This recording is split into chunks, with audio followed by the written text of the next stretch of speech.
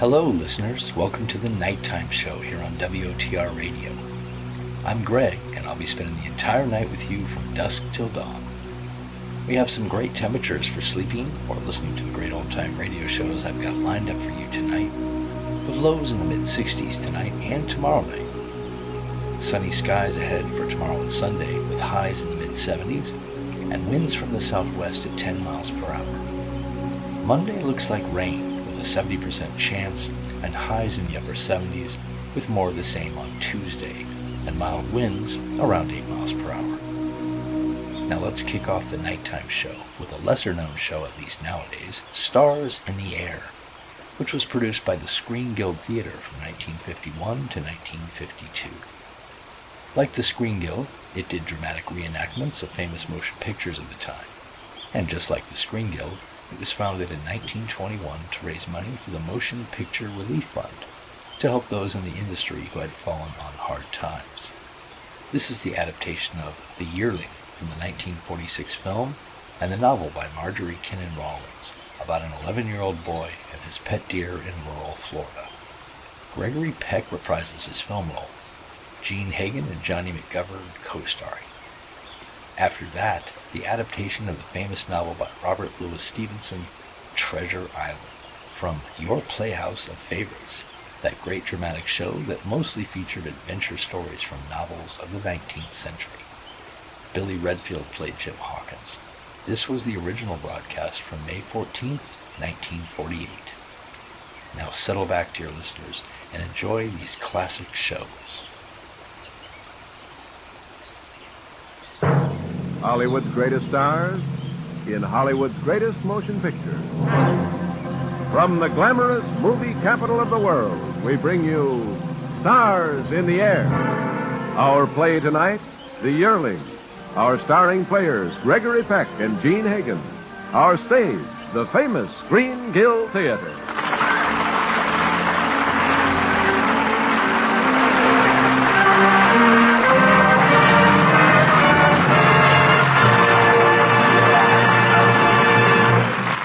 Good evening. This is John Jacobs saying welcome again to Stars in the Air, to 30 minutes of transcribed enchantment. Tonight, it's a bit of Americana, a rare and beautiful story woven from the early struggle and travail that helped to make our country what it is. Stars in the Air is proud to bring you Metro-Goldwyn-Mayer's great hit, The Yearling, based on the book by Marjorie Kinnan Rawlins and starring Gregory Peck as Penny Baxter and Gene Hagen as Ori, with Johnny McGovern as Jody, their son. For a beautiful day. Kind of day makes a man glad to be alive. The sun warm and promising, the earth breathing slow and easy. And still Ori, that's my wife, you see, Ori was raring. Jody! Jody! There's boy gallivanting that. I need some wood. Now, Jody weren't exactly gallivanting. After all, the boy's just 11, and he had a mighty reasonable explanation.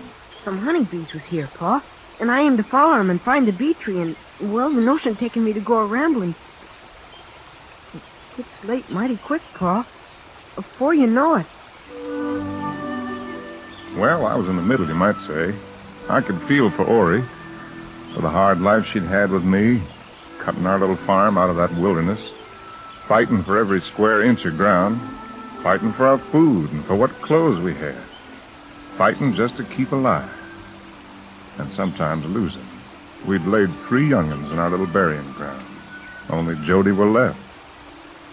I reckon that does something to a woman. Makes something inside of her close up tight. So if it happens again, she ain't gonna let it hurt so much next time. Yes, sir, I could feel for Ori. But then I could feel for Jody, too. Pa, I seen a sight today down at the Glen. Yes, son? A mammy coon with 2 babies. He was the prettiest little fellas you ever seen. Yes, coons is pretty. Them little fellows was so pretty that if I should snare one of them for a pet, I bet even Ma'd love it. Oh, your ma ain't gonna go loving no coons. You reckon she'd rare if I was to mention it? What do you reckon? Come in and get your victuals, you two, before this phone seems off to nothing. Jody? I reckon she'd rare. Hey, Pa, it's Sweet Tater Pone, Pa. Just the way I like Jody, it. you might wait till your pa says a word of thanks. Yes, sir. I'm waiting, Pa.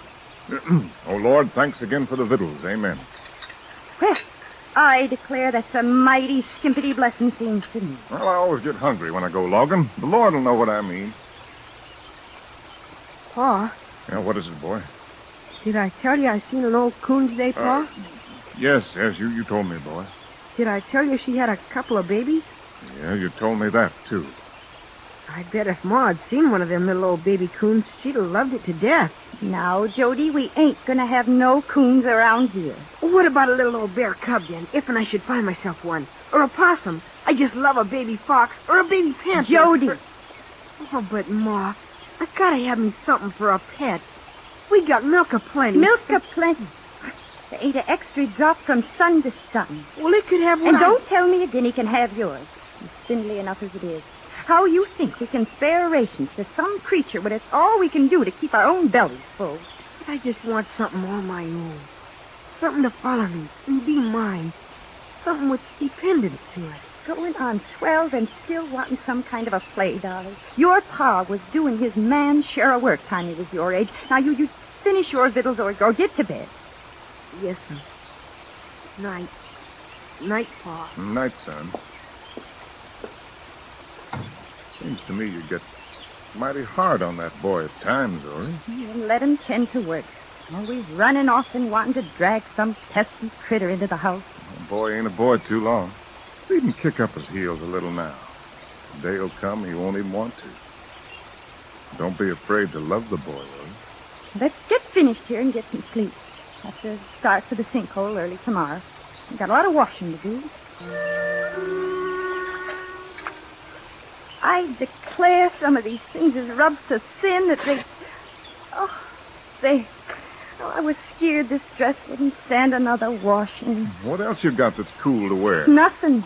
Excusing the wedding dress.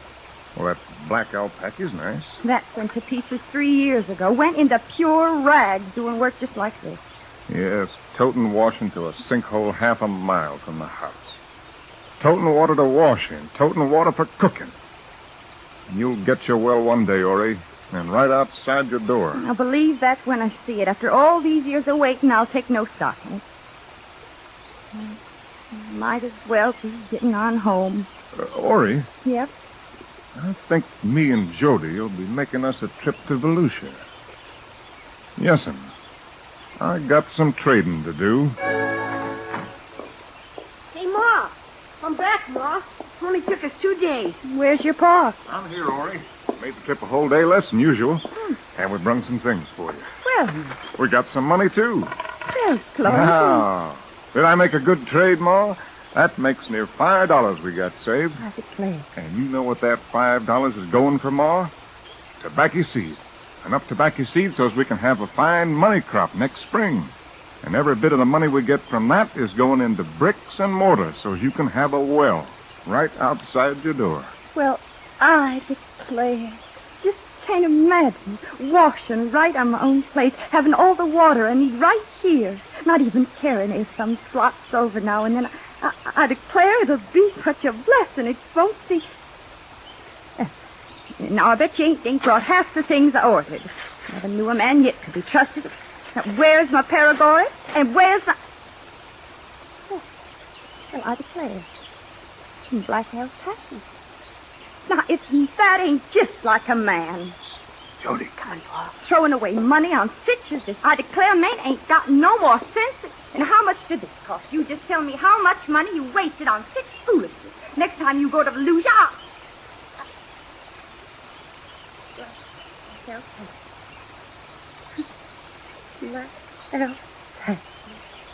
She's a rare one, Pa. Don't she like it? She likes it, boy. So we went along. 'Twarn't no easy life, but we managed somehow. Until that day when our hogs went wandering off. Jody and me was tracking them, picking up their trail through the rough scrub. I leaned down to push some vines aside, and all of a sudden the long grass come alive. Hey, Pa! Get back! Hold the dog! Pa! He got me on the wrist, boy. A rattler. A big one. Pa! Don't talk. There's a deer. Pa, it's a doe. Now, you do as I tell you now. Quick. Take your knife and open up her belly. Yes, Pa. Cut out the liver and the heart. Use them for a poultice to draw the poison out. Maybe we got a chance this way. Hurry, boy. I got him, Pa. Pa, you slashing your wrist like that. You bleed to death. I'd rather bleed to death than swell. I see the man die once. Hey, Pa, listen. Pa, that doe's got a fawn. I'm sorry. I can't help it, son. Now listen, boy. I got to make for home. You get on to the Foresters. Get one of them to ride to the branch for Doc Wilson. It's my only chance. Can you do it, boy? I can do it, Pa. Tell one of them to ride for the doc, and one of them to take this road and pick me up in case I can't make it. And hurry, boy. You've got to hurry. You make it, Pa. You hear me? You're obliged to make it.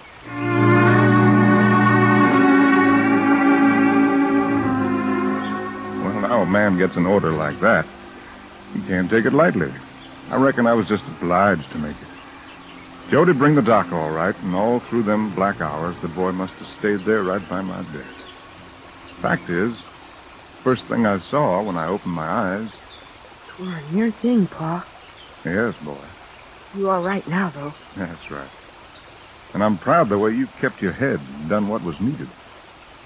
Pa, you recollect that doe you shot? Can't never forget her.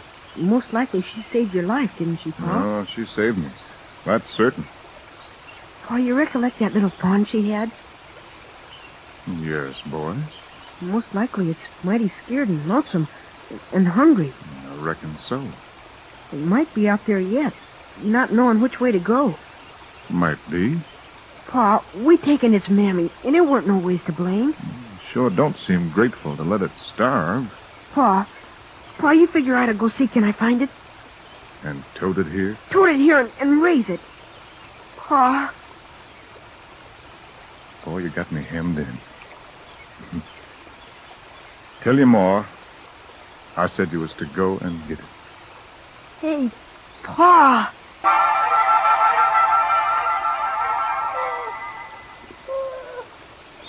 Who's that?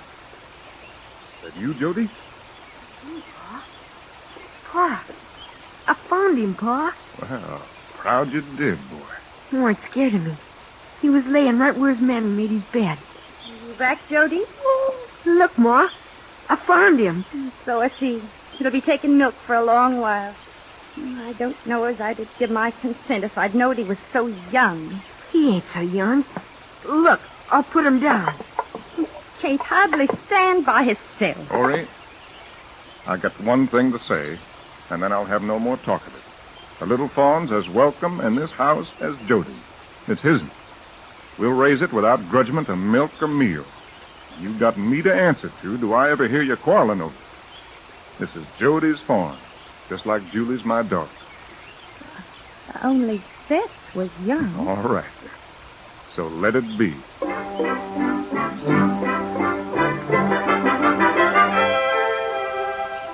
So Jody had him a pet, and he called him Flag for the little white stump of a tail he had. And 'twere a thing to see the boy and the little deer together. Daytime, Jody kept him close to hand, and nighttime he took the fawn to bed with him, till it were hard to figure, judging only by the smell, which were boy and which were animal. And so it went on through the summer, through the fall and winter, into spring again. Boy and deer growing up together. Ori weren't saying much. She were unusual quiet like that spring. Only sometimes it kind of seemed to me like she was smiling inside. And I figured that was because things was going so good. We'd got us a good stand of corn started, and that meant victuals for the winter. Yes, sir. Things looked mighty good. Until the rain.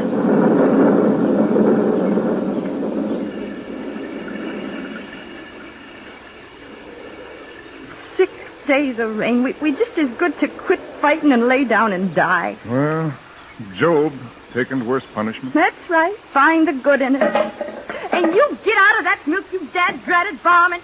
Ma, come on, Don't hit, Flag. Now that ends it. That creature gives me no peace night or day. Now he can't come in this house no more, never, no more. He's just hungry, Ma. He ain't had much to eat. You locked him up in the barn. If he gets in my way again, Now, leave off, the both of you. Ain't it enough to have trouble pouring on you out of the sky without the family quarreling? Has a man got to die to find peace?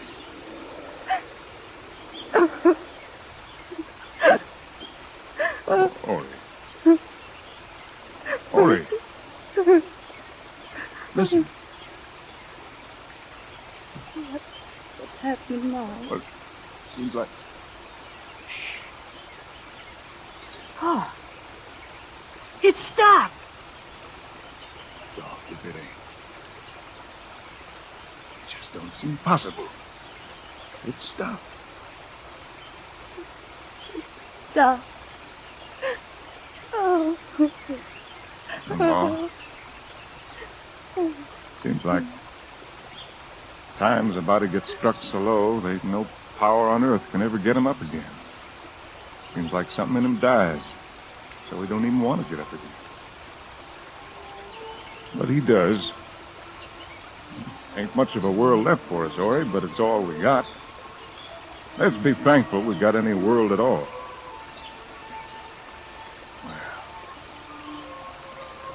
There's the sun. Sorry I can't run in the woods with you today, Flag. We got us a lot of work to do. Got them new plantings in. Corn and taters and greens and okras. Gotta watch them pretty careful, Flag. You gotta look after these tobacco plants, too. You see, when these here plants come up, we won't have to tote water from the sinkhole no more. Ma's gonna have a well right outside the door. Yes, sir. When Pa says something, he means it, Flag. Everything's gonna be just fine.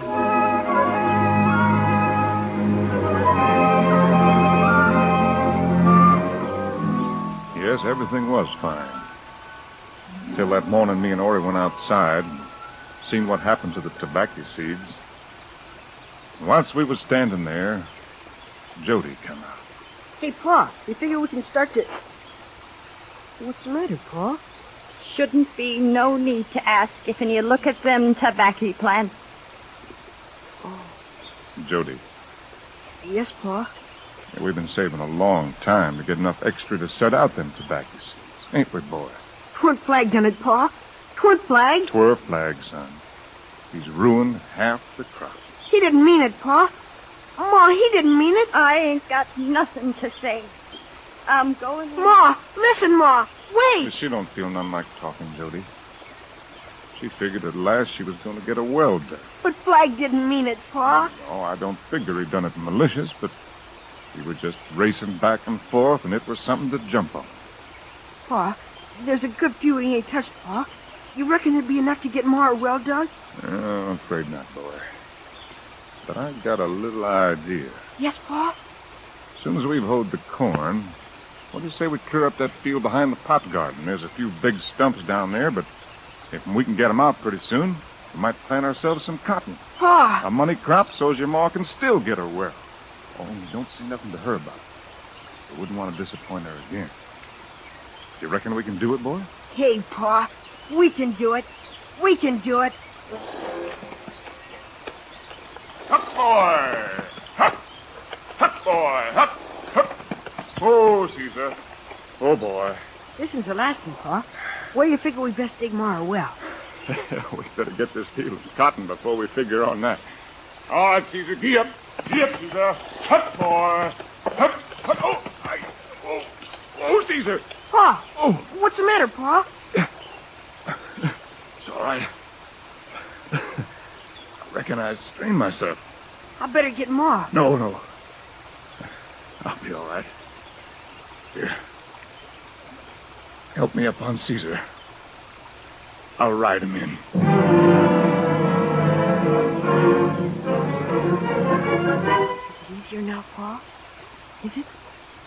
Feel mighty good lying down this way. I can hardly feel pain. I reckon you're obliged to take it easy for a spell. I reckon. You think you can take charge of things for a few days? I can take charge, Pa. You know what belongs to be done. The cowpeas will need hoeing, and I best watch the corn for cutworms.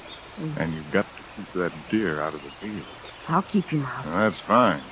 But you keep him out. Religious? Yes, sir. I'll just take charge of everything. Now you get to sleep. You gotta get back your strength. All right, son. Night, Pa. Good night, boy. Jody, your pa asleep? He's getting to sleep. And you best get to bed, too, Ma. What's that? I say, you best get to bed. Now, Mr. Impudent Big Mouth, you just get to your room. Yes'm. People get mighty important around here. Yes'm. Night. Nice.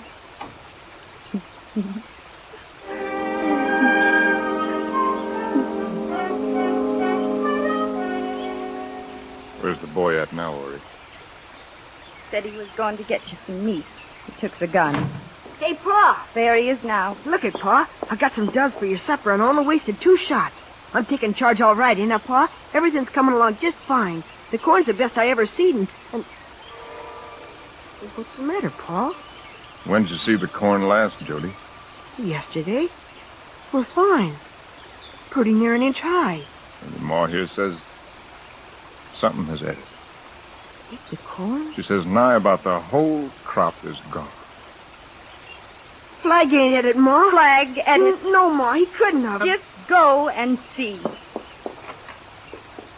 And this settles it. That deer's got to go. Well, boy, it were flags. I reckon. Yes, sir. But he won't never do it again, Pa. I'm gonna punish him. I'll whip him with a stick, Pa. He ain't never been whipped before, but I can do it. You don't think whipping's gonna help nothing, boy? Flag ain't no pawn no more. He's a yearling. I'll pin him up, Pa. I'll halter him. I'll tie him with the legs to a tree. I'll... Jody, come here. Close to me. Jody, you know we depend on our crops to live. We can't go on having them destroyed, one after the other. And you know there ain't a way in the world to keep that wild yearling from destroying them. Yes, sir. I'm sorry, boy. I can't never tell you how sorry.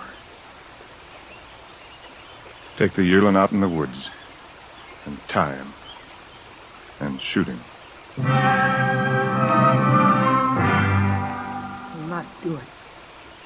Just not. They can't make me do it. Flag, you gotta go away, Flag. You gotta go away and never come back. You've grown up now. You can make out by yourself. You'll be all right. And besides, I don't care for you no more.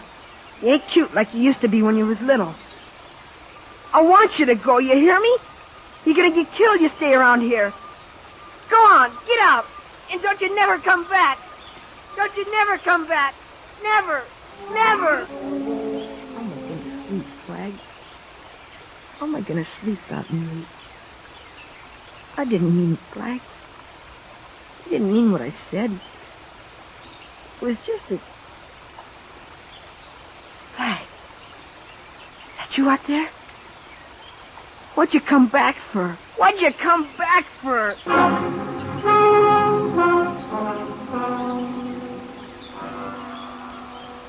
How come you're not to do what I told you? I couldn't. I just couldn't, Pa. Go to your room and shut the door. Your ma... Flag! Ma! Ma, what you done? I didn't mean to hurt him. I can't shoot straight now. You know Flag! I can't. Flag! Jody, you got to finish him, boy. You got to put him out of his torment. Jody, I'm sorry. You done it on purpose. You always hated him. Jody! You too. You went back on me. I hate you. I hope you die. I hope I never see you again.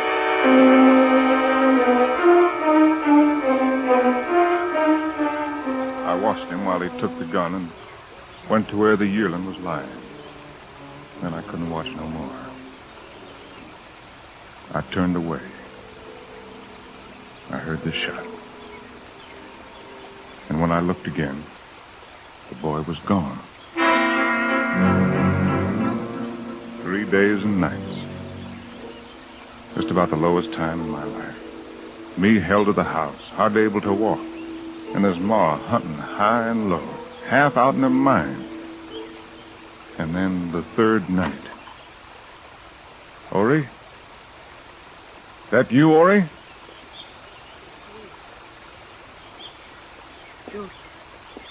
Oh, Jody. Come close. Boy. We're near about give you out. You all right? I'm all right. You all right. You ain't dead nor gone. You all right. Oh, glory be. I had to come home. Why, sure you did. I ain't meant what I said. Hating you. Why, sure you ain't. Jody, you figured I went back on you. That's why you run away. Son, now there's a thing that every man has got to know. Maybe you know it already. 'Twarn't only me. And 'twarn't only your yearling deer having to be destroyed. Boy, life goes back on you. Yes, sir. A man's heart aches seeing his young'uns face the world, knowing they got to get their insides tore out the way his was tore. I wanted to spare you as long as I could. I wanted you to frolic with your yearling. Knowed the lonesomeness would be easier for you. But every man's lonesome. Now, what's he to do then? What's he to do when he gets knocked down? Why, take it for his share and get up and go on. I'm ashamed I runned off. Oh, it's food and drink to have you home, boy. Now, you get to bed. Get your rest. I'll sit here and wait for you tomorrow. Yes, sir. Night. Night, Pa. I'll start the corn early in the morning. Yes, boy. We'll make it, Pa. We'll make out. Yes, boy. Night. Night, my son. Ori. You were standing there? You heard him?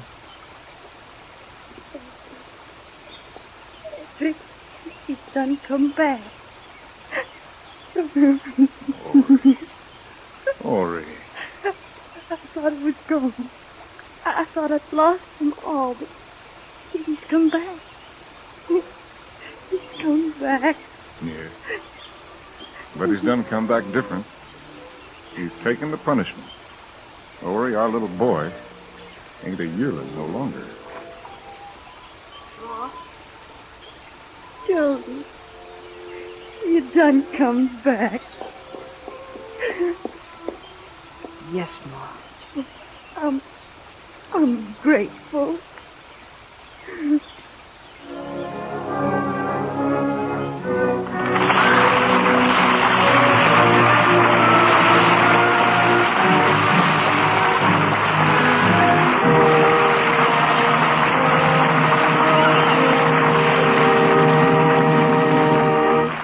You have just heard the Stars in the Air production of Metro-Goldwyn-Mayer's famous motion picture, The Yearling. And now back on stage for a final word, here are the stars of our play tonight, Gregory Peck and Gene Hagen. Johnny, I just want to say what a pleasure it's been to appear here tonight. This radio program supports a really great work, the Motion Picture Country House and Hospital. And every actor in Hollywood is proud to have a share in it. That's right, Greg. And I guess that just about wraps it up. Yep, for two reasons, I'd say. Time for Johnny McGovern to get to bed, and Johnny Jacobs to tell our audience about next week's show. Good night, everybody, and thanks. Thanks again. Good night.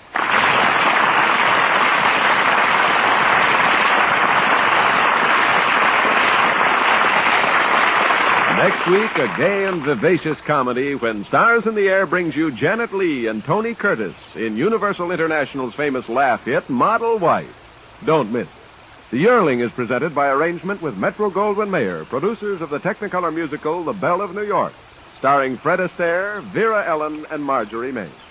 Gregory Peck will soon be seen in The World in His Arms, a Universal International Technicolor production. Gene Hagen is appearing by arrangement with Metro-Goldwyn-Mayer, producers of Lone Star, starring Clark Gable, Ava Gardner, and Broderick Crawford. Stars in the Air is transcribed in Hollywood. This is John Jacobs speaking. And remember, Eve Arden's Our Miss Brooks teaches you how to laugh Sunday nights on the CBS Radio Network.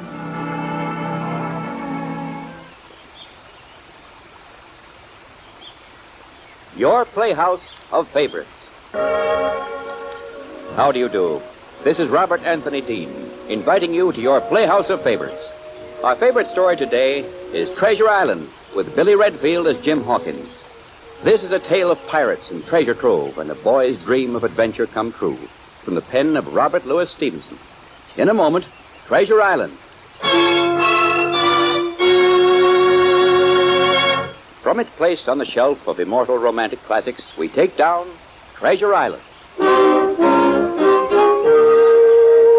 I, Jim Hawkins, at the request of my friends, Squire Trelawney and Dr. Livesey, do hereby set down the narrative of Treasure Island. This is to preserve for posterity the particulars of what befell us there, and I remember every incident as though it had happened yesterday. But that's as may be. The proper place to begin is at the beginning, and that is where I shall begin. My father and mother ran an inn on the English coast called the Admiral Benbow. I was a lad of but 15 when a brown old seaman with a saber cut and carrying an old sea chest came to lodge at our inn. His name was Bill Bones, and we soon grew to fear him. He drank all our stock of rum and would not pay his bill. And each night in our tavern room would sing the same fearful song, ringing the rafters with 15 men on a dead man's chest. Yo-ho-ho and a bottle of rum. Drink and the devil had done for the rest. Yo-ho-ho and a bottle of rum. Oh, Jim! Jim Hawkins!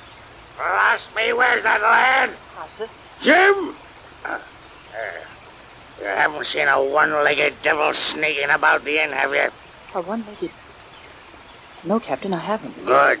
If you ever do, tell old Bill Bones quick as rain, and I'll give you a silver doubloon. 15 men on a dead man's chest. My father died a few weeks later, and Bill Bones continued to drink us into poverty. We were mortally afraid of him, my mother and I, but he too was afraid of others beyond our ken.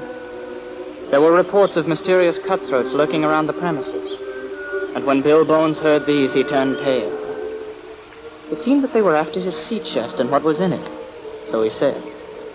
Then one day, Bill Bones had a stroke and fell dead. Dr. Livesey, a great gentleman and a dear friend of ours, gave the verdict. Rum. And it seemed simple enough. It was then that Mother and I decided to take what was due us from Bill Bones' sea chest. And so we went up to his room, and I proceeded to pry it open. Ah, there it is, Mother, look. Aye. Here's a quadrant, a tin cannikin, some tobacco, 2 brace of pistols. Aye. And little of great value, 'twould seem. An old Spanish watch, a pair of compasses. Mother, this bag. It sounds like money. Open it and see, Jim. Well. Oh, why, it's... Lord help us. It's a fortune. What's that? Someone's at the door downstairs. Hiya, you two. Open this door before we slit your throats. We know what you're about, you man. Let's see if the treasure, my heart. Come on. Oh, that's what we want. The gold that Billy Bones stole. Jim, it's those rogues who've been sneaking about after Bill Bones' chest. Fine, if the cutthroats catch us here, Mother, we're done. Oh, Jim! Let's go out the back way. Hurry, Mother, it's our only chance. I snatched up the bag of gold, and without being aware of it, a waterproof packet of papers. We ran out into the darkness, and by a miracle escaped undetected by the ruffians who were forcing the entrance to our inn. Mother and I hastened direct to the house of Dr. Livesey in safety. As my mother was being calmed by the doctor's wife, I entered Dr. Livesey's study. Squire Trelawney, another friend of my father's, was there, and I poured out my story. You're lucky to have a whole skin, Jim, my boy. Aye, Dr. Livesey, that I know. What do you make of it, Mr. Trelawney? Well, now, most interesting. Most interesting indeed. Shall we have a look at the papers, Doctor? A capital idea. Lord love us, Dr. Livesey, look. It's a map of an island. Exact longitude and latitude. Instructions written out. And a cross. Yes, Mr. Trelawney. And will you note what's written under that cross? Treasure buried here. Treasure? Yes, lad. And now, Mr. Trelawney, note the initials. Captain J.F. J.F. Why, those are the initials of Captain Flint, the buccaneer. Exactly, Mr. Trelawney. Captain Flint, as black a pirate as ever sailed the main and cut an honest throat. And this is Treasure Island where he buried his loot. Treasure Island. Captain Livesey, are you game Game for what, Mr. Trelawney? to go after this gold? I'm game, sir. I'm your man. I'll go and so will Jim, won't you, lad? Aye, sir, I will. Livesey, you'll give up your wretched practice at once. Tomorrow I start for Bristol. In 3 weeks I'll have the finest ship there is in all England. The finest ship, sir, and the choicest crew. And young Jim Hawkins here can serve as cabin boy. But there is one man I'm afraid of. Name him, sir. Who is the dog? You, Trelawney. I? Yes. You are a man of many virtues and of but one fault. You cannot hold your tongue. But I tell you this as a friend, Mr. Trelawney. Those bold and desperate rogues who broke into Admiral Bembo tonight have a whiff of this treasure. They know of this map and they'll move heaven and earth to get it. If they hear of our projected cruise, well... Yes, Livesey. Of course, you're right. In short, all of us must swear ourselves to secrecy. Jim? I won't breathe a word of it, Dr. Livesey. Mr. Trelawney? I'll be as silent as the grave.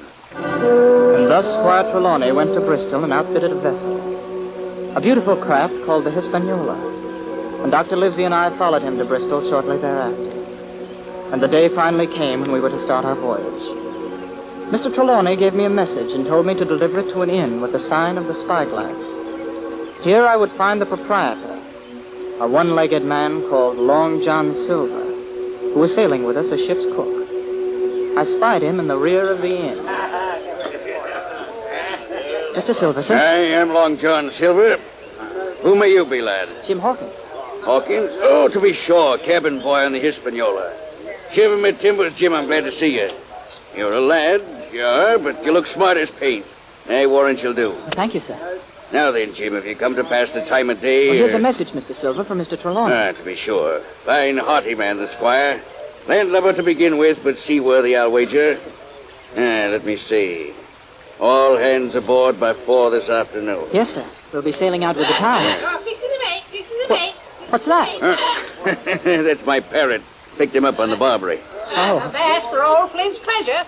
Old Flint's treasure. Still that clacking tongue, you feathered varmint. I'll wring your neck.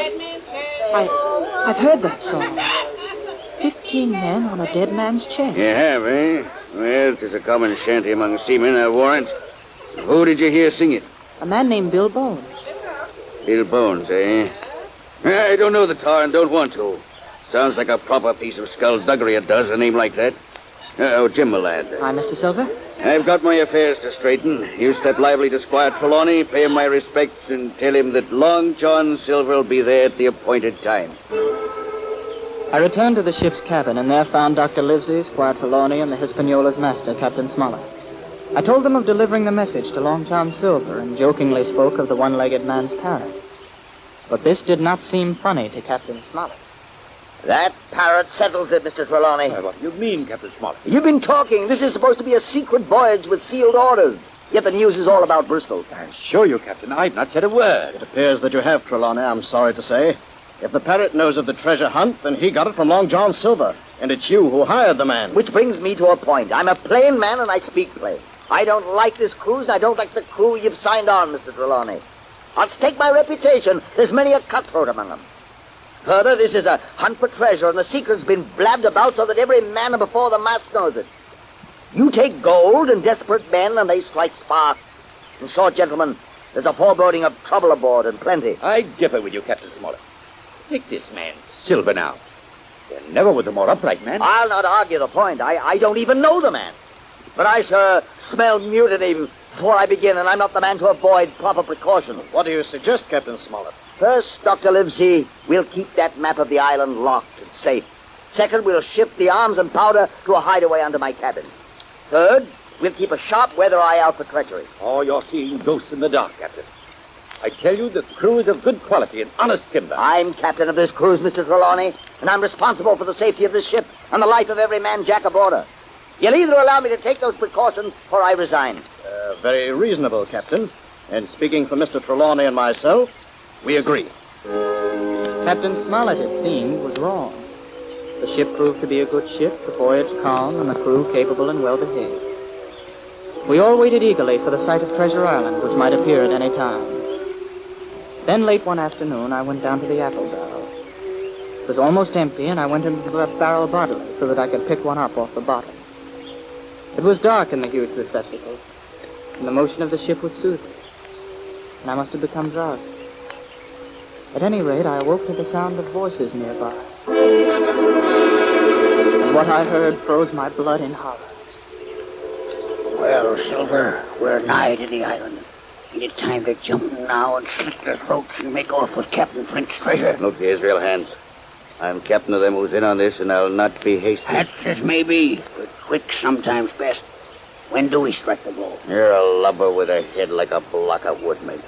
Trelawney's got the map, and without it we can't find pirates' loot. Smollett's the only man who can navigate the Hispaniola. Without him, we'd never get back. What do we do then, Silver? We bides our time. We let Trelawney and Livesey and the others help us aboard with the treasure. Let Smollett sail us back to the trade wind. Then we jump. Aye, athwart the beams right and proper. Dead men don't bite. I learned that a sailing with Captain Flint under the Skull and Bones. Land ho! Land ho! You hear that, Israel? Look outside of the island. The island, aye. Treasure Island. A place none of us will forget, mate. I warrant every man-jack will remember it well. The curtain falls on Act 1 of Treasure Island, a presentation of your Playhouse of Favorites. Treasure Island, the curtain rises on Act 2. Thus our friends had sailed to Treasure Island to search for the treasure the old pirate, Captain Flint, buried there. And it was just as they sighted the place that Jim Hawkins overheard a conversation that froze him with horror.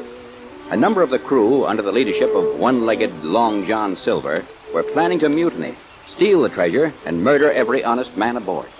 There were pirates aboard, and Silver himself, who had seemed as honest as the day was long, had sailed with the infamous Flint himself. Jim goes on with the story. The moment the two cutthroats went away, I hastened down to the captain's cabin and broke the news. They were shocked, but they rose to the emergency. I must confess I've been a fool, Captain. 'Twas I who signed these blackguards aboard. Aye, but in truth I was fooled too, Mr. Trelawney. I never saw a crew so well behaved. I never saw a sign of mutiny during the whole voyage. If I had, Well, where do we go from here, gentlemen? Well, as Jim tells us, they won't do anything immediate. We know their plans, and perhaps we can strike ourselves. We know that we can count on a few of the honest hands aboard, too. The main thing now is to keep a sharp lookout for tricks. We passed out loaded pistols secretly to the men we were sure of. Then Captain Smollett sent a party ashore headed by Long John Silver. I hid myself in one of the longboats. When it landed, I sneaked away from the rest of the party and wandered along the shore for a while. I was about to enter the woods when I saw what seemed to be an apparition, a figure which I could not make out, something I had never seen before. First, it was just a figure flitting through the trees, something not quite human. Then, as it emerged from the gloom, I saw that it was an old man in tattered rags.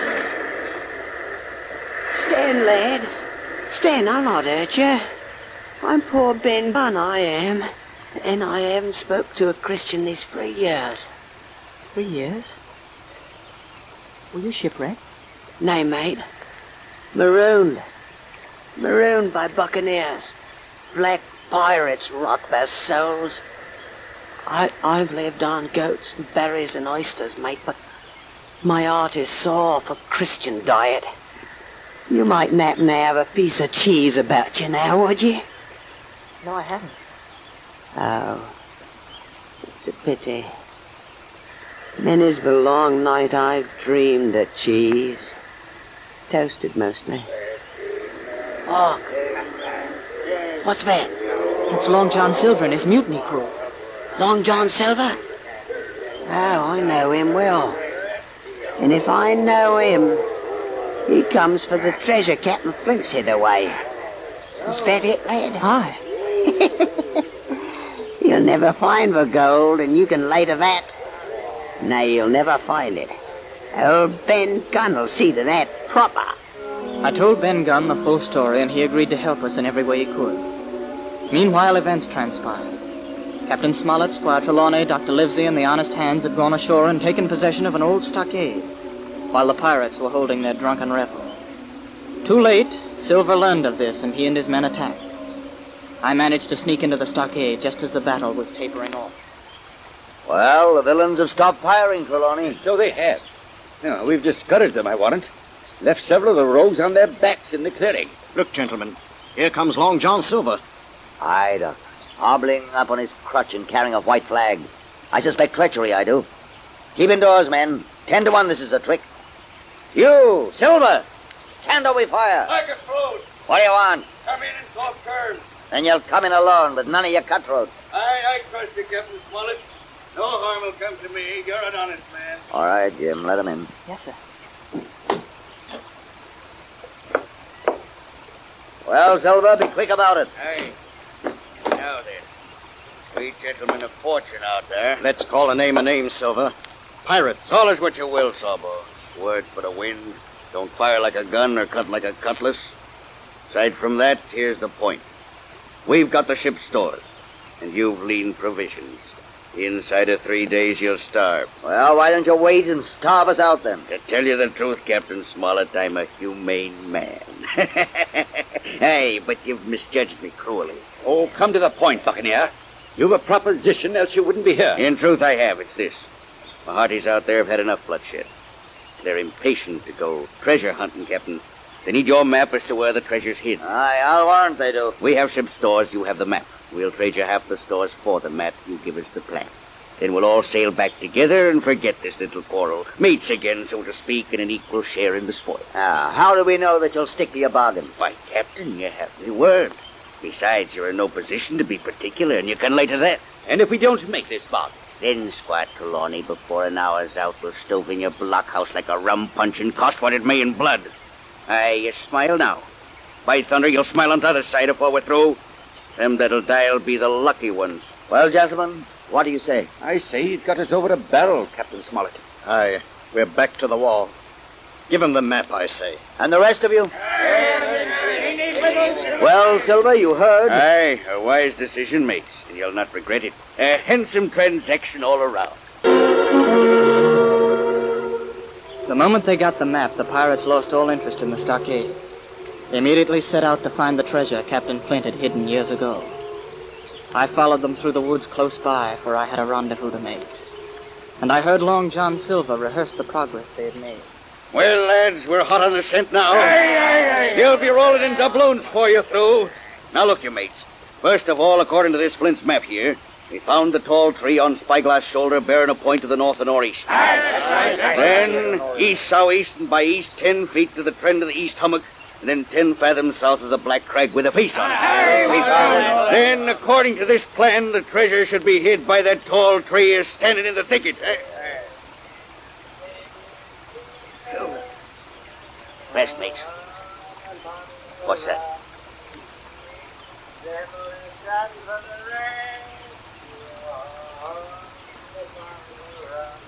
Silver. That's Captain Flint's words, and that's his voice, I swear. Here's Israel. Flint's dead and buried these many years. Let's get out of here.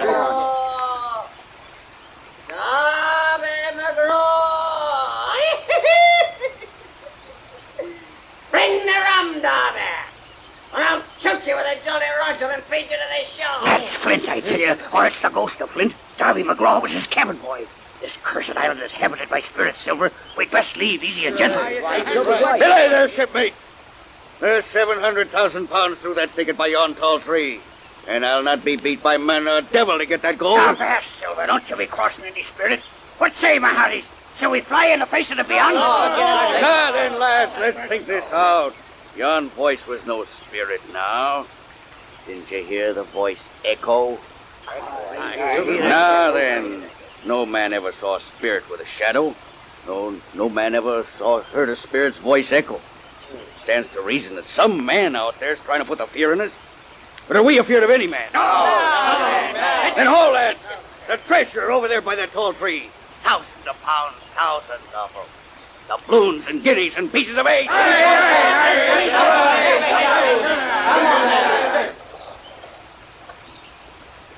Well, Silver, you see what we all see? Aye.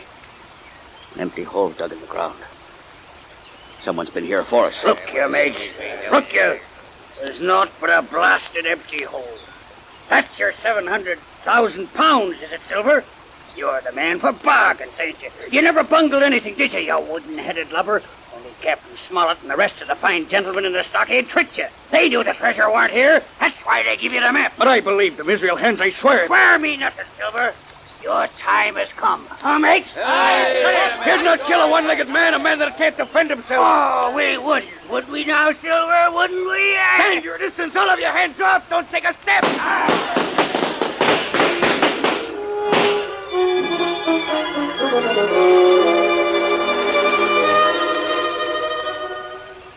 While the pirates fought among themselves, Ben Gunn and I quickly made for the vessel where the rest of our party was waiting with the treasure safely in the hold.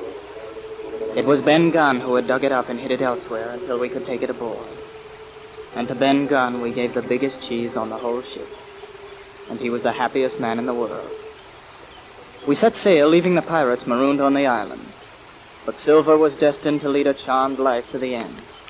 In the confusion of the fight, he managed to escape the pirates and slip aboard ship. But his presence was quickly discovered, and he spent the voyage in irons. It was many months later that I again came to the Admiral Benbow Inn where I was born. And there was my mother waiting for me, glad to see me as I knew she would be. I held her close and kissed her joyful tears away. And as I did so, I told her that we were rich. Rich beyond our dreams, for now we could close the Admiral Benbow Inn and open another. A new inn, 20 times the size of the Admiral Benbow. The picture I painted was reflected in her eyes. A fine place with beautiful appointments. And we built it as she saw it. And we named it, yes, we named it, Treasure Island.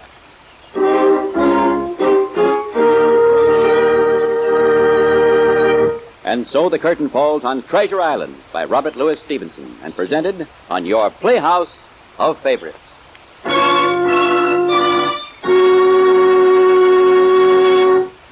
This is Robert Anthony Dean, reminding you that front row seats are reserved for you the next time our curtain rises on another romantic classic, presented for your favorite listening pleasure by your Playhouse of Favorites.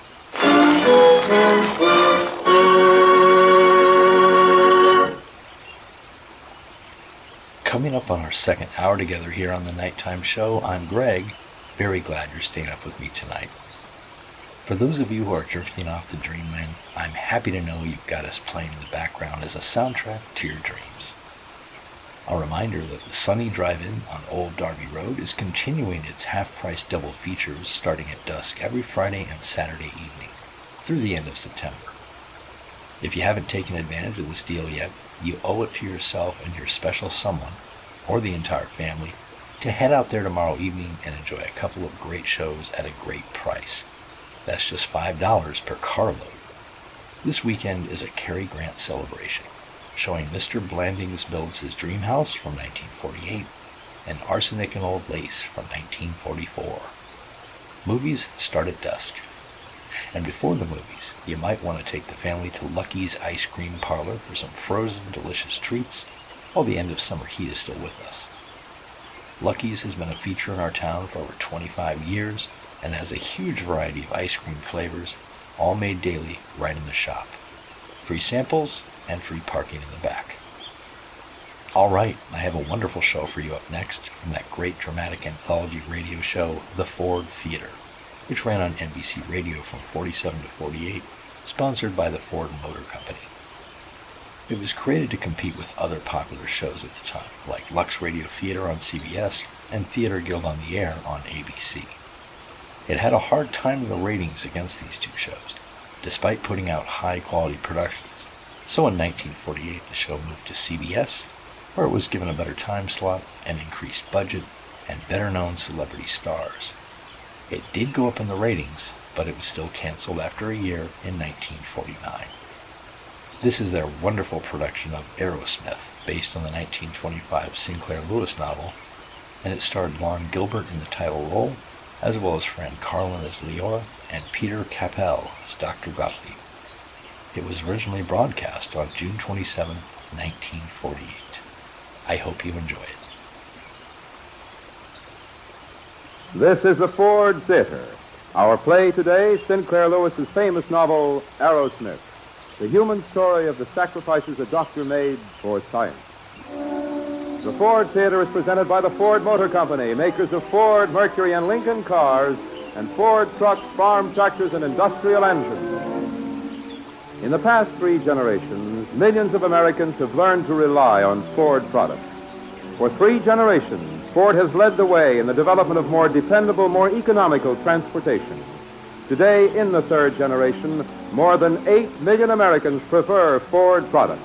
They know from experience you can depend on Ford. This afternoon, we welcome home our regular Ford Theater spokesman, Howard Lindsay, who during the past 3 weeks in Detroit has launched his highly successful comedy, Life with Mother. We take great pleasure in presenting Mr. Howard Lindsay.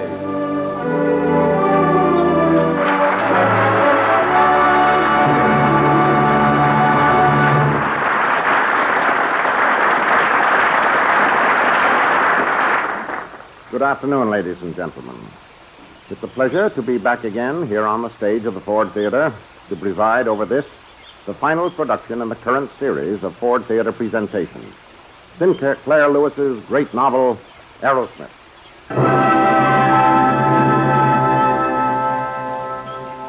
Arrowsmith is, as you must surely know, the story of a doctor. In today's Ford Theater radio adaptation by John Houseman, the story will be told by Martin Arrowsmith himself. As our curtain rises, Dr. Martin Arrowsmith, the celebrated bacteriologist, is seated at his desk in the library of his house in New York. It is night, and the large room is lit by a solitary desk lamp. Dr. Arrowsmith is pondering as he gazes at a sheet of paper before him. 32 years of medicine. 32 years of devotion to science. And now this. A piece of paper to show for it. This is the final reward for my work. My work and the work of those who stood with me. There were others when I started. One by one, they're gone. Professor Gottlieb was right when he told me that if I continued with this work, it might be at the cost of my health, my happiness, my life, and the lives of those I loved. Gottlieb was always right. In fact, it was Gottlieb who started me along this path. I remember entering his office at the University of Winnemucca. Well? Dr. Gottlieb? Yes? My name is Arrowsmith, Martin Arrowsmith. I'm a freshman, Winnemucca Medical School. Sit down. Thank you, sir. I'd like awfully to take bacteriology this fall instead of next. So? I've had a lot of chemistry, even though it is my first year. No. It is not time for you. Honestly, I know I could do it now, Professor Gottlieb. Arrowsmith, there are 2 kinds of students that the gods give me. One kind, they dump on me like a bushel of potatoes. I do not like potatoes, and the potatoes, they do not ever seem to have great affection for me. But I take them and teach them to kill patients. The other kind, they are very few. They seem, for some reason that is not at all clear to me, to wish liquid is to become scientists, to work with bugs, and make mistakes. Those, those, I seize them. I denounce them. I teach them right away the ultimate lesson of science, which is to wait and doubt. Of the potatoes, I demand nothing. Of the foolish ones like you, who think I could teach them something, I demand everything. Therefore, I say to you, Arrowsmith, come back in a year. But honestly, sir, with my chemistry... You are too young. Come back next year. 12 months later, I went back to him. During the next year, and the year after that, I studied under him. And I learned more than the usual lessons of bacteriology. Into me, he infused the zeal, the determination, and the humility of science. That's how it started, with Gottlieb. For what I've accomplished, his was the example. 'Tis the spirit is an inspiration. But there was the other, without whom it could never have been. Without her courage and faith, without her love, without Leora. I remember the day I met her. You haven't been here at the hospital before, have you? I'm from the Winnemac Medical School. Dr. Gottlieb sent me over to catch a specimen of meningococcus. He arranged with Dr. Jenkins. Oh, what did you say the patient's name was? Earhart. Mrs. Earhart is in Ward D, where that nurse is scrubbing the floor.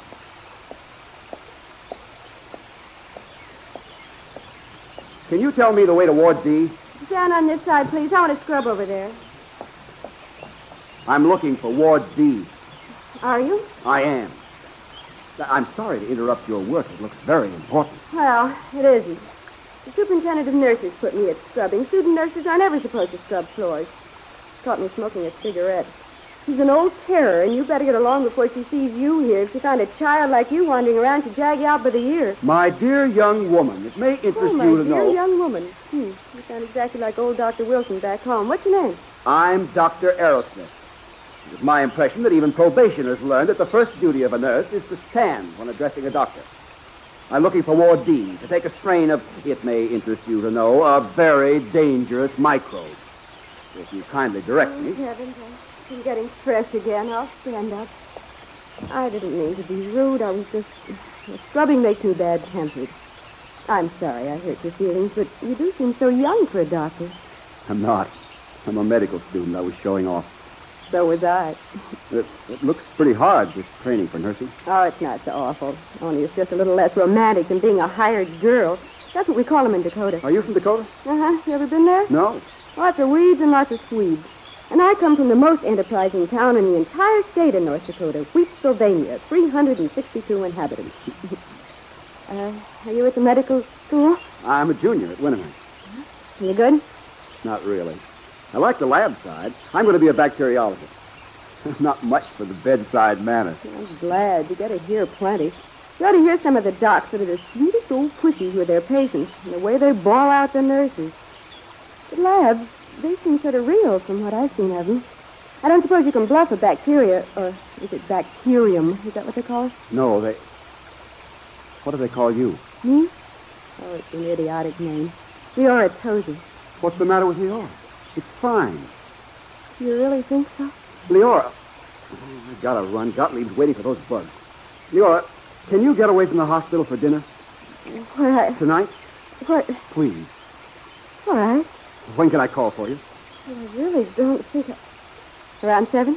We'll go to the Grand Hotel. Oh, no, we won't. It's terribly expensive. Unless you're awfully rich. You aren't, are you? No, I'm not. Just got enough money to get through medical school. We'll go to the Bijou. It's a nice place. I mean, it isn't expensive, and they've got a funny machine there with a fiddle and a drum and a sort of trumpet inside a kind of window. And when you put nickels in so it... long then. I'll see you tonight. Hey, just a minute. You don't think I go out with every doc and medic who asks me, do you? Leora.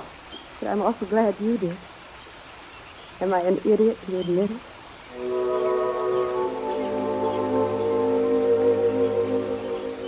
You see, Leora, up to now, most research has been mainly a matter of trial and error.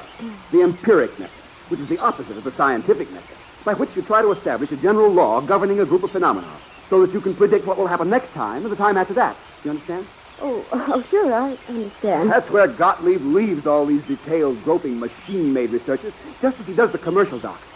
Do you begin to get him? Do you, Leora? Yes, I think I do. Anyway, I get how excited you are about it. And please don't bully me so. Was I bullying? Uh-huh. I didn't mean to. Only when I get to thinking about the way most of these professors don't even know what Gottlieb is up to. Leora, there isn't one of those idiots can see the relation of his work on the synthesis of antibodies to the discoveries of Arrhenius. Hey, am I boring you? Oh, no, you're not. I get so technical and so noisy. I'm an idiot. You don't even stop me. Because I love it. You do? Uh-huh. I love having you trust me. Well, I'm not earnest, and I haven't any brains whatever, but I do love it that you think I'm intelligent enough to hear what you really think.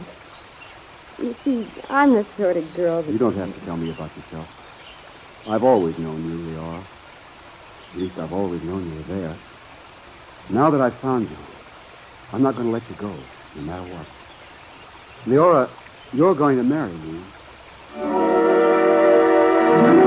Well, are you going to marry me? I've asked you 5 times this week. I'm not going to ask you again. Well, you never give me a chance to answer. Of course, yes, I'll marry you. And I warn you, it isn't a bit of use you're looking at any other woman ever again, because now that I've got you, I'm never going to give you up.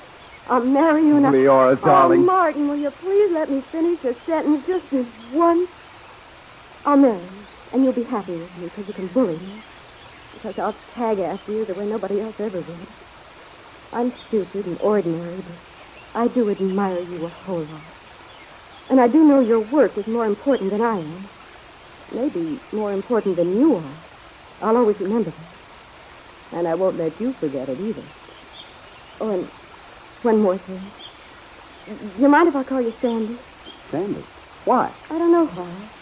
You're as un-Sandy as you can be, but somehow Sandy means you to me. Oh, Sandy. I do love you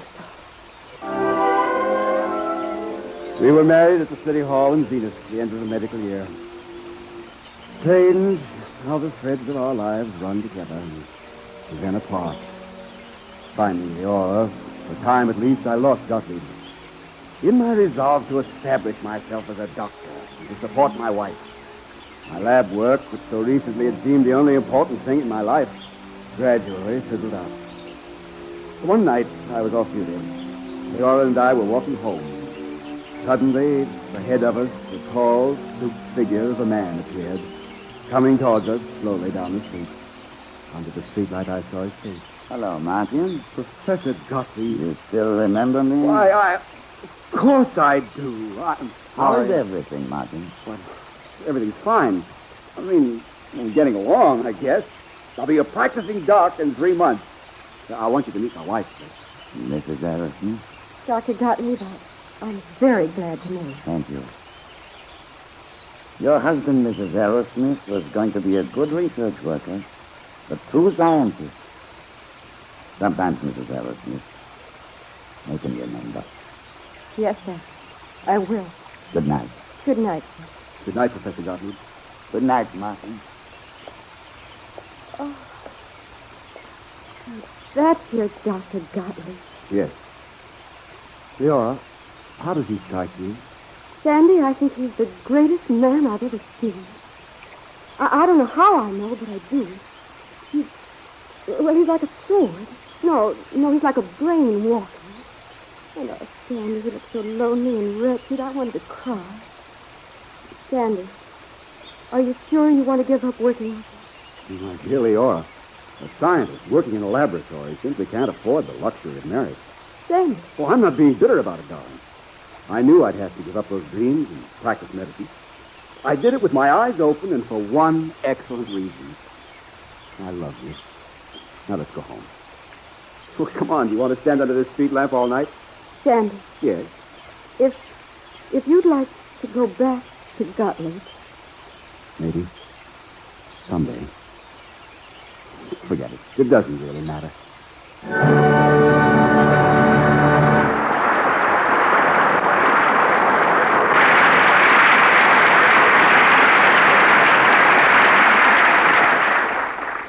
In Act 2 of the Ford Theater's presentation of Arrowsmith, we shall discover how strongly Dr. Gottlieb's influence affected Martin Arrowsmith's progress. In the meantime, let's turn our attention to a young man who has progress to report in another field. He is Kenneth Banghart, speaking for the Ford Motor Company. Yes, Mr. Lindsay, I do have progress to report. Revolutionary progress in the field of automobiles. And it's all summed up in the name, the Ford 49er. The 49 Ford is truly a new car, a complete break with the past. In every detail, it was designed and built to meet the needs and desires of modern American motorists. For many months, the Ford Motor Company worked to find out exactly what the public desired. With surveys, letters, questionnaires, and personal interviews, Ford learned what people want in their new cars. And then the Ford 49er was built that way. People said they wanted room, and so the 49 Ford is big. The seats, for instance, are wide enough for 3 people to sit comfortably. The rear seat a full 5 feet wide. There's plenty of head and leg room, and 57% more luggage space. The Ford 49er is really roomy. People said they wanted safety, and so the new Ford has a new lifeguard body, 59% more rigid.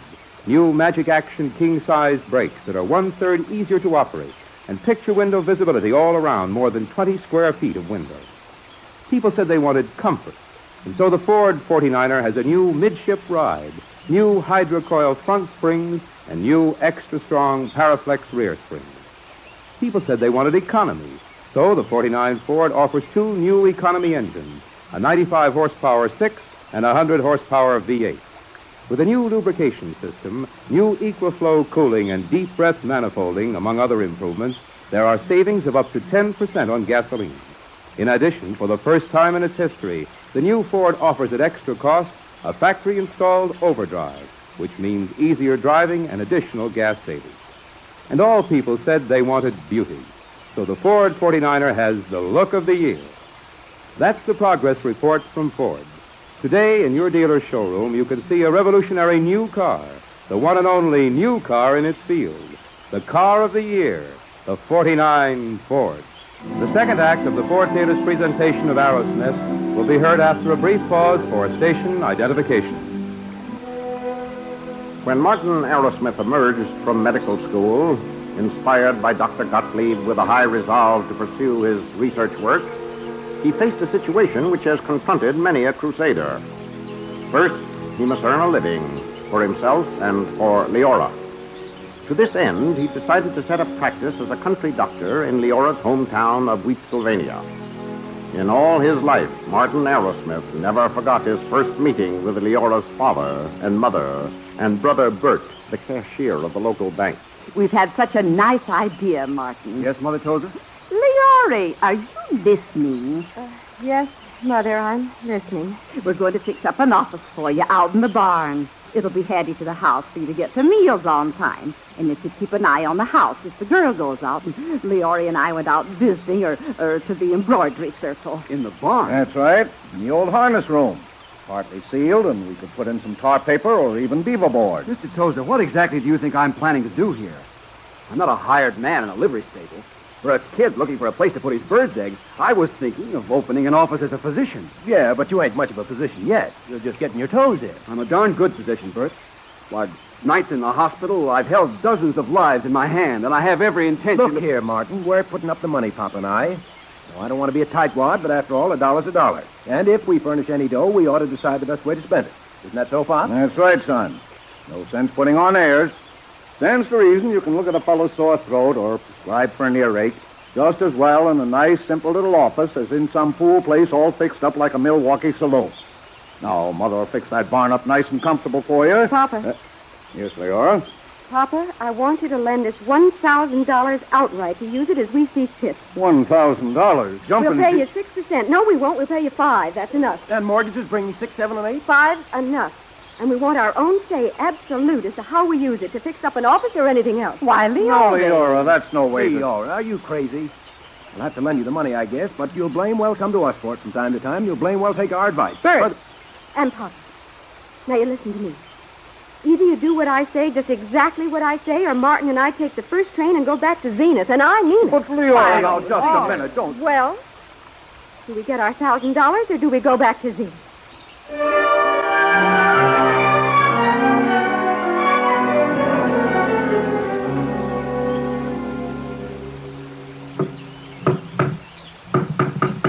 Martin Arrowsmith, M.D. Martin Arrowsmith, M.D. Oh, gee, Sandy, the sign looks grand. Not so bad, is it?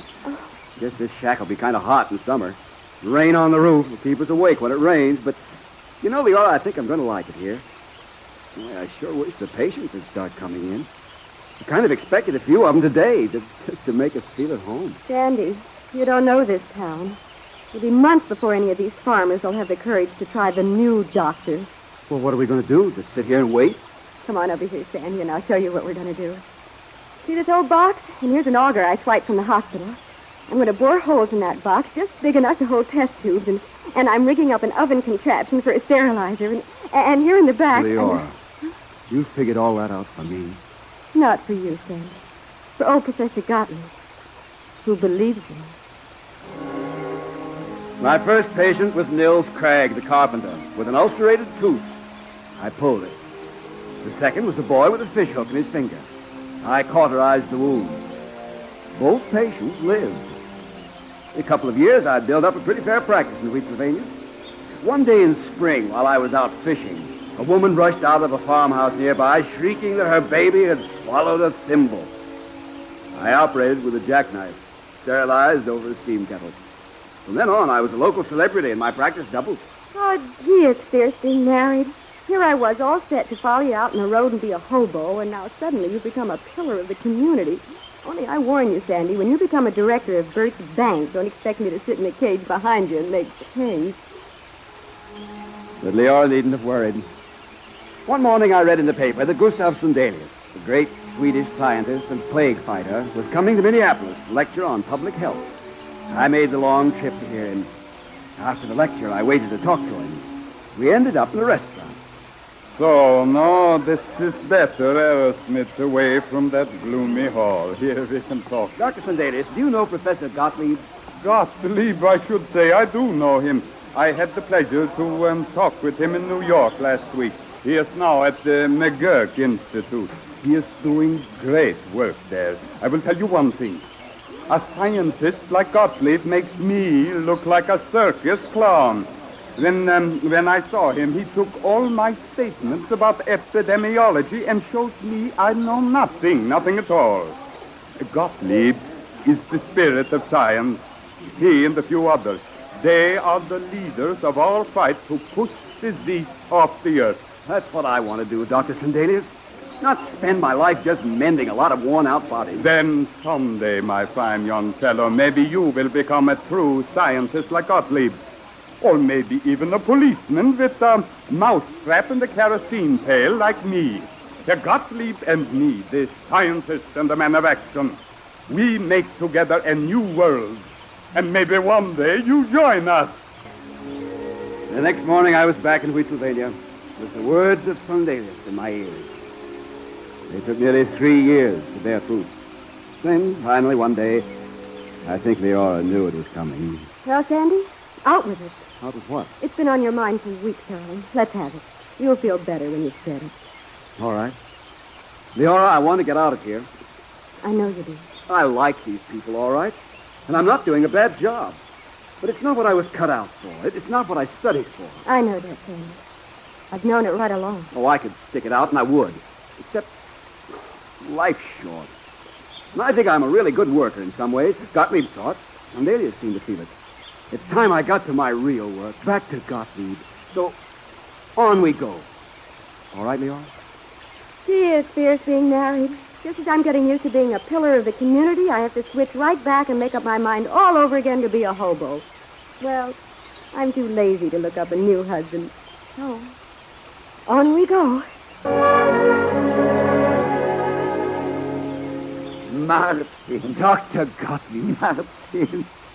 It is hard to speak. It is good to see you again after 6 years. This is very good.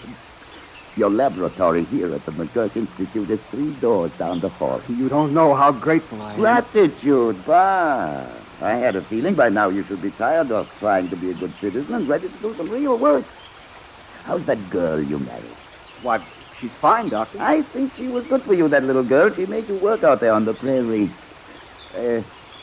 Martin, in that paper you sent me to publish, was not bad, you understand? Not bad at all, but there was one thing I object to very much. You say the regularity of the rate at which the streptolysine disappears suggests that the equation may be found.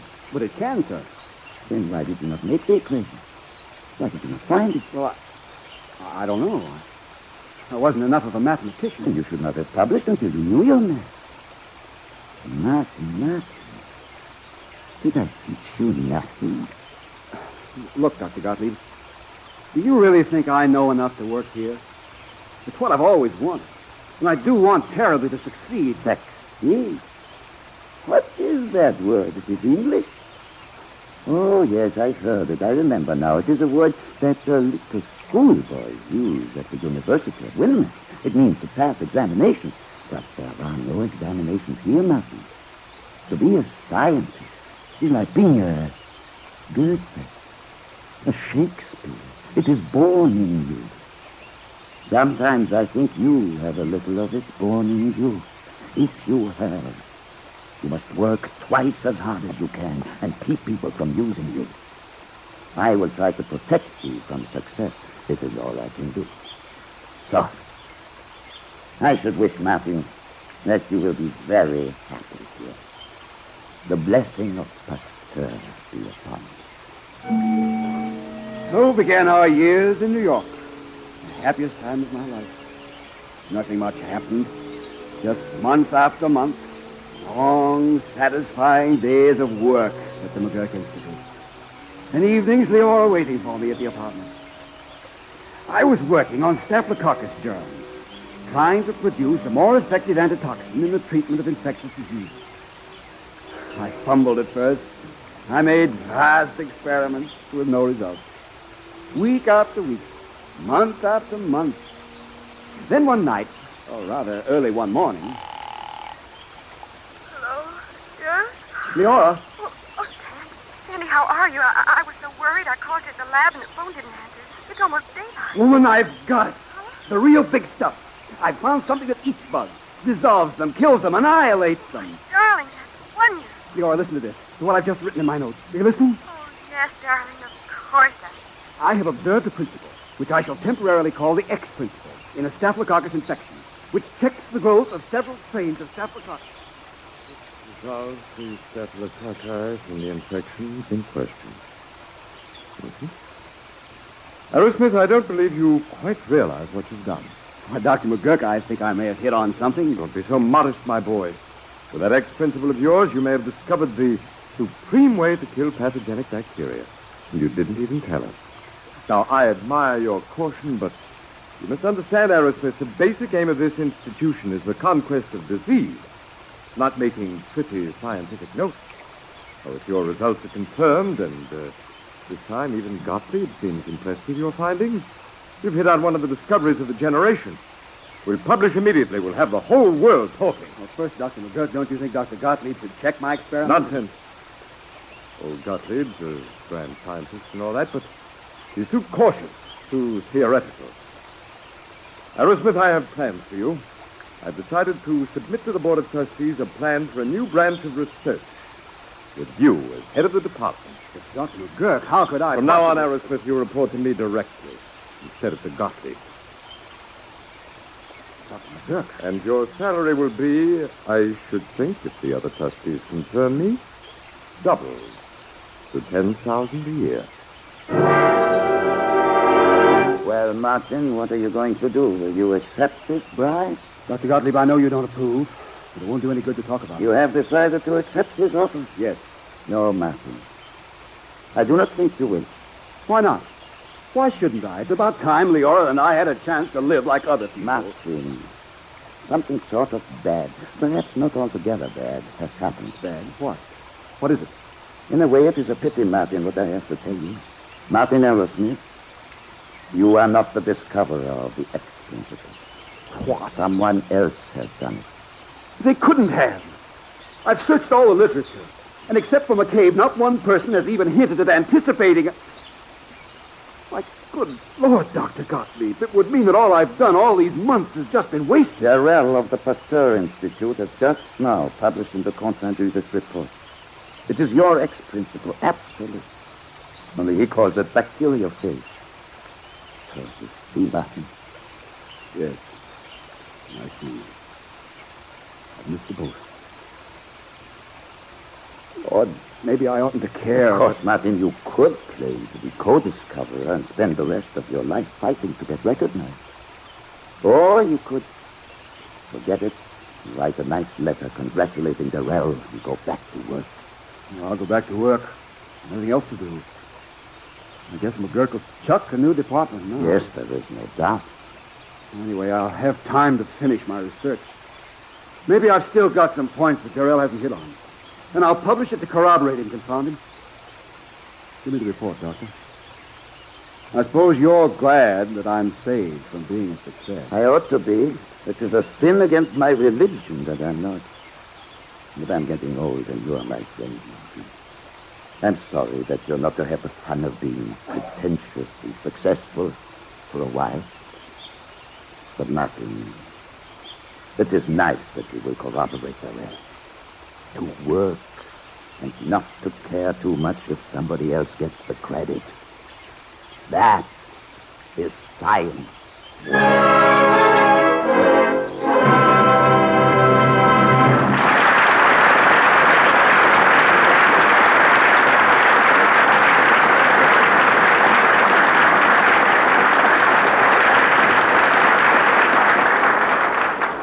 The search for truth, as Martin Arrowsmith discovered, is beset by bitter disappointment. It has been said that progress in science is made by a series of tiny steps forward, which, added together, represent a big step forward. This is true also in the field of automotive engineering. Kenneth Banghart will tell you about it. During the first year the Ford Theater's been on the air, the Ford Motor Company made much progress and a lot of news. During the past 39 weeks, I've reported many things to you, including the complete line of new models introduced by the Ford Motor Company, the new bonus-built Ford truck, the two new 1949 Lincolns, the new 1949 Mercury, and the new Ford 49er. Today is my last report until the Ford Theater returns to the air in October, on Friday evening, October the 8th, to be exact, on a different network. But I have one more bit of news to report to you today. It will be of particular interest to you if you're one of the millions who are making plans about one of those new 49 Fords. The rate of production of the Ford 49er is increasing steadily, and the Ford Motor Company is working hard to build as many cars as possible for the many motorists who want them. In the meantime, to make your present car run better and last longer, visit your neighboring Ford or Lincoln Mercury dealer. There are more than 7,500 Ford and Lincoln Mercury dealers serving every community in the United States. Service is their business, and they will be glad to serve you. During this summer, remember, for fine service in any community, you can depend on Ford and Lincoln Mercury dealers. And for fine cars in any field, you can depend on Ford products. Ford, Mercury, and Lincoln. The experience of 3 generations of Americans has proven you can depend on Ford.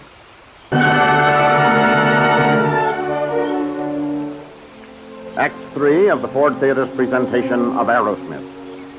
Martin Arrowsmith's elation at finding a new germ destroyer was matched only by his chagrin at learning that his discovery had been anticipated by a European scientist.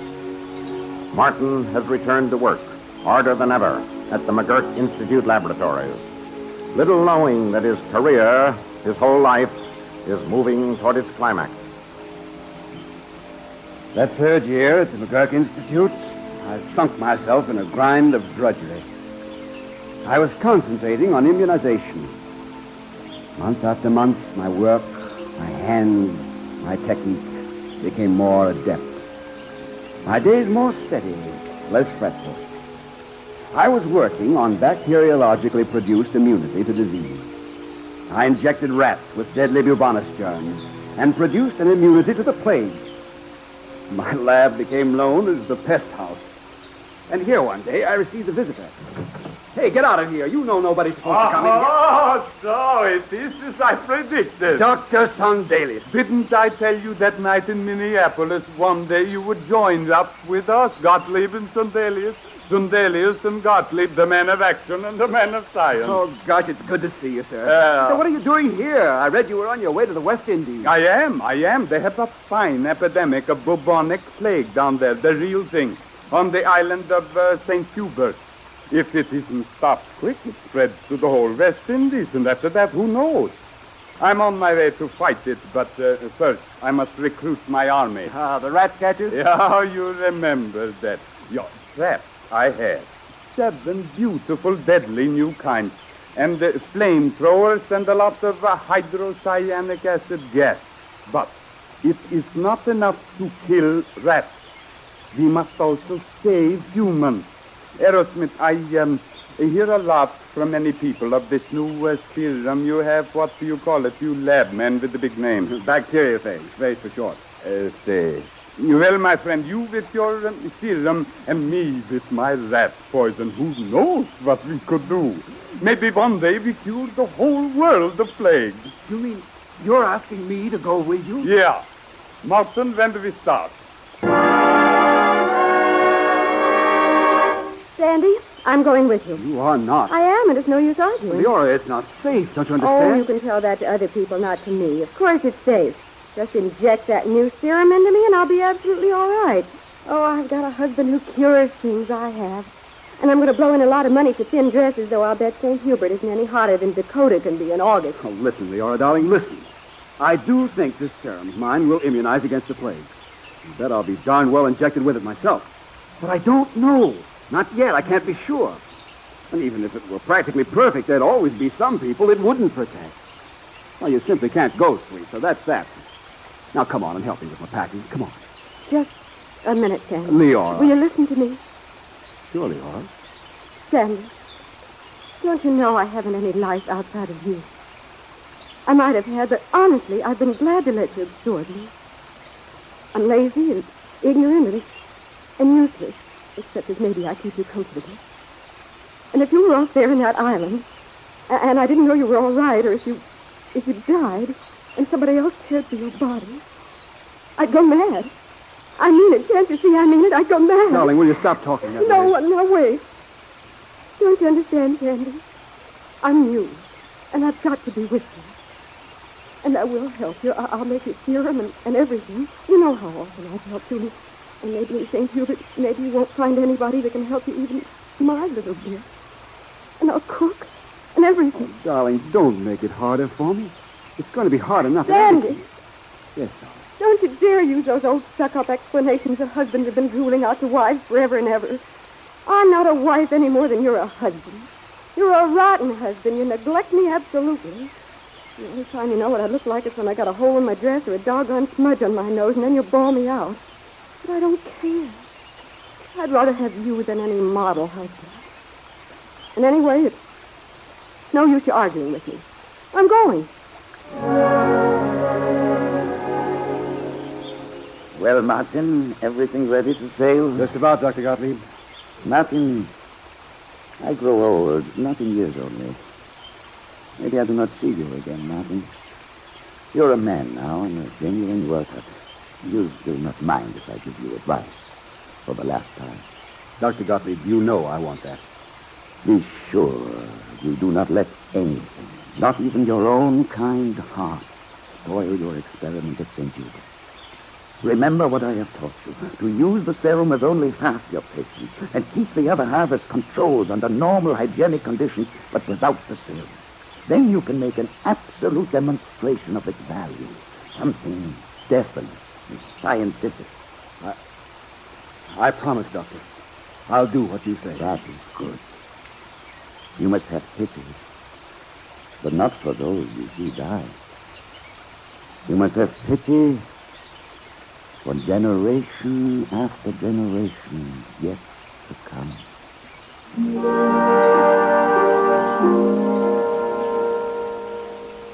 We sailed on the steamer Buryan. The Sundelia's equipment, in my case, is a serum. As we steamed south into the rising heat, for a few days I almost forgot my experiments and our mission. I looked at Leora, so thin a little figure stretched out on the deck chair beside me, and I felt as if I were looking at her for the first time. Hey, Sandy. Huh? What are you looking so wistful about? I was thinking, I have a chance to be human, Leora. A chance at last. I was thinking how lonely you must have been in New York. But I haven't. Don't be foolish. Of course you've been lonely. Well, when we get back, I'll take a little time off every day, and we'll have walks and go places and everything. And I'll send you flowers every morning. Tell me, honey, has it been too terribly dull? Fine. Really? No, but tell me. Well, there's nothing to tell. And I'll hang it, Leora. You know, when I do have the first chance in 11,000 years to think about you, and I come right out frankly and admit how slack I've been, planning to send you flowers. Oh, you look here, Sandy Arrowsmith. Quit bullying me. You want the luxury of cowing yourself by thinking what a poor, bawling, wretched storybook wife I am. Oh, it'd be terrible when we get back to New York if you did get on the job and devoted yourself to showing me a good time. What, you'd go at it like a bull. I'd have to be so dratted grateful for the flowers every day. The days you didn't forget.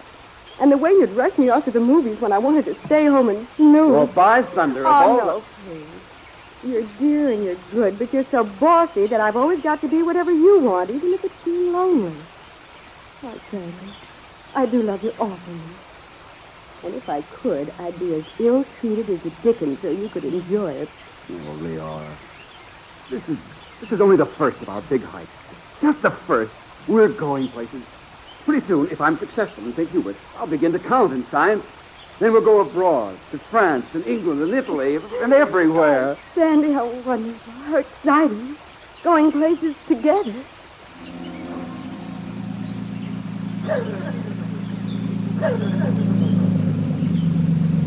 Ahoy! Ahoy there! You the McGurk Commission? Yeah. You're ready to take you ashore.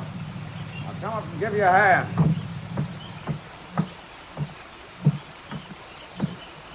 Dr. Sandelius? You are the fourth, Doctor. No, not exactly. I'm Dr. Stokes from Switham's Parish. We're all of us almost everything nowadays. The fourth doctor died a couple of days ago. I'm Sandelius. Yes, Dr. Sandelius, I've read of your work. And this is Dr. Arrowsmith and Mrs. Arrowsmith. Mrs. Oh. How do you do? How do you do, Doctor? Dr. Arrowsmith, I'm glad you're here. I read your plague serum paper and was very much impressed. Good. But I'd better tell you something before we go ashore. You'll be opposed here. The Surgeon General has lost his head running in circles, afraid to burn the villages of Kirub where most of the infection is. Arrowsmith, I have a notion of what you want to do experimentally. If the Surgeon General balks you, or if you find it's too late, you'll come to me in my parish if I'm still alive. Thank you, Dr. Stokes. How many bubonic cases you got now? Lord knows, maybe 1,000 and 10 million rats. Oh, sorry, I haven't slept in days. Well, we'd better be going ashore. Is this all your stuff? No. Hey, boy, get this baggage ashore in these cases. Leora, don't come ashore. Stay on the ship. You can still go back, please. Not come? Me? The secretary and technical assistant of the McGurk, whatever it is? Oh, Sandy, are you out of your mind?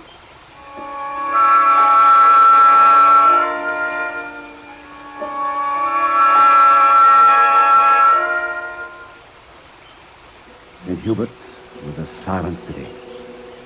We walked down deserted streets. House shutters were closed against the oppressive heat. A crying woman and a bewildered child followed an open wagon on which were heaped a dozen stiff bodies. We turned around and walked back to our house. With Leora's help, I started to improvise a laboratory. We unpacked the serum. I started to prepare my notes for the controlled experiment. Half the population to be injected, half not. Sandelius got out his equipment, strapped his wrists, put on high boots, and made ready for his rat crusade. Martin, Leora, tonight I start on the village of Carib. You watch me. I am Captain General of Rat Killers. Without rats, we have no fleas, and without fleas, there is no bubonic. So I fix them quick. In 1 week, there will be not one rat on this island. You watch. When they hear I have come, they will kill themselves. I just walk into a warehouse and rats say, "Here's old Uncle Gustav. What's the use?" And they turn up their toes and die. So I go now. Goodbye, my friend. Gustav. Yeah, what? You're not going out, Gustav. Not until you've had an injection of serum. Come over here. No, sir. Come here. No, Martin. You and Gottlieb, I know what you have decided to inject only half the people. And then, like true scientists, you will sit back and you will watch. You will see who dies most. Those who are injected and those who are not. This you call control. Gustav, don't you understand? I understand, and maybe they are right, Martin and Gottlieb. Maybe that is the way of science, but to me, humanity is greater than science. Unless you inject everyone, I will not have the serum. Oh, please, Gustav, do as Sandy says. Let him inject you. I've had my first shot. No, Leora, I will do anything for you, but not that. Goodbye, children. I now go out to fight the rats. In 3 days, I come back and we celebrate.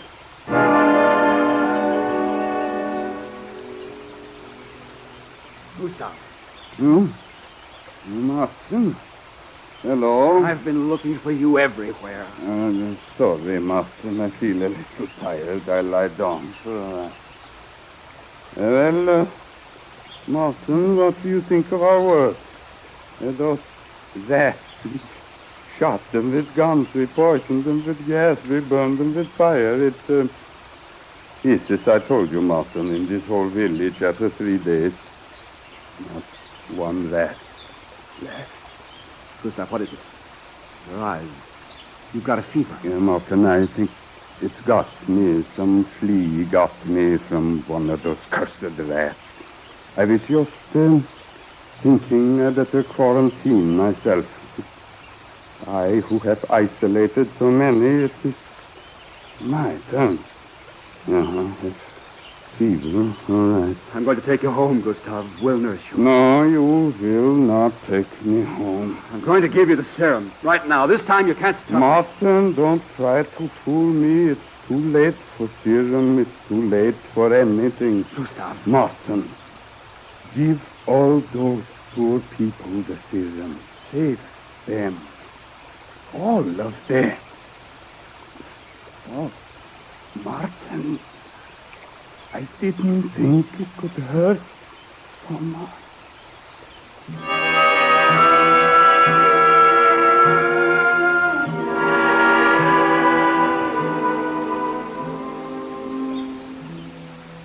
Early next morning, Sodelius died. Oh, I would have liked to have granted his request. I remembered my promise to Gottlieb. In a truly scientific test, there must be a control, even if it cost lives. So I decided to join Dr. Stokes in St. Swithin's, where the disease was still in the spreading stage. Once again, I tried to be firm. Once again, Leora insisted on coming. Besides, I figured maybe she'd be safer along with me. We worked for days, giving the serum to only half the natives. At last, we had results. How many have we injected since morning, Dr. Stokes? 395. How many to go? 212. The second injection. Want to go right on? Might as well. We ought to be through by 4. All right, I'll get them lined up. As soon as you've had a bite to eat, we'll let them in. Thanks, Dr. Stokes. Arrowsmith. Yes? I'd like to shake your hand. That's Dr. Stokes. I've been wanting to do this for days, only I was afraid to believe it myself until the second injection had time to work. Now I know. Arrowsmith, it works. For the first time in human history, with every scientific check to verify it, a serum against bubonic has worked. Henry. You must be very proud of him, Mrs. Arrowsmith. Well, I'll get things started. Sergeant, have the lines ready. We're going right through and we finish the job. Sandy, you agree with Dr. Stokes? About the serum? Has it really been proved beyond any doubt? Yes. It has, Leo. Then, Sandy, why don't you give it to all of them? I haven't wanted to say anything, not as long as the experiment was in doubt. But now, Sandy, please. All right. I'll do it. What's the matter with you, Leora? I'm all right. I've been watching you. You haven't eaten a thing. Well, Sandy, I don't want anything. Just the coffee. Anything wrong? Oh, nothing, darling. Just a little tired, I guess. And the heat. Oh, no wonder, you poor kid. I'll take you home. Put you to bed. Come on. Oh, you do no such thing. You're going to give those inoculations to every native in this village. Well, I'll have Stokes take you down to the bungalow. Oh, nonsense. You'll need him here. I know my way. What's there to be afraid of? Oh, just one thing, Sandy. I'm kind of ashamed to tell you. We've been so darn busy. I forgot my second shot of serum. Leora. Get out your needle, Doc. Give me your arm. Mm-hmm. There. Thank you, Sandy. And, darling, thanks. Well, thanks for everything. You're thanking me. You don't know what it means for somebody like me who doesn't amount to so much, getting a chance to be with somebody who does. Oh, Sandy, I'm so proud of you. and of what you've done. Leora, if there's anything we've done here or anywhere, it's not mine or yours. It's ours together. Leora, why are we talking this way to each other? Darling, there's nothing wrong. Oh, of course not. It's silly talk. But I wouldn't have missed it. I wouldn't have missed anything, Sandy. Not one single thing in our whole life. All that day, I continued the final inoculations. Far through the night, into the next morning, as Leora had asked me. Twice I tried to call Leora, but the phone seemed to be out of order. There was no answer. I went on. I wanted to be finished and get her out of there. I found her in a deserted bungalow the next day at noon, lying on the bed across the folds of torn mosquito netting. I held her in my arms. I called to her. She was still alive, but she couldn't hear me. In her delirium, she seemed to be listening for something. And then, just before the end, through her swollen lips and struggling breath, very faintly I heard her speak. You will come. Sandy, I know you'll come and help me. I know you'll come. Sandy. Sandy.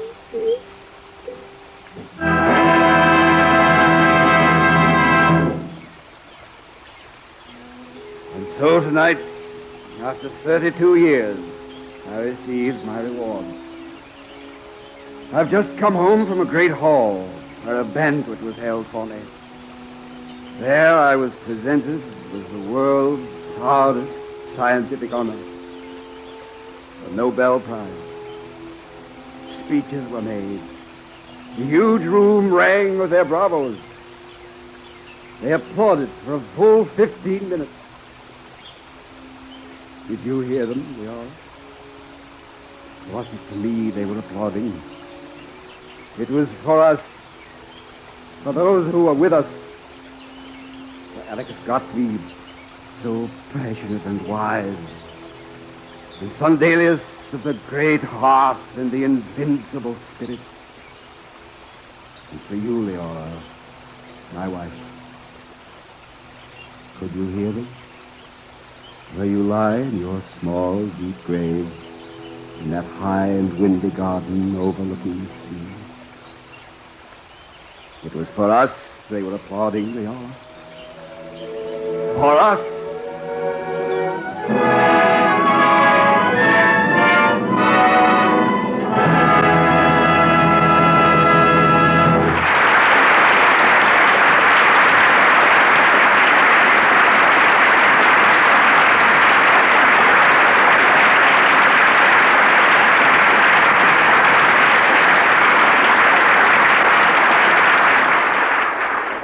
The audience here in NBC's Studio 6A has been applauding the final curtain of the Ford Theater's presentation of the Sinclair Lewis classic, Arrowsmith. The title role was played by Lauren Gilbert. The part of Leora was portrayed by Fran Carlin. Dr. Alex Gottlieb was played by Peter Capell. With this afternoon's play, the Ford Theater completes its first season. In the parlance of the stage, the Ford Theater will remain dark for the summer. But even now, preparations are being made for the fall opening of the Ford Theater. In the 1948-49 season, the management of the Ford Theater plans to bring you a further series of entertaining radio dramas featuring stars of stage, screen, and radio. Next fall, the Ford Theater will be presented at a different hour and over a different network. It will be heard on Friday nights. It's been a great privilege for me to preside over these Ford Theater presentations for these past 9 months. If our plays have pleased you, I extend to you on behalf of the Ford Motor Company a most cordial invitation to resume your patronage of the Ford Theater when our doors open again in the fall on October 8th. Thank you, Howard Lindsay. Arrowsmith was written by Sinclair Lewis adapted for radio by John Houseman and edited by Howard Teichman. The musical score was composed by Amadeo Di Filippi and conducted by Howard Barlow. The entire production was under the direction of George Zachary. Other players heard today were Vivian Barry, Dean Carlton, Art Carney, Raymond Edward Johnson, Ian Martin, Arnold Moss, Julian Noah, and Leora Thatcher. Watch the radio pages of your newspaper next fall for announcement of the opening of the 1948-49 season of the Ford Theater, presented by the Ford Motor Company, makers of Ford, Mercury, and Lincoln cars, and Ford trucks, farm tractors, and industrial engines. Kenneth Banghart speaking.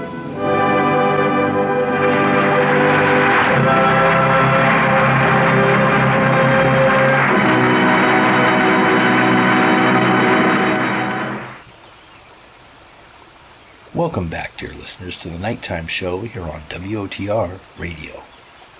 It's a beautiful 67 degrees outside our studios in downtown with crystal clear skies, and coming up on the top of our second hour together. I would be remiss in my duties as host if I did not tell you about the great lunch special at Landry's Diner tomorrow and Sunday from 11 to 2. For just $6.99, you get a huge fried and breaded catfish, your choice of french fries or onion rings, and a hot buttery biscuit straight from the oven. That's a lot of mouth-watering food for a great price, so be sure to take the family over to Landry's this weekend for the catfish special at 1st and Main Street. In international news, the ongoing conflict in the Middle East shows no signs of letting up, despite multiple meetings between NATO and leaders of both nations. Pressure has been put on both parties by the international community to end hostilities, as well as sanctions placed on both nations, but so far nothing has worked. Nationally, the nationwide protest against Fed interest rate hikes and tariffs imposed by the U.S. government on major trading partners, which has resulted in a huge drop in the U.S. stock market for the last 2 months, as well as large price increases in consumer goods across the board, as well as a spike in inflation, have expanded from state capitals to Washington, D.C., where a large protest of several thousand gathered on the steps of the U.S. Capitol building Thursday and Friday. The latest labor statistics released Wednesday are believed to have added fuel to this fire, with unemployment at levels not seen in over 12 years. And in local news, the high school marching band has been selected by our state governor's council to perform the halftime number for the first pro football season game at the state capitol stadium next Friday. I'm sure you'll join with me in congratulating the Marching Giants from our very own town for this honor. All right, our next presentation for you, dear listeners, is a show that I have received a lot of requests for over the last few months, since first airing one of its episodes a while back, Biography in Sound. A unique and educational, as well as entertaining, NBC show that aired from 1954 to 1958, featured a documentary-style sound portrait of a well-known American every week, using interviews with people who knew them best. This is their special on Ethel Barrymore, the famous American actress who is known as the First Lady of American Theater, and whose career spanned 6 decades. It aired on September 6, 1955. I'm Greg, and you're listening to WOTR Radio. Meet Ethel Barrymore. In the next hour, we make our bow to the great lady of the American stage. Ethel Barrymore, brought to life in the words of her relatives and friends, through the eyes of her admirers and well-wishers. Meet Ethel Barrymore. I'm Vincent Sheehan, and most of my own existence has been pretty far from the theater. I do have one qualification for talking about Ethel Barrymore, and that is that I once wrote a play for her. It didn't do her or me much good. We lasted 2 weeks in Boston and 3 in New York. However, that's quite a while when you're working all together and all the time as you do in the theater. Those weeks plus the weeks of rehearsal. I got to know Miss Barrymore's quality at its most professional, its most unsinkable, undefeatable. Ethel Barrymore's life composes, on the whole, into a tremendous American success story. But it could not be that in full and to the utmost unless it had also included such adventures as the one we had with my play, intrepidly encountered and surmounted. Ethel always seemed to be saying, "We do our best and the public decides, but we'll never weaken." In a very long and shining career as an actress in the United States and England, Miss Barrymore has had, of course, about 20 successes to every one failure. But I like to think that our failure, the one I wrote for her, was the last she ever had. From that moment, almost 15 years ago, she has encountered nothing but triumph, both in the theater, her native element, and the films to which she came after the heat of the day was over. You can call it a sunset, but it is one of the most beautiful and heartwarming sunsets that ever have been seen. She's written a book about it under the plain, accurate title of Memories, which will be published early in April. We've delved into our own memories here at NBC, and you'll be hearing those in a moment. The generation of men and women who are stars now in Hollywood have the same feeling that we all have for this great lady, old in years now, but ever young, who came to them in Hollywood after she had already achieved one of the most remarkable of all stage careers. When they were casting The Corn is Green, I tried out for one of the parts. Gregory Peck. Well, I didn't make it, but a friend of mine did. And one night, after the play had been running for months, I walked to the theater with him. When we got there, he was told that there probably wouldn't be any performance. Miss Barrymore had the flu. You did, too. Your eyes were feverish, and when you held out your hand to me, it was like fire. However, there was an audience out front. You got into your makeup. Came your entrance cue. I saw you brush that fever into the wings, drop 30 years from your age, and give that audience scripture measure for the price of their tickets. And as I watched you, I said, now that's a profession I'm proud to be part of. Would it be disloyal to my profession for me to hint that Katharine Hepburn. great stars are apt to show a little more interest in themselves than in anything else? Not Miss Barrymore. It's the world she's interested in, or rather, a lot of different worlds. Sports, history, music, politics, books. It seems impossible that a human being with the austere allowance of only 24 hours every day can keep in such close touch with them. She has more friends than anyone I know, but she is not a dear, gentle soul. Barrymores don't come like that. She has a trenchant wit. She can rebuke stupidity or intolerance with silence better than Joe Louis could do it with his fist. She makes appallingly accurate observations. She doesn't know the meaning of fear or the meaning of caution. I had the good fortune to work with Miss Barrymore in Number the Lonely Heart. Cary Grant. Screen acting requires a different technique from stage acting, and it's a difficult switch to make so suddenly. Miss Barrymore took on the job with the modesty and enthusiasm of a young girl. She sailed into 8 weeks of strange work with new people, with new technical demands. She came out with an Academy Award and a mandate from this town never to leave. Miss Barrymore is an American, of course, as we are all proud to say, born in Philadelphia, but of an illustrious theater family which came originally from England and Ireland. I know Miss Barrymore will not object if I elect to speak in honor of another actress altogether. The late Alexander Woolcott. An actress I never had the good fortune to see, but my mother thought her the greatest of them all, and again she used to tell me about her when I was a little boy. Her name was Louisa Lane Drew, Mrs. John Drew. And if the 3 Barrymores have made names for themselves in the American theater, it is in no small measure because they have her blood in their veins. She was their grandmother. In the bouncing days of my servitude as a dramatic editor, I used to be flooded every spring by letters from boys and girls about to graduate from sundry American colleges, and all asking how to go on the stage. Did I think they should begin in some stock company from which, as Mrs. Fisk used to say, they would probably emerge with the firm touch on the wrong note? Or did I recommend a dramatic school, and if so, which?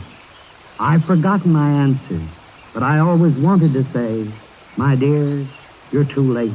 The right way to go on the stage is to be born there. It's unimportant what dramatic school you pick, so long as you are careful to pick an actress for your grandmother. Lionel, John, and Ethel Barrymore have this in common, that their grandmother was a great-grandmother. May I say something about the family heritage? This is Lionel Barrymore. Now, it wasn't just grandmother who had an interest in the theater. I'd like to say a few of the great things that should be said about her, but to tell you the truth, I'm still afraid of her. And the only person who wasn't afraid of her was Jack. Our father was a leading man, and what a leading man, and what a wit. And our beautiful mother was a lovely actress and a marvelous comedian, way ahead of her time. Our uncle, John Drew, was an actor of great distinction. Now, Ethel wanted to be a pianist, but when she was 13 years old, our mother died. The next year, she went into a play Uncle John Drew was doing, the bauble shop, playing an elderly character part. The audience got their first real glimpse of her in Rosemary. And, if a brother may say so, she was something to glimpse at. At about this time, she took on the responsibilities of our part of the family. She looked after our kid brother, John, and later on, when I wanted to be an artist, she offered me the money to go to Paris. And you know what I did? I took the money and went to Paris, and I raised Cain if the monthly check came in 2 days late. Both of us have a great deal to be thankful to her for. It is always a little bit difficult to follow Lionel in a speech. John Barrymore. It's a little like little Eva following Jack Dempsey. But Ethel gave me my first break in the theater. She put me on the stage for the first time professionally in a play called Captain Jinks, her first starring vehicle, where I took the part played by Mr. Frank Burns, who left the company for a couple of weeks on account of an illness in his family. I next played with her in a drama called Sunday, in which she spoke the now famous line, "That's all there is. There isn't any more." She's a very, very splendid person, and all through both our lives has been just like a rock of Gibraltar.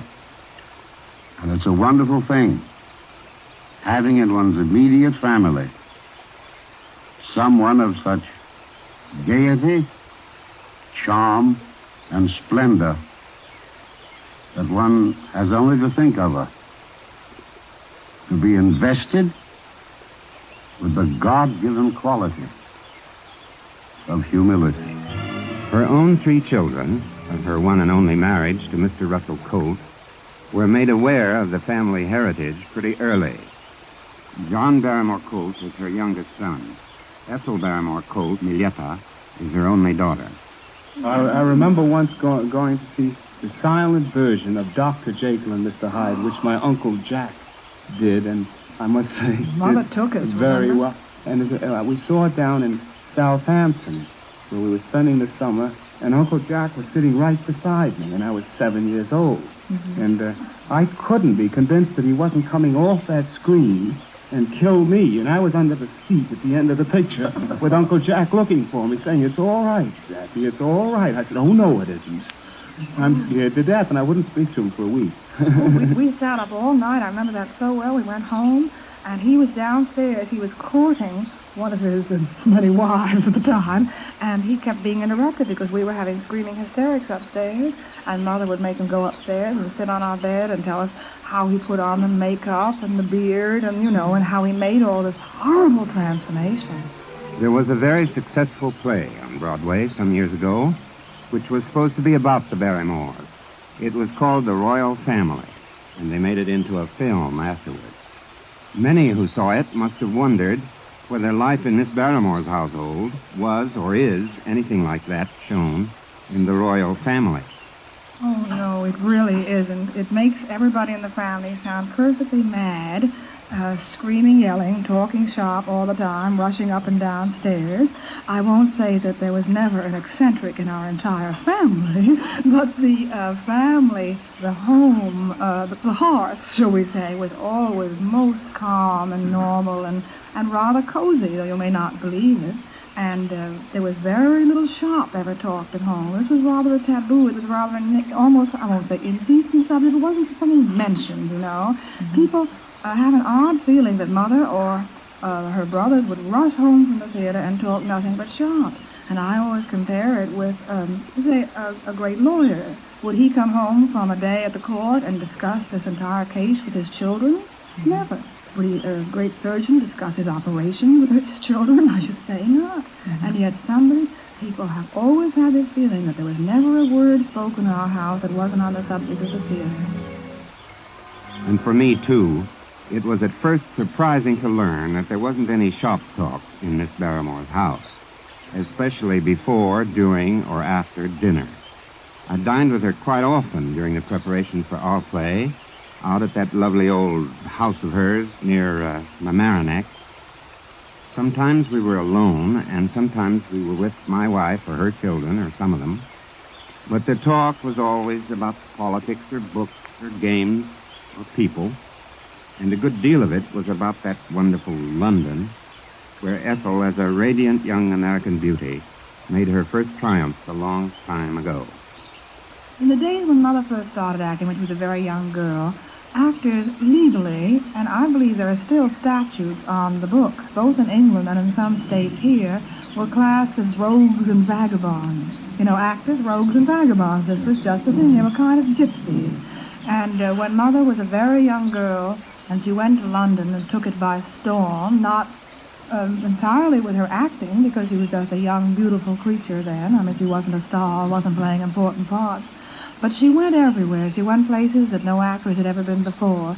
She was there was an awful lot of stuff written at the time about her dukes and duchesses and things, but there's no doubt that she had some very glamorous friends. Mother took all of it to England, thought we should see it, and one day an invitation came from Mr. Churchill, and he took us all there to lunch.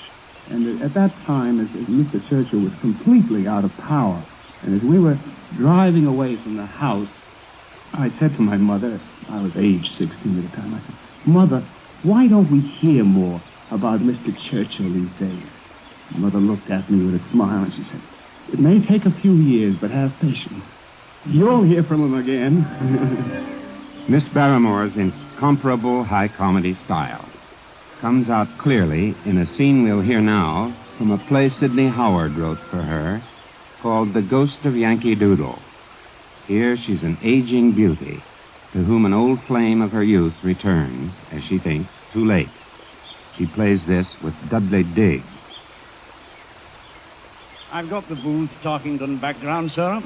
Fine old American house, more than adequate income from a nice little family business. Call no man master. No, not partner even. Oh, why did I let you into the house this morning? To see what I'd be like after all these years. Well, I've seen. You haven't changed much. 3 hours of you have put me 3 years nearer my grave. You come hurt me across the continent in a plane and dropped down out of a blizzard, and for what?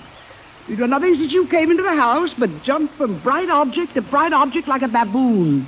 That's my vitality I'm famous for. Vitality is God's gift to lightweight. I suppose no one ever called you a lightweight before. I was thinking of you a few years ago in Italy, in Milan. They were having a public dance competition, and we went to pass the evening watching it. And the prize was won by a dapper, elderly Austrian nobleman. Winning dance prizes was his life's passion, he told us. His name was von Berchtold. Do you remember that name? He was the Austrian prime minister who wrote the ultimatum to Serbia and started that other war back in 1914. Yes. It's when one sees leaders of millions like von Berchtold and you, Jim, that one's heart grows heavy for trusting humanity. I wish you'd go on to Washington and leave me in peace. Here. Sit down, Sarah. There. That's better. You know, it's just exactly as I knew it would be to see you again. Like Napoleon coming back to Josephine. No, I wouldn't be good in the part. You were in love with me once. Oh, don't I remember? Well, I thought you would, but I didn't expect you to say so. Oh, that belongs to the past. I'm involved with the present now. You don't fit in here, Sarah. All this isn't for you. You know, you waited 20 years for your chance to patronize me, and I won't be petty enough to spoil your fun. But you forget that I was put on the stage before I was 6 and got my picture of life from the plays we played then. And they were nice plays about nice people who lived in big houses, in peace and security. Is that any excuse for living out here in the sticks? You call it the sticks? I call it America. That has the sound of civic-mindedness. Oh, you should know that I'm too lazy to be civic-minded, except about the symphony. I do work on that. I fall innocently in love with all the conductors and make them engage Rachmaninoff every season. Yes, I remember your weakness for music. No, you never shared it. Oh, I don't know. And when I tell them how wonderful you are... You remember Julius Anderson? Well, the greatest affection and pleasure for her sake, though, not because you bought the ticket. What have you done with your great gift, Sarah? I've lived the life I wanted to and liked it, and found out a great many things that you wouldn't know were important. How pleasant an evening can be alone with a long book and a great deal of coffee. What a mistake it is to carry a watch, because no time matters except time to oneself. I've been singularly and completely contented here. You never regret what you gave up for this? If I read that melting eye correctly, I never regretted you. Why didn't you marry me, Sarah? Oh, Jim, how boring. You haven't thought of me for years. Now I've seen you again. I think that's pretty cheap of you. Well, now, we were in love. Why didn't you marry me? Well, if you must go digging into the past, you never asked me to marry you. Oh, well, you can't be right about that. I am, though. The idea was to add my latchkey to quite a collection. I had my own waiting line at the box office then. I didn't see myself standing in yours after the play. But I did ask you. I remember. The night I told you I was marrying Paul, I didn't count that. The gong had already gone. You never cared for your husband as you did for me. Oh, that isn't true. But you only married to get away from him. That's really annoying, Jim. You never married again after he died. What does that prove? Well, don't the happily married always try it again? Oh, all this wit and wisdom. I hate you to think, though, that I didn't have chances. You should have married me, Sarah. I could have given you all this and more. You couldn't have given me any of it. And if you've turned up here today for no better purpose than to sort over your old Valentines, I'm awfully sorry, Jim, but I'm just not in the mood. No, I'm not here to sort old Valentines. I'm here because once I'd got safely down out of this storm, I thought of the curious gift you used to have for putting me straight almost in any dilemma. You know, you're still the strongest and clearest person I've ever known. And what am I expected to say to that? That I'm afraid I've become just a mousy widow lady? I haven't. You go on to Washington. We've dilemmas of our own here. You and I share the same dilemma, Sarah. No, I doubt that somehow. As people of property, we're both concerned with self-preservation. Not in the same sense, though. I've been through that once today already and solved it. What's more? Sarah, come with me to Washington. Why should I even consider? Now, whatever opinion you may hold of me, and you are pretty clear about that just now, I'm just as clear about what I feel for you. Well, that's all the past, Jim. Can't we keep that out of the present? Well, there wouldn't be any present without it. We shouldn't be here in this room without it. No, we're not going to stay in here any longer. Marry me, Sarah. That's bad manners, Jim. All those people in the next room. It's Christmas, Jim. Let's join the party. We've come together again on a white Christmas, and I can't make love to you as a young man could. You're not doing badly. That white Christmas was very nice. I've seen the life you've made for yourself, Sarah. All the strength and sense and privacy of it. And I see my own life as I've lived it without you. No center to it, unsettled and frantic. Aren't you the least bit sorry for me? Not enough to prescribe myself as a sedative. History might have been different if you'd married me, Sarah. Heaven help me, what is it I lack that I can't win you? I find it hard to believe in vintage romance. But you were a very attractive young man, Jim. I told you hadn't changed. You weren't being very complimentary when you said that. And I might so easily have been. Is it conceivable that I'm being tempted? Why not? I should have to be very sure, shouldn't I? You can be sure of me. I might be using you as a way out, though. And that wouldn't do at all. A way out of what? No, it doesn't matter. You wonderful weather for flying today, Jim. After yesterday, almost miraculous. Why didn't you tell me about all this, Sarah? This what? I know about the factory, Sarah. I have ways of knowing things. You're cleaned out, aren't you? Well, if I'm cleaned out, it's what I've chosen to be. And a little tact on your part would have told you I might be sensitive on the subject. I own a newspaper in the city. As a newspaper man, I make it my business to pry into anything that's of interest to me. Don't you see that this is the end of the world for you, Sarah? That's just the trouble. It isn't. I'm healthy, and I've still a long time to live. With me? Oh, why didn't you go last night? If I had, I should have missed what looks like a good opportunity this morning. Yes, Sarah, to reopen my suit for your heart and hand under circumstances which, to my practical mind... Look at him with his head up and his tail over the dashboard. You don't like being taken advantage of. Oh, did you think I would? Rise above it, Sarah. Say to yourself, I'm fond of this man who's dropped back into my life out of the sky and come to care for me a second time. And it's to the best interest of all concerned that I should marry him as soon as feasible. Then put on your hat and coat and we'll go and get the license. No. Sarah, I could go into court and take my oath on the President's 15th century Dutch Bible that you want to say yes. But how can I be sure what I feel for you, and I'll be flying in the face of Providence if I don't take you? Why didn't you drop down out of the sky a month ago? I could have seen you clearly and humanly then with my life before me as it would have been if all this, as you call it, hadn't happened. I'd have found myself here alone, and my trips abroad growing longer and longer, and winding up in a world cruise in a white serge suit.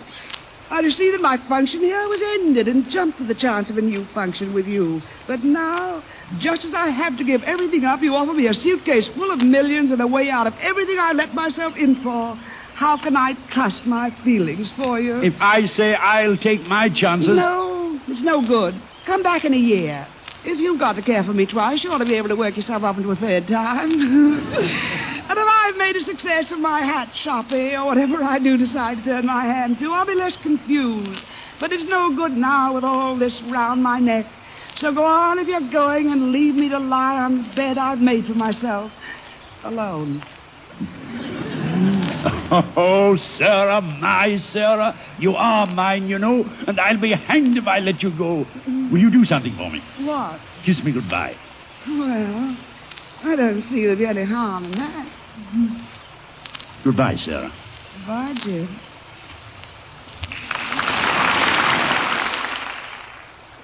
You've noticed, and we all have for many years, how Miss Barrymore's contained and controlled laughter lies just underneath her voice, underneath the lines that she says. It's the same with tears. She doesn't laugh and she doesn't weep.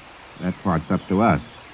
But she summons these emotions to sustain her voice, the way an orchestra sustains a singer or other soloist. It's fairly mysterious what she does, and it isn't all technique by any means. One night in Boston, she asked me, as usual, if I had noticed anything during the performance just over. This was during our tryout.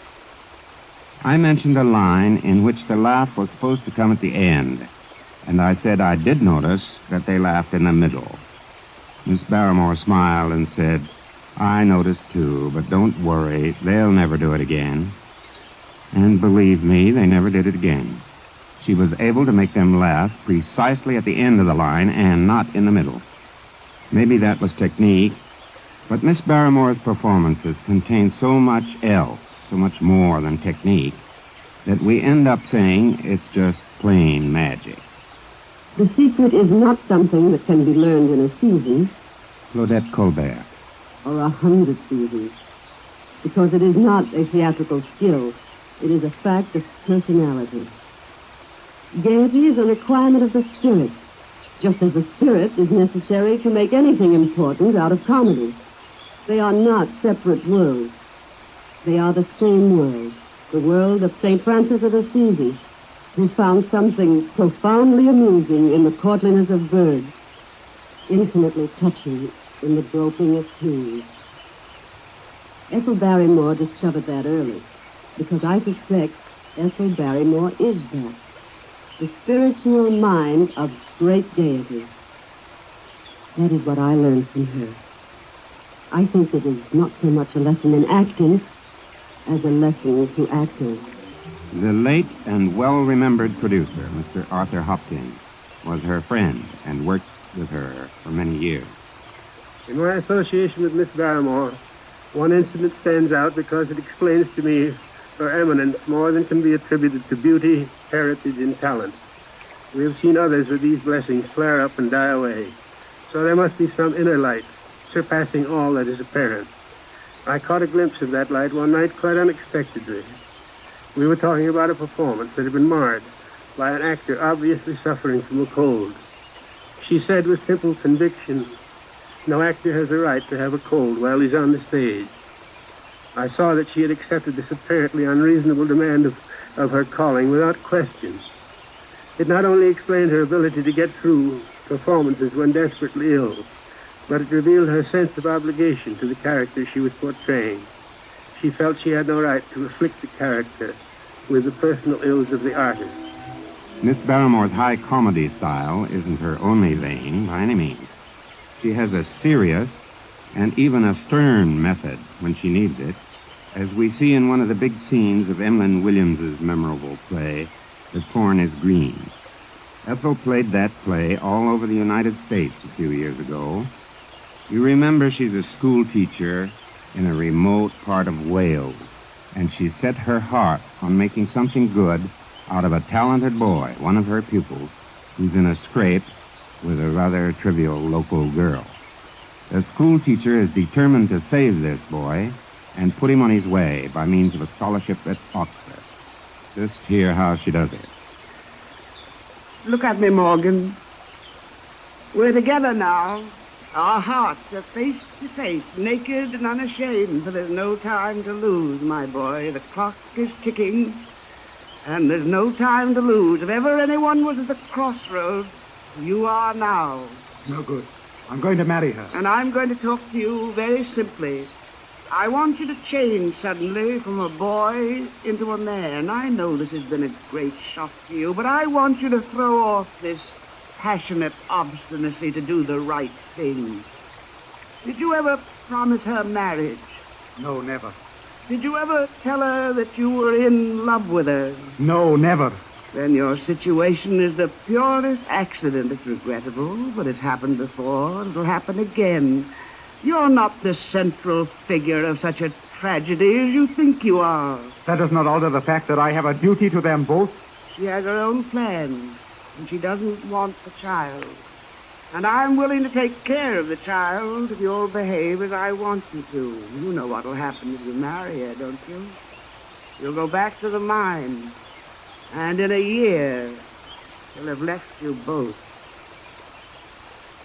You'll be drinking again, and this time you won't stop.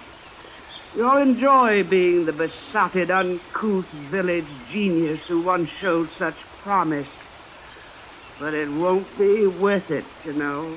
There is a child living and breathing on this earth, and living and breathing because of me. I don't care if there are 50 children because of you. You mentioned the word duty. Yes, you have a duty. But it's not to this little loose lady or her offspring either. You mean a duty to you? No. A year ago, I might have said a duty to me. But that night you showed your teeth. You gave me a lot to think about. I gave you the worst possible answer. I turned sorry for myself and taunted you with ingratitude. I should have known that a debt of gratitude is the most humiliating debt of all, when a little show of affection would have wiped it all out. I offer you that affection today. Why are you saying this to me now? Because as the moments are passing, and I'm going to get my way, I know that I shall never see you again. Never again? But why? If you're not to marry her, it'd be madness for you to come in contact with a child. So if I'm adopting the child, you mustn't come to see me. That's common sense. And you've been given the push over the wall that you asked for. But you will be staying here. How can I never come back after everything you have done for me? Do you remember for the last 6 months how I've gone for a walk over Moyle Hills every morning at 8 like clockwork for my health? Yes. There's a bit of that road round the boulder, and there's an oak tree, and under it the valley suddenly drops sheer. Every morning as I was turning that corner, by some trick of the mind, I saw you working for this scholarship and winning it. And I experienced something that must, after all, be comparatively rare. A feeling of complete happiness. I shall experience it again. No, Morgan Evans, you have no duty to me. Your only duty is to the world. To the world? Now that you're going, there's no harm in my telling you. I've always been very definite about the things I've wanted. I've always had everything worked out to a T. Perhaps that's what's the matter with me. I don't know. But I've got you worked out. And it's up to you to prove whether I'm right or not. Go on. I rather made out to the squire that I wanted you to be a writer. The truth might have sounded ridiculous. But stranger things have happened. You have a great deal now, and Oxford will give you the rest. For what? Enough to become a great man of our country. If a light come in the mind, you said.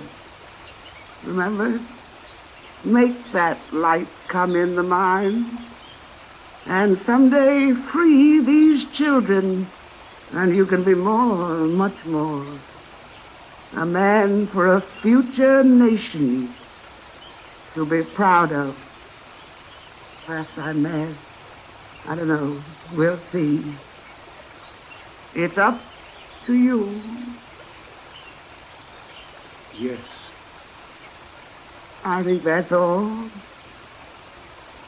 But I do not know what to say. Then don't say it. I have been so much time in this room. And the lessons are over. I shall always remember. Will you? Well, glad to think you will. Goodbye. Ethel Barrymore has, by inheritance, a natural wealth of talent. Herman Shumlin, who produced The Corner's Green. But she has obviously never contented herself with this alone. I know that at no place in years of stardom has she ceased to perfect herself as an artist. The incandescence of her own person shines the more strongly by the rigorous demands she makes upon herself. There's one place, only a little place too, in The Corner's Green, which is an example to me of the great precision of Miss Barrymore's skill. There is a line in the play which follows a scene in which she has won, by the dexterous exploitation of her feminine charm, the aid of a country gentleman in her scheme to gain a university education for a poor young mining boy, an almost unattainable objective. And when this innocent squire has left the room, she lifts her hand and says of him, "That man is so stupid, it sits on him like a halo." This line evokes from the audience such an instantaneous and overwhelming response as I have rarely seen in the theater. It provokes laughter which leads even to applause. Yet it is not the line itself which warrants this understanding and applause. It is the way Miss Barrymore acts it. In one brief fraction of a second, there is a gesture with the hand which carves in the air such a complete image of that squire that it is impossible for any observer not to immediately reproduce her affectionate description in his own mind. This is a simple example of her art, and that art has been at the service of countless plays. We will continue Meet Ethel Barrymore after a brief pause for station identification. Even the finest actresses may not be always and everywhere great human beings. We've all heard of a good many whose hearts only turned on with a footlight. Miss Barrymore's friends, colleagues, and family know that in her case, there's a humanity that informs and infuses all of her being. It was in Pittsburgh, in a hotel dining room, Helen Hayes. quite a few years ago, and I still feel my heart jump with the thrill of that recollection. I was playing a small part with John Drew in The Prodigal Husband. Pittsburgh was the stand. Mr. Drew walked into the dining room. That was always something of a sensation, but the effect was double that night, for with him was his niece, Ethel Barrymore. I'm afraid from that moment on I let my dinner get cold, and it was hard for me not to stare. Perhaps you can imagine my excitement, though, when Mr. Drew came over to our table and asked me to come and meet his niece. I was sure I wouldn't be able to speak a word and that I'd appear awkward. Miss Barrymore was a great star, and nobody had ever heard of Helen Hayes. I was wrong, though. Miss Barrymore had heard of me. She knew the few things I had done, and she naturally assumed that the theater meant as much to me as it did to her. She talked to me simply, not patronizingly, as from a great star to an unknown, but as one player to another on an equal footing. When I got back to my table, I realized that the meeting with my idol hadn't been an ordeal at all. And years later, I knew the reason. I knew that Ethel Barrymore was great, not because she thought of herself as a great personality, but because she thought of herself as part of the theater, which she loved for what it is and for the people who are in it. I came to know her when I played with her. Lucille Watson. As a generous, warm, brilliant, companionable girl. She was beautiful to behold, and she had a style all her own, and I think it influenced the whole trend of American fashion. Her clothes were always very simple. In those days of high choker collars, her throat was bare and her collars Byronic. She wore large, soft, simple hats. Her only jewelry in those days consisted of a superb necklace of large opal beads, given her by one of the ladies of the Vanderbilt family. She was the toast of society, but she seemed to like her actor friends best, and every night when we traveled on the road, she gave little supper parties for us. I remember she was partial to parsley, and she used to eat the garnishing off every plate. I saw all those wonderful plays of hers, and I was in several of them. And from her I learned an important lesson in acting.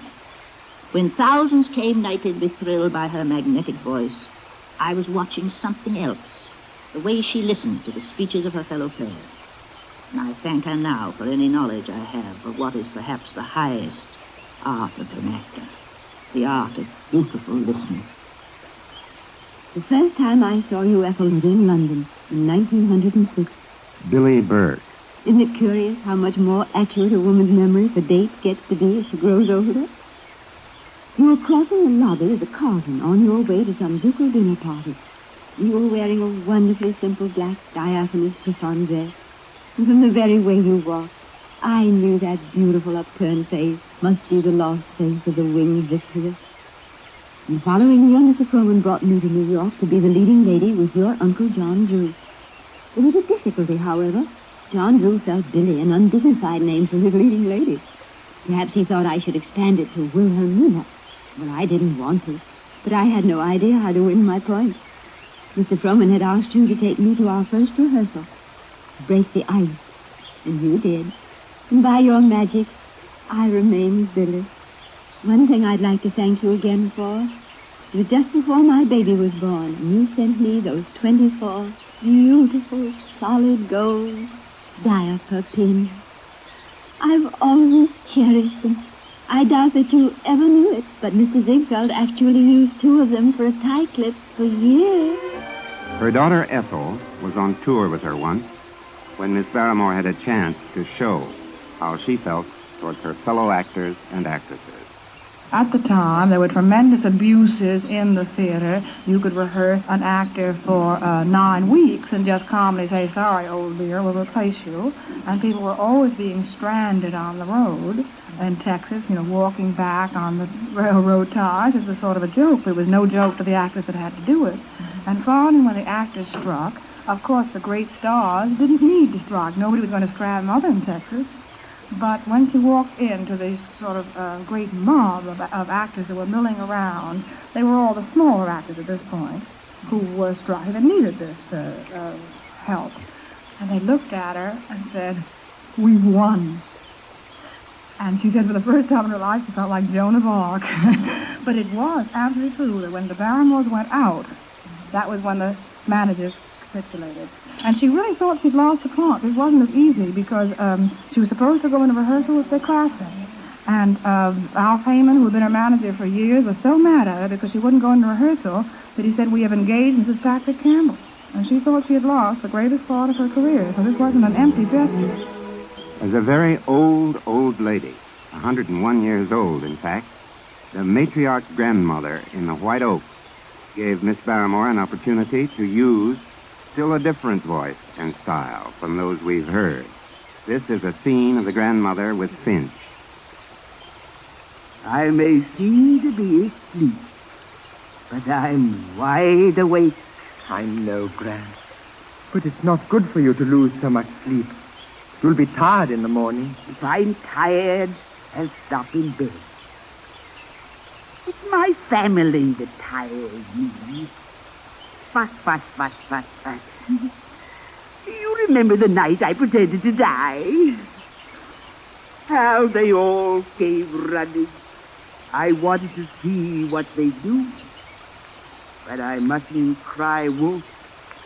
They mightn't come when I really want them. You know why they fuss, Finch?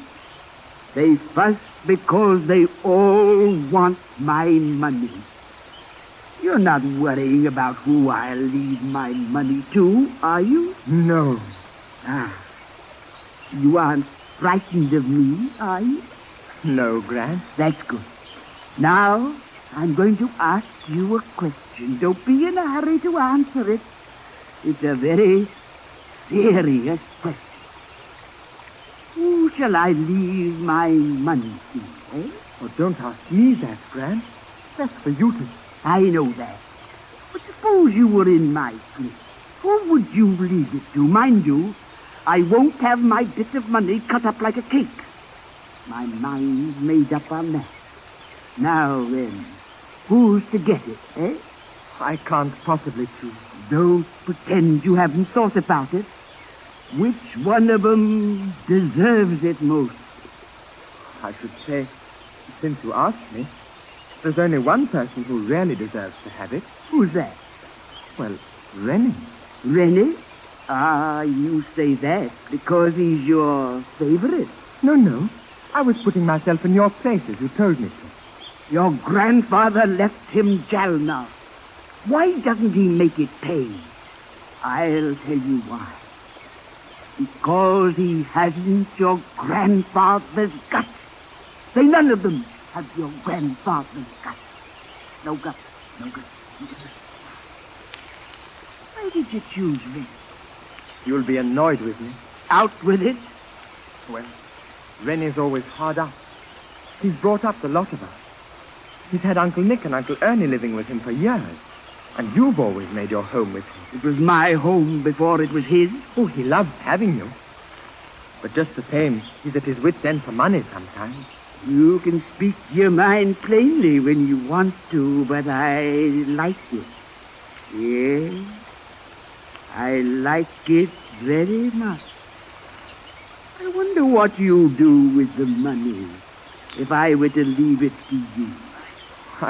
I shouldn't know what to do with it. Don't say that. Of course you'd know what to do with it. Wouldn't you? It's stupendous. I'd scarcely know where to begin. Good Lord, you'd know what to do with it, eh? Yes. I'd send the uncles on a pleasure trip to England. Pheasant and Piers want a new car. And Rennie... Oh, well, of course, Rennie. You'd want nothing for yourself? Oh, yes. I'd want everything for myself. Everything? What do you mean, everything? I'm not free. I can't do what I want to do. I must always do what I'm told. I want to learn. To learn to bring out all the music that I feel is in me. I can't get it out through my fingers, but it's in my head. I want to study abroad. I want to practice until I can satisfy something that never has been satisfied. Let me hear you play. Good Lord, they'll hear me. Suppose they do. If it wakes them up, it'll do them good. Oh, Gran, if you only knew how I long to play. But I never get a chance. They won't let me. They sit on me and laugh at me, Rennie and the rest of them, because I can't train a dog and ride a horse. But I can do something that they can't. I can do it well, too. I know I can. Only not here. If I could only get away from them, just for a little, it needn't be for long. If I could only find myself, I think I'd do... I know I'd do something that was great. Suppose you think that No. Where were you off to just now? Do you often prowl about at night?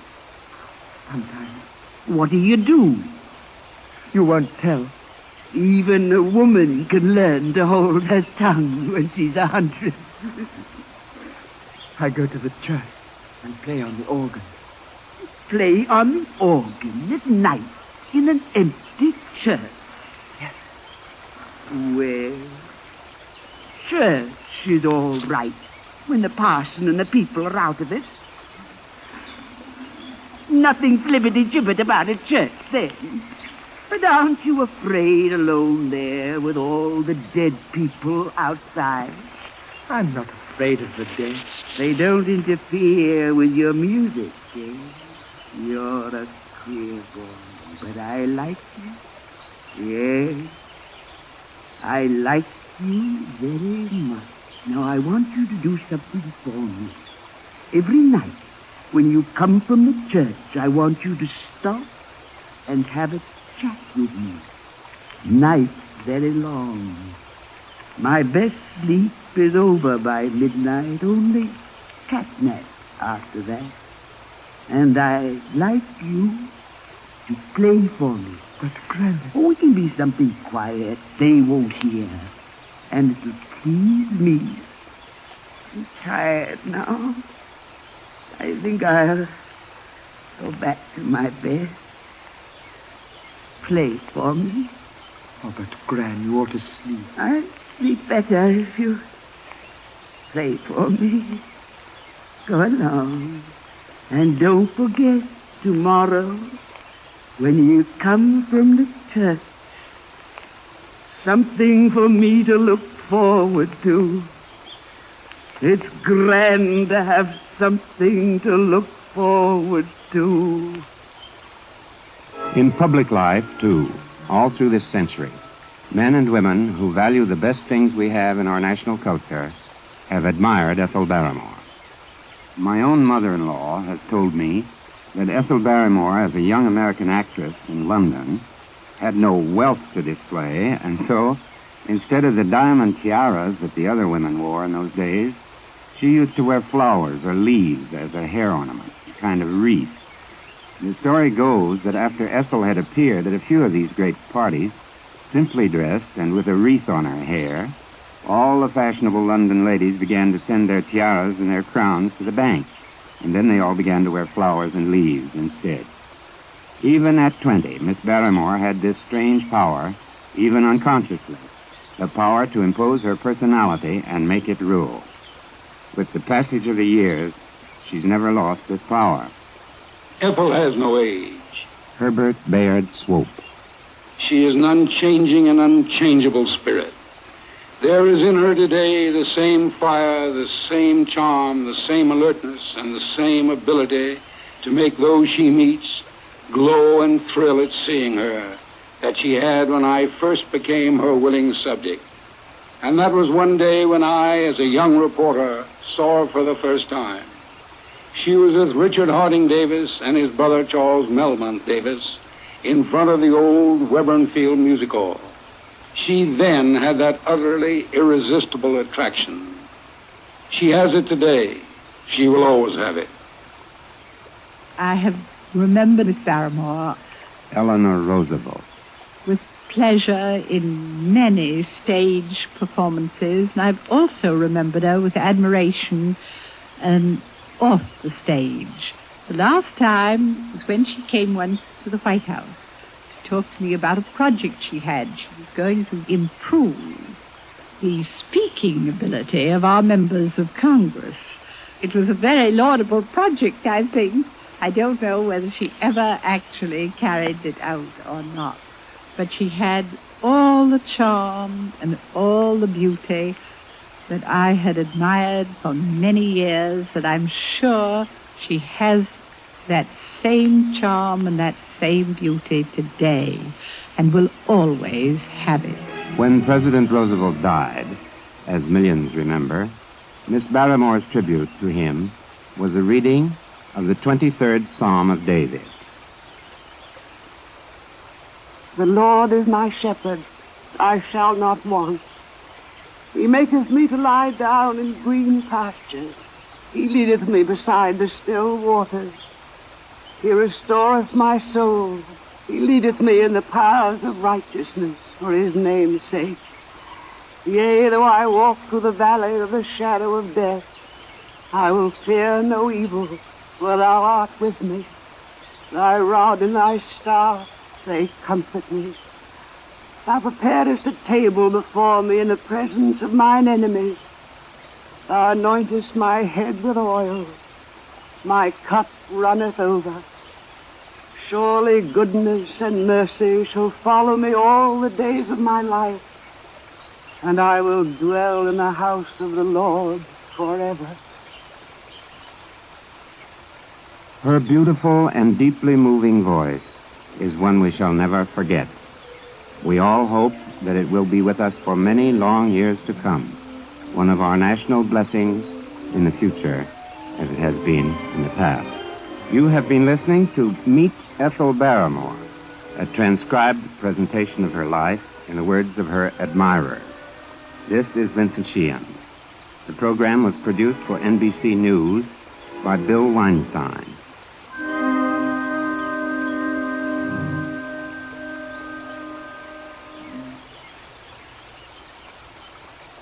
We're back, and I hope you're having a relaxing evening as we head into the third hour of the nighttime show very shortly.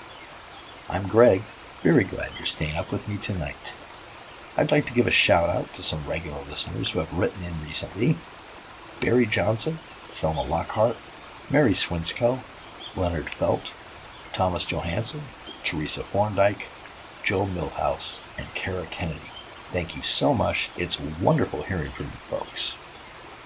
A local news item. The police chief has announced that 2 arrests have been made in connection with the vandalism of the statue of our town's founder in Central City Park last week. No names have been released, but he has stated that further details will be forthcoming in the next few days. And speaking of our town's founder, you won't want to miss Founders Days, that popular annual celebration of Jim Newell, our revered first mayor and founder of our little town, which takes place the last weekend of September from Friday through Sunday in Centennial Park on Hawthorne. There will be dozens of food and beverage vendors from our local eateries, games and prizes for the kids, the famous pie eating contest featuring a $100 prize, live country and folk music from several local and state musicians on the center stage, and much, much, much more. So be sure to mark your calendars for this exciting annual event. You won't want to miss it. All right, my next entertainment for you listeners this evening is from Best Plays, that fantastic drama anthology show that ran on NBC Radio from 1952 to 53. Despite being short-lived, it put out some wonderful adaptations of famous Broadway plays and was hosted by the famous New York Daily News drama critic John Chapman. This is their production of Autumn Crocus, based on the 1931 romantic comedy play of the same name by Dodie Smith, a.k.a. C.L. Anthony, about a spinster on vacation who falls in love with the married owner of the hotel she is staying. It aired on June 5th, 1953, and starred Walter Slazak and Carmen Matthews.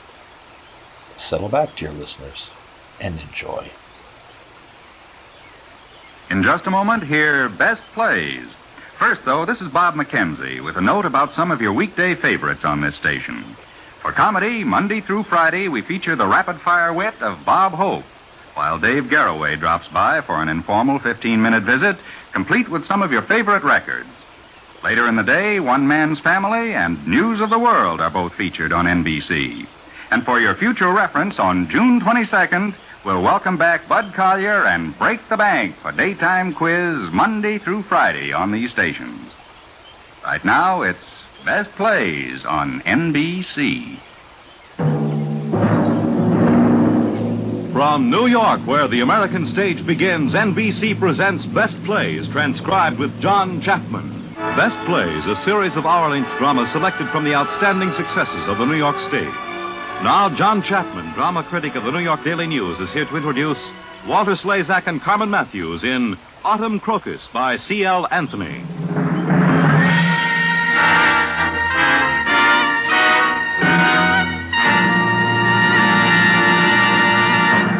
Mr. Chapman. Thank you, Fred Collins, and welcome, audience. Our play is about a spinster on the loose. If that isn't a contradiction in terms, I don't know why it should be, but in the theater, any woman, young or not, who is nice enough and attractive enough to be married but isn't, is called a spinster. And she usually is a schoolteacher. These ladies are a favorite subject for playwrights, and we have had many good comedies and dramas about them. Our best play for this performance, Autumn Crocus, is one of the good ones, and one of the gayest. It was the first professional writing by an English actress named Dodie Smith. And although Autumn Crocus was a hit both in London and New York, Miss Smith was so doubtful about its outcome, and its income for that matter, that she signed her comedy with an assumed name, C.L. Anthony. The pseudonym was a lucky one, so she kept it for many years. In her first play, Miss Smith allowed herself to wonder what might happen if she exposed a nice young English tripper, or tourist, to the charms of a Tyrolean innkeeper in loud suspenders. Our gentleman for this performance is Walter Slezak, whose career has included being a musical comedy hero, a Nazi villain in many movies, and, currently on Broadway, an amiable crook in the comedy My Three Angels. Our lady tourist is Carmen Matthews, one of our favorite comedians on this Best Plays series. Our scene, of course, is an inn somewhere in the Austrian Alps. There was something about the Rosa Hirsch that always reminded me of illustrations in an old German storybook. Nestled there in the heart of the Tyrolean Alps, the little inn was a beacon of charm and gaiety and good, comfortable living. Nothing exciting ever happened there. The real adventure took place in the hearts and minds of those tourists who came asking for a night's lodging and received instead the love and hospitality of the remarkable host at the Rosa Hirsch, Andreas Steiner. I remember one September when my fiancé and I were staying there when two new guests arrived. One was a tall English lady carrying a Baedeker, and the other was a young English lady wearing a very unbecoming brown felt hat. Oh, Edith, do let's stay here. It's really very charming. It does look clean, but so did that place last night. Oh, they even have a piano. Well, let's hope no one plays it. Oh, I think it's rather sweet. And it's only for one night. One night can seem like a year. Last night certainly did. Not a wink till daylight, lying there watching the walls. I meant to stay awake, but somehow I dropped off. Yes, Fanny, and it seems so utterly unfair that I got bitten and you didn't. Ladies, would you like to look at some rooms? What are you doing with that luggage? I'll bring it in for you. Well, thank you, but we're not at all certain that we're staying. Kindly take them back to the bus. The bus has gone. Oh, but we told the driver to wait for us. He's very sorry, but he's late already because he waits for you at 3 hotels and you do not stay. If you do not like it here, there's another bus in an hour that goes to Innsbruck. Oh, but we don't want to go back to Innsbruck. Then you stay here. You will like it. I insist on a room with a bath. We have 12 baths. Why? Why not? You must not think us rude, but we've not found many baths lately, and in such a small hotel. Oh, I see. But this is not only a hotel. Here you come to be cured. There are special salts in the water. We have Heilbäder.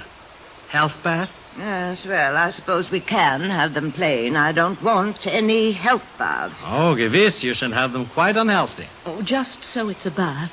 We've had rather a dreadful experience. Last night in Innsbruck, we stayed at a very old hotel. Oh, very interesting and historical. Lots of kings and people had slept there, but, well, not very clean, I'm afraid. Animals came out of the walls. Animals? Well, not exactly. Creatures. My friend is referring, quite unnecessarily, I think, to insects. Ones that in England would never be met with in any but the lowest quarters. I myself have never seen one before.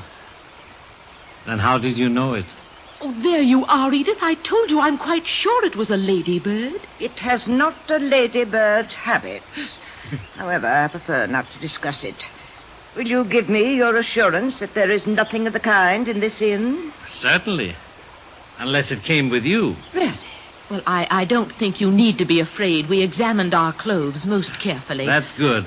If you bring one with you, it's nothing. It's all right. But if you bring two, perhaps it is not all right. Oh, please, do let us drop the subject. In England, such a thing is quite unmentionable. I'm sorry, but you mentioned it first. Oh, I'm sure we shall be very comfortable here. Oh, this is such a darling room.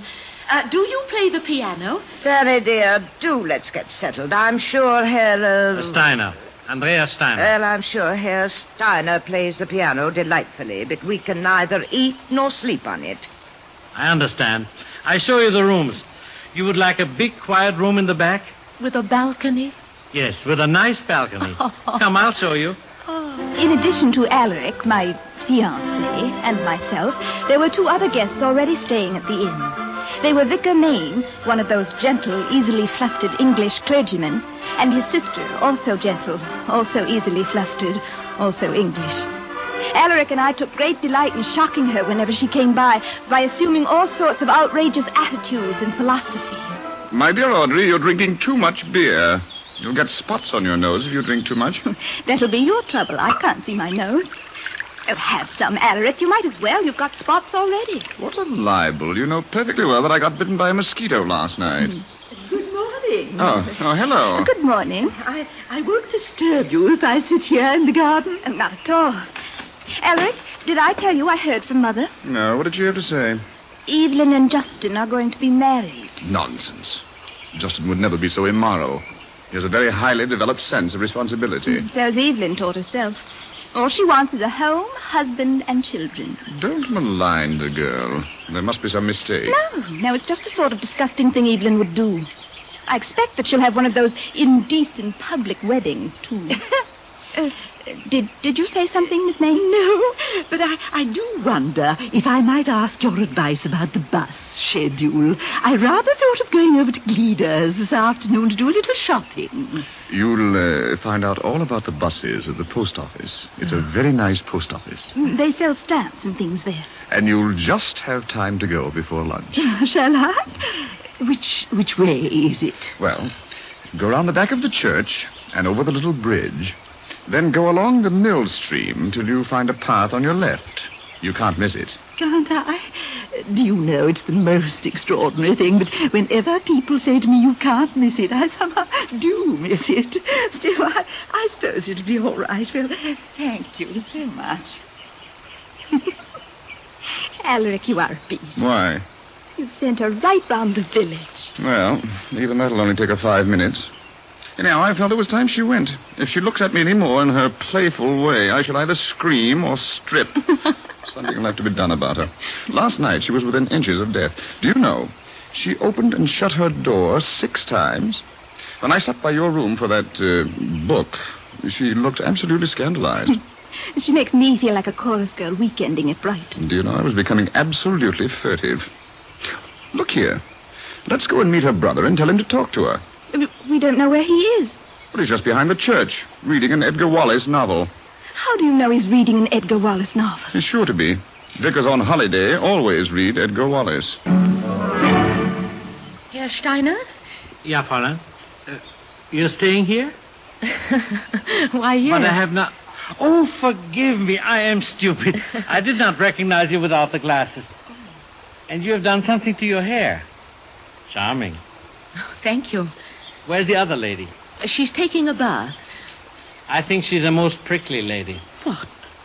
Oh, well, I'm afraid she was rather rude, but we'd had such a dreadful night in Innsbruck. And then, you see, she has all the managing to do. I'm so silly about it. Perhaps that makes her manner a little prickly. She takes care of you? Oh, yes. I should never dare to come abroad without her. Then if she's good to you, I will not call her any more prickly. She's really very nice. After all, we couldn't guess we were coming to such a charming hotel. You like it? I'll show you our village this afternoon. We have a very gay and lovely little church, and a skeleton in the glass case. Oh, I shouldn't like that. Oh, but he's most cheerful and bright, with fine clothes and rings on his fingers. Oh, what a horrible idea. You think so? To me, it's good. When I see him, I think, how lucky I am to be alive. When I come outdoors, the sun seems brighter, the meadows so green and the mountains more high. And yet, God lets you climb them. Poor skeleton. No mountains for him. But he has a fine glass case. Oh, but enough talk of skeletons. It'll spoil your lunch. I don't think it will. I'm awfully hungry. Oh, and lunch is so late. Lisa, wann wird eigentlich gegessen? In ein paar Minuten. Miss, this is... Du liebe Zeit, die Suppe kocht über. The soup boils over. Oh. I'm sorry lunch is so late. I don't know your name. Gray. Fanny Gray. Well, we'll fill it in on the register. Oh. We have just time before lunch. Oh, Edith always does those. I can never really understand them. Oh, I help you. Now, here. Here we put your name. Fanny Gray. Yes. Next. Where were you born? Norwich. Oh, I remember. There's a big cathedral. Oh, you've been there? Oh, yes. And to Salisbury and Canterbury. Oh. Very lovely, very peaceful. Time is rested there. But they are full of old prayers. There's no room for new. In towns, one does not want to pray. I did not ever pray in London. Were you there long? Nearly a year to learn English. No wonder you speak so well. You think so? Ah, that's good. But see, I talk all about me, and Fräulein Fanny cannot say a word. Now you'll tell me about yourself on the register. Now, where do you live? Eccles. It's near Manchester. Eccles. Is that a gay town? There's some good music. Well, that's something. Now I must put down your profession. Or perhaps you're just a lazy lady? Oh, no, I'm a schoolmistress. Now I know. Know what? The spectacles. You wear them to frighten the children, to make you more severe. Oh, of course not. And I don't have to be severe. I only teach the little ones. And what do you teach them? Singing, needlework, little of everything. I'm not very clever. I haven't any degrees. Degrees? Oh, you get them for passing examinations. You can't get really good jobs without them. Edith's an M.A. Oh. That is very great. Well, it's very important. She teaches real things, mathematics, science. She does not teach the little ones. Oh, no. I'm so glad. I can just see her. Which is twice 2? You do not know? Oh, what nonsense. She's not a bit like that. All right. Now, next on the register, we put if you are single or married. Oh. Single. Single. But you are engaged. No. What makes you think so? I think it is strange that you're not, that's all. And now we put your age. 29. That's naughty. The police will come for you. You're making fun. What do you mean? You are not so old. Not even with the spectacles on are you 29. Oh, yes, I am. Quite. Really? But you look so young. Or perhaps it is because you are so much with little children. Well, that finishes the register. Oh, no, there's one more space. What's that for? That is the date you leave, but we won't fill that in now. Oh. You will like it here. You'll stay a long, long while. Well, I'm afraid we can't. You see, we're going to Italy tomorrow. Tomorrow? Yes, we have to meet a friend in Venice, Miss Travers, our geography mistress. She's rather elderly. We wouldn't disappoint her. Then let your friend go and meet her, and you stay here. All alone? Oh, I couldn't really. I must go tomorrow. Perhaps you will change your mind. I think not. Maybe. We will see. Now remember, Alaric, be kind but firm with him. Remember, he's a vicar. Well, I'm not exactly sure how to go about telling a man that his sister is a peeping Tom. I'll help you. I say there. Have you been in the church? Not yet. Well, you really ought. There's a skeleton in a glass case with rings on its fingers. Well, we'll go see it. But first, there's a problem we've got to discuss. Very well. Your sister. What about my sister? We're afraid she has a curiosity complex. She opens doors. Whose doors? Oh, her own, of course. But even that can be tactless. When it's done frequently. 6 times. Look here. Are you implying that my sister was spying on you? Well, she seemed to find the corridor very interesting every time I passed last night. Well, I really don't know what to say. Well, don't say anything, at least not to us. Just trot off and explain to your sister. But she's lived a very sheltered life. I hardly She's like to... obviously got a very dangerous curiosity complex. She might do anything. Possibly assault Herr Steiner. What an outrageous suggestion. Not at all. Do you know anything about psychoanalysis? Certainly not. Well, you ought to. You're in charge of the souls of your parishioners. You ought to know something about them. Now, look here. Would you like us to lend you a few books on analysis? You'll find it a great help in the parish. Well, I hardly feel like tackling anything heavy.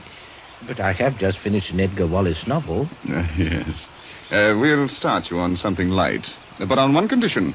That you take your sister in hand at once. Well, perhaps I will. But, no, I don't promise to say one word until it's cooler. But as long as you get it over by sundown. As it turned out, the vicar didn't have a chance to talk with his sister before sundown that evening because she hadn't returned from Gleedon. Dinner time passed, and she wasn't back. Then the last bus arrived, and she wasn't on it. Finally, as it was growing late, the two English ladies retired to their room, and still Miss Mayne hadn't come back. It's really very strange and most unlike her. Are you sure she went to Gleeders? Oh, quite. I saw her on the bus myself. Well, perhaps she's at the cinema. There is no cinema at Gleeders. I suspect the shops. Florence is an inveterate shop gazer. My dear sir, there are only 4 shops in Gleeders, and 3 of them are butchers. Good evening. Florence! Miss Mayne! What on earth's happened? Have you had an accident? I've been lost. Oh, come sit down, Miss Mayne. Lise, come here. Ja, was denn? Bring Kaffee für Miss Mayne. Sofort schwarzen Kaffee. What's happened to you, Florence? Have you been criminally assaulted? Edward, will you kindly stop asking me questions? I tell you, I've been lost. But your dress is torn. Your sleeves. Oh, those I cut them off. Cut them off? I was hot. Surely there's My another... dear Edward, I can assure you the sleeves quite unbearable when you're climbing up a mountain on all fours. What were you doing on a mountain on all fours? I was taking a shortcut home.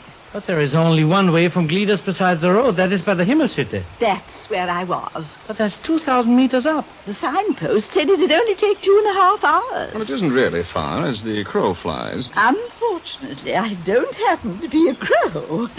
I crawled most of the way. I know, it's very steep. I should call it vertical. You know, I had to go on my hands and knees. Why didn't you turn back? Because I kept thinking that I was there. When I got there, I wasn't. I was just where I was.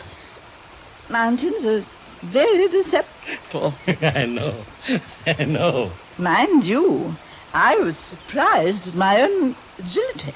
I really think I could have managed quite well if I hadn't had my clothes on. Do you know what I did with my things? I strapped them together with my belt and I dragged them. Where are they now? I left them at the inn. So you got to the top. Bravo. It was. Very bravo. That's where I cut my sleeves off while I was drinking my beer. But you don't drink beer. Oh, yes, I do. After climbing a mountain, I'd drink anything. Hier ist der Kaffee für die Dame. Danke, ich nehme das ab. Ja, hier. Perhaps you will drink some coffee now. Thank you. I cannot understand why you took so long to get back.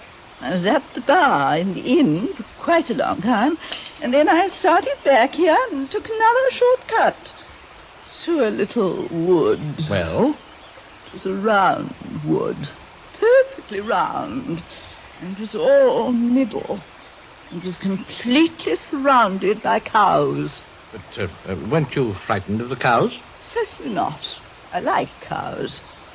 They had bells. I thought I could find my way out of the wood by going in their direction. Splendid. You're quite a Boy Scout. That's what I thought, but it wasn't feasible. Most unfeasible.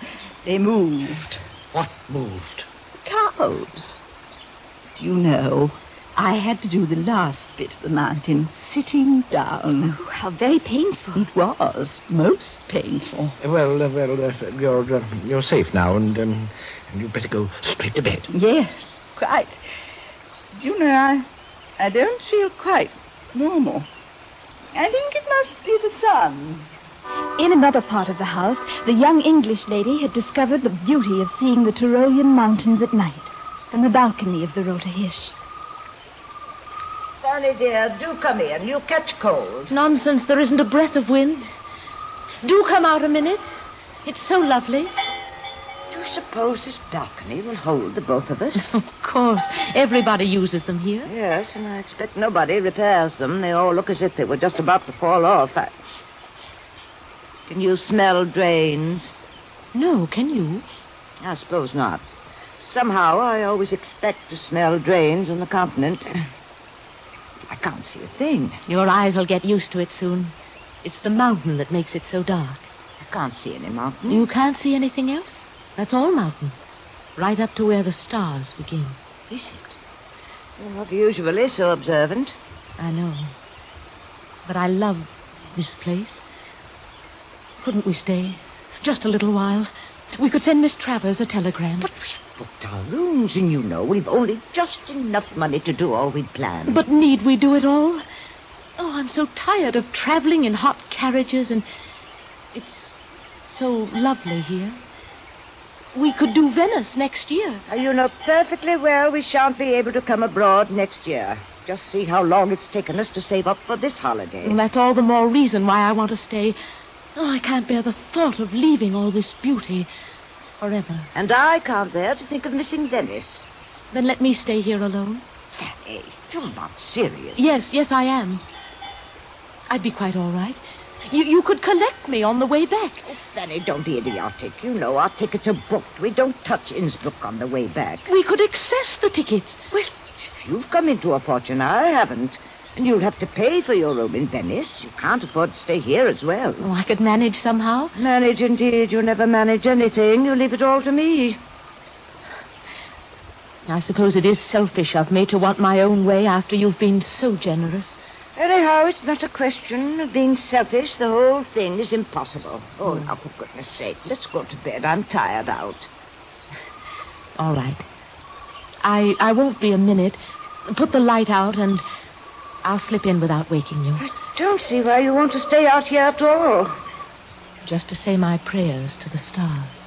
The baby you are. Well, don't be long. Well, Aunt Fanny. Oh, you startled me. Where are you? Here on the next balcony. I didn't know that was your room. It is not. Here's only a landing. I must go in. You're tired? No. No. Then stay a while. It's yet so early. Not 10 o'clock. Why did you come? Perhaps I, too, wish to say goodnight to the stars.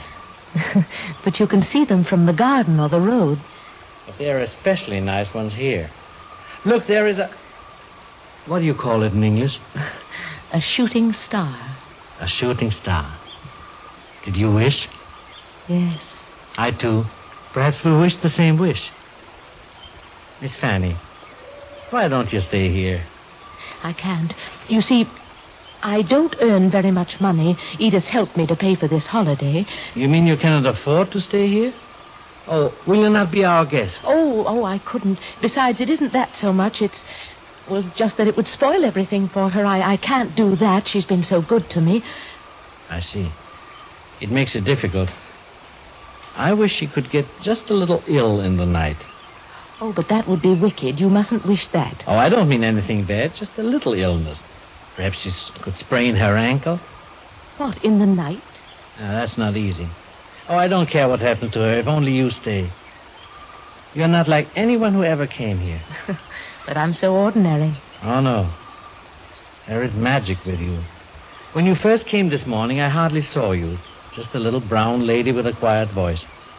But when you took the glasses off, you were quite different. Like someone in a fairy tale. I'm too old to be in a fairy tale. You will never be old. You're imprisoned in the spring. It's all around you. Can you not smell the lilacs? Perhaps it's my scent. I got some in Paris. No, it's not that. It's the ghost of lilacs that I smell. In the spring, there's a big white bush under this window. You have bewitched it, and it blooms again. I can almost see it. How wonderful it must be here in spring. Oh, it is most marvelous. Fields and fields of flowers, and the air is like wine. Even now, when you're high above the world, there comes a lightness in your heart. Would you not like to climb the mountains? Oh, I would. But I don't suppose I ever could. With me, you would be quite safe. We would put some nails in your silly shoes. Now, there's a meadow high on the Himmelsberg. There we could climb. It's lovely there, and the only sound is distant tinkling of cowbells in the valley. Oh, how lovely. Will you not come with me? Just for one day? Oh, if only I could. I've always longed to be in the mountains. There's a picture in our room at Echoes, only a cheap print, but it shows a little village right under the hills. Often in the evenings, when I'm tired of correcting exercises, I try to get right into it, to climb from the village to the mountain top. Then I shut my eyes, and sometimes I can imagine it all. The sunlight, the wind, and then stillness, silence, and a sort of peace. Not the peace you get in churches or anywhere in the valleys. It's somehow different. I know. It's not the peace of the earth. It steals a little from the skies. Yes, that's it. But how silly of me. I'm only imagining it. I've never really been on a mountain. Oh, but you must. It's wrong not to take the little gifts life offers. Think how long you will be shut in the dull town, while here there's a little freedom. I think that is a rare thing for you. I think you will stay. Dennis! I'm just coming. I must go now. But you will stay tomorrow. Oh, I don't know. I must. I'll talk to Edith again in the morning.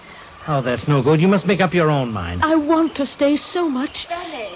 Anon, goodness. What did you say? Oh, nothing you wouldn't understand. I'm very silly. Just something from a play. Oh, I don't know what's happened to me tonight. I feel lightheaded. I think it's the air. Ah, Miss Fanny, you shall laugh on the mountains. Listen, I have an idea. Why don't you get up early and climb a little way? Then you will see how lovely it is, how right it is for you to stay. Oh, yes. That would be wonderful. You could climb to the first shrine of the Himmelsberg.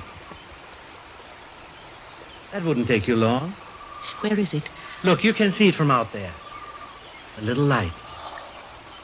Always it burns. Oh, but that must be miles away. No, you wouldn't see the light. It's not much more than half an hour away. There's a little path that leads from the meadow. You will take it?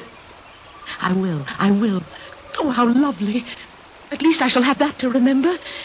What time is it light? At 6. But you shouldn't start until the sun is up. It's too cold. Now start at 7. Even then it's chilly. I will leave you a big warm shawl at your door. Fanny!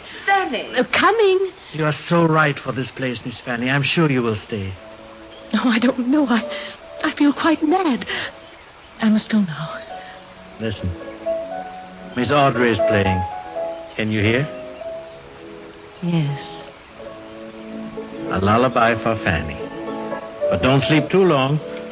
I'm afraid you will not wake up in time. I always wake when it's light, even if I go to sleep again. Fanny! What would she say if she knew I was talking to you? Oh, but it's most respectable. See? I cannot even touch your hand. Can I? Reach. Just the tips of our fingers. I really must go now. Look. The little shrine is waiting for you in the morning.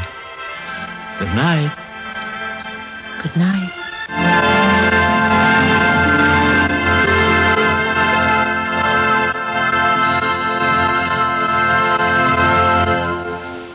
In a moment, Act Two of Autumn Crocus, starring Walter Slazak and Carmen Matthews. This is NBC, the national broadcasting company.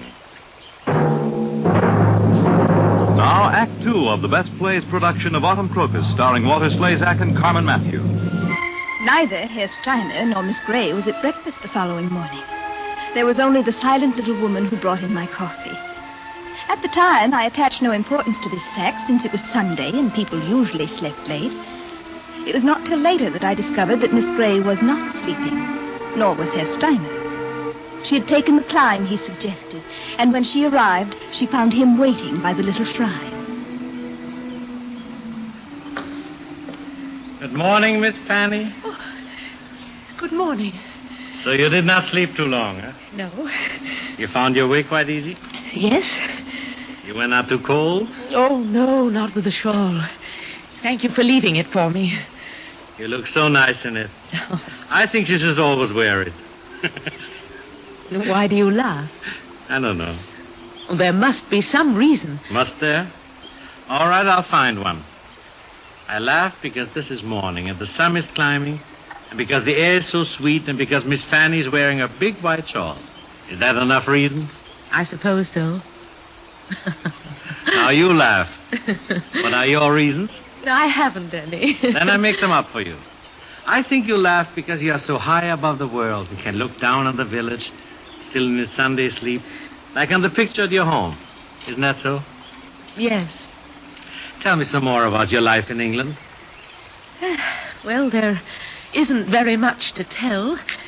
Edith and I live together. I see. And when you go to school, the children, they are nice? Oh, yes, some of them are sweet. Though some of the big girls are rude and difficult to manage. It's nicest with the babies. We have little singing games. They're fun. And do the little ones teach you, or you teach them? Now you're making fun of me. The other mistresses, are they nice? Oh, very nice, but rather old. All but the games mistress, but she hasn't much time for me. She's very modern. Are you not modern? Oh, no. Old-fashioned? Well, I don't think I'm anything, really. I think you're many things, and all of them nice. But go on.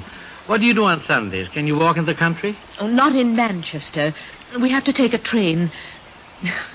I'm afraid we don't do anything much but read. But sometimes somebody comes to tea. You have many friends? Only the other mistresses. No men friends, huh? No. Oh, there's the vicar, but he's going to retire this year. He's nearly 70. Your mother and father, are they... My mother died when I was little and my father when I was 22. That's why I have to earn my own living. They only left me £40 a year. I see. And you are happy in your life? I suppose so. The time just passes. But then there are the summer holidays. Oh, they're wonderful.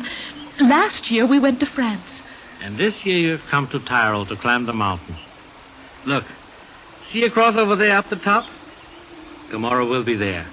Oh, but could I really climb there? Oh, yes, with me it's not very difficult. What is that book you're carrying? Oh, Shakespeare. I've seen one of his plays in England, but I cannot remember it very well. It was Juliet and Romeo. There was a balcony. Oh. Now I remember. That's why you laughed last night. What do you mean? When the nurse called. You said it was some play. I was just being silly. But Romeo was not on the balcony, was he? Oh, no, of course not. And you're not Juliet. She talked and talked. I didn't understand one word. And me for Romeo? I'm too clumsy. You're not clumsy. Oh, yes, I am. My wife is always telling me I'm too clumsy. Your wife? Why, yes. What's the matter? Nothing. I turned giddy. The air, we're so high. But we are not high enough to... Fanny, you did not know that I was married? No. But everyone knows. I introduced her to you yesterday. Oh, no, the soup boiled over. But you have seen her often. She served the dinner with me last night. You thought she was a servant. I didn't think anything. I cannot understand. Everybody knows her. She's Frau Steiner here, Frau Steiner there. All the time people talk to her. We've only been here a little while, and I understand so little German. It doesn't matter anyhow. Oh, but it does matter. Oh, I have been mad. You thought... No, please, I didn't think anything. I was surprised, that's all. And the air, getting up so early, I think I'll go back to the inn. All right. And you will stay with us? No, I mean...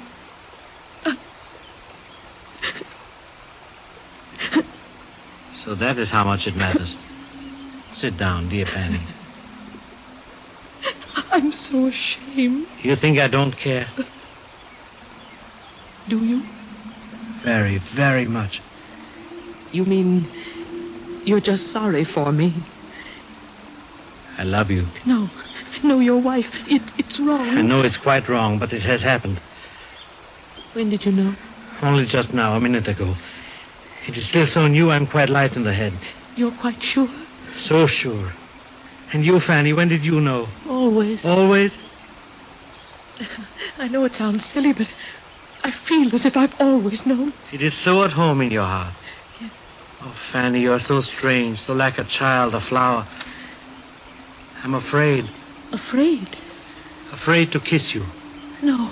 Fanny. Oh, please don't touch me. Oh, don't you understand it? It's wrong. It's wicked. Your wife. Oh, why did you tell me? Why didn't you let me go? I could not. When I saw you cared for me. But what is there in it for us? Oh, I don't understand. You're good, you're kind, and yet you let this happen. Why did you come last night? To the balcony? I wanted to see you. But you didn't even love me then. Perhaps I did. Listen, Fanny. I will try to tell you all the truth. When you came yesterday, I thought you were most sweet. I wanted to be with you, talk to you. I did not think how much. Always I'm happy with my guests, and with you more happy. And then last night, suddenly it was much more than just liking you. I felt I could not let you go away. But what did you think could happen? I did not think. One does not always think. One just lives. Fanny, I'm not bad. I did not plan it. I did not say when we are in the mountains I will make love to her. You thought we could be friends? I did not think. Each minute was a magic in itself. But last night, when you left me... I just slept. I see. No, Fanny. You do not. Oh. You English are different. Always you are so free. Last year there was a widow. We were a little friends. A walk or two. She wished me to make love to her.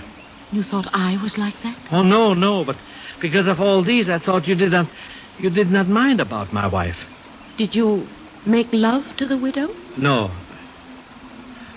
Only very little. You were not like them, but because of them, I did not understand. I did not enough take care of you. You forgive me? Yes. Now I must go. Where? Away. What else is there? I love you and I shall always love you. But what can I do but... Stay here with me. Now? More than ever now. You mean we can be friends? No. Then... We love each other. But your wife... She need never know. Fanny, you're so untouched. It's hard to talk to you. But I must. Today you have told me something of your life. I say it is not a life. No joy, no color. What I ask of you perhaps is wrong. But it is life. And I do not think it is wrong. Not for us. It would be too beautiful. Think of yourself. You tell me you're 29. It isn't true. I'm older. I'm 35. Fanny. But that's scarcely possible. Oh, Fanny, what does it matter? What does anything matter if we love each other? But we shouldn't. I oughtn't to let you...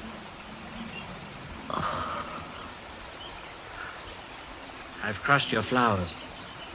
It doesn't matter. What are they called? Herbstzeitlose. The timeless flower. And in English? I think they're autumn crocus. They're like the ones we have in spring. They're like you, Fanny. The flower of spring that blooms in autumn. Let us be happy in this dear September spring. We haven't the right to be happy. Oh, Fanny, how can you love and not be happy? Would your wife divorce you if she found out? There is no divorce in our church. It's all so strange to me. Is this your wife's shawl? No, that was my mother's. It is for you, Fanny. You shall take it with you, and when you wear it, you shall think of the time when you will be back with me. Come back? But of course. Listen, I have a plan. Every autumn you shall bring the spring back to me. Oh, I couldn't afford... But I'm quite rich. Oh, Fanny. You must not be proud, not if you love me. I'm sorry. I'm just silly. You see, I've never loved anyone before, and now...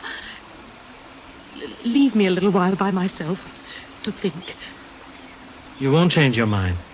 You will stay. Yes, I'll stay. Then I will leave you now, if you wish. Dear, dear Fanny. What is your name? Your Christian name? Andreas. Andreas. Is that right? It sounds most sweet. It is so hard to leave you, Fanny. I shall come back soon. Till then, auf Wiedersehen. Auf Wiedersehen. It was one of those quiet, lazy Sunday mornings in Germany that I guess they have all over the world.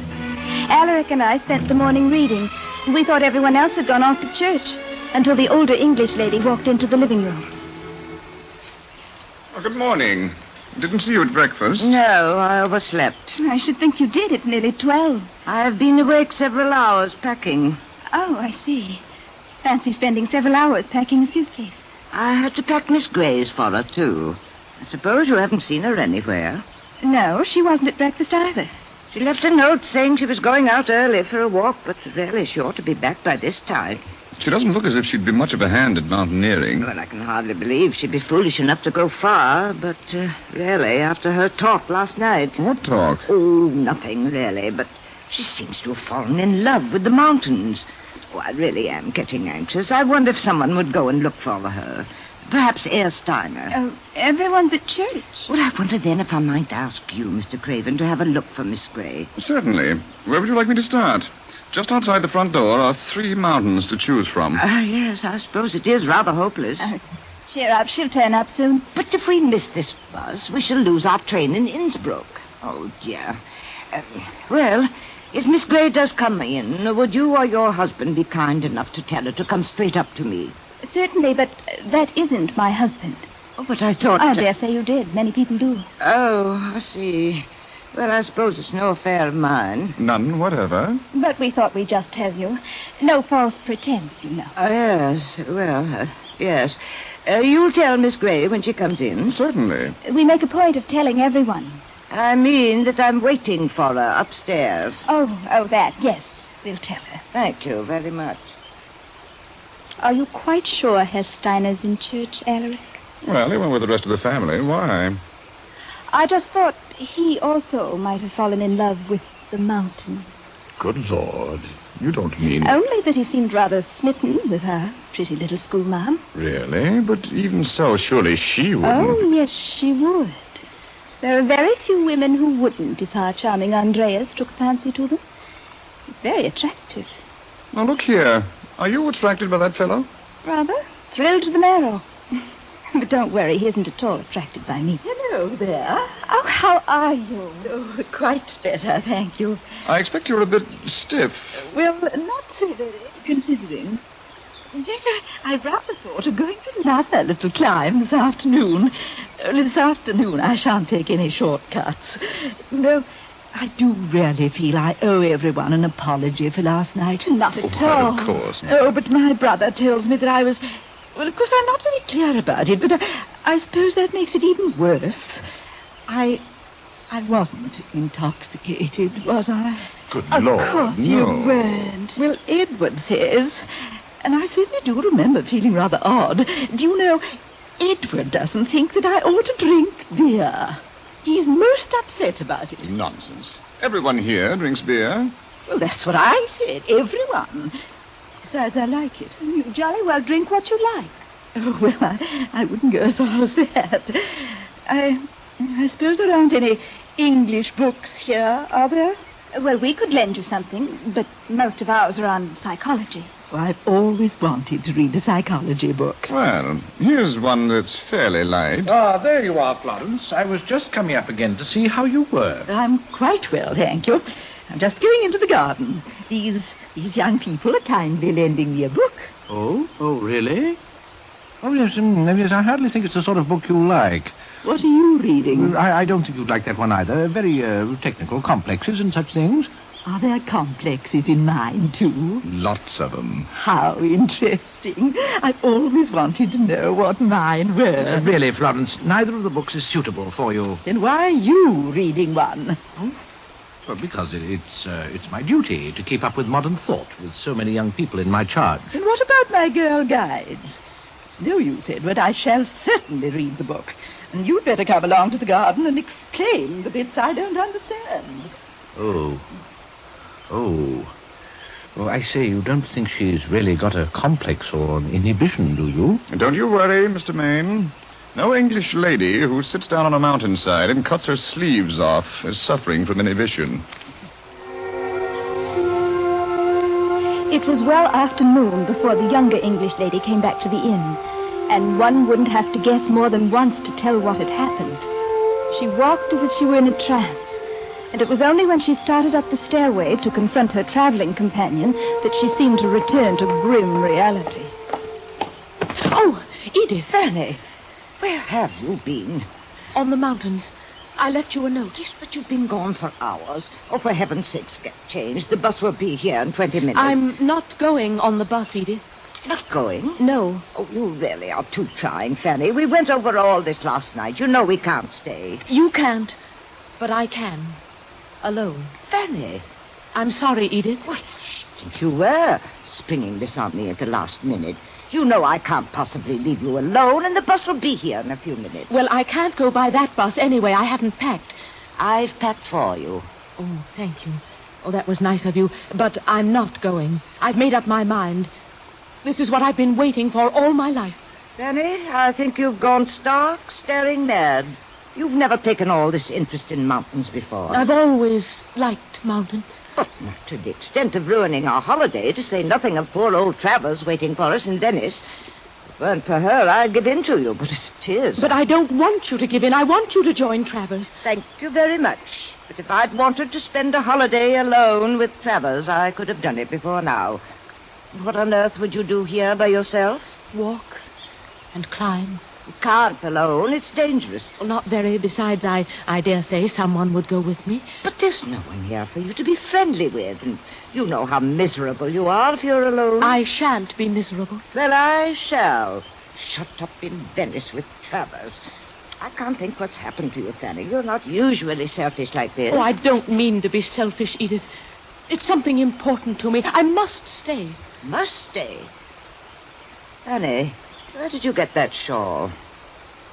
Herr Steiner lent it to me because it was cold in the early morning on the mountains. Herr Steiner, the innkeeper? Was he on the mountains, too? Yes, for a little while. Did you go out with him? No. I just met him. By accident? Yes. At least, not exactly. He knew I was going. How did he know? He suggested it last night. Why didn't you tell me? I left you a note. I couldn't tell you. You were nearly asleep. Asleep? Fanny, were you talking to that man on the balcony last night? I thought I heard voices, but I was too sleepy to be sure. Were you, Fanny? Only for a few minutes. He came out on the next balcony. And you arranged to meet him on the mountain? No, I didn't. He suggested that I should go out on... And then came to meet you with his wife's shawl. It isn't his wife's. Fanny, is this the reason that you want to stay? Because of this man? Did he persuade you to stay? No, I tell you, he's got nothing to do with it. Now, don't keep questioning me, Edith. Leave me alone. Fanny, has he been making love to you? No. It's just no use you're going on. I won't answer your questions. You are answering my questions. Do you think I can't read the whole thing in your face? Don't look at me. It's nothing to do with you. Leave me alone. You're hateful, cruel. Fanny, I don't mean to be cruel. It's just that I'm so appalled. Oh, let me try to help you. Tell me about it. I'll do my best to understand. You've fallen in love with him. That's it, isn't it? Yes. And does he know? Yes. And does he pretend to be in love with you? It isn't pretense. Oh, well, perhaps he thinks he is. You're very pretty sometimes. What does he want you to do? Just to stay here with him. Don't you know what that means? Well, you can't be just friends with a man of his type. I don't want to be just friends. Fanny, I don't know what to say to you. It would change everything, Fanny. You'd be different. You'd even look different. I'd only look happy. How about Frau Steiner? Have you thought of her? Edith, please. You're making it ugly. Sordid. It is sordid. Not what's in your mind, but what it entails. Deception, stealing another woman's husband, becoming an adulteress.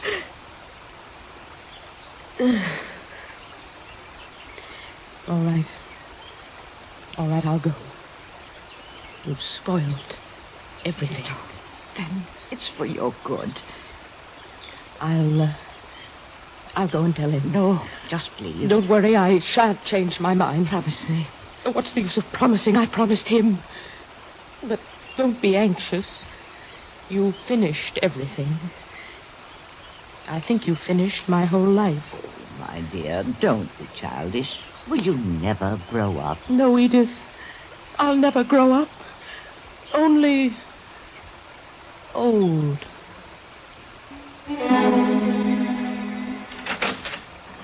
So, you found your way back all right alone, huh? Yes. Fanny, what is it? What has happened? I'm going. There are only a few minutes left. Now tell me quickly what is wrong. Edith's found out. She's made it all ugly and sordid. But she cannot make it that. This morning on the mountain, it was not ugly. No, that was beautiful. But don't you see? We couldn't always be on the mountains. This morning, nothing seemed to matter except that I loved you. But here, it's all different. Fanny, I cannot understand. If I thought it was for your good to go, I would not try to keep you. But how can it be right for you to go back to that life? Never to live or share the joy of love. You are still so young in heart. But one day you will grow old. Will you grow old with no memories? I shall have memories.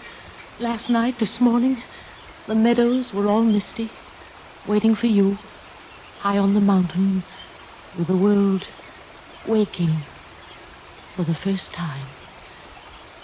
I think I shall remember it when I'm dying. Fanny, my dear, my heart, stay with me. It cannot be right to kill anything so lovely. I love you so much. Even more than I knew this morning. Oh, sweet, don't cry. See, I will help you, take care of you. Listen, all morning I've been planning. We will make a little school for you in Innsbruck. You shall teach English there. I have so many friends who will be glad to send their children. They wouldn't if they knew. But if I promise I will not make love to you, it shall be a friendship between us, a loving friendship. I will not even kiss you. But I should want you to. Oh, I cannot let you go like this. If you will not believe me about yourself, think for 1 minute of me. I love you. It is not like anything I've known before. Always there has been something beyond my life that I wanted. A dream. I did not know how to dream. Fanny, it is my love for you. I did not know it till now. Oh, Andreas, I must go. I will come to England. I will come to see you. No, no. But you do not understand. Not to persuade you. Just as a friend. Just to see you. I will wait 2-3 years if you wish. No, I beg you not to. For my sake. For your sake. I should have changed. Changed?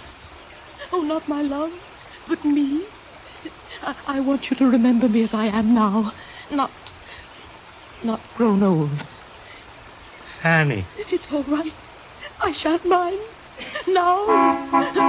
It's come. The bus. No, let the bus go without you. Oh, there's so much I want to say, and I can't think of it. Listen, it's all right. For you too. It would have ended. Now, it's there for always. For both of us. Danny? Please, help me to go. No, don't come with me. I've taken the shawl. Is that all right? Of course. Leb wohl. Mein Herz. Mein Leben. Goodbye, Andreas. Auf Wiedersehen. No, Andreas. Goodbye. Goodbye.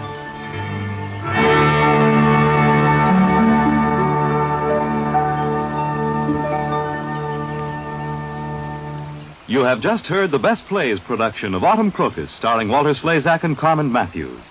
And here once more is your host, drama critic John Chapman. I hope you've had a pleasant time, as I have. There's nothing for easy, relaxed pleasure like a good romantic comedy such as this one. It's much the best, of course, to have such skilled comedians as Mr. Slezak and Miss Matthews and the other ladies and gentlemen of our company to do the acting. For this kind of comedy isn't as easy to do as it seems. Our next best play will be a different kind of comedy. Rose Franken's sharply pointed, shrewdly observed play about American family life, Another Language. And another of our favorite comedians, Faye Emerson, will be in the leading role. Beginning with Another Language, our program time for many network stations will change to Sunday evenings from 8:30 to 9:30 p.m. Other stations may vary their schedules, and I suggest that you consult your local program listings. This is Chapman saying goodbye until our next performance. Autumn Crocus was transcribed and adapted for radio by Earl Hamner. Heard in the cast were Elaine Rost as Audrey, Robert Carroll as Alaric, Marjorie Maud as Miss Maine, Guy Spall as Vicar Maine, Irene Hubbard as Edith, and Lily Valente as Lisa. Best Plays is an NBC production supervised by William Welch and directed by Edward King. Your announcer is Fred Collins.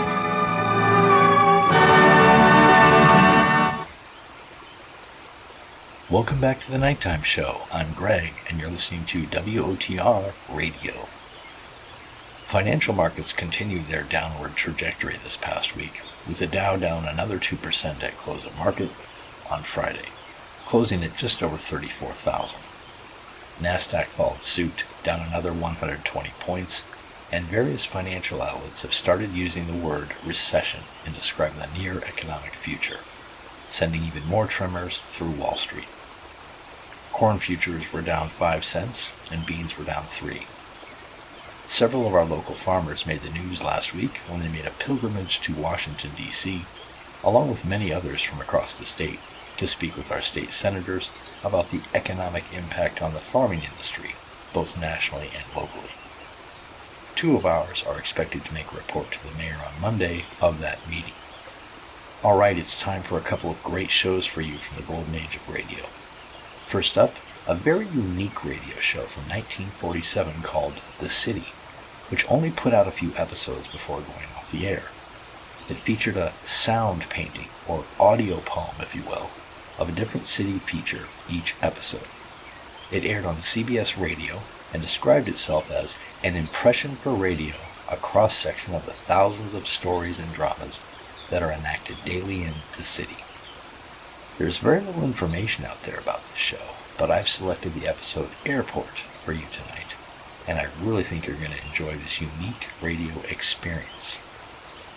Next, from the CBS drama show Studio One, their adaptation of a story by a relative of F. Scott Fitzgerald, Uncle Harry, starring the great Michael Redgrave, Judith Eveland, Gertrude Warner, and Brenda Forbes. Redgrave reprises his role here from his original performance as Uncle Harry in the London theater scene. This is a very intriguing story, basically a Victorian murder melodrama, with a lot of interesting plot twists and background. And then a fantastic adaptation of the 1943 film A Stranger in Town from MGM Theater of the Air.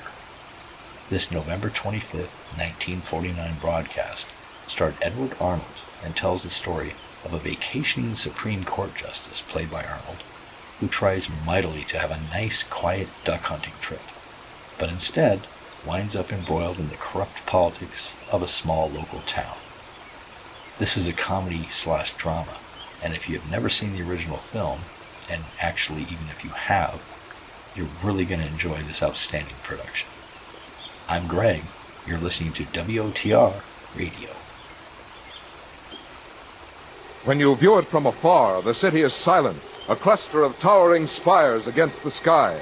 But as you move down, across rooftops, over rivers, past factories and rail yards into the center, the city comes alive, jostling, turbulent, bellowing in 1,000 voices. Taxi! Taxi! Mark it down, $10. My friends of this great city! Buy the lady flowers! Buy the lady flowers! Signals, crosswalks, the Sherry Carlton Towers, the glass and concrete canyons, rooms with bath or showers. Hurry, hurry, do I hear 550? The Philharmonic Concert. The Blue Plate. -2. The traffic cops, the billboards, the milkman out at dawn. The lights along the freeway coming on and on and on.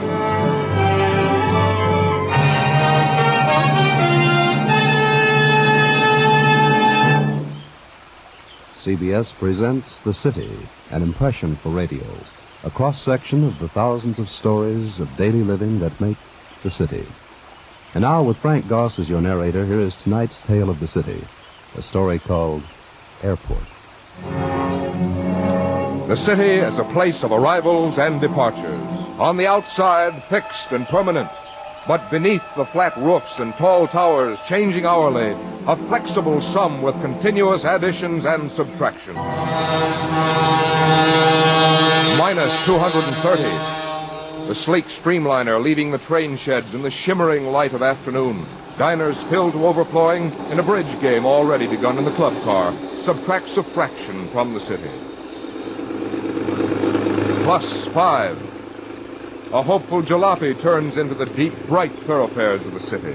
The dust of the Middle West still thick on the mudguard.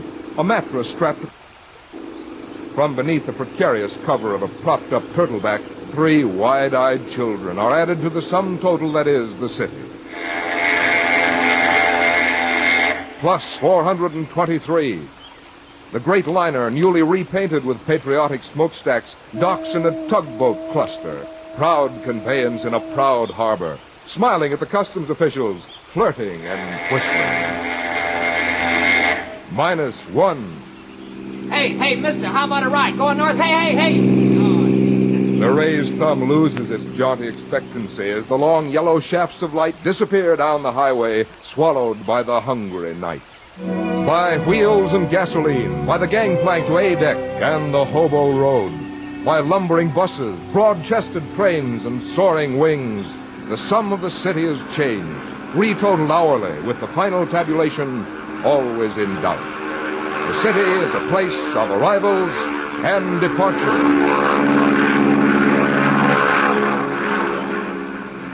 The Constellation from Buenos Aires, Lima, Panama City, Mexico City, and El Paso, arriving at Gate 3.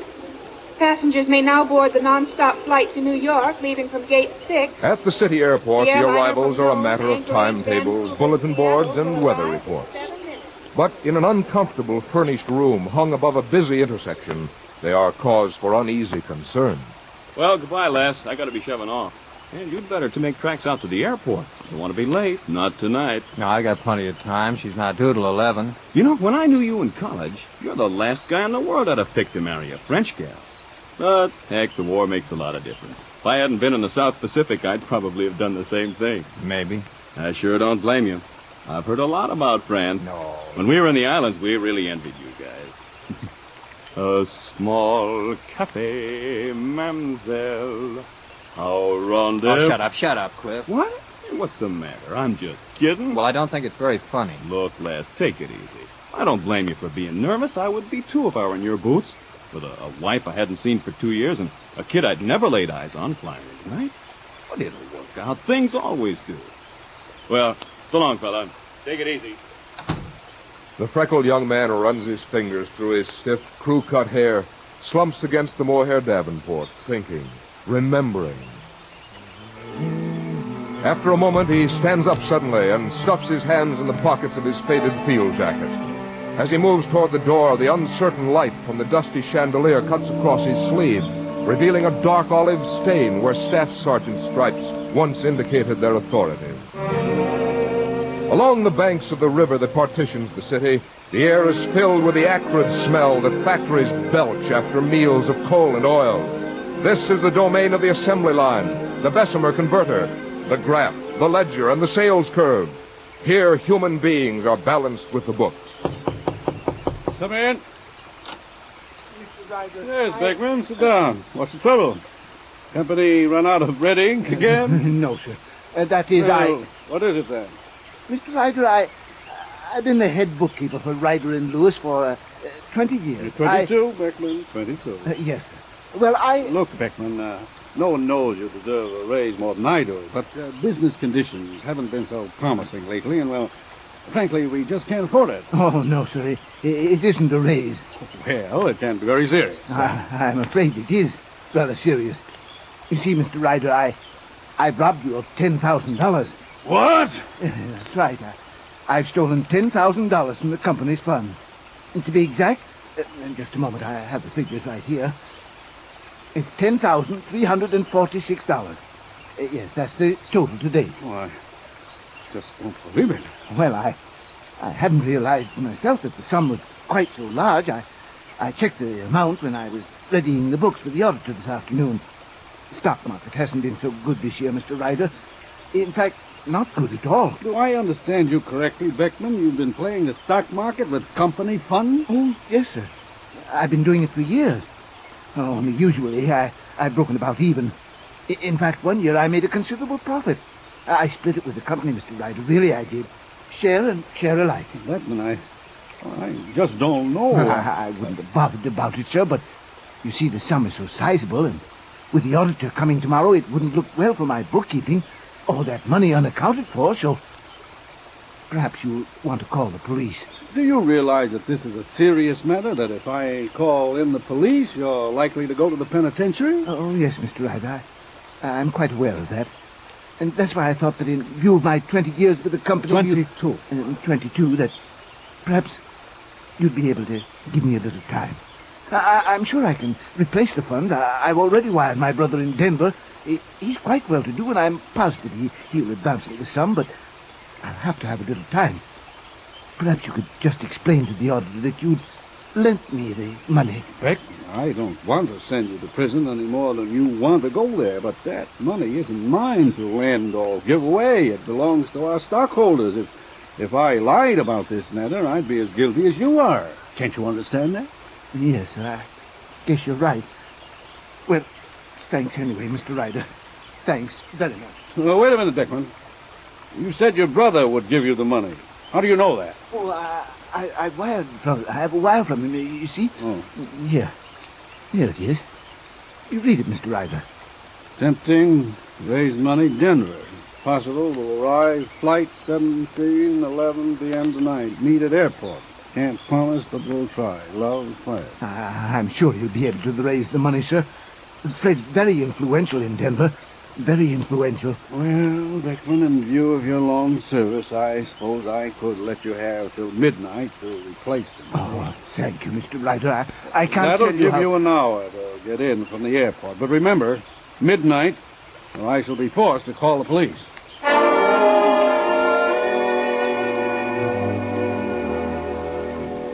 Well, that's all for tonight, Miss Thompson. I have to hurry to the airport. I don't want to miss Meyerberg. Oh, what flight did his wife say? 17 at 11 p.m. I checked it. It's expected on time. Ah, good girl. I wonder if the old boy's changed much. You studied under Dr. Meyerberg, didn't you, Professor? Worshipped at his feet would be closer to the truth. His books were my Bible. Meyerberg's the authority in the field. Oh? Now he's going to teach here at the university. He'll be underneath. Yeah, there's irony for you. He's never been to America before, has he? No, never. I wonder why. Well, the fact is he was coming once, just after the war began. But there was a woman, an American, who lived abroad. Uh-oh. They'd known each other for years. She was desperately pulling strings to get back to the States, and her clearance came through before Meyerberg's. I see. I don't know exactly what happened after that. She took his passage or talked him out of it. Anyway, she got back, and he was left in Europe. Oh, how terribly unfair. Well, I mean, he could have been so useful to this country. Yes, I know. The woman? Oh, I haven't any idea. I suppose she's around somewhere. I wonder if they'll meet someday. I hope not. I sincerely hope not. She nearly ruined his life once. I wouldn't like to think that she'd get another chance. Charles! darling, it was so wonderful of you to call. I can't tell you how much it means to me. Well, I couldn't let you get away without a word. What time does your plane leave? Midnight, isn't that a ghastly hour to start off? It's the only thing I could get, and I have to catch the Queen Mary day after tomorrow. Heaven knows when there'll be another boat. Oh, my dear, how I envy you. I'd give anything in the world to be going along. Oh, darling, I just have to get back to Paris. America was all right during the war, but now that the frightful mess is finished, I can't tell you how glad I am to get away. Of course, I was born here, but Paris is my true home, the only place for a cultured person to live. And, Kurt, you'll be seeing him again, won't you? What? I really have no idea. I believe he's married or something, some foreign girl. Anyway, that's all past and forgotten. No, I don't expect to see Kurt. Flight from Honolulu now unloading at Gate 4. Passengers will claim their baggage at The arriving rush up the fenced walk and into the vaulted milling room. Their faces are eager and intent. They carry briefcases, pocketbooks, and unread magazines. They clasp loved ones, hail taxis, and check reservations, all in a frenzied race against time. All aboard, please. The departing sling hand baggage and the counter scales, down last-minute cups of coffee, speak adoring, tender words, running their hands through soft, soon-to-be-forgotten hair, buy magazines that will remain unread, or obtain a last-minute teddy bear, a promise nearly neglected amid the convention excitement. Only the waiting moves slowly, dawdling over flat cocktails in the airport restaurant, carefully studying the sudden jerk of the minute hand on the official clock, or wandering aimlessly along the ticket counter, asking foolish, repetitious questions. Miss. Yes, sir? You're sure the only Flight 17 is the one that comes in at 11 o'clock? Yes, sir, I'm sure. Oh, well, thank you. You see, my wife and son are coming in on the plane, and I haven't seen them for a long time. Well, in fact, I've never seen my son, and I wouldn't want to miss them. You understand. Of course. They'll be here soon. You're meeting the right plane. There's nothing to worry about. No, not a thing to worry about, except that I don't know if I want to meet the plane or not. I don't know if there's any hope for a marriage that hasn't really begun. I don't even know if I want Yvonne anymore, if I can learn to love a kid I've never seen. No, I haven't got a thing to worry about. Not a thing. The young man pulls the faded field jacket tight across his broad chest. He seats himself on a hard bench. His close-cropped head falls back wearily, almost touching the thin gray hair of the man behind him. Oh, sorry, I didn't mean to bump you. What? Oh, that's all right. Quite all right. A pair of pale blue eyes behind steel-rimmed spectacles flash toward the ex-sergeant and then flick upward at the clock as the hands touch 11. It's time now. Just a few minutes and the whole mess will be over. Fred will bring the money. He's never let me down before. And I'll take it to Mr. Ryder. He won't file charges. Give me another chance. But what if Fred doesn't come? What if he didn't get the money? I can't go to prison. I'm not strong enough. I couldn't face the disgrace. No, I'd have to take another way out. Shorter way. If I had the nerve to use a gun. Attention, please. Flight 17 has been unavoidably delayed. Flight 17 from New York, Cleveland, Chicago, Kansas City, and Denver will not arrive on schedule. The little man with the steel-rimmed glasses walks quickly over to the counter with nervous steps. Miss. Oh, miss. Yes, sir? That plane. The one that's late. Could you tell me if there was a Mr. Beckman arriving on it? A Mr. Fred Beckman. Oh, I'm sorry, sir. We don't have passenger lists available for incoming flights. Oh, I see. Well, how late will it be? Flight 17? We aren't quite sure. There was illness aboard, and they had to make a special stop in Wichita. I imagine it'll be in about 12:30. 12:30? Well, perhaps a little sooner, but certainly not until after midnight. After midnight? And there's no point in my waiting. Thank you. The little man stands still for a moment, stunned, his glasses askew, his head drooping on his frail shoulders, his teeth biting into his lower lip. Slowly, walking as in a nightmare, he moves onto the field, creeps past the bright-lit hangars, where tired mechanics feed oil and extra bolts to the hungry fledglings, soon to try their fabric wings. The backwash from a propeller blows the man's glasses onto the ground. He stoops to pick them up and then chuckles. Silly. I don't imagine I'll need these. I don't expect to do any bookkeeping. He stops, listening to the night around him. Then he makes a decision. He walks briskly to the public telephone booth, standing like a mute sentinel at the gateway to the field. In the terminal building, the activities of the night continue unaltered.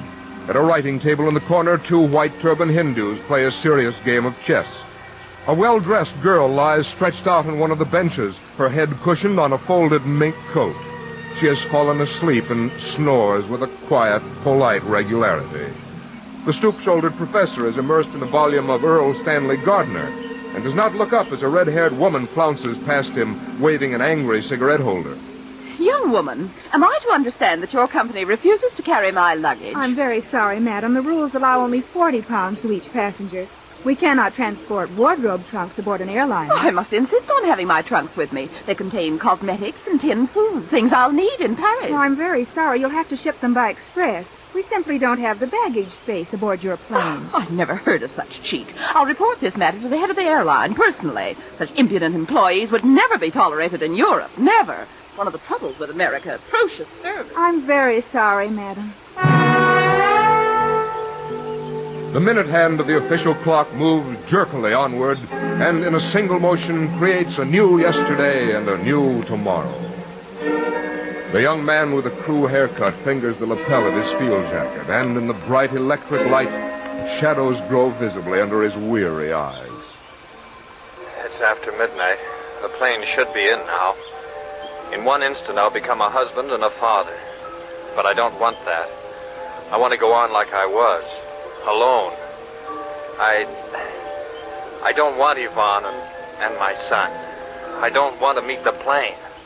Flight 17 from New York, Cleveland, Chicago, Kansas City, and Denver is now arriving at Gate 5. Flight 17 is now arriving. Well, they're here. And now I've got a family. The ex-staff sergeant pulls himself to attention and strides toward Gate 5.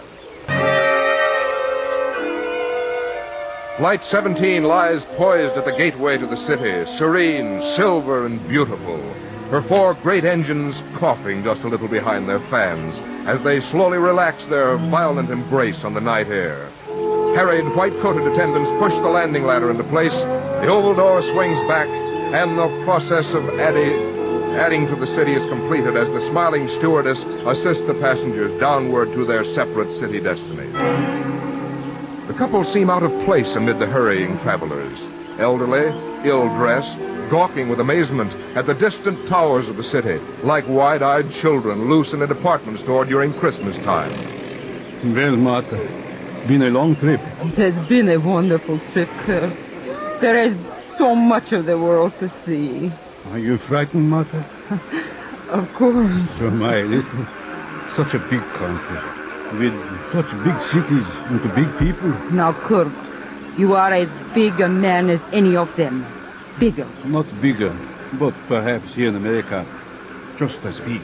The red-haired woman, Paris-bound, with her cigarette holder tracing gray, gesturing spirals against the searchlit night, hesitates, frowns, and then moves forward eagerly. How wonderful to see you. When did you get to America? Why didn't you wire? We must go somewhere and talk. Oh, hurry, darling. I only have a few minutes. Unless I put off my trip, I suppose I could if I'm very sorry, madam.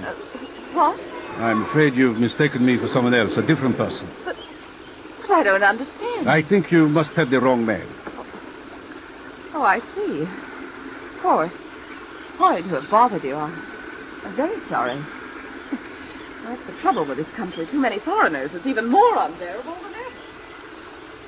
Who was she, Kurt? Do you know her? No, my dear. I don't know her. Dr. Marburg. Dr. Marburg. Dr. Marburg.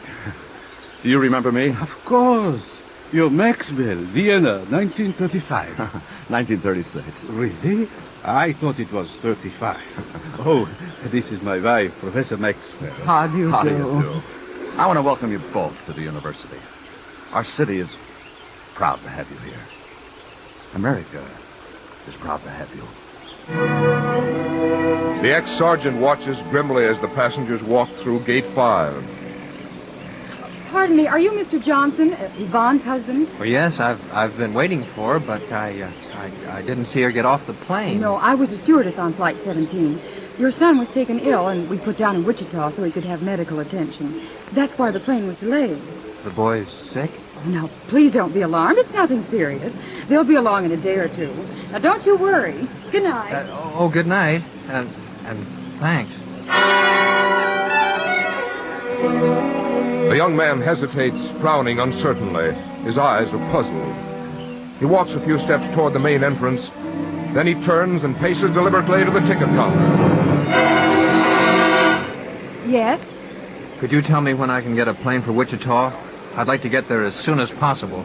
Will Mr. Beckman please call at the ticket counter? There's a telegram for him. Mr. Beckman, please. The voice on the loudspeaker is too weak and too distant to be heard by the little man standing in the telephone booth.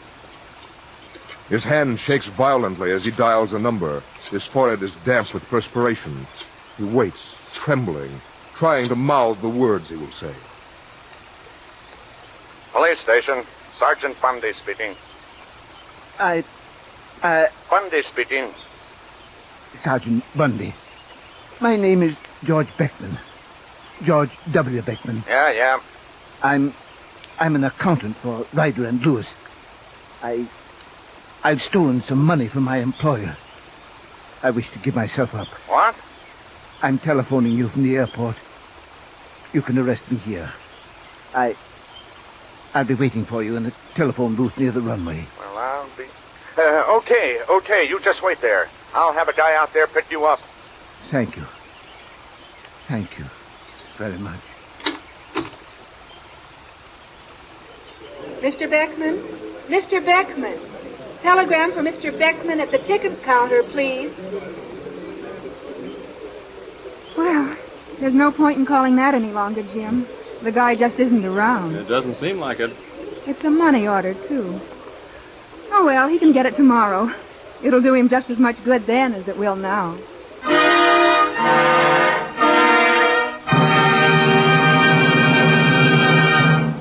CBS has brought you The City, an impression for radio, a cross-section of the thousands of stories and dramas that are enacted daily in the city.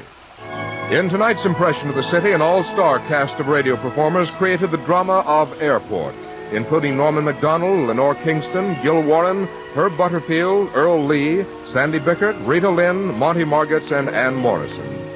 The City is directed by David Vale, with tonight's story, Airport, by Robert Libet and Frank Burt. The music was conducted by Wilbur Hatch, and this is your narrator, Frank Goss, wishing you good evening.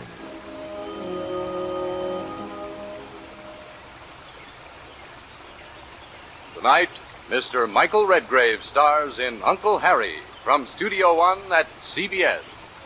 Sooner or later, something's bound to happen, Letty. People who are forced to live together against their will are sure to hate each other. There's bound to be trouble. We invite you to Studio One, radio's celebrated playhouse of dramatic entertainment, featuring the world's great stories, novels, and plays, in special versions for listening.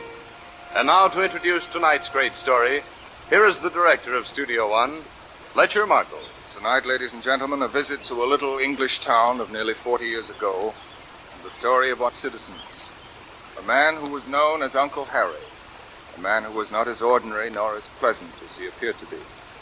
The portrait of Uncle Harry is created by Thomas Job and exhibited with such remarkable success on the stages of London and Broadway. He's in a mood of quiet terror and polite violence, and at least forgotten. Tonight, to perform for you the title role, which he originated in its London production, we're fortunate to have with us Mr. Michael Redgrave, who is currently dividing his exciting performances between the Broadway stage, the motion picture studios of England and America, simply enough our own Studio One. And with Mr. Redgrave in tonight's cast, we have with us one of Broadway's most singularly talented actresses. An actress considerably experienced the kind of sinister evening just ahead of us, having been, among other triumphs, the star of the memorable stage success Angel Street, Miss Judith Evelyn. You'll be hearing Miss Evelyn as Letty, Uncle Harry's sister, with Brenda Forbes as Hester and Gertrude Warner as Lucy. Please to begin.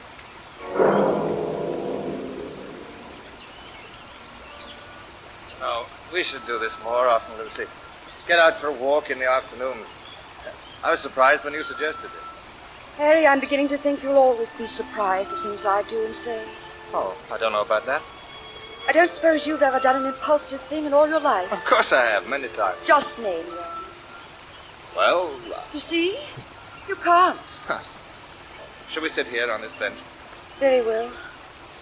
But you're hoping when we sit down I'll change the subject. Oh, please, Lucy, don't let's talk about me. Let's talk about us. That's the same thing. Harry, have you told them yet? Letty and Hester, about our getting married. You've been saying for weeks that you're it. The first opportunity you found. Well, I just haven't timed it yet. Sometimes I have a feeling that they know, Letty and Hester, that they're doing everything to prevent me from telling them. But when are you going to tell them? When? We've been going together for so long. Oh, it's difficult, Lucy, because I realize how this will change my sisters' lives. They're so dependent on me, you know.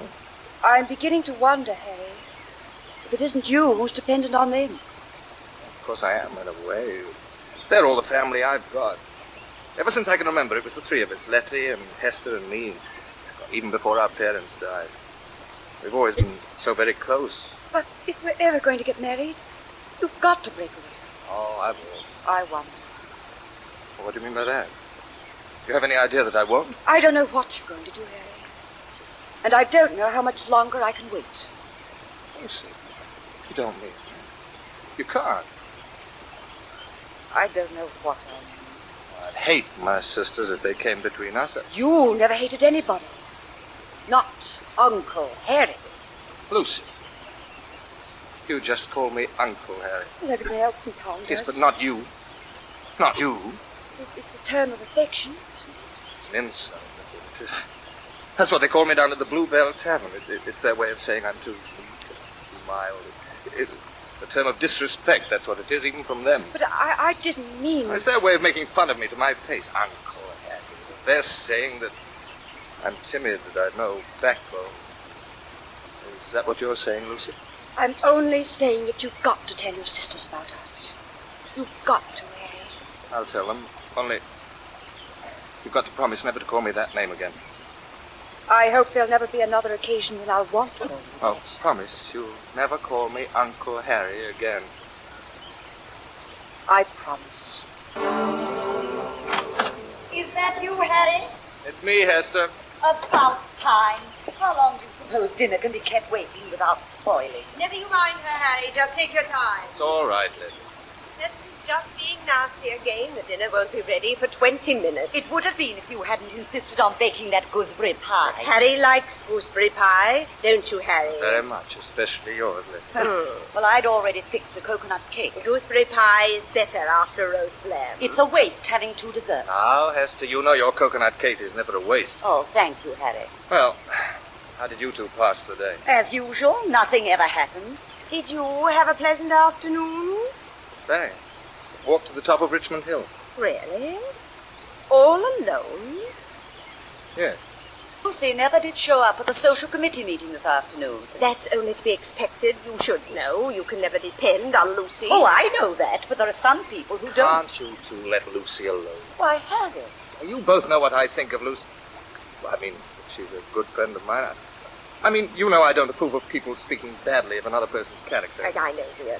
Hester, I don't know why you always say things to upset Harry. I say things. Why, it was you. You know perfectly well how Harry feels about listening to gossip. Now, look here, Letty. You can't get away with it. Oh, I'm sorry. I really would appreciate a little peace and quiet tonight. Of course, Harry, dear. I'm sure Hester is very sorry about upsetting you. Aren't you, Hester? Letty, I will not let you. Nevertheless, I must admit that Hester has very good reason for criticizing Lucy. And what is that? Why, the way the girl fawns on you in public, Harry, dear. It's a real disgrace. Oh, I'm sure you're both mistaken. Oh, no, we're not. You're just too good-natured to notice it, but you shouldn't allow it, Harry. Indeed, you should not. It gives the wrong impression. Why, only yesterday Mrs. Watson asked me when you and Lucy would be saying, I do. Well, I hope you stopped that rumor. Of course I did. It wouldn't surprise me one little bit, Harry, if Lucy were telling people that you've actually asked her to marry you. Well, what harm would there be if she were? What harm? You certainly don't want people getting the wrong idea, do you, Harry?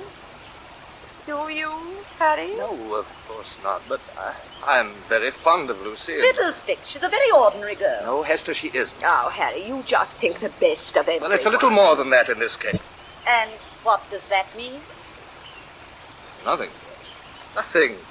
You'd best be careful, Harry. Women like Lucy can corner a man before he knows it. When you're through. Oh, Nona. You're done scratching it, Miss Lucy. You can come to dinner. Now, Nona, don't you start things all over again. Sorry, Mr. Harry, but that kind of talk gets on my nerves and sets my tongue to snapping. I'm no saint like you. Can I put the soup on? Yes, please, Nona. Don't blame me if it gets cold. No. Really, someone should put that woman in her proper place.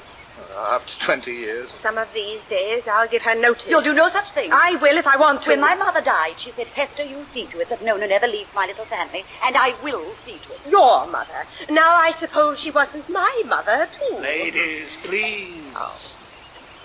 Shall we die? Oh, Harry, you're so sweet. Really, Harry, I wouldn't stay in this house another day if it weren't my duty to care for you. Letty, that was a mighty fine gooseberry pie. Did you really like it? I'm sure I don't know why Hester wouldn't let you have a second piece. Oh, that's just the way she is. Where did she go, by the way? No, she's still in the kitchen. You know, Letty, I don't believe that Hester understands me the way you do. Oh, I know she doesn't. You and I have always been different from her. Yes. I suppose that's why she's always been jealous of you. Of course it is. No, that's why I realized that you didn't mean what you said before dinner, that you really understood the way I felt and wanted to protect me from Hester. Didn't mean what I said about what? About Lucy. Oh. Letty, how'd you like to have Lucy for a sister? Oh, really, Harry, how could Lucy ever be my sister? Oh, by being me, of course. Well, that would upset Hester. Yes, wouldn't it? And think what a cozy little group we'd make, you and me and Lucy. I'm sure Mother and Father wouldn't have approved at all. They were always so anxious to protect us from outside influences. Of course, and that's just what I'm doing, too. I'd bring Lucy right into the family. You know, you and she would be really good friends. I've never had need for friends, Harry. I've always poured my affections out on you. Yes, I know you have, Letty. Letty, it really is too bad of you to leave Nona and me with all those dishes. Why, Harry, you haven't changed your slippers and smoking jacket. I'll go and get them. You'll do no such thing. I was the one who saw he didn't have them. I'll get them. You got them last night. It's my turn. Letty is right, Hester. Turnabout is fair play. Oh, very well. I won't be a minute, Harry. Selfish. Just as selfish as she can be. Now, Hester, Letty can't help being the way she is. She needn't act as though you belonged entirely to her. She does try to boss me, doesn't she? I want you to stop her more. You know, that was just what I was doing when you came in. Really? What was she trying to do? Oh, run my life for me? Don't you let her, Harry. You and I won't allow her to get away with it, will we? Certainly not. Tell me about it. Oh, well, she started on Lucy again. She got it into her head that I really wanted to marry Lucy. No. Yes, so she said I couldn't do it. I said I would if I wanted to. But of course you don't want to. Well, I don't know. I might. Think what fun it would be to spite Letty. Yes, but Harry, you can't marry Lucy or anyone else. Well, why not? Because you know we only have money enough to carry us if we all live together. That's the way Father arranged it. If I want to marry Lucy, I'll earn my own money. Really, Harry? How? Well, by working. What work will you do? Oh, anything at all. Oh, who do you think's going to hire you to do anything? You've never done a day's work in your life. Who do you know who'd hire an inexperienced man of 34 years of age? Oh, yes, I suppose you're quite right. Harry, I think it would be best for everyone if you don't ever see Lucy again. You hear? I hear.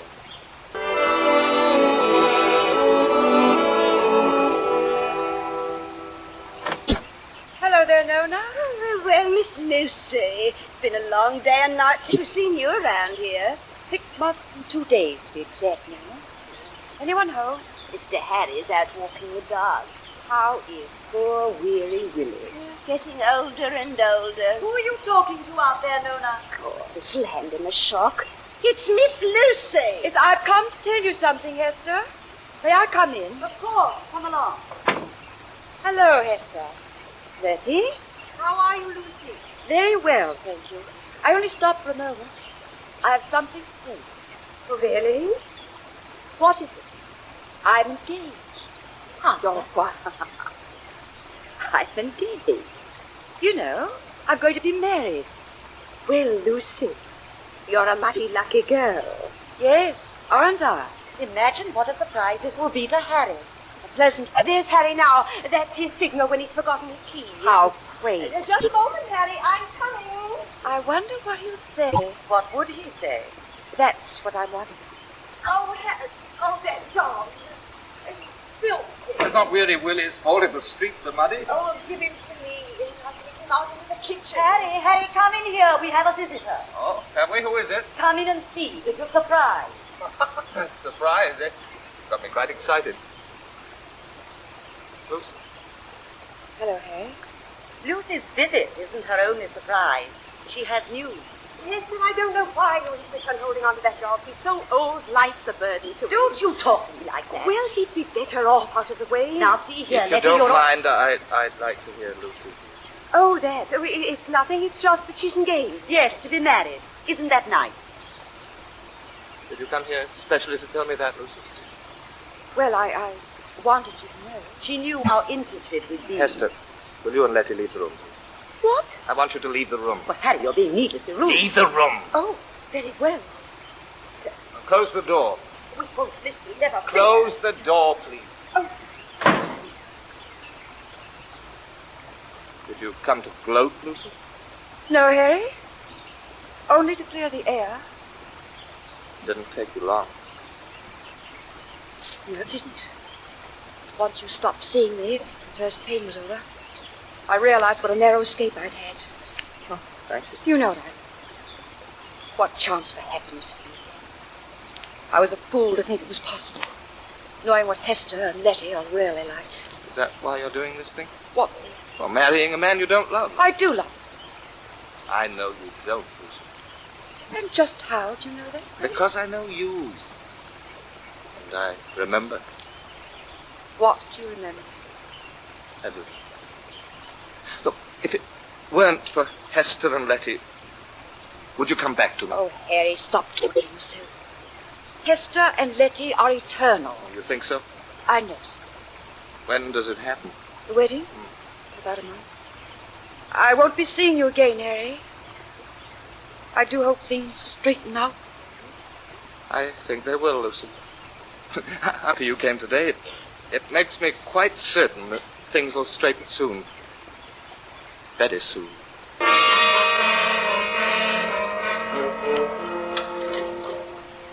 Mind how you handle that platter, Nona. I'm minding. As I was saying, Letty, how I managed to keep hold of myself while that young hussy was here this afternoon, I'll never know. Miss Lucy is no hussy. She certainly acted like one. Crowing over Harry, why the poor dear turned white. He did no such thing. He certainly didn't eat much dinner. But that's because he doesn't like beef stew.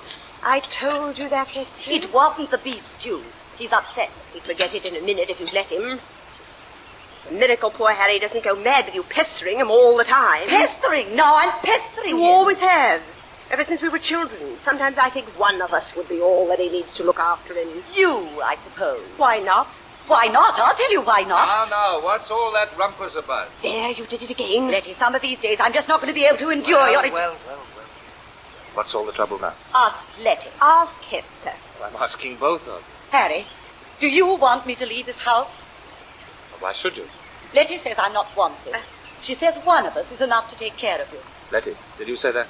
Well, Mr. Harry, she did. I heard her. Really, Letty, that's not nice of her. Now you're angry with me. Yes, I am. Very, very angry. You did this, Hester.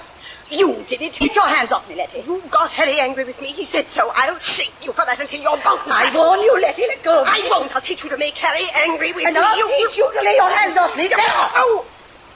Oh, you demon.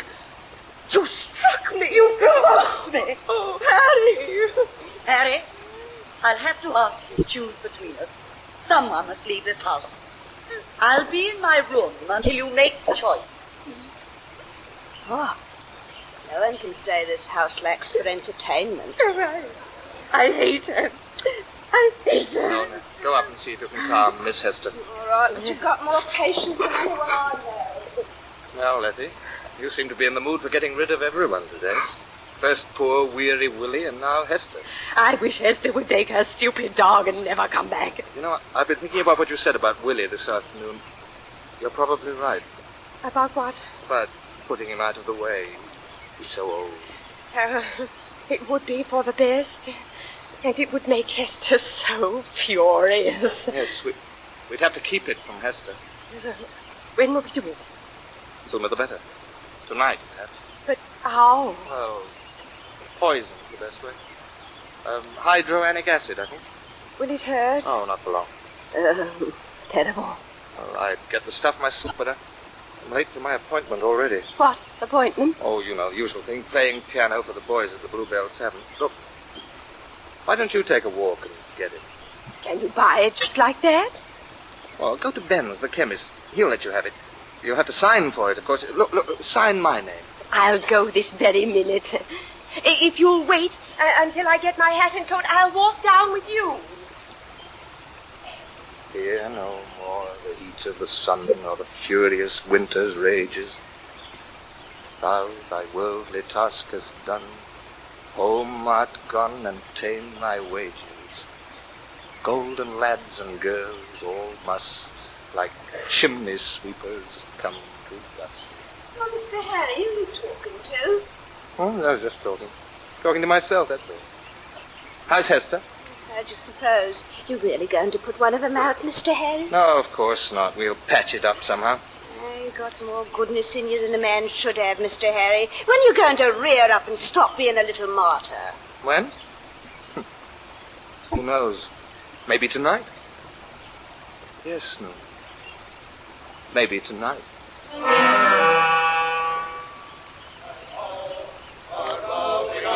I'll stay no more on England's shore, so let the music play. Albert, you're sour again. Isn't me, it's Blake. I'd do fine if you'd give me a chance at Swanee. Oh, no harmony, Blake. Well, then I'll do it solo. You chaps sound merry tonight. Oh, hello, Miss Phipps. Good evening, Mr. Ben. Ben. Oh. What'll you have? The usual, please. You're late, Ben. You know how running a chemist shop is. Mrs. Watkins' youngest is down with measles. You'd better tune up, Ben. Albert's pipes are rusty again. Ah, Uncle Harry. Hello there, old Caesar Borgia. Your sister Lucretia Borgia was in the shop tonight. Ben's talking fancy again. I don't quite follow you, Ben. Trying to cover your tracks, are you? Sending your sister to get the poison. Oh, that's it. Was it Letty? It was. And she signed your name. My name? What for? The poison. You have to sign for poison. Oh, well, what did you get? Hydroanic acid. Suppose she wants it to clean clothes or something? Oh, clean clothes. One whiff of stuff, and that's the last clothes she'll ever clean. But don't worry. Weary Willie won't suffer long. My dog? What's that? Nothing. It's all right. Are you sure? Yes, I'm quite sure. Look, if you boys will excuse me, I better run along. I haven't been feeling too well today. Look, Ben, you play for them, will you? Oh, he's no substitute, Harry. Well, look, good night, everyone. Good night, Harry. Ben, what was that stuff you said Letty got? Hydroanic acid. Well, it kills dogs. Kills anything. Oh. Well, good night. You know, I shouldn't be surprised if Letty was planning to kill that dog without telling the poor chap. We should have seen her buying that poison. Sly, as if she had murder up her sleeve. But anyway, let's sing. Capital ship, eh? Let blowy winds hi-ho, a-roving I will go. I'll stay no more on England's shore.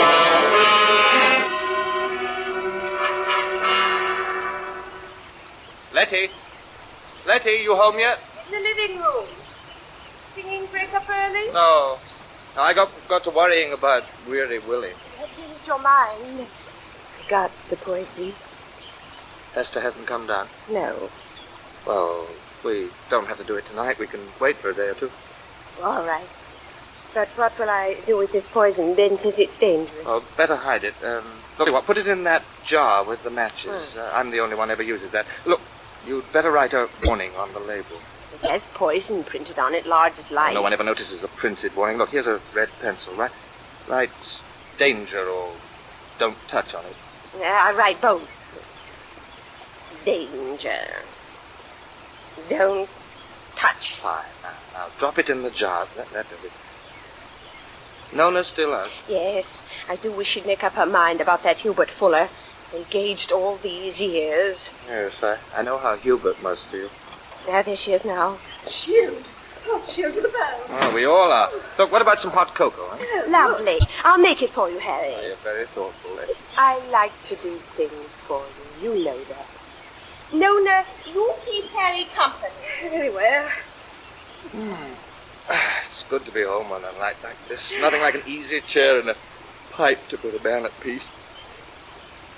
Nona, would you mind handing me a match from that jar on the shelf next to you? I'm too comfortable to move. Of course. That jar, my hand gets caught in it every time. What's this? Yeah. Bottle. It says danger, don't touch. What on earth have you got there? Oh, I couldn't tell you. It's a little bottle with Miss Letty's writing on Well, it. it's Miss Letty's. We'll have to ask her what it is. Harry, will you come upstairs, please? How did Hester know I'd come home? She's got the ears of a cat, that one. Oh, better go up and see what she wants, I suppose. Now, you put that bottle back where you found it. I will. A minute. Touch. Danger. Hydroanic acid. Oh, what's that, I wonder? Here it is, steaming hot, Harry, dear. I've brought a nice full jug of it. Oh, Nona, where is it? She called him.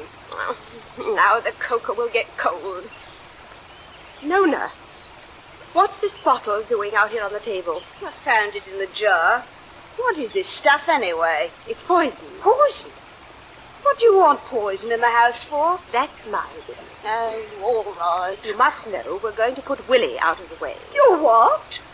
Mr. Harry is going to do it. Mr. Harry is going to do it? That's what I said.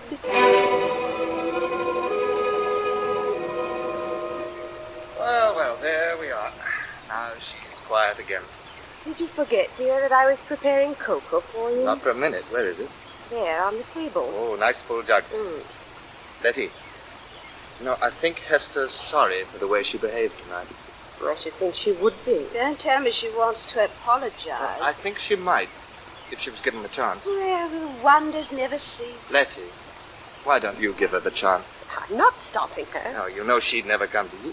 You don't expect me to go to her. No, not obviously, but, well, you might take her up a cup of cocoa. No. Think what a good person it would make you, wouldn't it, Nona? I suppose. No, Harry, I won't. Very well, I'll take her a cup myself. Oh, no, but I'll take it. You think it over. You're really such a forgiving person. Isn't she, Nona? If you say so. I pour out a nice steaming cup for you to take up, no? No, I'll do it. No. This is an occasion I want to prepare for myself. Now, you two ladies sit right where you are. Let the gentleman do the work. Mr. Harry. Harry, for all your patching up our argument, I sometimes think that Hester and I will only be at peace in our grave. Hester likes lots of sugar, doesn't she? Yes. Now, put enough in to make it nice and sweet. Some of these days of your sorrow, you won't be able to patch up, Harry. Oh, I don't really think so. Not after you make this generous gesture. But there's nothing generous about it. I'm taking it because if I didn't, you would. Now, Letty, you mustn't let the sun go down on your wrath. Here's the cocoa, nice and hot and sweet. Now, you take it up to Hester, Letty, and seal the peace.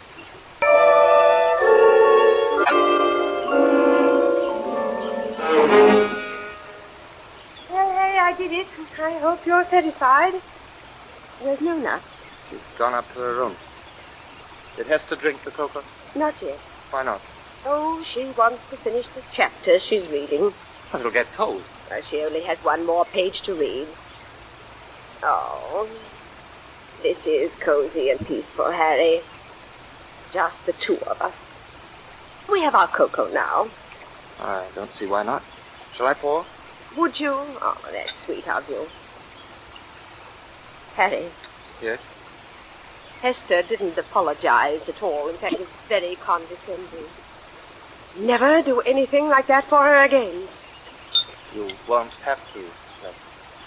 Oh, Harry. You mean you've decided to send Hester away?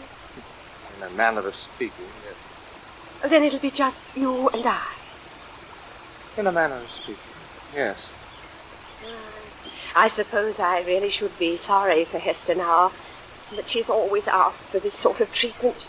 She's never really tried to understand us. Yes. Understanding is very important, Letty. Of course it is. Now, what's the good of working your fingers to the bone for someone if you don't understand that thing? Not that Hester ever works her fingers to the bone, but she always thinks she does. Poor Hester never knows how wonderful it is to be together. Like us. Yes, isn't it wonderful? What was that? That was Hester. I'd better go to her. Stay where you are. She must be ill. She may need... Hester needs nothing anymore. What's happened? Hester's dead, Letty. Dead? But how? This. The poison. The bottle's empty. It's emptied into the cocoa you gave it. You put it there? Yes. You murdered her. You'll be hanged. No, I don't think I'll be hanged. You, Harry. You of all people. Yes, I rather depend on that attitude. Oh, Mr. Harry. Mr. Harry, it's a sight no human eye can endure. She's dead. Miss Hester's dead, and it was no illness carried her off. Oh, Mr. Oh, don't be quiet, Nona. You, Miss Letty.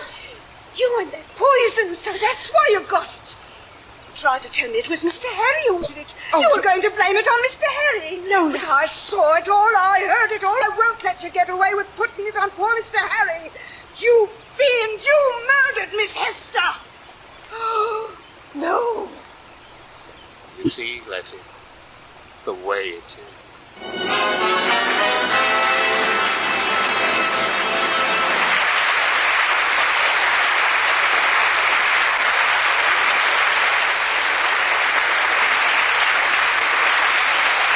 From Studio One, radio celebrated Playhouse of Dramatic Entertainment, you are hearing Mr. Michael Redgrave with Judith Evelyn, starring in Uncle Harry by Thomas Joad, one of the world's great stories in a special version for listening by Lillian Shane. Studio One will return after the customary pause for station identification. This is CBS, the Columbia Broadcasting System. From Studio One, we continue tonight's full-hour dramatic entertainment. Michael Redgrave with Judith Evelyn in Fletcher Markle's production of Uncle Harry.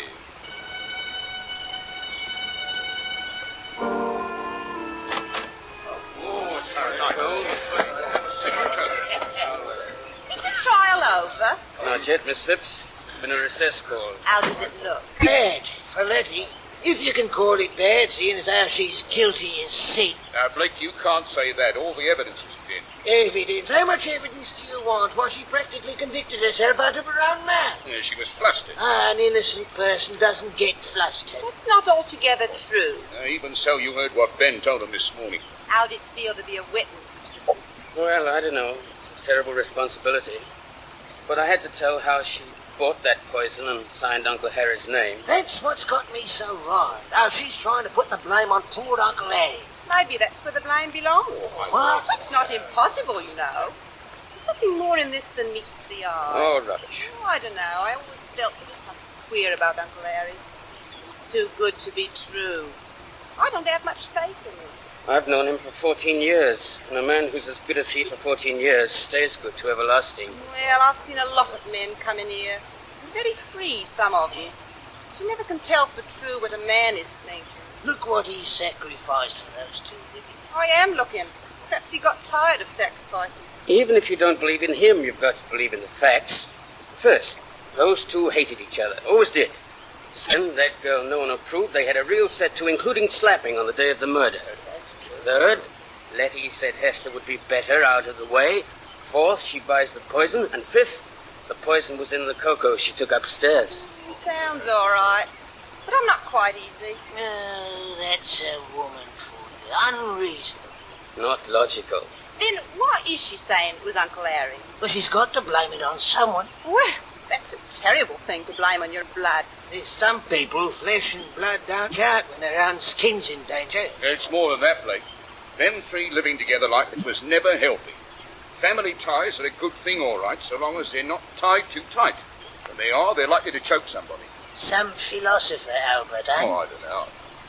Well, whatever else, I don't want to miss Uncle Harry when the prosecution questions him this afternoon.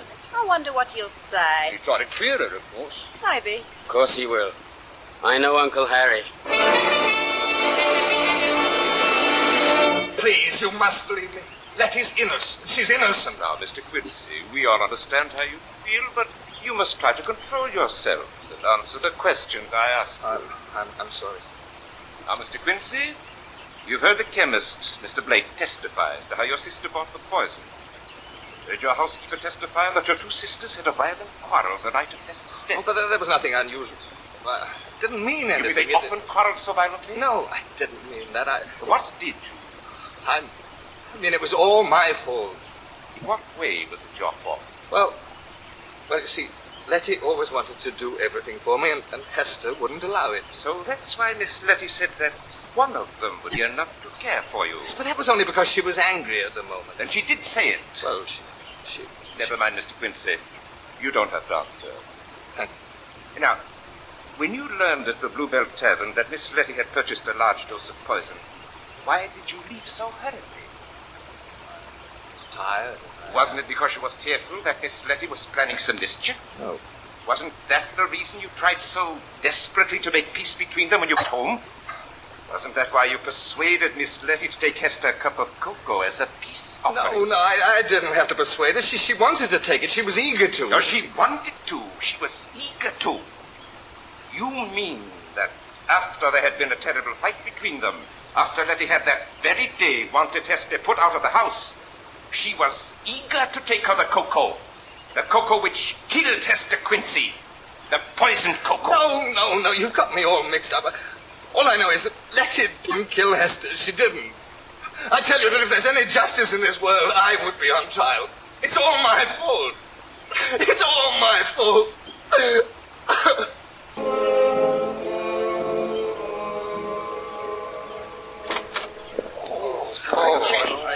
Is it all over?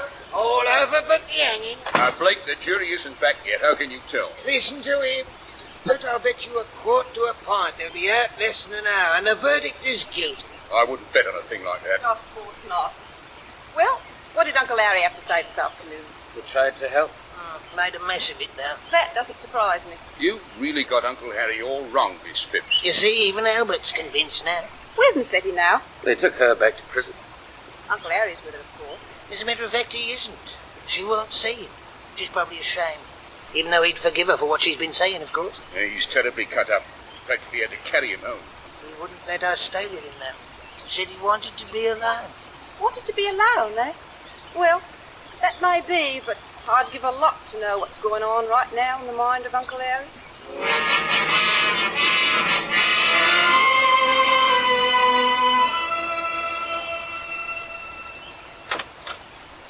Harry? Lucy, I've been waiting for you. You said you wanted to see me. Come in. There's a fire burning in the front room. We can get some company. I really can't stay long. Oh, nonsense. I put some tea on, too. Look, here, sit down. Harry, I'm terribly sorry all this has happened. It's been awful. Oh, I can stand it. It's a terrible thing to say, but now at least you can live your own life. Yes, if she's found guilty. Oh, no, she is guilty. You'll be free. And you're still young. Yes, free. Lucy, what are we going to do about that fellow you're engaged to? George?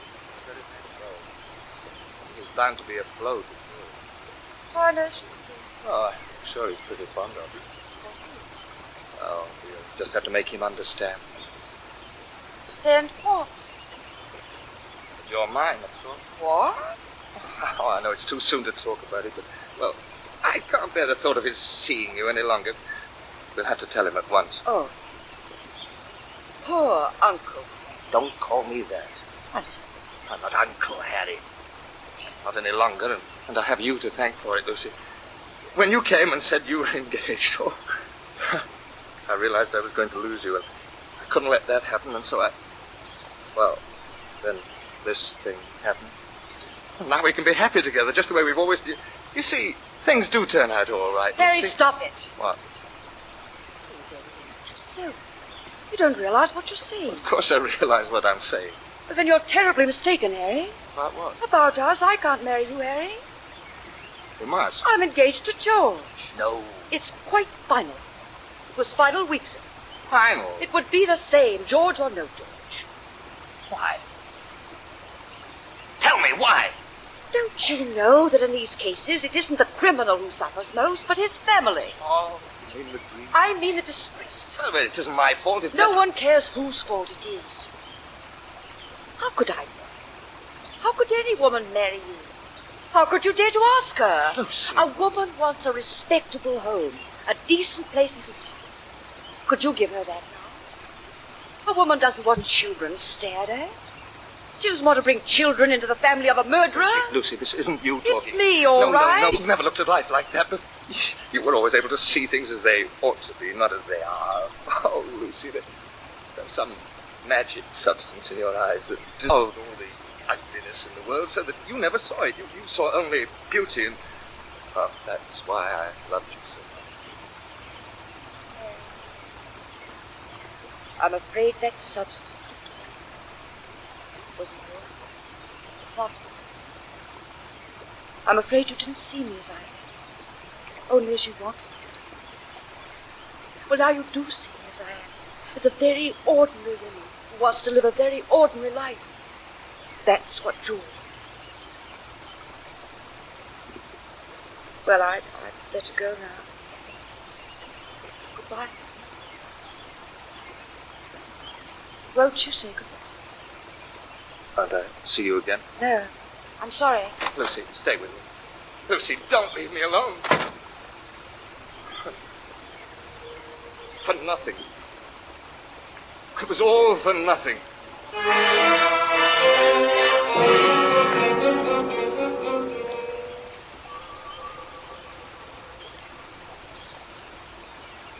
Mr. Harry? Yes. The verdict's just in. Yes? Miss Letty's been found guilty.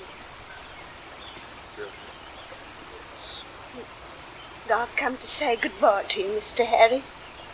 You're leaving? I have to. There's too many memories in this house, too many terrible memories. Nona, you too want a respectable home and a decent place in society? What are you talking of, Mr. Harry? I was just talking, just talking. That's what I mean. It's the house that does it. It isn't good to stay here now. You should get too. No. I'll stay here. I can't leave now. You're on the way. Yes, you go along, Nona. You're all right, won't you? Yes, I'll be all right. Quite all right. Inspector Halloran, I've come to tell you, you've made a terrible mistake in the case of my sister. Yes, so you said all along. Yes, but I mean it this time. Didn't you mean it before? No, I was only pretending before. Inspector, I killed Hester. You did? Yes, and I can prove it. How? Well, see, I was the one who told Letty to get the poison. She thought it was for the dog. And, well, I told her to sign my name. Then I slipped it into the cocoa. It's quite simple. Yeah. Yes, that's what Letty claimed had happened. Don't you remember, Uncle Harry, that her story was proved false at the trial? Then the boys from the Bluebell Tavern. No, Yes. they all proved you knew nothing about the poison. I planned it that way. I fooled them all. I meant for Letty to get the blame. But there's no reason for Letty to die now. Would you please arrange that release at once? Uncle Harry, why don't you go away until this whole business is over? Aren't you going to arrest me? Why?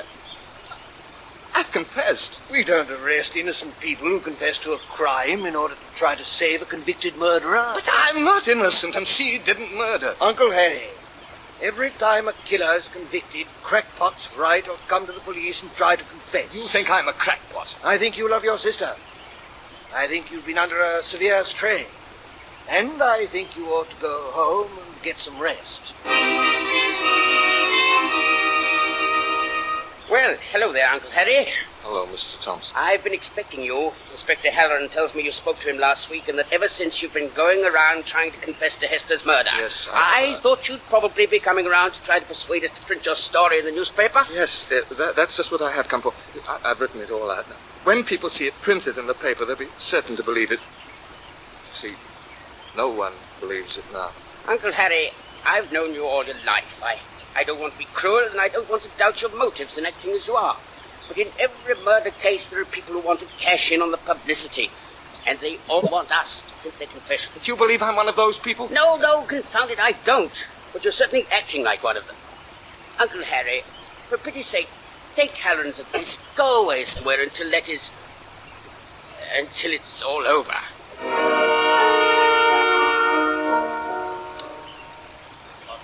The man in the outer office says he has an appointment to see you.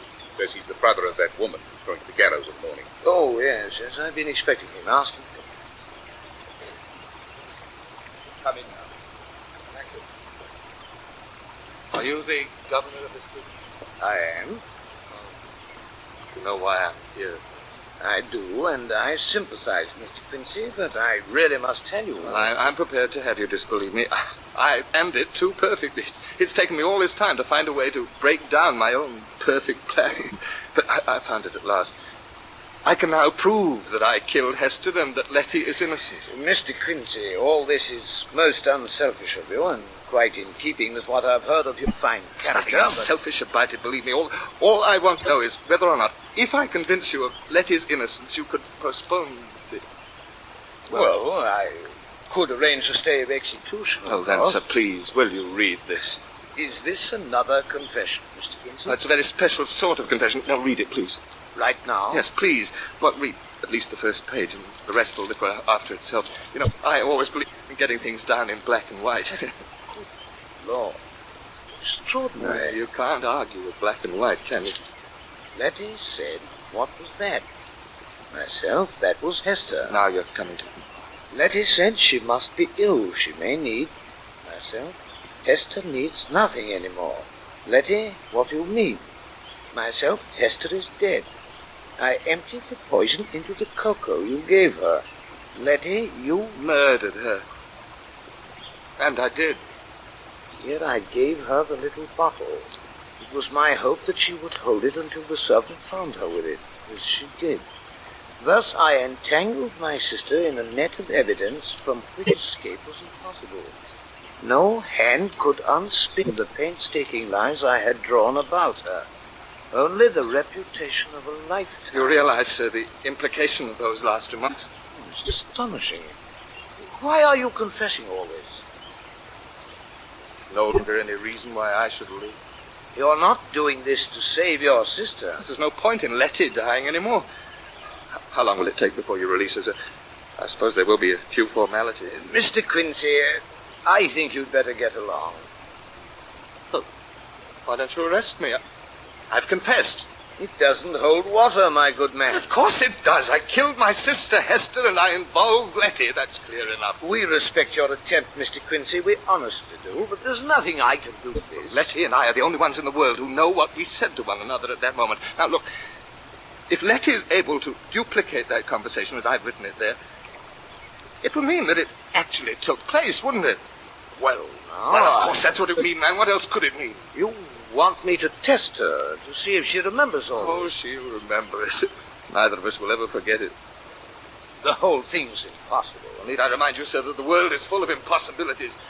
Surely you can lose nothing by trying, and it lies in your power to correct a terrible injustice. I am not at all sure I'm doing your sister a kindness in confronting her with you. She's refused to see you since her conviction. Well, why shouldn't she after what I've done to her? And Letty never forgives a wrong. She's human. She doesn't want to die. She'll be willing to see me now. Well, I hope this is the right thing. Oh, it is, sir. It is.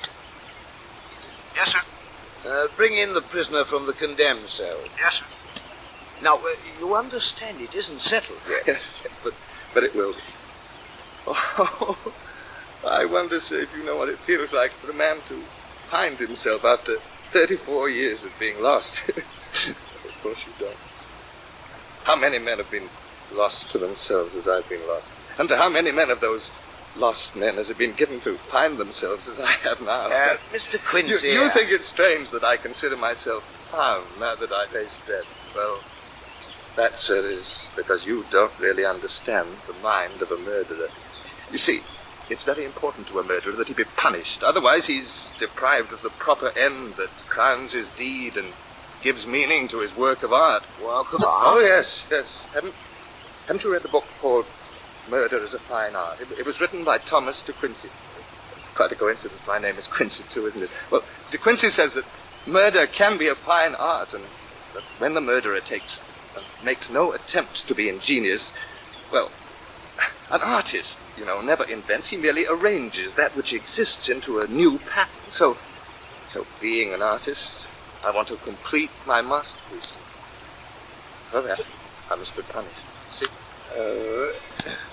Yes, what is it? Miss Quincy is here. Oh, send her in. Tell me, sir. How does she look? Shocked, do you? Yes, this waiting must be the dreadful part. The real punishment. It's told on her more than most. Letty. I warned you. Yes. Come in. Sit down.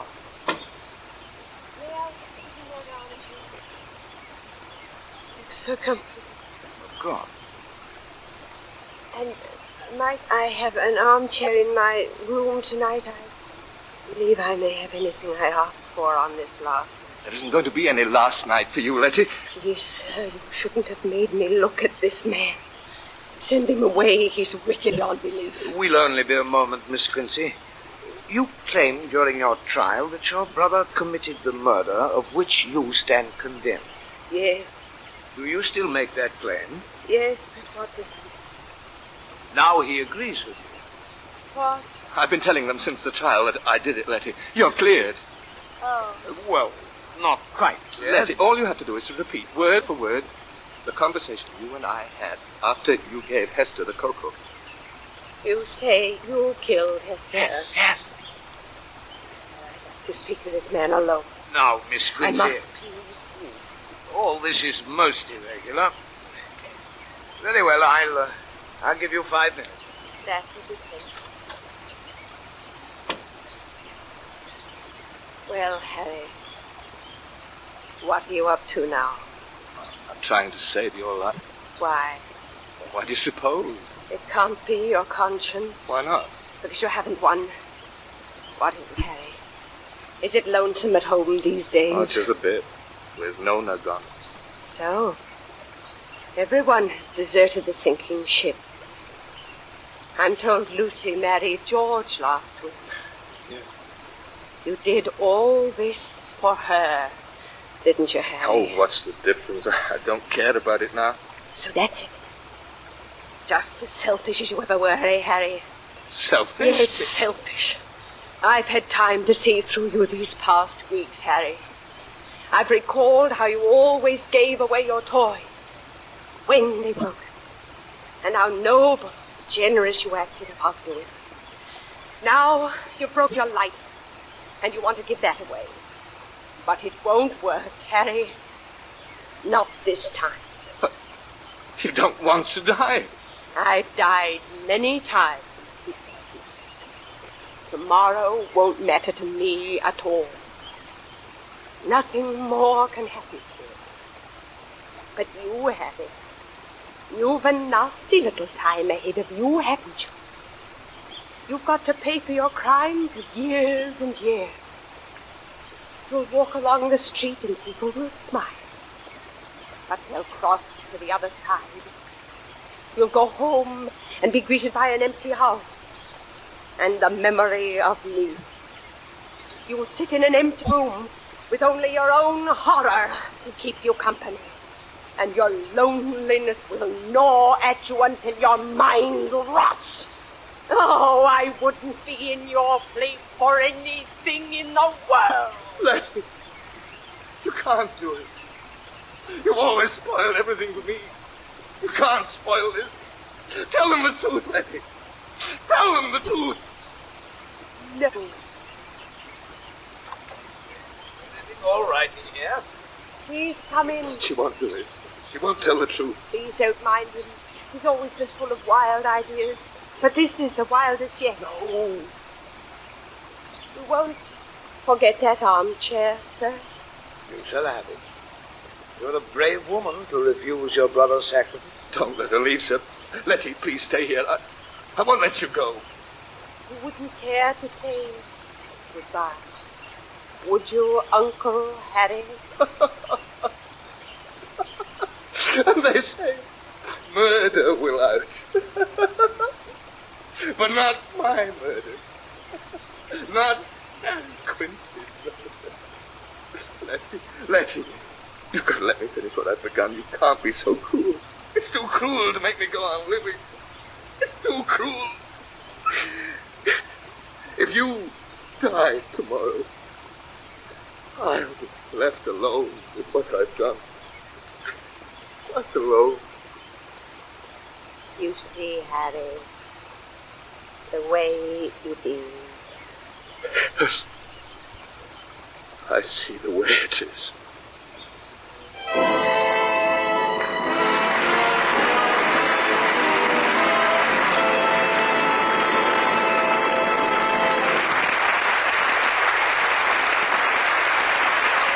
From Studio One at CBS, you have just heard Mr. Michael Redgrave with Judith Evelyn, starring in Fletcher Markle's production of Uncle Harry by Thomas Joad.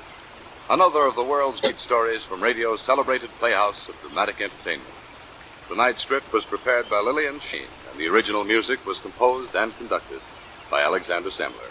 Now again, Mr. Markle. May a producer identify the principals in our cast tonight? In the foreground, Uncle Harry was played, of course, by Mr. Redgrave. Letty Quincy. Was played by Miss Evelyn. Hester. Was Brenda Forbes. Lucy. Was Gertrude Warner. Dip. Was Molly Ballantyne. Prison governor. Was Everett Sloane. Miriam Wolfe played Nona. The gentlemen of the ensemble in the Bluebell Tavern were Robert Dryden, Hedley Rennie, Gregory Morton, John Stanley, and Louis Quinn. Michael Redgrave may currently be seen on the screen in the J. Arthur Rank production, The Smugglers. Next week from Studio One, an original play for radio. It's called Sometime Every Summertime. And our visiting star is one of your great favorites of both Broadway and Hollywood, Mr. Burgess Meredith. We hope you'll be with us. Now, until next week, until sometime every summertime with Burgess Meredith, this is Fletcher Markle with a good night, and thank you from all of us in Studio One.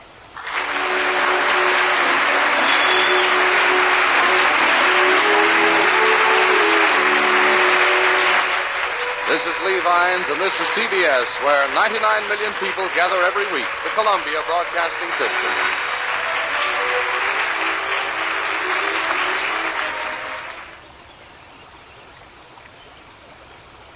The MGM Theater of the Air. Our star this week, Edward Arnold. Ladies and gentlemen, your host, Vice President of Metro-Goldwyn-Mayer, the noted writer of many Broadway musical hits, Mr. Howard Dietz.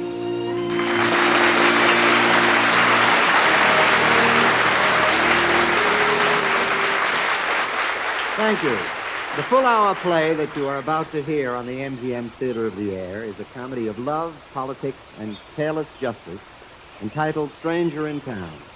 This was a Metro-Goldwyn-Mayer picture and is now one of the series of radio dramatizations which will be presented on this station weekly. Our in-person star is that lovable, widely popular Edward Arnold. In just a moment now, we will hear Mr. Arnold in Stranger in Town as presented by the MGM Theater of the Air. A comedy with an undercurrent of wisdom is our play. The MGM Theater of the Air presents Edward Arnold in person as Justice John Josephus Grant in Stranger in Town. There is the customary dignity of that impressive edifice, the United States Supreme Court in Washington, D.C. The long corridors command quiet. The heavy hinged doors suggest power, tradition.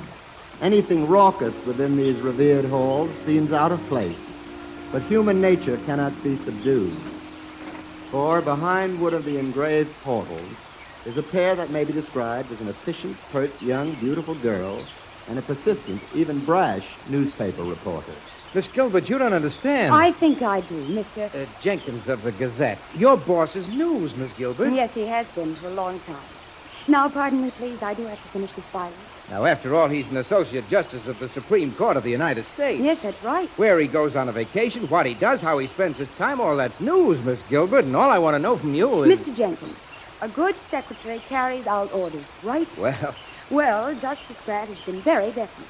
This vacation of his is a strictly private matter. I don't even know where he's going myself. Oh, now, wait a minute. And if you don't believe that, ask Justice Grant himself. What? Oh. Ask Justice Grant what, Miss Gilbert?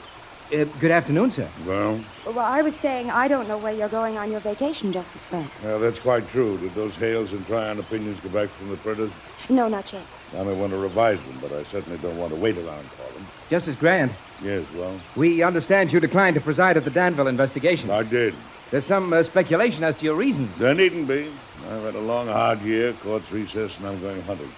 Miss Gilbert, pack this flashlight. A columnist referred to you last week as the terrible-tempered Justice Grant. How do you feel about that, sir? Flattered. This other case goes in, too. All right, sir. Where are you going for your hunting, sir? Where there are plenty of ducks and no reporters. I see. When are you leaving? The moment after you do. I see. Well, thank you, sir, and have a good rest and good hunting. Miss Gilbert. Yes, sir. You handed me a slip of paper this morning. Exactly what did it mean? Well, I thought it was clear enough. It was my resignation. Resignation. What sort of nonsense is this? Justice Grant, I've been with you for 2 years. In that time, you've never once expressed satisfaction with my work. If I had any criticism to make, you'd hear it. I have heard it. Frequently. Oh? Well, possibly. Perhaps the trouble is I've been waiting with dry feet. Waiting? Yes, in the stream of life, but not touched by it. Oh. Age is a dehydrating process, Miss Gilbert. A drying out of feelings for other people. What I need is a good fight. Only no one will fight with me anymore. We all respect you too much, Justice Grant. Yes, respect. Well, I'm tearing up this resignation. It's just a pack of nonsense. Yes. And about those Hale Tryon opinions, when they come back from the printers, you might bring them down to me. Of course. But then you'll have to tell me... Crownport, a town you never heard of. Crownport. Yeah, you'll find in the timetable. Well, I'll wire you before I come down. Good. And as far as that reporter is concerned, you still know nothing of my destination. Except that it's a place where there are plenty of ducks and no reporters. And far away from courtrooms, lawyers, investigations, and black robes. Everything. But ducks. Hundreds and hundreds of beautiful ducks. Ducks. Hundreds and hundreds of beautiful ducks. Easy, my beauties. Look over the decoys. Be curious. Closer now, closer. Hey, you! What the? Hey, hold on a minute, fella. Hold on a minute. Why, you idiot, I've been waiting 3 hours for those mallards, and you ruin everything in 3 seconds. I'm the game inspector, stranger. Huh? Let's see your license. Oh, there's nothing anywhere like the officiousness of small office. How's that? Here's my license, dated yesterday in State Capitol. Yeah, just like I thought. This license ain't legal. What? Stranger in town, ain't you? Mister, this is Crownport, and you got to have a Crownport stamp on this license. I didn't know that. I'll get one tomorrow. Well, now, that ain't going to do you any good today. I could haul you into court and have the judge slap a fine on you. Oh? But suppose I just sell you a stamp right here. Save us both the trouble. Oh, how much is a stamp? $5. Of course, that's just a stamp. I usually get a little something for doing folks a favor like this. All right, come on. Hey, where you going? To the court to pay a fine. Now, wait a minute. You don't understand. I'm giving you a break, brother. You don't understand. I never pay twice, brother.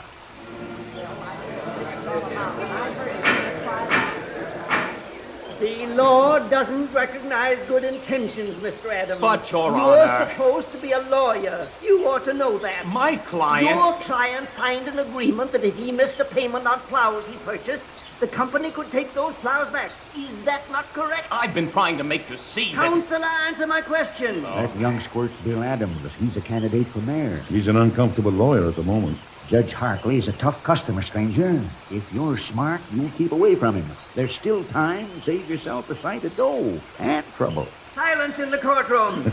It's been a long time since I rubbed elbows with trouble. Well, Counselor? My client signed an agreement, yes. But the court might grant a little indulgence. The court will decide what the court will and will not grant, Mr. Adams. Those plows are tools, Your Honor. My client's livelihood is a farm. All right, Counselor. You're taking a man's livelihood away from All him. right, Counselor. Judgment against Thomas Cooley, farmer. Next case. I reckon that shows Bill Adams. Bill Adams, candidate for mayor. Your Honor, Judge Hartley. Seems he hasn't been shown. Without those tools, my client is thrown out of his only means of earning a living. If you'll just be... Mr. Adams, this is not an employment agency. But you must understand. It is a court of law, and you're mighty close to being found in contempt of it. Next case.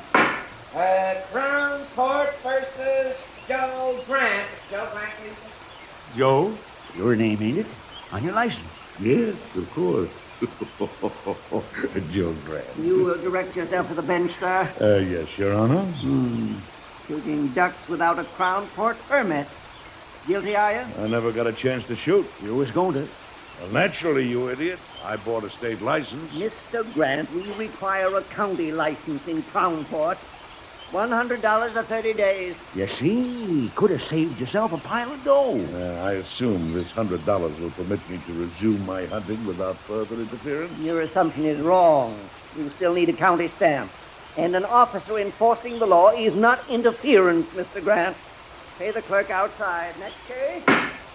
Crown Court versus Amy Quentin Hardwinkler. Say, old-timer. Go on. Mr. Grant, isn't it?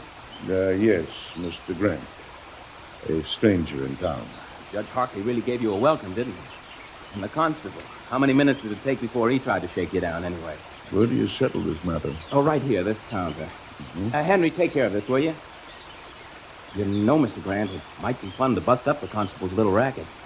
If you'd let me turn this into a test case, you know, be a guinea pig sort of, well, Mr. Adams, isn't it? Bill Adams. Well, judging from your exhibition before the bench just now, I should be most reluctant to retain your legal counsel in any case, test or otherwise. Oh, wait a minute. What do you mean, my exhibition before the bench? You went into that courtroom without a defense for your client. All he needed was 2 weeks' grace, and Hartley wouldn't give it to him. Don't blame it on Hartley, young man. Pleading for understanding. You fight fire with fire, Well, Mr. Adams. sure. And you fight law with law. You own law books, I assume? 4 shelves of them. Uh-huh. And did you consult them for this client? Now, look, Mr. Grant, In those books somewhere you'll find a paragraph that states in any transaction between a seller and a buyer there are laws governing the behavior of both parties. Fire with fire, Mr. Adams. Law with law. Don't try to be as smart as your opponent. The trick is to be smarter. Good day, Mr. Adams. Lucy, when you bring hair try-on opinions, note, I am Joe Grant. Whatever in the... I am Joe Grant, duck hunter and retired lawyer, and no more. Want to keep it that way? See you at hotel, signed Grant. Well, if I can read between the lines, justice has bagged more than a flock of high-flying ducks. Question is, how much more? And what?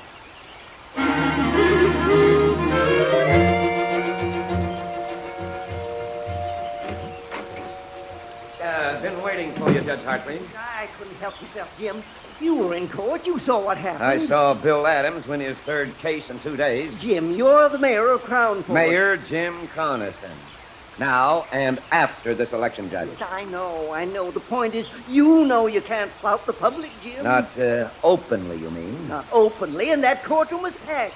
Adam has his law in black and white in all 3 cases. Well, that whippersnapper's making a name for himself at your expense. Jim, I'm trying to explain. Bill Adams, the poor man's friend. The people's champion. I was required to enter judgment for his clients. His reference was right there. Motor Vehicle Laws 1919, Chapter 174, Section 52. It was correct in black and white, Jim. All right, Judge. There was nothing else I could do. I can give you and the boys a break when it's a question of interpretation, but not when the law's right there in black. In black and white. Yes, I know. I see that. Not blaming you, Judge. We've got to do something about our young friend, Mr. Adams. Such as what, Jim?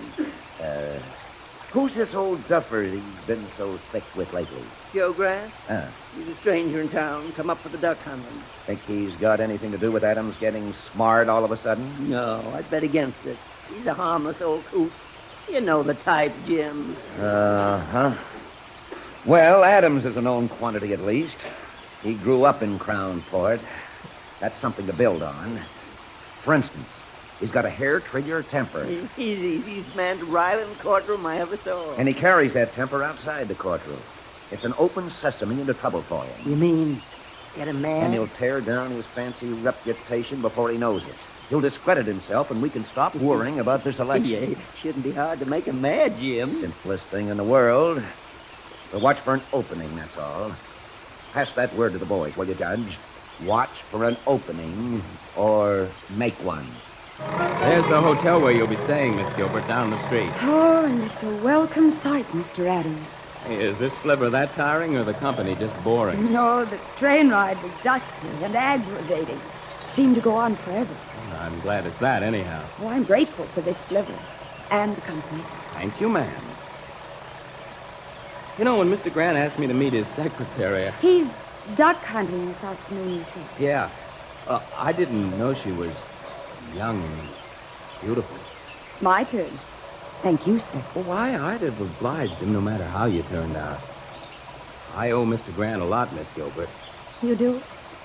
Hey, you know, for a retired lawyer, that old boy knows more tricks than I ever heard of, and they're all legitimate. Well, your hotel, the town's best, the town's only. No doorman, no bellhops, and no reason for you to mind that, seeing you haven't any luggage anyway. Oh, I do hope they'll send it on the next train. Yeah, we ought to sue them for delaying it in the first place. Oh, watch it here. Those steps have seen better days. Oh. You say Mr. Grant has, that you owe him a lot. Oh, yeah, you see, I'm a lawyer, Miss Gilbert, also candidate for mayor. Oh, I and to see. be perfectly honest, before your boss started giving me pointers, I was getting my ears pinned back on both scores. Well, he'll tell you about it himself. Desk's over this way. Oh, hello, Swade. Bill Adams. Well. Any coolness in Mr. Swade's manner, Miss Gilbert, is easily explained. He's one of Mayor Connison's boys. All right now, Adams, all right. I'd like a room, please, by the desk. No baggage? Baggage? Oh, well, you see, Miss Gilbert's baggage got lost, Swade. Oh, sure. And why the smirk? I don't register women without baggage in my hotel, Adams. Oh, but let me explain. So suppose you show this lady out. Why, Take yourself with her. You hopeless, fat-headed idiot. Let go my coat. You apologize to the lady, understand? Oh. Yeah. Now you'll listen to her explanation. And then you'll give her the best room you've got and say thanks to me for bringing her here. I'll tell you what I'll say to you, Adams. I'll say you've gone too far. Nobody pushes Roscoe Swade around, and when they try it, they learn to be sorry. Mighty fast, they learn to be sorry.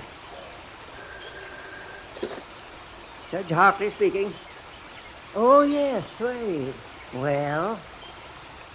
Oh, is that so?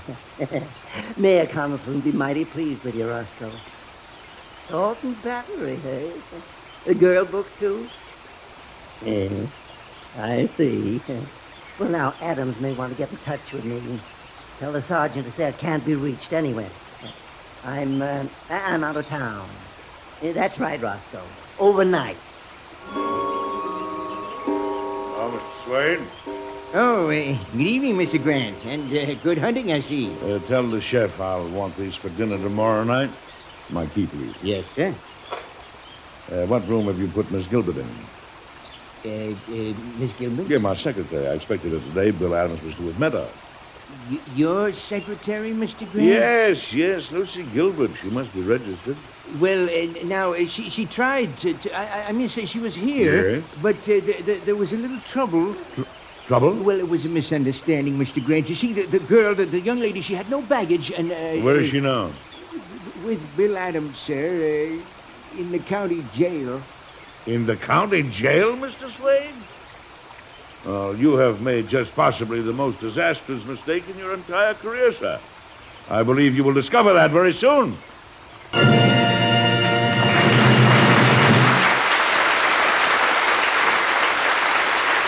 An explosion appears to be in order. We'll be on hand to hear it when it takes place. Now, Act 2 of the MGM Theater of the Air presentation starring Edward Arnold. The time on a clock is an elastic. The seconds snap past when things are going right, but stretch to an eternity when there is anticipation and abeyance.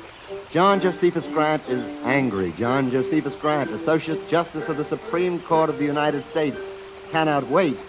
He is impatient for an injustice to be righted. There is tension, and the chatter of a talkative chambermaid doesn't help to ease that tension either. I'll be as quick as possible here, sir. Oh, thank you. Have your bed made up and your room straightened before they come. How's that? Your company. Keep looking toward the door restless-like you was expecting company. Well, I am. They should have been released by this time.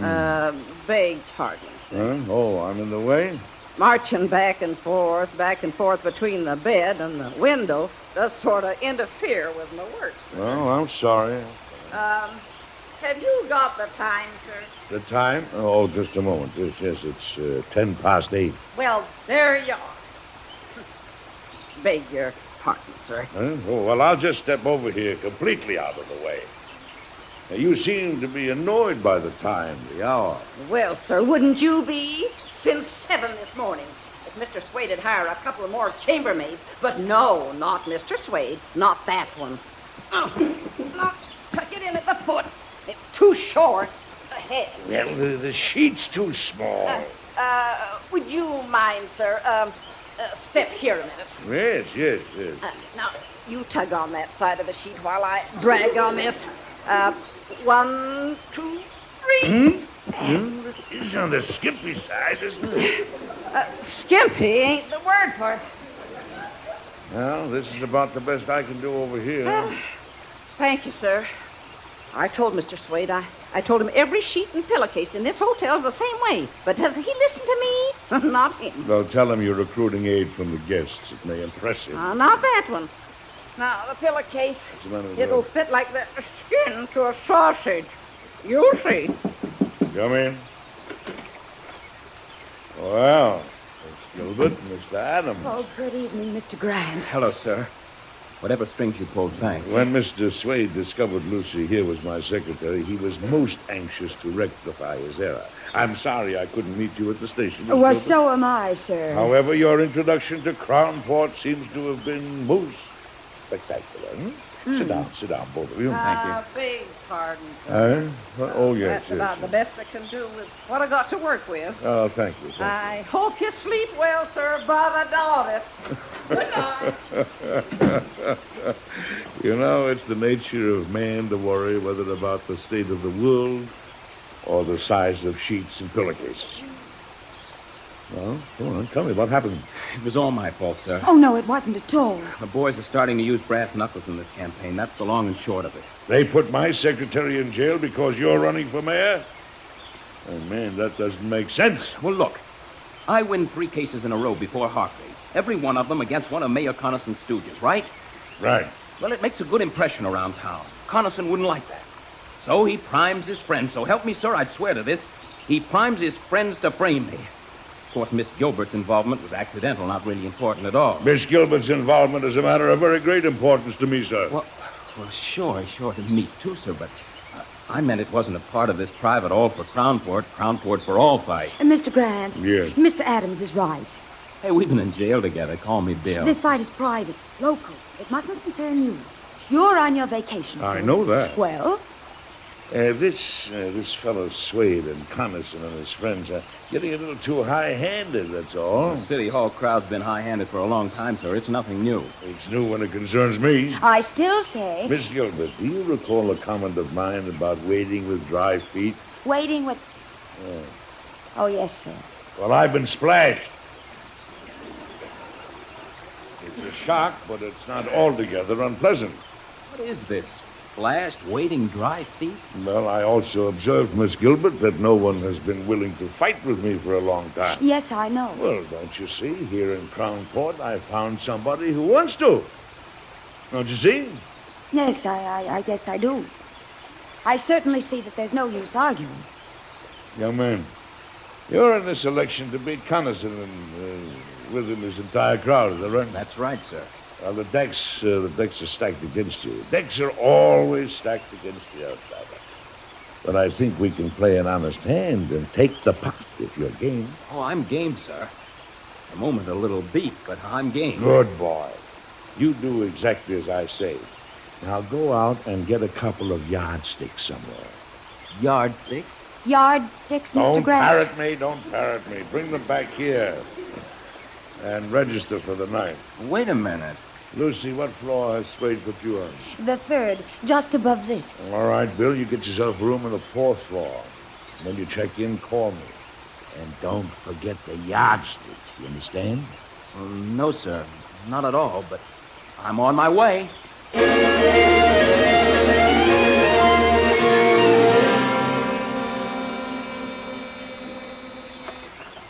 Desk clerk. Call for 7:30? Yes, Mrs. Appleby. Henry, watch this. What's what, Mr. Swade? The register shows Bill Adams in 413. That's right, Mr. Swade. Bill Adams here? Yeah, he came back about a half hour ago. Came back? While you were out. You remember when he brought the girl here? Yes. Not this afternoon. Tonight. When they got out of jail. All right, Henry. Sir? I'd prefer not to be reminded of that mistake. Oh, yeah. Yeah, I see what you mean. The complaint you swore out against him comes up in court tomorrow morning, don't it? Yes. Well, Adams and his girl, Mr. Grant's secretary, were with the old geezer for just a few minutes. Then Adams comes tearing down, grinning like an ape. Grinning? Like an ape. He's back and nothing flat, grinning still more, and asked for a room on 4. Oh, yeah. He had a suitcase, a book, and a couple of yardsticks. Say, they're up to something. Grinning. What was that, yardsticks? Yes, sir. 2 of them. 2 yardsticks? Sure. You know, to measure 36 inches, 3 feet. Henry, I know what a yardstick is. Well, he had 2 of them. What did he bring them for? I didn't ask him, Mr. Swade. He paid for the room in advance. You're up to something. I knew it. You said he had a book, too? Yeah, a law book, it looked like. You know, one of them big, thick, fierce-looking things? 2 yardsticks and a law book. Henry, I don't like that. I don't like... Hey, excuse me, Mr. Swade. Hey, this is Adams calling now from 413. That's Clark. What's he want? Yes, sir. He wants to talk to that girl in 311, Miss Gilbert. Give me one of those earphones, quick. Hello? Lucy, Yes, Bill. 6 here, in between. That checks. Look, tell Grant he was absolutely right. It's 9 and 2. I'll tell him. Good night, Bill. 9 and 2? 9 and 2 what?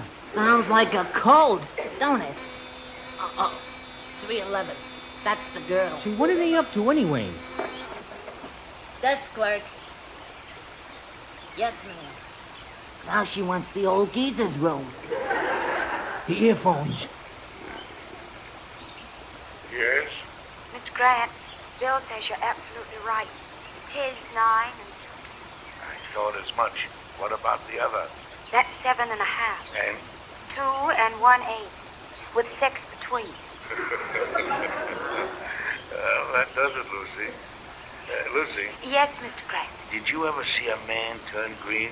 See a man turn green? Yes. No, I don't believe I have, sir. But you will tomorrow morning in court. You will, Lucy. I saw a guy turn green once on a boat. He was awful sick. Good night, Henry. Mr. Swade, who do you think they were talking about just now? I don't know, but I have an idea. Yeah? I have an idea they were talking about me.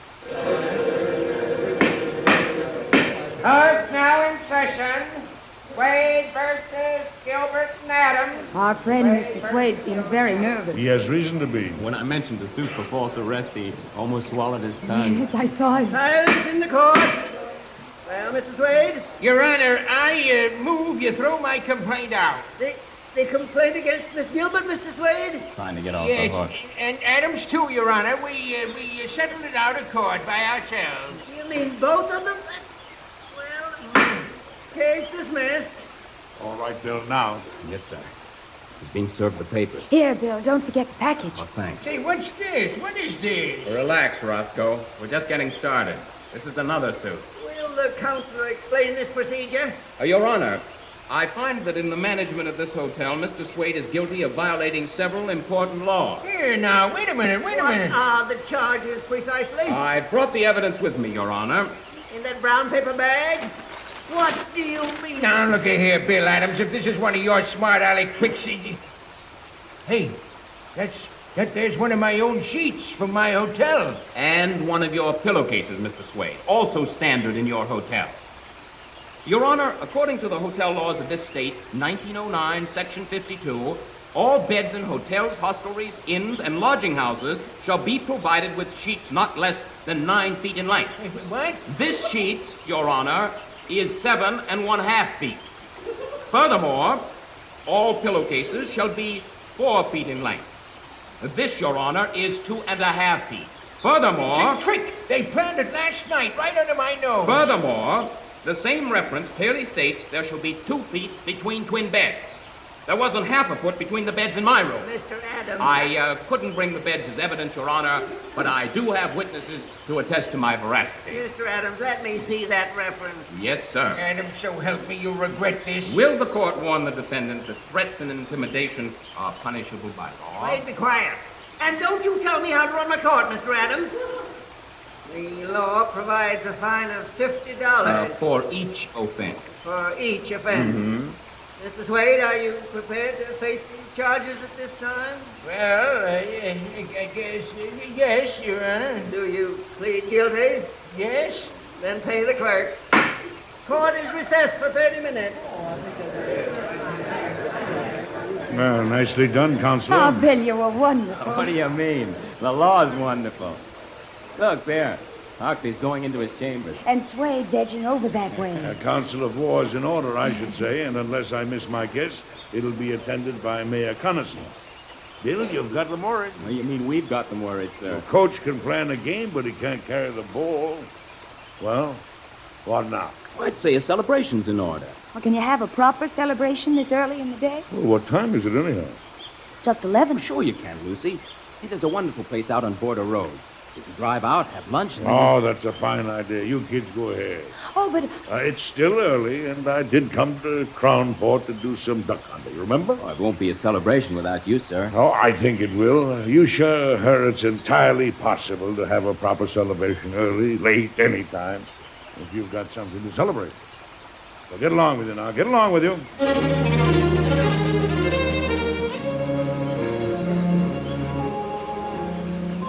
Have a good lunch, Mr. Mayor. Thank you, Tom. Thank you. Judge, I tell you, it was a mistake to call those hoodlums to your office. You might have Sign to. of overconfidence, to say the least. But you wanted action in a hurry. We've got to get action in a hurry. Well, that's what I'm saying, Jim. If it's going to come off this afternoon, I had to talk to them this morning. And there wasn't any place to do that except my office. All right, Judge, all right. Howdy, Mr. Mayor. Oh, hello, Ben. How's the family? Fine, Mr. Mayor. Couldn't be better. Oh, I hate to do this to Adams, Judge. I really do. But you said... Oh, it's necessary. It's got to be. But violence. It's against my nature, you know that. Yeah, sure, Jim. Politics places a heavy load on a man, Judge. Heavy load. Now, if this young whippersnapper... What's the matter? There. Coming this way. Well, good morning, Mr. Grant. Good morning. Good morning. Going hunting, Mr. Grant? I hope to, yes. Well, I suppose you've tried the Sewell Marshes east of town? Yes, I have. I was arrested there. Oh, really? And fined $100. You know the law, Mr. Grant. Sometimes it seems stringent, but we can't permit ignorance to be an excuse, you know. Yeah. Well, I've had my best luck west of town, Mr. Coniston, on the Green Banks. I'm going there now. Well, I'm glad we ran into you, Mr. Grant. Oh, why? Well, a couple of reasons. As mayor, I have, a sense of community responsibility towards strangers. Make them feel welcome, so to speak. You needn't, as far as I'm concerned. And I've wanted to talk with you about young Adams. What about young Adams? You two seem to have hit it off pretty well. Well, I think he's a friend of mine, if that's what you mean. A rash young man, Bill Adams. Right, Judge? Oh, very rash, and I'm in position to vouch for that. Inclined to leap first and look afterward, Mr. Grant. Yes, very much inclined to do just that. Gentlemen, you asked me if I were going hunting. What? I said I was. But I won't have time unless I get along. Good morning, gentlemen. Mr. Adams, you were so right. I am sometimes. What about? It was a wonderful lunch and a wonderful drive.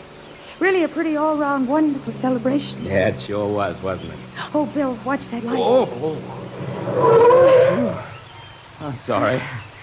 Fine thing to get a traffic violation ticket the day before election. Well, you could always say that you had your constituents on your mind. Yeah, I could, but it'd be more truthful to admit that a beautiful girl was on my mind.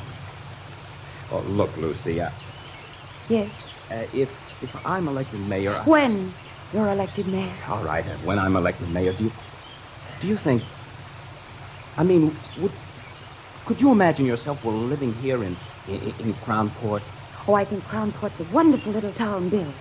It has red traffic lights and green traffic lights. Huh? Oh, yeah. I guess the town's all right, isn't it? I never noticed before particularly. It's okay. Well, maybe not in a class with Washington, D.C. But... Well, put that another way, and Washington, D.C. isn't in a class with Crownport. It depends on your point of view. Well, I mean, you've got a good job there. Guess you're pretty important to the old-timer, huh? Mr. Grant. Some ways, I guess I am. Hey, what's he do anyhow? Exactly. Said he hasn't practiced law in 20 years. Yes, but isn't it wonderful how much of it he knows? It sure is.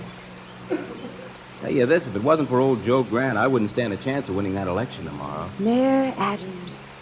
Mayor William Adams. Hey, look, Lucy. Probably I ought to wait to say this till we're out of traffic. Yes, it might be safer. Maybe I won't have the nerve then. Bill. What's the matter? Isn't that your office down the street? Well, sure, next block. Hey! They're moving all the furniture out onto the sidewalk. Wait a minute!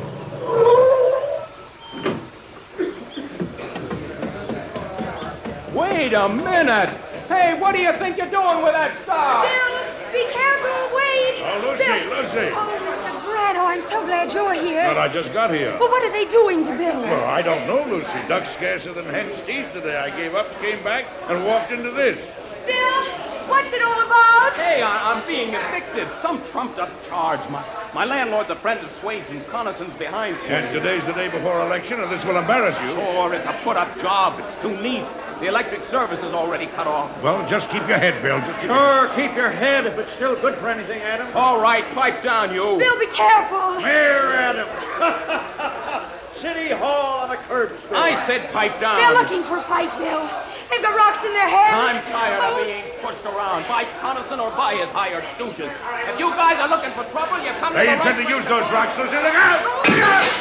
Next time we won't miss, Adams. Better clear out. I'm going after Bill. Mr. Grant, don't. Stay back. What, with a fight starting and something to fight for? We warned you, Adams. You're asking for it. I haven't been in a real scrape since... Oh! Mr. Grant. Mr. Grant. Oh, somebody. Bill, somebody get a doctor. Quick.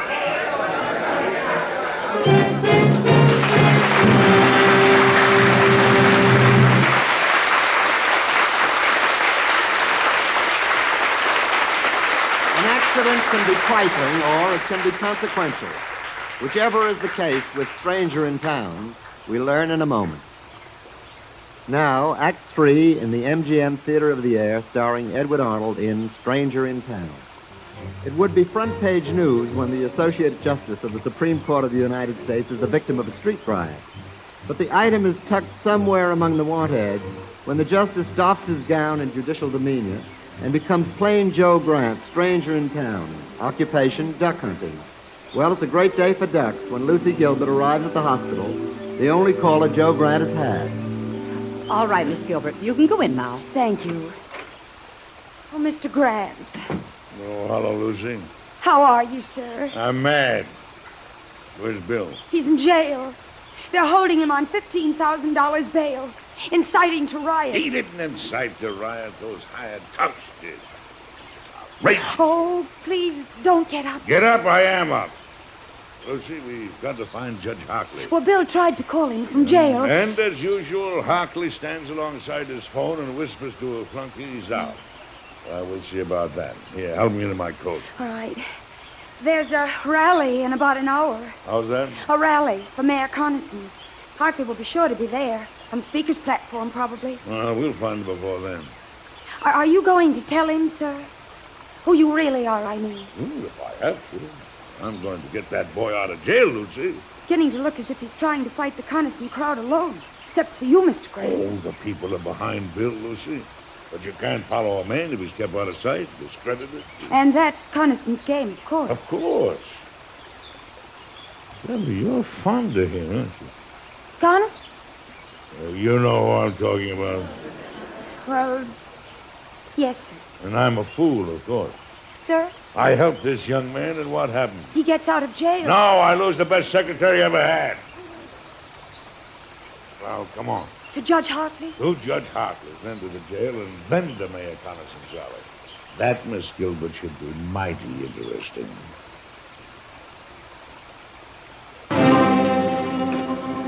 Yes? Oh, it's you. Well, imagine Mr. Swade playing butler for Judge Hockley. He should be in livery, eh? With velvet knee breeches, Mr. Grant. I stopped by to call for the judge. Why, so did we. We're due at the rally. He won't have time to... He'll see us. Now, wait a minute. He's out. He's not here. Mr. Swade, you said he was, not 1 minute ago. Well, I mean, we're late already, you see. And you'll be later, Mr. Swade. What's going on here, Roscoe? Oh, it's you, Mr. Grant. It is I. And your secretary. Oh, we're so glad you were home, Judge Hockley. I tried to tell him we're on our way to Jim's rally. Judge, I want to talk to you. Well, I'm sorry, Mr. Grant. I haven't any time to give you right now. I'm afraid you'll have to find time. Now, see here. Do be quiet, Mr. Swade. Just listen. Judge Hockley, acting on my rights as a citizen, I demand that you swear out warrants for the arrest of Mr. Swade and Major Connaughton. What? Are you crazy? On what charges? Conspiracy, abuse of public office, inciting to riot. Judge is off his head. Shut up, Roscoe. Grant, I don't know what gave you the idea you could push your way into my house and order me around. Hockley, I suggest you come with us to the county jail. Have Bill Adams released and sign those warrants. You're crazy. Don't forget the others, Mr. Grant. You know. Oh, yes. And also a couple of more warrants for some hoodlums. I've got their names. You old fool. You realize I can have you arrested for disturbing the peace? Oh, let's postpone that yet. Miss Gilbert, Mr. Swade, will you excuse us a moment? Here, you let go of my arm. What's this room across the hall? Your den? Well, that's just the place to beard a roaring lion in his den. So what's come over that old fool? He seems like a nice, quiet sort of... is he gone off his head? Oh, no. No, nothing like that. Well, he won't get away with it. You know that, don't you? A warrant for my arrest? And Mayor Connaughton. Why, when Hockley gets through with him, what he'll tell your boss, young woman, he won't forget for many a day. Yes, I suppose I should be worried. You can say that again. Beard a lion, he says. And it's the truth. Why, one time I saw Judge Hockley get so all-fired mad, he... Oh, Miss Gilbert, Judge Hockley has changed his mind. Oh, I'm so glad. He'll be only too happy to release our friend, Mr. Adams, in time to attend Mayor Connaughton's rally. Judge, you gone loco? And he has seen, shall we say, the light of justice's sword, and agreed to sign those warrants. Am I correct, Judge Hockley? Hey, what's the matter with him? He looks funny. Not funny, Mr. Swade, just surprised. Ask him to tell you about it sometime. And now, Miss Gilbert and gentlemen, shall we be on our way? But I still don't see how he did it. Don't ask questions, Bill. Just drive. Okay. Mr. Grant wants to get to Mayor Conniston's rally before it's over. They still following us? Yeah.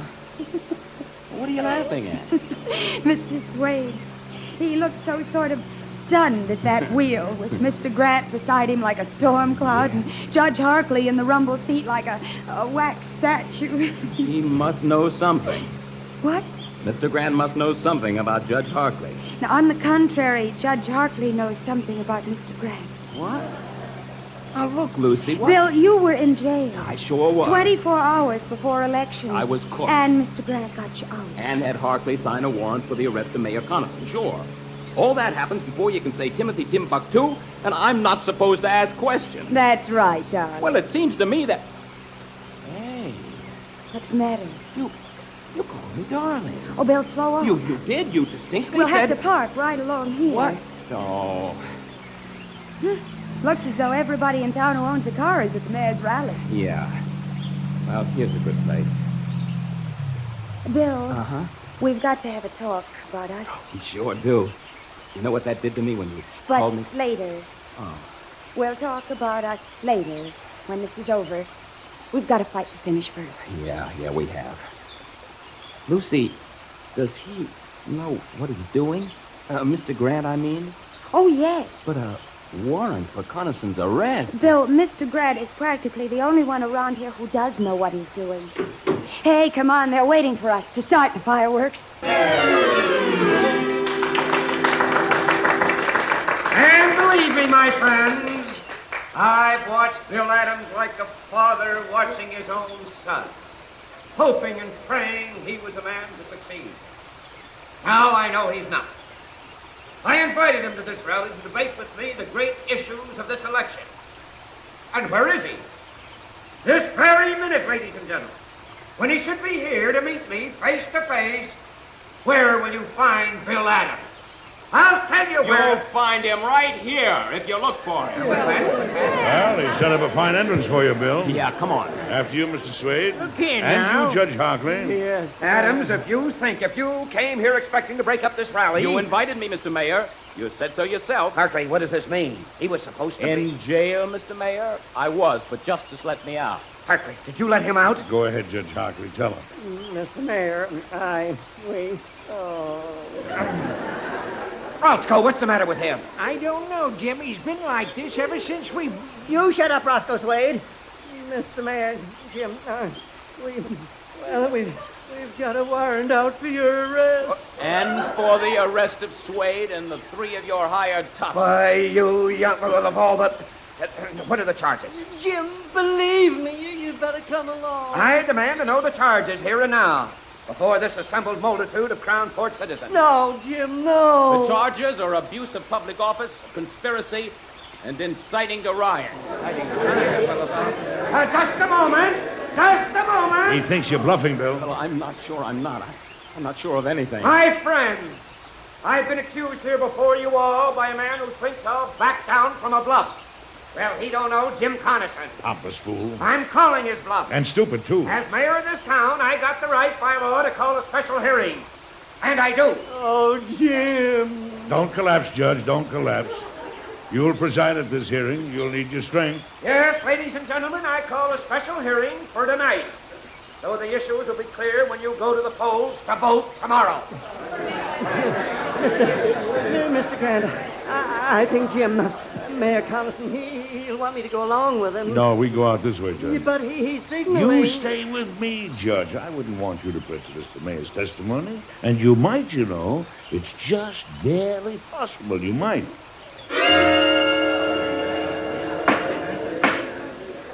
And so, Mr. Mayor, this gentleman, Mr. Grant, has obtained confession from the hoodlums. Well, it's outrageous. A pack of lies. Judge Harkley? Jim, Mr. Mayor, you have to moderate your tone. This is a court of law. These men have told Mr. Grant that, acting on your orders, they started the riot this morning in order to make possible Mr. Adams' arrest. They've sworn to these facts. Because of this, Mr. Grant has been able to demand a warrant for your arrest. Mr. Grant demanded a warrant? A man who doesn't even live in our town. A meddling old fool who does nothing but shoot ducks and start trouble. Jim, don't say I'll that. say anything I please. Oh, I hate to see the old boy involved in this. I wouldn't worry about the old boy now, darling. I demand to know who this man is. Who is this Joe Grant? Jim, do yourself a favor. Don't ask. Well, I'd be glad to answer, Judge. All right. Where are you from, Grant? Washington, D.C. Jim, please, no more questions. Mr. Oh, Grant. shut up. I'll ask all the questions I want to ask.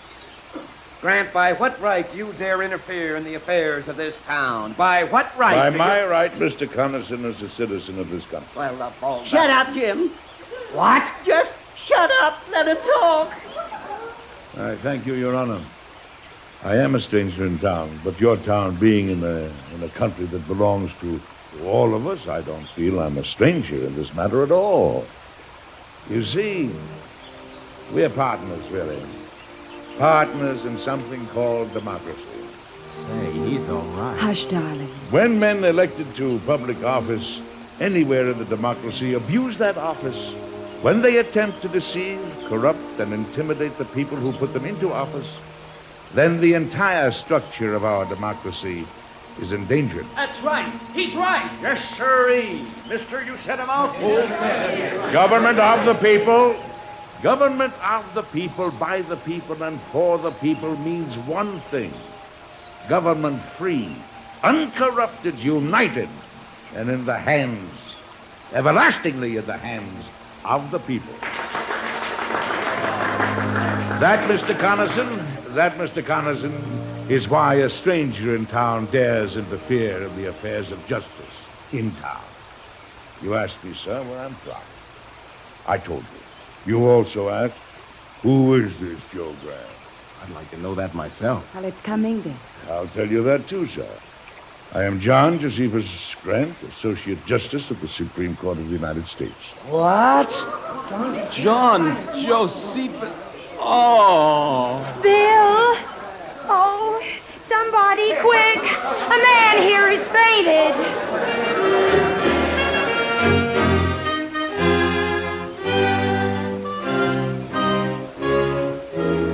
Oh, here, sir. Let me fix the collar of your robe. Oh, thank you, Lizzie. Now, when court adjourns, you come up to my chambers. Well? Huh? Oh, sir? I wasn't listening. What were you so nervous about? Me? I'm not nervous. Lucy, stop fussing with the collar. Over there. It's all right now. Lucinda, go if you take this man to be your husband. I beg your pardon, sir? I'm rehearsing the lines for the ceremony. I stayed up all night trying to learn them. Well, maybe I am at that. What? Come to think of it, Come to think of it, maybe you am. You are what? I'm nervous, sir. Oh, well, that's not surprising. You're being married today, Mayor Adams, by an Associate Justice of the Supreme Court.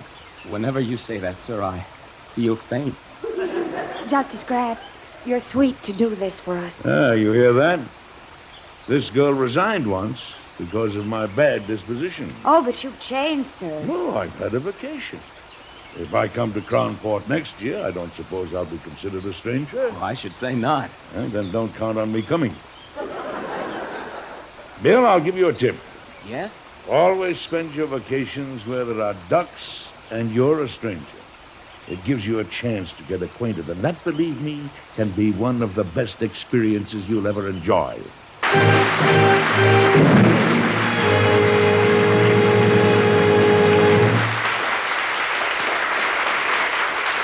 Edward Arnold will be back in just a moment.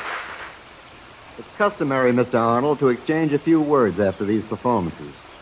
Well, let's not violate the custom, Howard. What words have you to exchange? Mostly words of praise, a comment here, a question there. How many years have you been in pictures?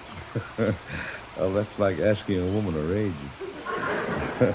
Almost as many years as there have been pictures, I guess. You virtually came in with Edison. Oh, no, that's a little too far back. But I'll probably go out like a light. Not at all. Your star is incandescent and constant. You just picked up my option, Howard. We all liked you in the Hucksters, Command Decision, Take Me Out to the Ball Game, to name a few. To name a few MGM pictures. Well, there's method in our madness. This is the MGM Theater, you know. Yes, and I like the MGM Theater and the MGM Studio. I'm a booster. Well, Mr. Arnold, we're a booster for you, not only as a distinguished artist, but as a man who has devoted his time to helping other artists. We salute your services in the Screen Actors Guild, the USO camp shows, the Hollywood Permanent Charities, and many other organizations. Well, you're very kind, Howard. The tiny verbal medal we offer is nothing. Thank you, and good night.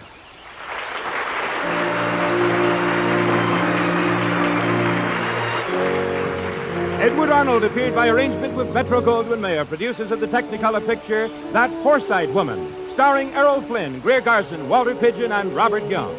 Fran Lafferty was heard as Lucy Gilbert and Joe Conway as Bill Adams. Original music composed and conducted by Joel Harris. The program was directed by Mark Spielob and produced by Raymond Katz. Welcome back, dear listeners, to the Nighttime Show here on WOTR Radio. I'm Greg, coming up on hour number 6 as we while away the hours of the night together. It's a beautiful 65 degrees in our little town, with a light breeze from the southwest and clear skies. Be sure to visit our show's sponsors tonight: Wortham's Candy Shop, Duke's Dry Cleaning, and Hubert's Furniture Store, all located conveniently in our beautiful downtown.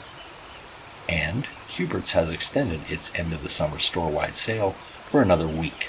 So if you're in the market for some new furniture, you'll want to take advantage of the 10 to 30% off price tags. Also, if you're looking for a fine dining experience, yes, you can find it even in our little town, try the Italian Bistro, located at 415 Main Street.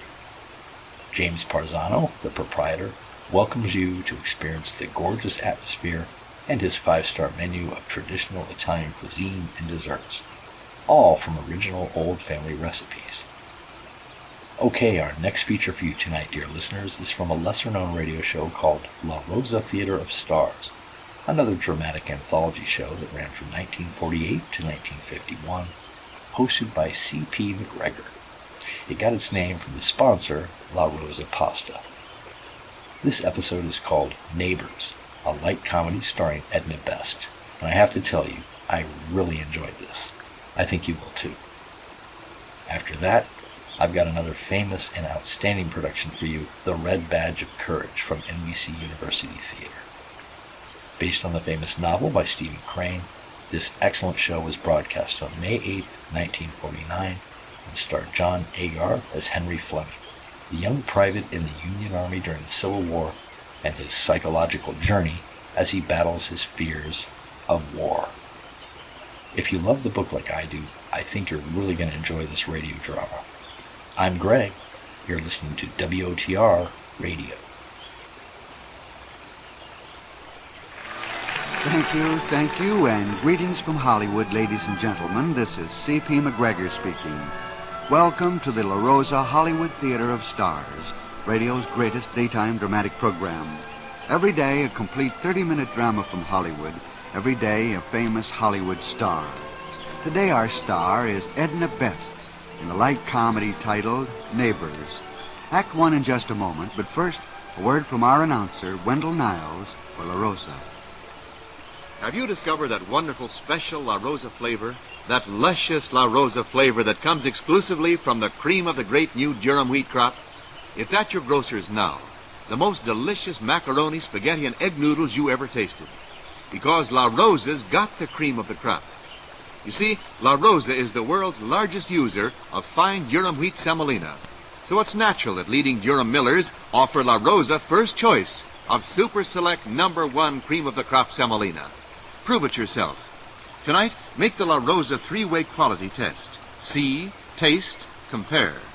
See La Rosa's natural golden color, the natural sunshine of the world's finest semolina. Taste La Rosa's luscious flavor, richer, smoother, more delicious, with that just right, firm yet tender texture. Compare La Rosa with any other macaroni, spaghetti, or egg noodles you ever tasted. Once you try La Rosa, you'll never serve anything but La Rosa. Now, once again, our host, C.P. McGregor. And now the curtain rises on Act 1 of Neighbors, starring Edna Best. In the middle of the next block on Elm Street stand the respective houses of the Dennons and the Strikers. Now, the Denon house is a very gay and wholly irresponsible thing of white frame and blue shingles. and dotted Swiss curtains that have been shamelessly winking its windows at the Stryker house next door, a very prim and proper house of conservative Boston brown, whose narrow leaded windows stare with disdain at the brazen hussy in her short yard skirts of daffodils and jonquils. And in this gay and wholly irresponsible thing of white frame and blue shingles, a very gay and wholly irresponsible Louise flutters about the table laid for four. Napkin, one of those mat, 3 butter knives, and I'll use a steak knife. Cover up the mended place with the centerpiece and... Abba dabba. Whoa, wait a minute. Wine glasses, only 3. No good, gotta have 4. Tommy! Tommy! Yes, yodel bird. Gotta yodel. What the devil you want, you noisy raucous wench? Tommy, darling, stop scraping your ugly face and tell me what about the wine glass. What's the matter with the wine glass? Well, in words of one syllable, no catch them 4 wine glasses. Only catch them 3. Okay, I'll drink my vintage out of the coffee pot. Don't be crass and stupid. Coffee pots went out with bustle. And you can't drink it out of the bottle. Say, what happened to the 6 I gave you for your dowry? Put them in hot? No, broken. Mary did it when I was sick. She threw the 4th butter knife out in the garbage. A woman should ought to be hung. You can take care of hanging her tomorrow, Tommy, but what about the wine glass tonight? You go next door and borrow one from the Strikers. Tell them you want to use it for my cup. I got the pink cup. Brilliant, Tommy. You're a genius. And while I'm gone, don't get any fanciful notions about using my perfume for shaving lotion. Use the iodine. That's the very gay and wholly irresponsible house of the Denhams. And now, the very prim and proper house of conservative Boston Brown, the Strikers. Humphrey, Oh, yes, Jenny. is it any wonder that the world is in its deplorable condition? What with its mighty host of irresponsible creatures? Mm-hmm. We were discussing it at the forum only this afternoon. Mrs. Vanderpyle was saying that there ought to be some curriculum set up for the younger married couples. Some course of education to teach them their responsibilities to society. Yes. What, Humphrey? What? Just what? Oh, yes. Take, for example, those poor children next door, the Denhams. Frivolous, here today, gone tomorrow. Eat, drink, and be merry. Where will they be in 5 years, 10 years? I said where, Humphrey? I don't know.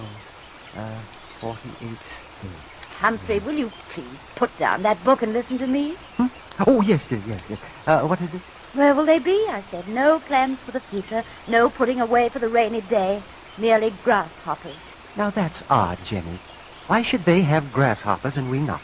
I'm not talking literally, Humphrey. I'm talking figuratively. Oh, yes. I was afraid we'd have to call the exterminator.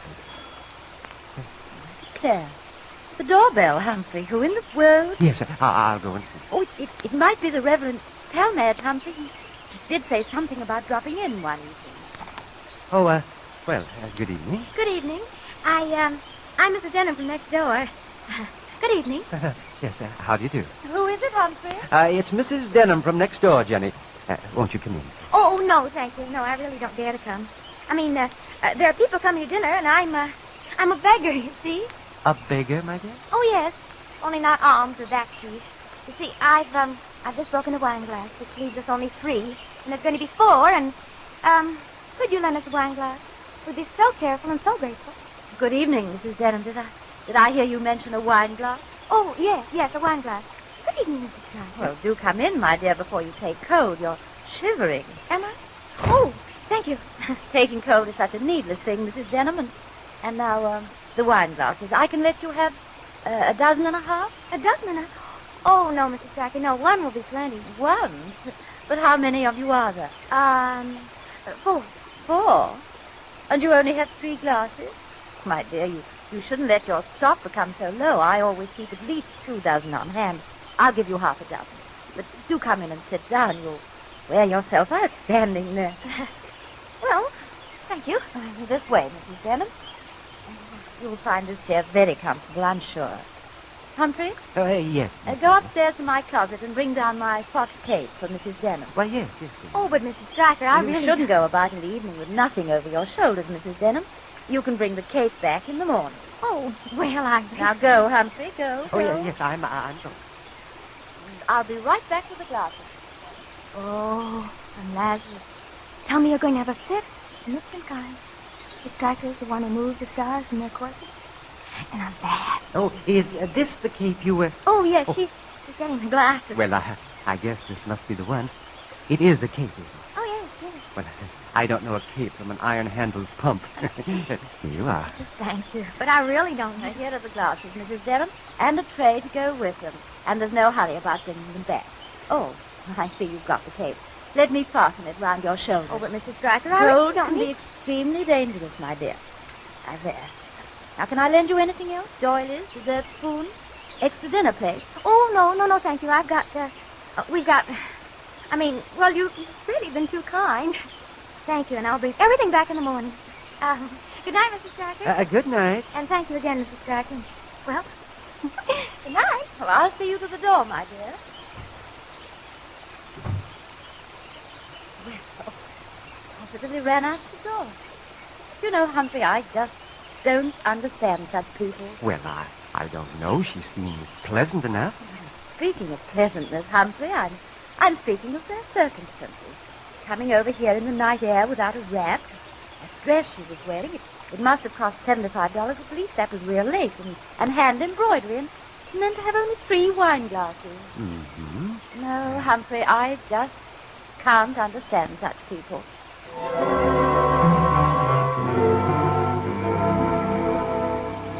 Great leaping lollipops. Oh, my dizzy helpmate. Get her. Oh, shut up. Fine expression of endearment, you little pirate. Come on. How'd you do it? Do what? Go over to the Strikers for a wine glass and return with a jewelry store and a fur emporium. Oh, tell me I'm sick of it. I'm up to here. Even up to here. Always contriving, saving doom, borrowing from neighbors, being in debt. You should just see Mrs. Stryker's house. Takes a hunk of stirring in a house to make it all... Oh, please. Tell me I'm ashamed of myself. I'm ashamed of you. I'm ashamed of my house, and I'm ashamed of... Well, that gives me an idea. Instead of playing bridge tonight, when the Fosters come over, we'll all sit around and be ashamed of ourselves. Confess our sin. Yeah, we can beat our heads against the wall where the radio used to be before they came and took it back.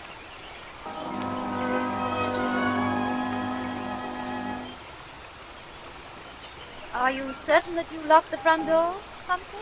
Yes, I'm positive. Must you drop your shoes like that, Humphrey? Huh?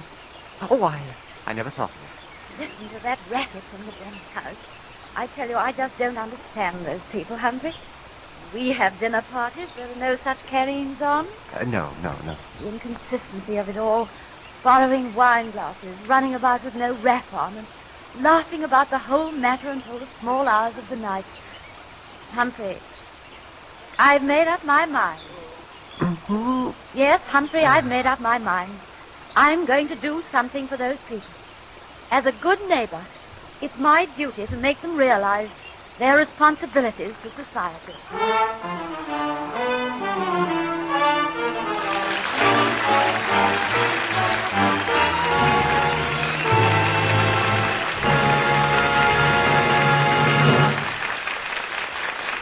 The curtain falls on Act One of Neighbors, starring Edna Best. Our grand star and our distinguished cast of La Rosa radio players return shortly for Act Two of Neighbors. Ah, CP, they love La Rosa. Who loves La Rosa? Neighbors love La Rosa. My neighbors, your neighbors. In fact, everybody loves La Rosa. But what started me on this, the other night we had some neighbors over and my wife served macaroni with ham sauce a la Rosa. You should have heard them rave. Why, for blocks around, neighbors heard about it and kept calling my wife for the recipe. Actually, all you need, ladies, is La Rosa Grade A macaroni or spaghetti, a little leftover ham, and a rich vegetable sauce. There's the dish that'll thrill everybody. Economical, too. For the detailed recipe and 100 other wonderful La Rosa treats, consult your La Rosa cookbook.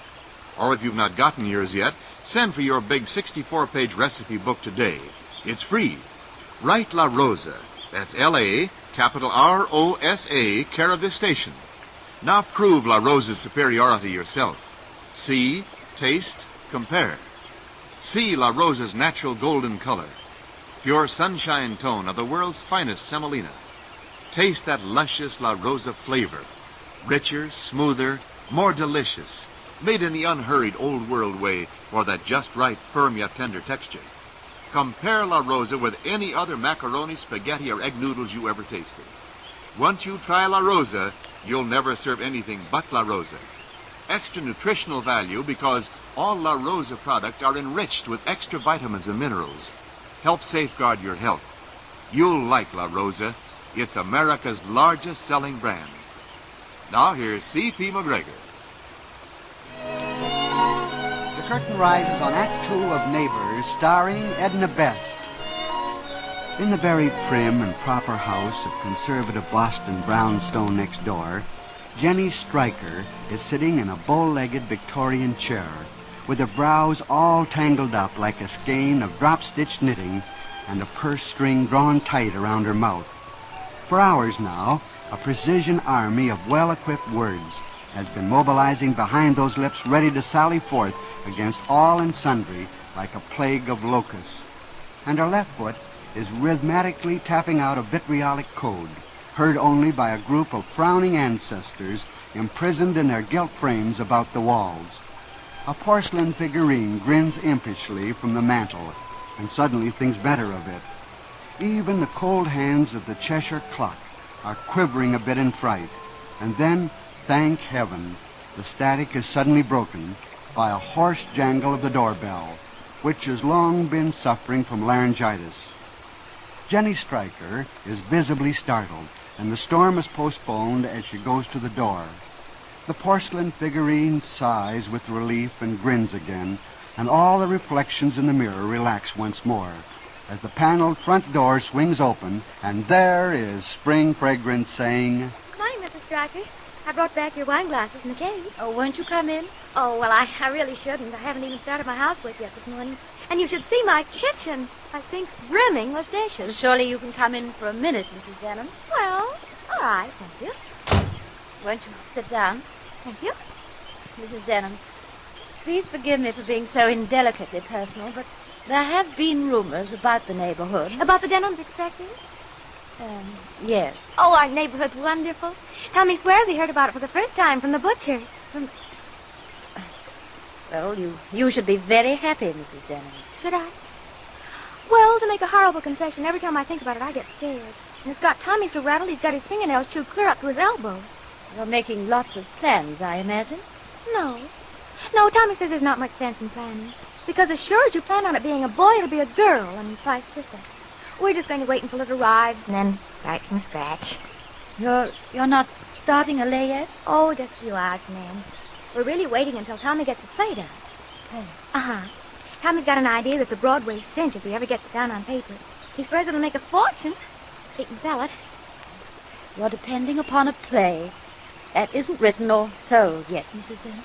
Oh, yes, we're always doing that. Of course, this time Tommy's gone all out. He's even burning candles to see... You know, who's this? I suppose our name should be haphazard instead of Denham, but Tommy and I've never worried much about the future. We always wait until it bangs on our front door before we lay another plate and put another quart of water in the soup. Mrs. Denham, it isn't my intention to meddle, but with a baby coming, doesn't the future become something to anticipate, to plan for? Well, yes, I guess it does.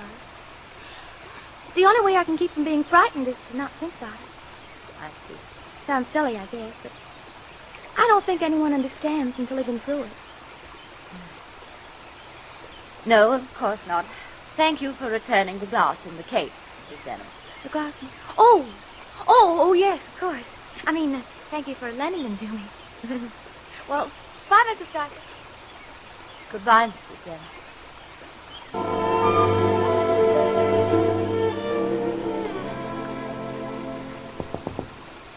Oh, Jenny. Jenny. Jenny, what in the world are you doing in here in the dark? Did you hear me knock? Oh, Jenny, my dear, what is it? You're crying. Oh, please leave me alone, Humphrey. Oh, the chest of memories again. Well, you'd better close it again and come downstairs, Jenny. Our baby was to be born in July, Humphrey. All these were ready and put away by March. Crib was in the nursery. We'd even started a bank account for it. Now, Jenny. God had plans for our child, Humphrey. Our child that we wanted so badly. That he should breathe but a moment and then die. Now, why all this again, my dear? The Denhams are expecting a baby. Well? A baby that will come into the world with no one ready for him, whose very survival will depend upon a play that isn't written yet. And a baby born to parents not even grateful for their privilege and totally unaware of their responsibilities. How will they take care of him, Humphrey? Feed him, clothe him, educate him. People who live in a house of debt, of chance, of borrowing from neighbors, a cup of flour, a wine glass. Oh, now, Jenny. Oh, why should it be, Humphrey, that we, who could give a child everything in the world, every opportunity, that our child must die, while the Denhams, who have nothing. Why, Humphrey, why? Now, Jenny. The Denhams are only our neighbors, and their lives belong to them, not to us. Whatever they are, whatever they do, none of our business. I'm not concerned with what they are or do, Humphrey. But I am concerned about the life of a helpless, unfortunate child coming into this world, into a family with no inclination nor conception of caring for it.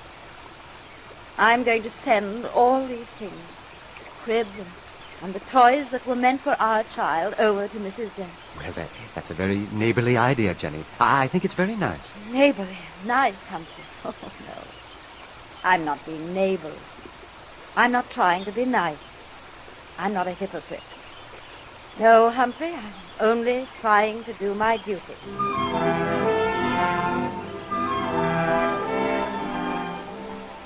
That woman's an unadulterated fuddy-duddy, and with a B1 deficiency, and I'm not going to stand for it. Now, Tommy, temper.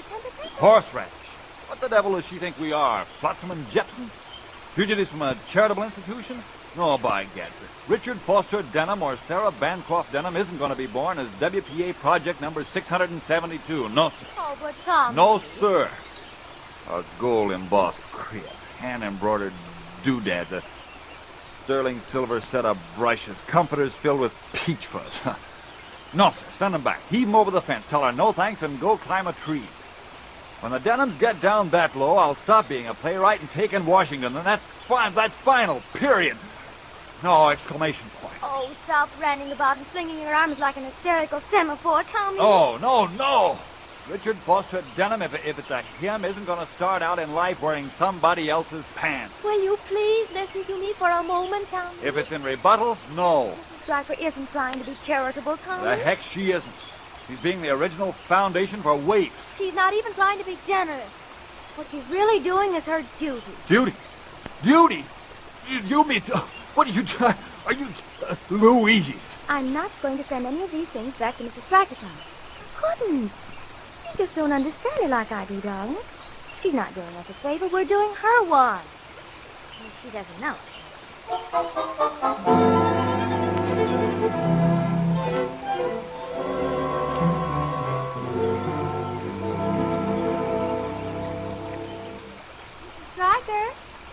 Mrs. Stryker? Yes? Won't you come over and see my baby? Everyone in the whole neighborhood has seen him but you. And if you don't come over pretty soon, I'll begin to think you don't want to see him. Won't you come over? I'm just going to bathe him.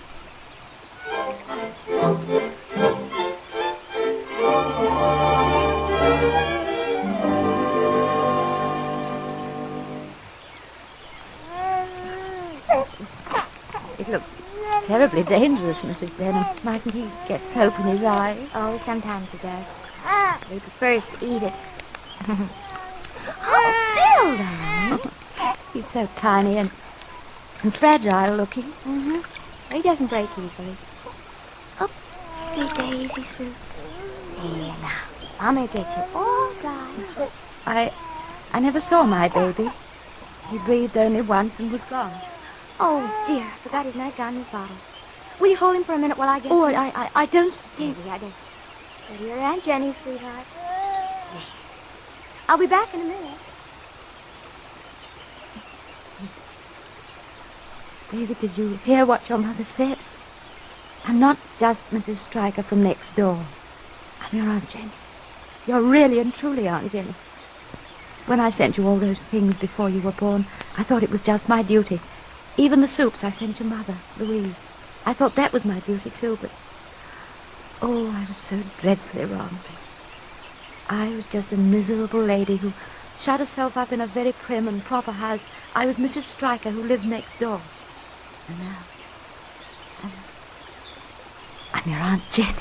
I guess you thought I was never coming back. Here, I'll take him now. Was he a good boy? Oh, yes. Yes, he was a very good boy. Come on, darling. Dinner time, and then we sail away in a silver boat. I'd better go now. Jenny? Yes? We'd appreciate it an awful much if you and Mr. Stryker would come over for dinner tonight. Tommy sold his play, and we're celebrating. Do you mean that you'd like us to help you celebrate? Well, of course. Who else? Please say you're coming. Oh, well, of course we'd come, and thank you very much. And Louise. Yes? Would you like me to bring the wine glass? By George, Jenny, I haven't had such a good time in years. You know, those Denhams are real people. And I haven't seen you laugh so much in years. Yes, I know, Humphrey. How very well I know. And what was the idea of taking that wine glass over? Why, they had dozens of their own. Yes, I know. They didn't really need it, but Louise asked me to bring it. I think I understand. A woman's reason, I suppose. Jenny, what's happened to all the ashtrays? Oh, don't bother, dear. Just drop them on the floor. You know, they say cigar ashes are good for the moth.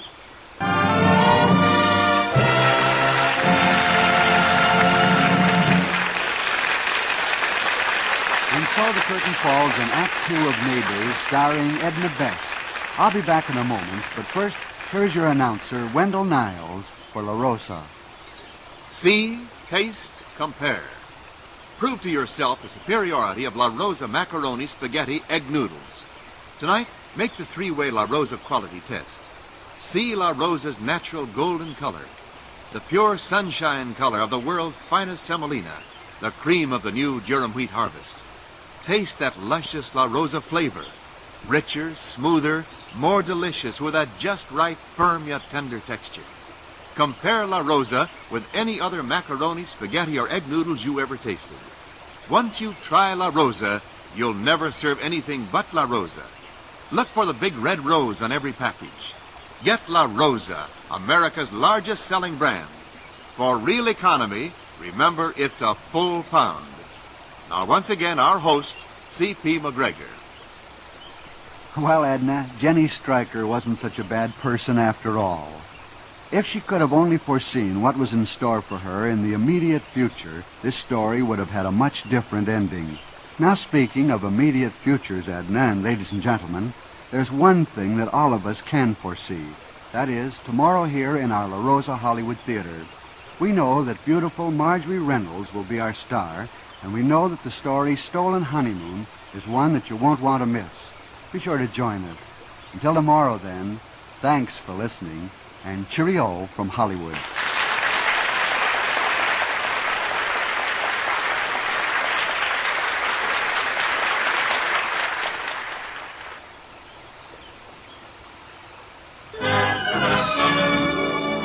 This is the NBC University Theater, bringing you a full-hour dramatization of The Red Badge of Courage by Stephen Crane, starring John Agar as Henry Fleming. This is a war story, written by a boy who had never heard a shot fired in anger. It is a classic of American literature, psychologically sound, repertorially accurate, and poetically quite perfect. The Red Badge of Courage, the short masterpiece of Stephen Crane, whose personal legend is as exciting as his literary accomplishments. Crane was the son of a minister in Newark, New Jersey, which background he departed early to become reporter, novelist, poet, war correspondent, world traveler, and intimate friend of Joseph Conrad. He died before he was 30 in the mountains of the Black Forest of Germany. We bring you today a new and exciting radio adaptation of The Red Badge of Courage, written by Brainerd Duffield and Emerson Crocker, and starring in the role of Henry Fleming and voicing the introspective thoughts of that young soldier, Mr. John Agar. The cold passed from the earth, and the retiring fogs revealed an army stretched out on the hills, resting. A river lay at the army's feet, and across it one could see the red, eye-like gleam of hostile campfires. As the landscape changed from brown to green, the army awakened and began to tremble with eagerness at the noise of rumors of war and battle soon to come. Gosh, it's cold. You're lying on your bunk, Henry Flynn, watching, listening, waiting for the word that's bound to come. You've been marched and drilled and reviewed. Surely there will be a battle soon. Look, here comes a soldier with news in his eye. Boys, I just heard something. I heard some fellers talking. We're going to move tomorrow, sure. We're going way up the river, cut across, and come around in behind them. It's a lie, Jim Conklin. I don't believe the darned old army's ever going to move. They're ready to move 8 times in the last 2 weeks, and we ain't moved yet. Is it true, Jim? Are we going to move? Well, Henry, that's what I just told you. Oh, what you talking about? You don't know everything in the world, do you? I didn't say I knew everything in the world. Going to be a battle, sure, is there, Jim? Of course there is. Of course there is. Now, you just wait until tomorrow, Henry, and you'll see one of the biggest battles ever was. Now, you just wait. So we're going to fight at last.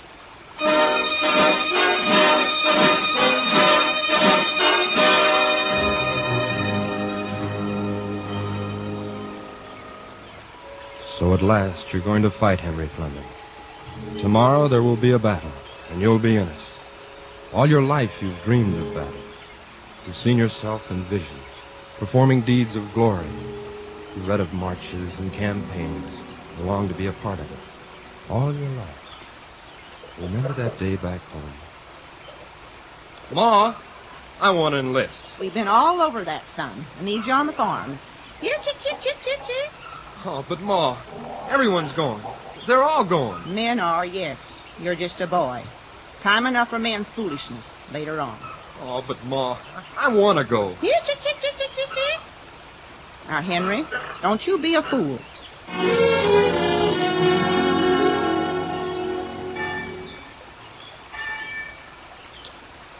But every day you read the papers and heard the gossip of the village. And every day the winds carried you the clanging of the church bell, telling the news of some great victory. They were ringing that day when you came home. Your mother had been milking the brindle cow. Remember? You waited in the kitchen until you heard her step.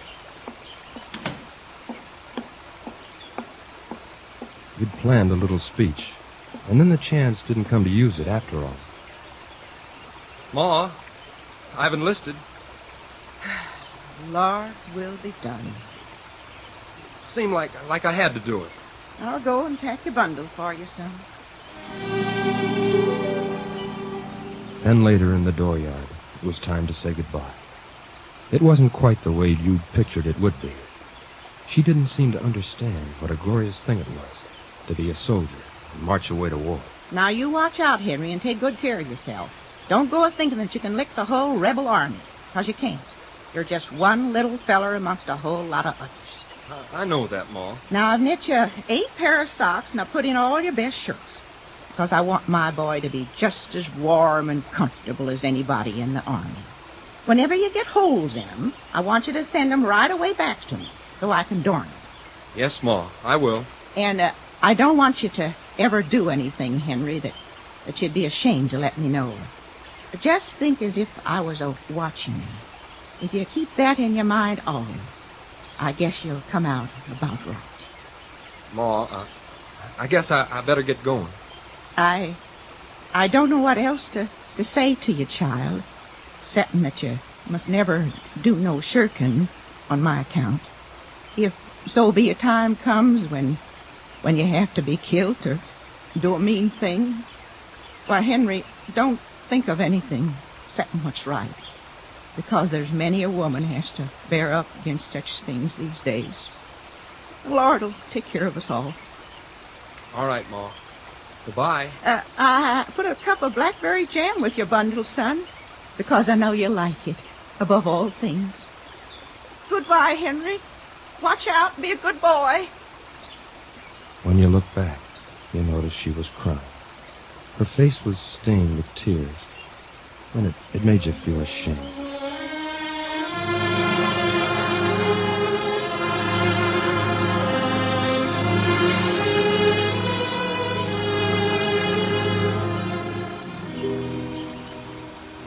now here you are. The time has come at last, and there will be a battle. And now you know. You're afraid. Afraid that when the battle comes, you'll want to run away. Well, you fellers can believe me or not, just as you like. Didn't the cavalry all start this morning? The regiment's got orders, too. A feller what was down to headquarters told me a little while ago. They're raising blazes all over camp. Anybody can see that. Huh. Shucks. Jim. Huh? What do you want, Henry? How do you think the regiment will do? You think any of the boys will up and run? Think they'll run away? Ooh, maybe a few of them run, especially when they first goes under fire. Of course, it might happen that the whole kit and caboodle might start and run if some big fighting come first off. And again, they might stay, fight like fury. You think they will? They call the regiment greenhorns and fresh fish and everything, but the boys come a good stock. Most of them will fight like sin after they once get shooting. Did you ever think that you might run yourself, Jim? Mm-hmm. I thought it might get too hot for Jim Conklin in some of them scrimmages, but if everybody was a-standing and fighting, well, I'd stand and fight. The Jiminy I would. I'll bet on it. Would you, Jim? But you, Henry Fleming, you're not so sure. You lie on your bunk wondering about it. A panic fear grows in your mind. In the blood and blaze of danger, those legs of yours could run away and disgrace you everlastingly. You reproach and despise yourself because you're so afraid. You don't feel like a hero anymore. What's the matter with me? What's the matter with me? In the gloom before the break of day, the uniforms glowed deep purple. From off in the darkness came a trampling of feet, and a moment later the regiment went swinging off into the black. The air was heavy and cold with dew. The wet grass, marched upon, rustled like silk. The men stumbled along, muttering, wondering, cursing, until at last the sun struck full upon the earth. Two thin black columns were climbing the brow of the hill like two serpents crawling from the cavern of the night. Hey, fellas, what regiment is that? Why, that's the Greenhorn. Ain't you heard? That's the new regiment. Hey! Fresh fish! Fresh fish for sale! They marched all day, and at nightfall the columns broke into regimental pieces. Tents sprang up like strange plants. Campfires like red, peculiar blossoms dotted the night. The lighted moon hung in a treetop. You have wandered a little distance from the others to be alone, to lie down in the grass. The liquid stillness of the night, soft wind. The whole mood is in sympathy with you. The night takes pity on you, Henry. For the first time, I long to be home again. Perhaps your mother was right after all. You are different from the others. You're just a boy. No wonder you're afraid. You weren't cut out to be a soldier. Hello, Henry. Is Hello, that you? Wilson. What are you doing out here? Oh, just thinking. You're looking thundering peaked, boy. What's ailing you? Oh, nothing. Nothing to be getting blue about. We got 'em now. They've been licking our side up to now, but this time we'll lick 'em good. Gee, Rod, we're really going to thump 'em this time. How do you know you won't run when the time comes? Me run? Tain't likely. Shucks. You ain't the bravest man in the world, are you? No, I ain't. Didn't say I was. Said I'm going to do my share, that's what I said. Who are you, anyhow? You talk like you was Napoleon Bonaparte. Heck, I'm going back to camp. I don't know what's come over you, Henry Fleming. Think you're so all-fired smart. Go on back there, then. I don't care. You didn't mean to make him mad. What's the matter? How brave are you? What are you watching for there in the darkness? What are you listening for? Why should you be trembling? Here in the thick darkness you lie, listening, shivering, sick with fear. Oh, I'm scared. Oh, gosh, I'm scared. In the gray dawn, the men were shaken to their feet. Still half asleep, they found themselves hustling, running, panting through the woods. What the hell's such a hurry for? Henry, where are you? Here. I'm right with you, Wilson. You just stick close to me. And Jim, there's nothing to be scared of. Listen. Oh, what's that? Hey, it's muskets. It's muskets, all right. Man, did you hear them muskets? We're getting nearer. We're getting nearer to them. Why do we have to run so fast? I gotta get my breath. Up there in the shadows, the fierce-eyed enemy is lurking. You're going to be sacrificed. It's all a trap. Can't they see? Are you the only one with eyes? Stop them. Tell them before it's too late. You there! Move along! Can't you see? We'll all be killed like pigs. Boys, listen to me. Fleming, get up in the ranks there. Yes, sir, but... Get back there. Move, I say. Yes, sir. I am. Don't mind him. He doesn't understand. No one knows but you. They didn't want to fight. And now they want to see you slaughtered. Hear that? Artillery! All right, you men. Just follow me. What are y'all jumping for? That battle's almost 5 miles away. We gotta walk before we get there. Come on, this way. Let's go! The regiment slid down a bank and wallowed through a stream. They floundered up the other side and into a clump of woods. The men dug in, then they were moved, and they dug in again and again. They marched about from place to place. But when they halted for their noonday meal, the guns seemed far away. There they rested, while the men of the new regiment watched and listened eagerly to the tongues of the veteran brigades, mouthing the gossip of the army, rumors that had flown like birds out of the blue. I met one of the 148th Maine boys, and he's seen a big battle over on the Turnpike Road. Killed about 5,000. Says one more fight such as that and the war will be over. They say Hannis's battery is took. It ain't either. I saw Hannis's battery off on the left not more than 15 minutes ago. Hey, you fellas hear about Bill? Some fella trod in his hand. Bill says war or no war, he'd be dummed if he was going to have every bushwhacker in the country walking around on his hand. So he went to the hospital disregardless of the fight. That's right. And then Bill wasn't scared either. No, sir, it wasn't that. 3 fingers was crunched. The darn doctor wanted to amputate him, and Bill sure raised some row. What are they laughing at over there? What can they find to laugh at? Death is everywhere. Henry, come here. Can I speak to you? Sure, Wilson. What do you want? We'll be going into battle pretty soon, and I got a feeling, I just got a feeling it'll be my first one and my last. Well, what do you mean? Something tells me I'm a goner the first time, and I want you to take these here things to send to my folks. It's letters and papers and... Oh, Wilson, you're just plumb crazy. I'm scared and I can't help it. I wouldn't tell that to Jim or everyone. Here, you just take them, Henry. Give them here. If anything should happen, I promise... Oh, thank you, Henry. You're my friend.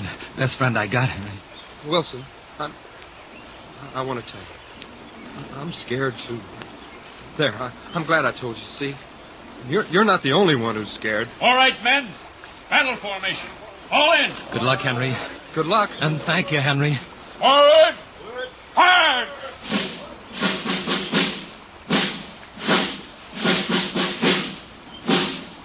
The brigade formed in line of battle and advanced slowly through the trees.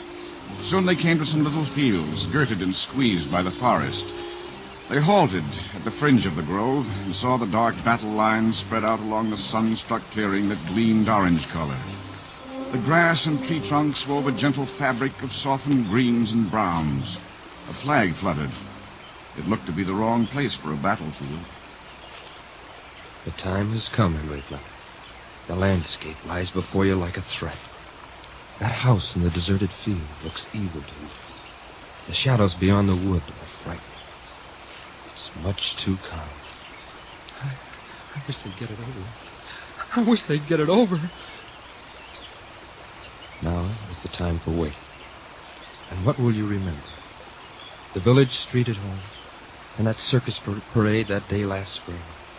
Remember how you stood there, a thrillful boy, to see the dingy lady on the white horse, and the band in its faded tinsel chariot. Oh, it was beautiful to see.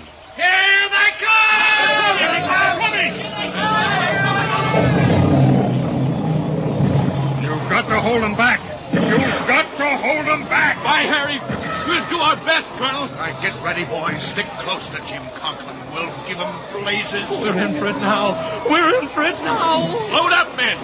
Don't shoot till I tell you. Wait till they get up close. Quick. Oh, Lord, let it happen quick. Now, men. Fire. Now, fire.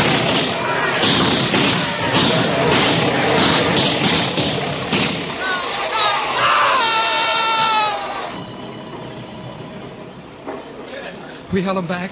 We held him back! Darn if we haven't. I thought I was going plumb deaf and blind. I couldn't see a thing for smoke, and the sweat was getting in my eyes. My rifle got so hot it burned my fingers. Look, my hands got the shaking. I know it. And didn't your eardrums like a crack wide open? Well, we held him back, didn't we? Hey, where's Jim Conklin gone? Jim? Why, he was standing right here. When the fight begun, I seen him. You don't suppose he got hit, do you, Henry? Well, lots of boys got hit. Some, I guess, got killed. I wonder if he got scared and run away. Him? After all the talking that he done? I bet you. I bet he run away. You didn't run, though, did you, Henry? You stood fast and didn't run. Listen to the cannon from the hillside. They're fighting over there, and over there, and over there. Look at the sky. Just look at that blue, pure sky. And the sun gleaming on the trees and fields. Doesn't it seem strange that all the world can turn to gold in the midst of all this devilment? Well, it's over, Henry, and you're still alive. You're braver than you thought. Here they come again! No. Well, say, this here's too much. Well, we ain't never gonna stand a second charge. I didn't come here to fight the whole dang rebel army. There was Bill Smithers who tried on my hand instead of somebody treading on his, and I'd be out of here. What do they take us for? Why don't they send support? Ready, boys. They're coming in again. Oh, no, please, God, no! The firing ripped along the regimental line. Level sheets of flame burst up in clouds of smoke that tossed and tumbled near the ground. And through the smoke, the enemy came running, howling, screaming like an onslaught of dragons. This was the monster, the red animal, war, the blood-swollen god. Run, Henry, before it's too late. Throw down your rifle and run. No one's looking at you. No one will stop you. Throw down your gun or be destroyed. Yes, I will. You're running now. Don't be ashamed. Run. Don't look back. Death is behind you. His knife is at your shoulder blades. Run! Your rifle's gone. Your cap is gone. Your coat is bulging in the wind. Run like a blind man, plunging, falling, beating your way deep, deep into the wood.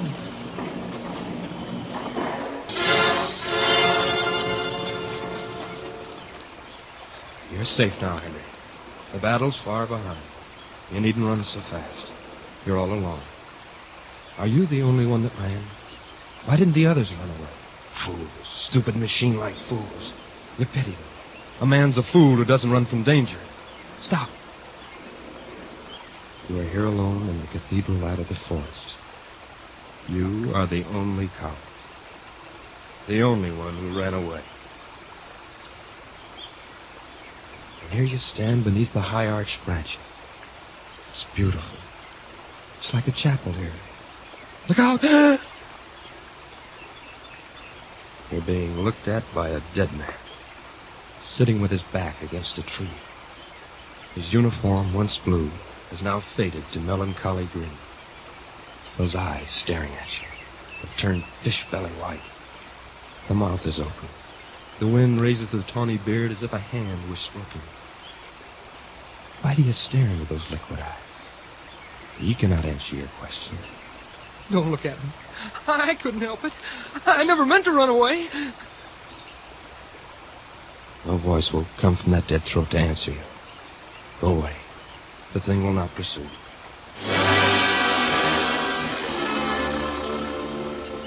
Softly, the trees began to sing a hymn of twilight. The sun sank till slanting rays of bronze struck the forest. There was silence, save for the chanted chorus of the trees. And yet now and again upon this stillness, a crimson roar came from the distance. The voice of cannon fire shook the pines. The battle, like the grinding of some terrible machine, went on, producing corpses.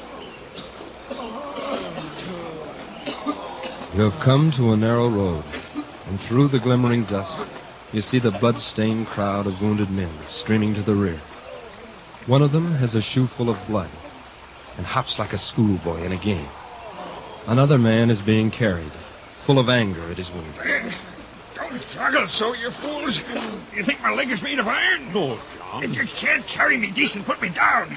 Let somebody else do it. Another is a tattered man, dusty and powder-stained. His head is bound up with a blood-soaked rag. His arm is bleeding, too, and dangles like a broken rod. Fall in and march beside this man. Hear what he has to say. Join the crowd and march among the wounded. It was a pretty good fight, wasn't it, boy? What'd you say? It was a pretty good fight, wasn't it? Yes. Darn me if I ever see fellas fight so. Laws, how they did fight. I knowed the boys do it once they got square at it. They're fighters. They let them fellas by there. Let them by. Like to run us wounded down, them fellas. Who you with, boy? What regiment? 304th New York. I'm with the 148th Maine myself. But we was all there together, weren't we? We showed them, didn't we? Sure we did. I was talking cross pickets with a boy from Georgia once. That boy, he says, your fellas will all run like Tophet when once they hear a gun, he says. Maybe they will, I says, but I don't believe none of it, I says.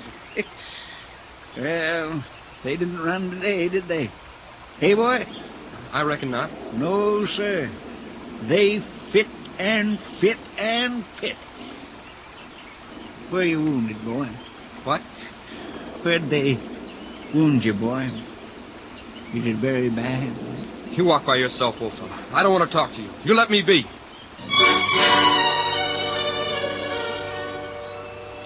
That's right. Get away from him.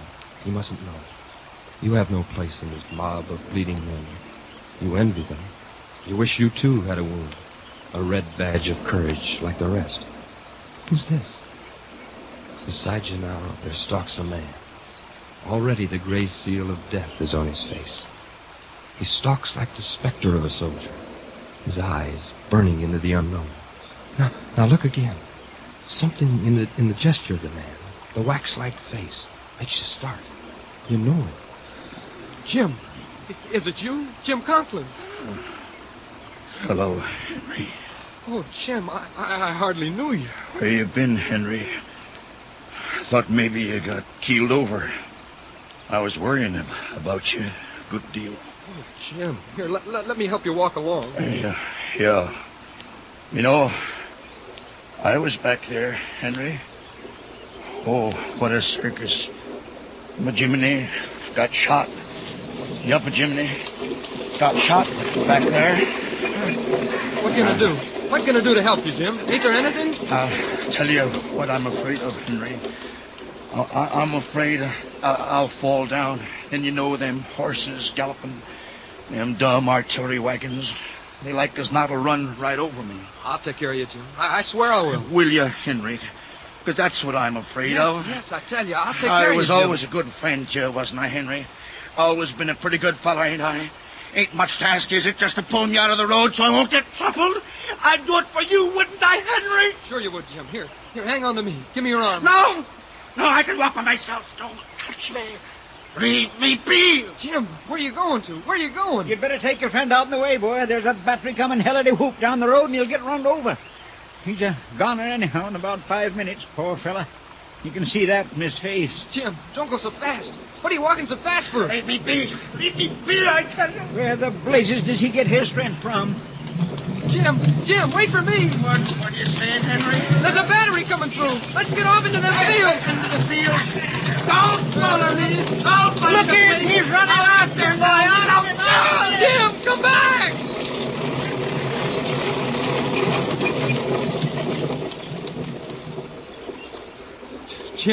Jim, what are you doing? What makes you do this way? You'll hurt yourself. Wait up. No, don't touch me. You two fellas, stand away from me. Just don't come near me no more. Leave him, son. Leave him stand by himself, boy. Oh, Jim, I'm sorry for what's happened. Just don't no one touch me. I'm where I got to be.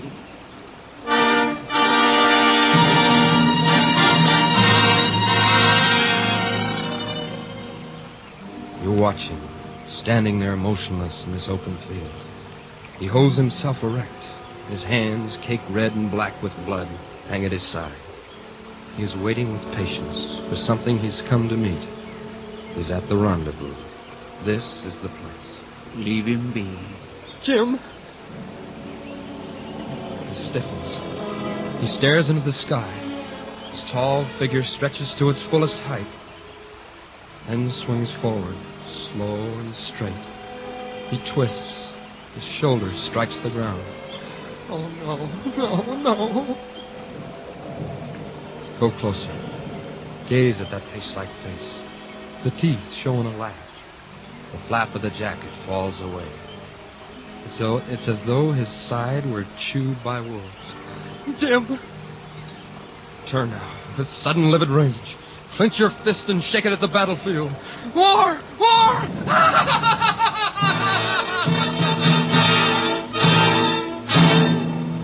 The red sun was pasted in the sky like a wafer.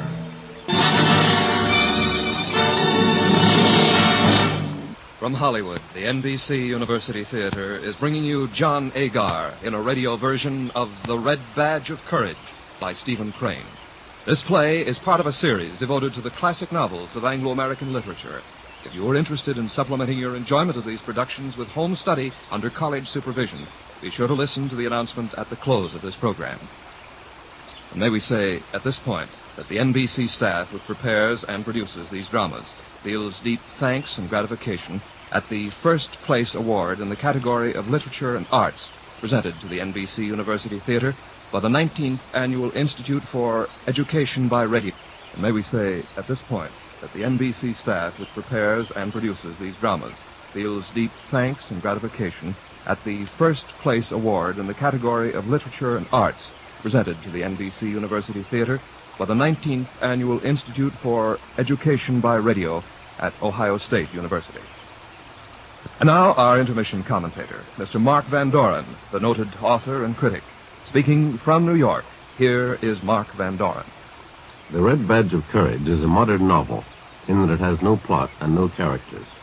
It has action, for it deals with a battle, and by the same token it is full of men, a few of whom we see at painfully close range.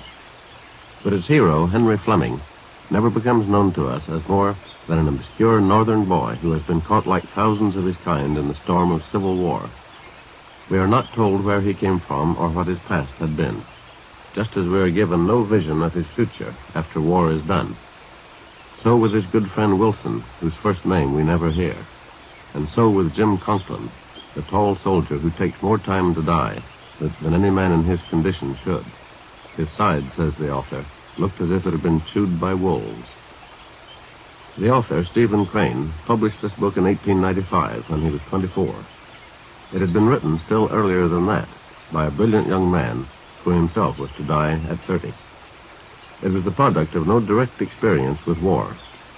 Crane had merely heard old soldiers talk, had read all he could find about the great battles of 30 years ago, and had studied Tolstoy, the first novelist who ever presented war entirely in terms of its confused effects in the minds of individuals. Crane's only interest is in the successive states of Henry Fleming's consciousness, his fear that he will be afraid, his being afraid when the time comes, and all the later forms of his real or imagined courage.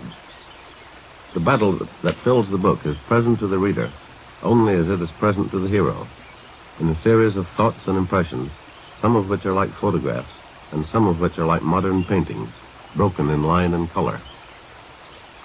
The Red Badge of Courage, then, is not so much a novel as it is a study of one emotion, terror, in a being neither individualized nor distinguished. Henry Fleming is a member of the mass, seen with miraculous clarity in the midst of the only experience modern humanity has in common. If it was not so clear in 1895 that this would be the case, 50 years have proved Stephen Crane a prophet. In his masterpiece, he anticipated all subsequent wars and all subsequent treatments of them. Their true terror lies in what they do to unknown soldiers like Henry Fleming. Yet Henry Fleming is not unknown, thanks to the genius of his creator. Neither in consequence are the lives and deaths of millions like him. They live and die again in the brilliant, pathetic pages of this blood-stained book. Thank you, Mr. Van Doren.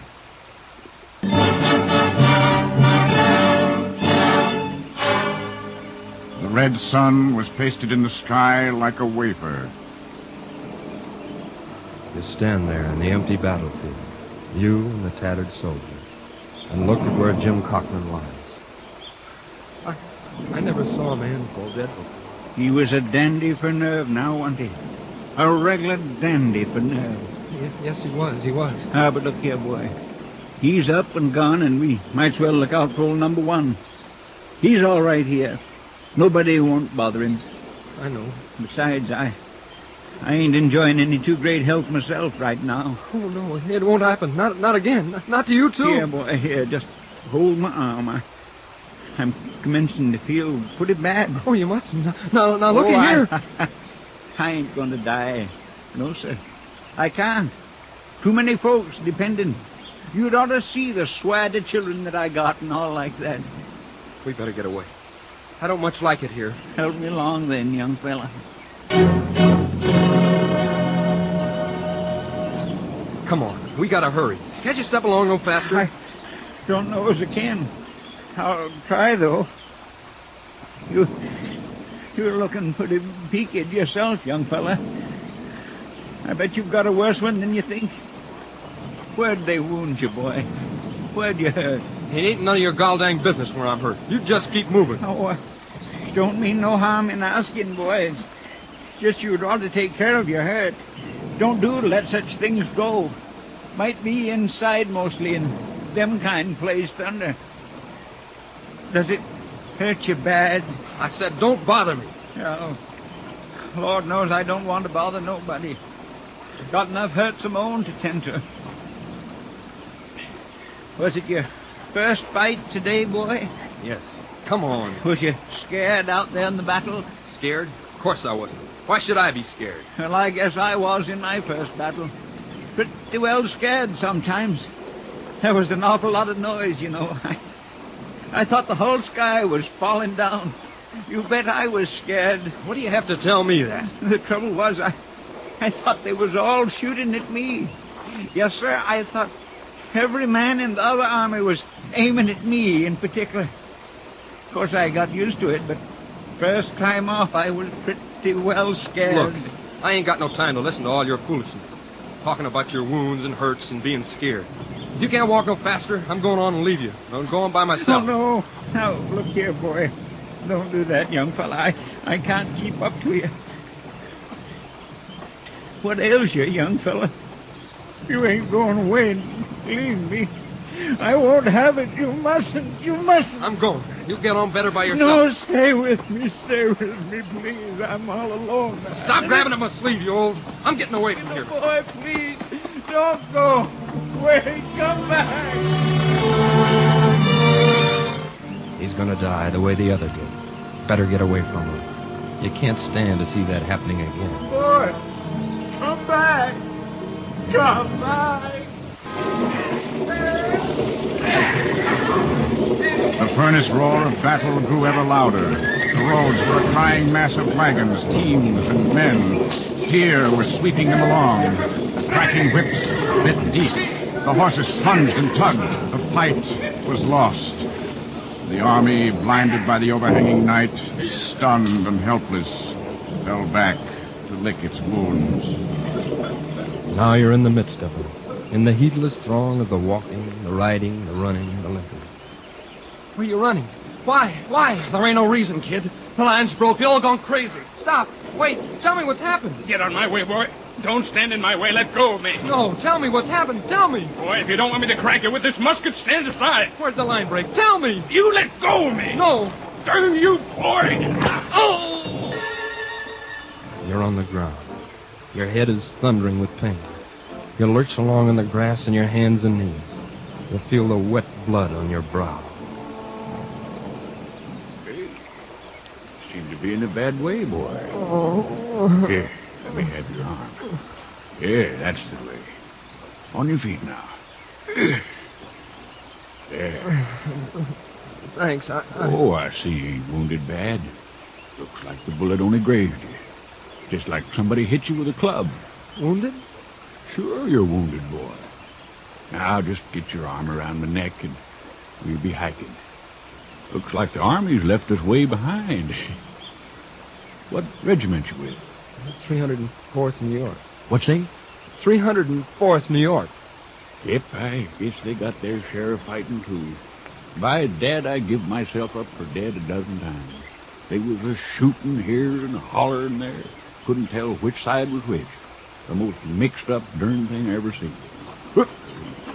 Easy there. I'm all right. I just slipped. How'd you get way over here?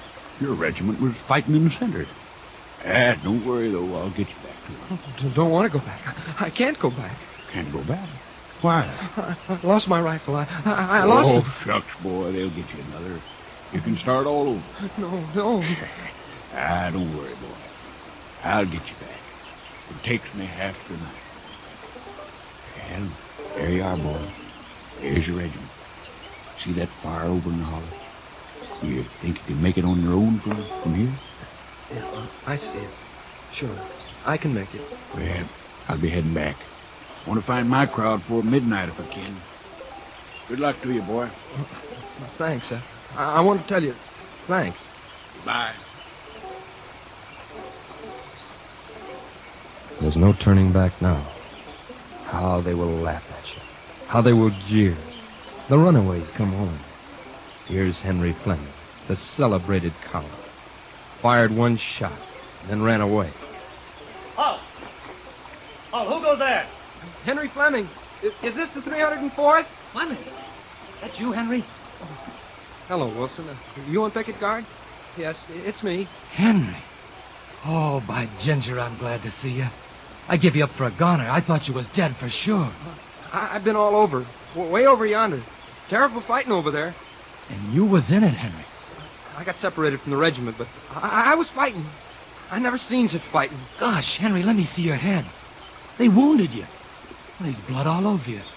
Why didn't you tell me first? Hold on a minute. We gotta get you tended to. Wilson, who you talking to? It's Fleming, sir. He's come back and he's been wounded, too. Fleming? I give you up for dead 2 hours ago. Where was you? Way over yonder. I got separated. Half the fellers coming back just skedaddled when they heard the guns. But I can see you've been fighting, Fleming. Does it hurt like thunder, Henry? Sure it hurts. It hurts a plenty. Wilson, you're relieved. You take him back and see his wound is dressed and put him to sleep in a blanket. I'm glad to see we got one fighter in the outfit.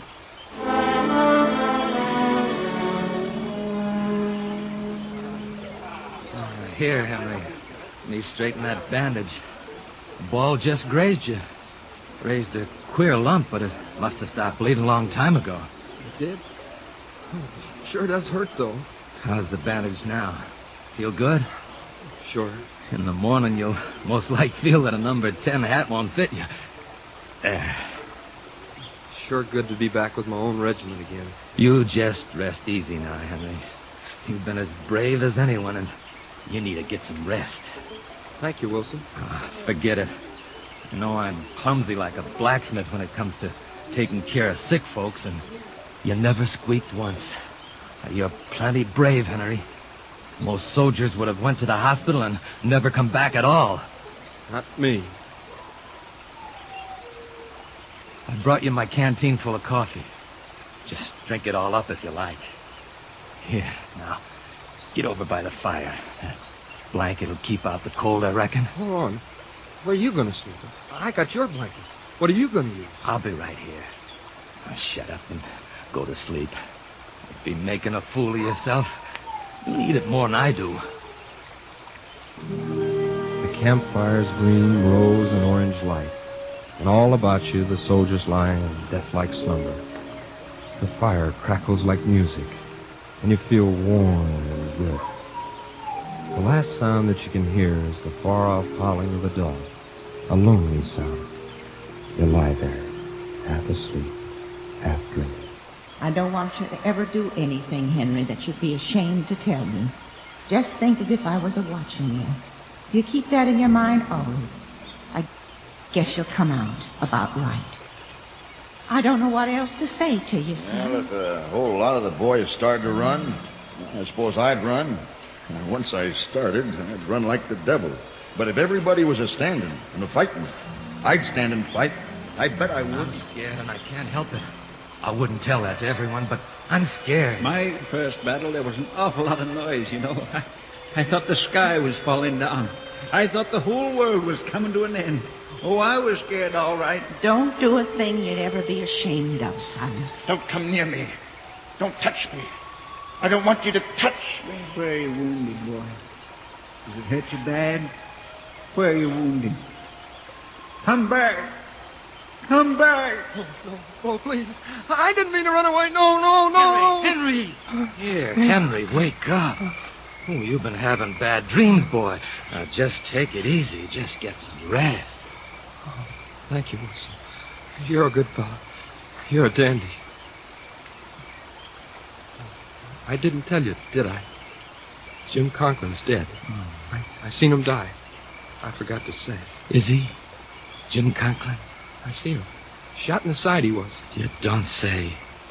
Oh, Jim, poor cuss. Yeah. Henry.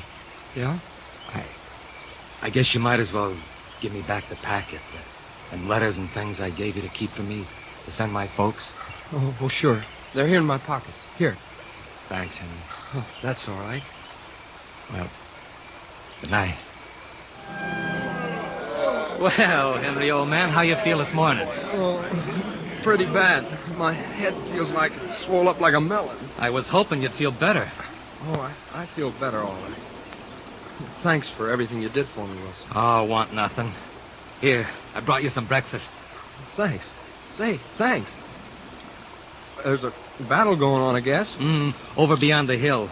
They'll probably send us up there soon enough. What do you think our chances are, Henry? Think we can wallop them? Don't you? I don't know. I hope so, Henry. You'd have sure have changed, you know. A week ago, you'd have been bragging that you could have licked them by yourself. I guess I was a pretty big fool back in them days. It was just last week. Yeah. Henry, I've changed since then, I guess. You'd have offered to take on the whole kit and caboodle. The war can teach a man a lot of things. Here, let me fix that bandage. It's slipped down all around your ears. Yep, I was a pretty big fool. Hey, gosh darn it. Go slow. You act like you was nailing down a carpet. Oh, I'm sorry, Henry. Look, don't mind my hollering. You're a real good friend. We'll show him today, won't we, Henry? We'll give him blazes. Let's go fill up our canteens down to the brook. All right. They say we got them rebels in a pretty tight box. We got them just about where we want them. That's what they say. Well, we handled them rough enough yesterday, and that's for sure. Oh, we'll give them blazes. Wait and see. Water sure tastes good. Fill up your canteen, Henry. Be your last chance today. Who there? Oh, General Pritchett. Yes, sir. Who's that? It's the old general himself. Can't see us, can they? Reckon not. Yes, General. The enemy have taken up positions in the River Grove. I've got to drive them out of here. What troops can you spare? Well, I've had to order in the 12th. I really haven't any, but there's the 304th. Hey, that's us. They're the Greenhorn Regiment. The poorest outfit I got. They fight like a bunch of mule drivers. But I'll send them in if you say so, sir. Call us mule Well, drivers. get ready then. I'll give you word when to start them. Yes, sir. Colonel, I don't believe many of your mule drivers will get back alive, but we'll do what we can to support them. Come on. Mule drivers, are we?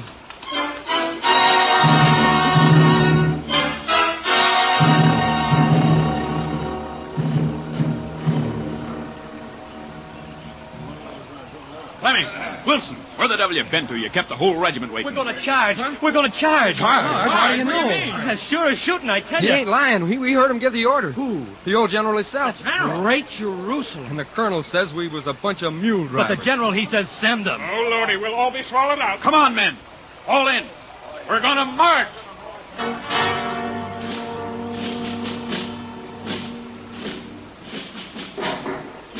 The regiment marched to a line of rifle pits along the line of woods. Before them was a level stretch of field, and from the woods beyond they heard the popping of the skirmishers. The day had grown all white, until now the sun shed its radiance upon the trees. The men waited and rolled their eyes toward the impending battle. When the signal comes, my boy, you're going to charge. This time you'll show 'em you mean business. You'll show 'em you're not afraid. Don't run. Don't flinch, whatever happens. This is a war. A patch of grass no bigger than your yard at home. A little clump of trees where men are hiding. A flag that flutters in the wind. That is the object of the game. To get that flag. Tear it down, and you'll be a hero. Now. Ready?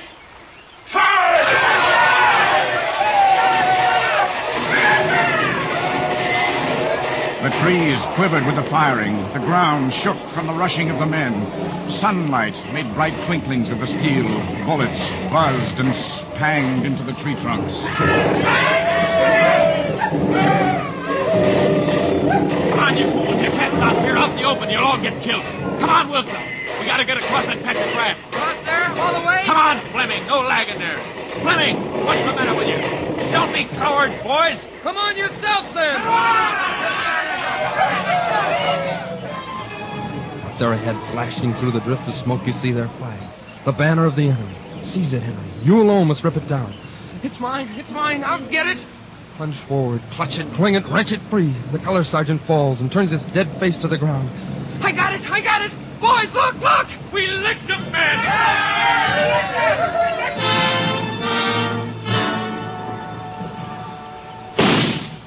Hey, Fleming, you infernal fool. Don't you know enough to quit when there ain't nothing to shoot at? That Fleming's a fighter right enough. Are you all right, Henry? Oh, I feel fine. Nothing the matter, is they? Shooting in the air like that? By heaven, if I had a dozen wildcats like young Fleming here, I could tear the stomach out of this war in less than a week.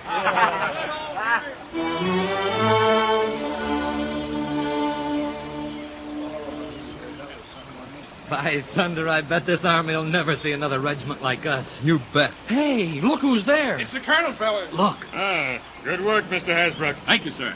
I never thought you could do it. Yes, sir. Anybody that says my boys ain't good fighters is just a plain fool. That's true. Oh, by the way, who was the lad that got their flag? That's Fleming, sir. And he's a Jim Hickey. Hear that, Henry? You're a Jim Hickey. Oh, go away. Yes, Mr. Hasbrook, he is indeed. He's a very good man to have. I saw him take that flag. Yes, sir, you bet. He and a fellow named Wilson was at the head of the charge and howling like Indians all the time. Hear that, Wilson? Were they indeed? At the head of the regiment, huh? Well, those two babies. They deserve to be Major Generals. Yes, sir. Yes, they deserve to be Major Generals. Now, Henry, you can write that to your ma. Oh, go away. Get along, you fellers. The enemy had fallen back. The battle was all over.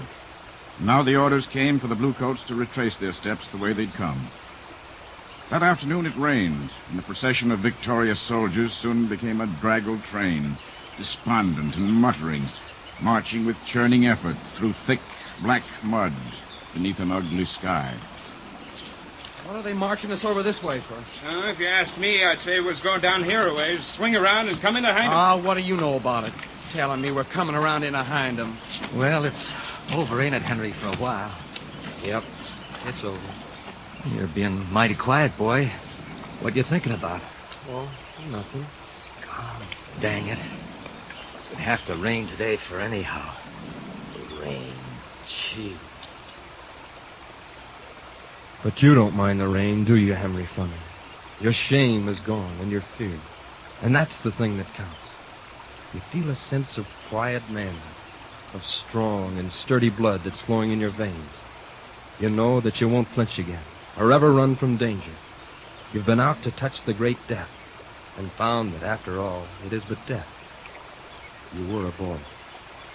You have become a man. Over the river, a splash of yellow sun came through the leaden clouds.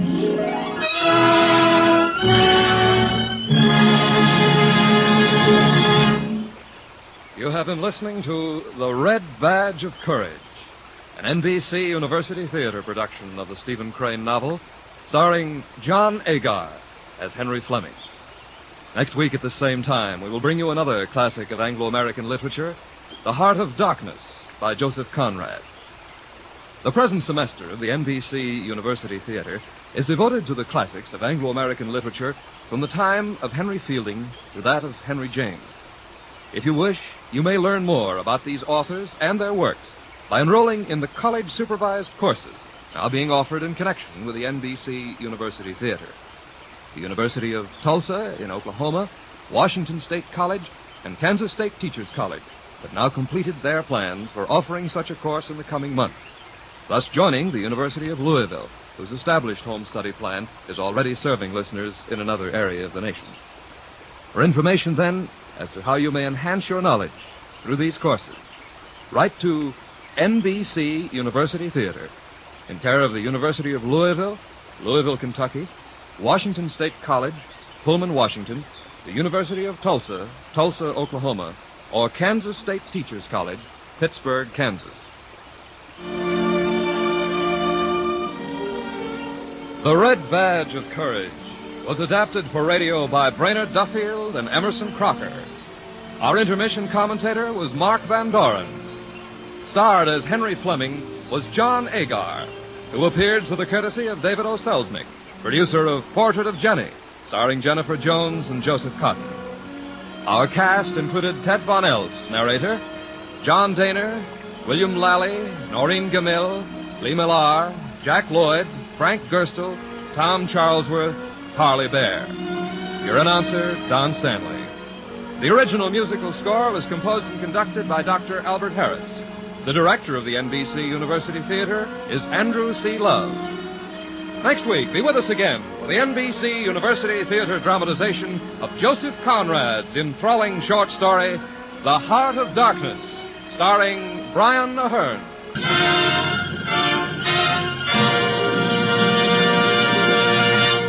This program came to you from Hollywood.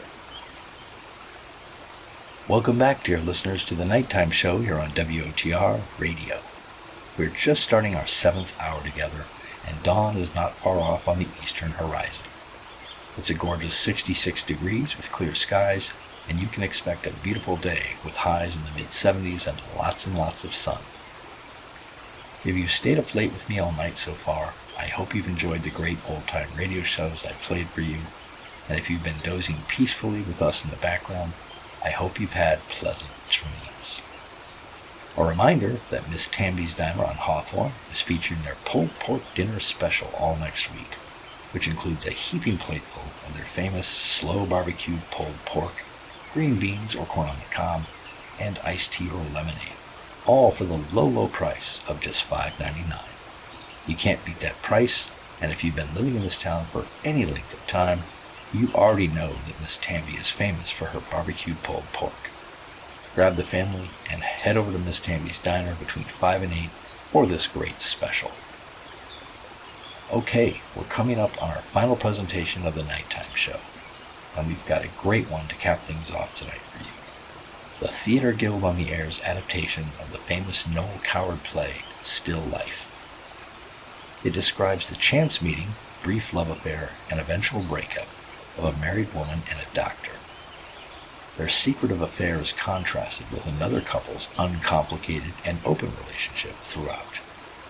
This wonderful adaptation stars the legendary Ingrid Bergman, as well as Peggy Wood, Sam Wanamaker, and Romney Brent. This one was originally broadcast on April 6, 1947. Settle back, dear listeners, and enjoy. United States Steel, USS, the industrial family that serves the nation, presents the Theater Guild on the Air. Our play, Noel Coward's Still Life, the play on which the motion picture Brief Encounter is based. Produced on the air tonight by the Theater Guild, one of America's foremost theatrical producers. Every day, everywhere, you are served by products of steel. In your home, in your business, in your travel. The trademark of United States Steel, USS, on any steel product is your guide to quality steel.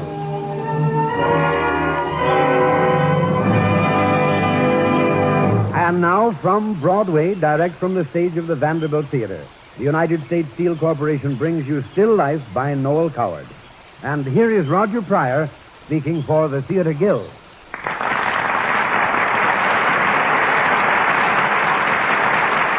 Good evening, everyone.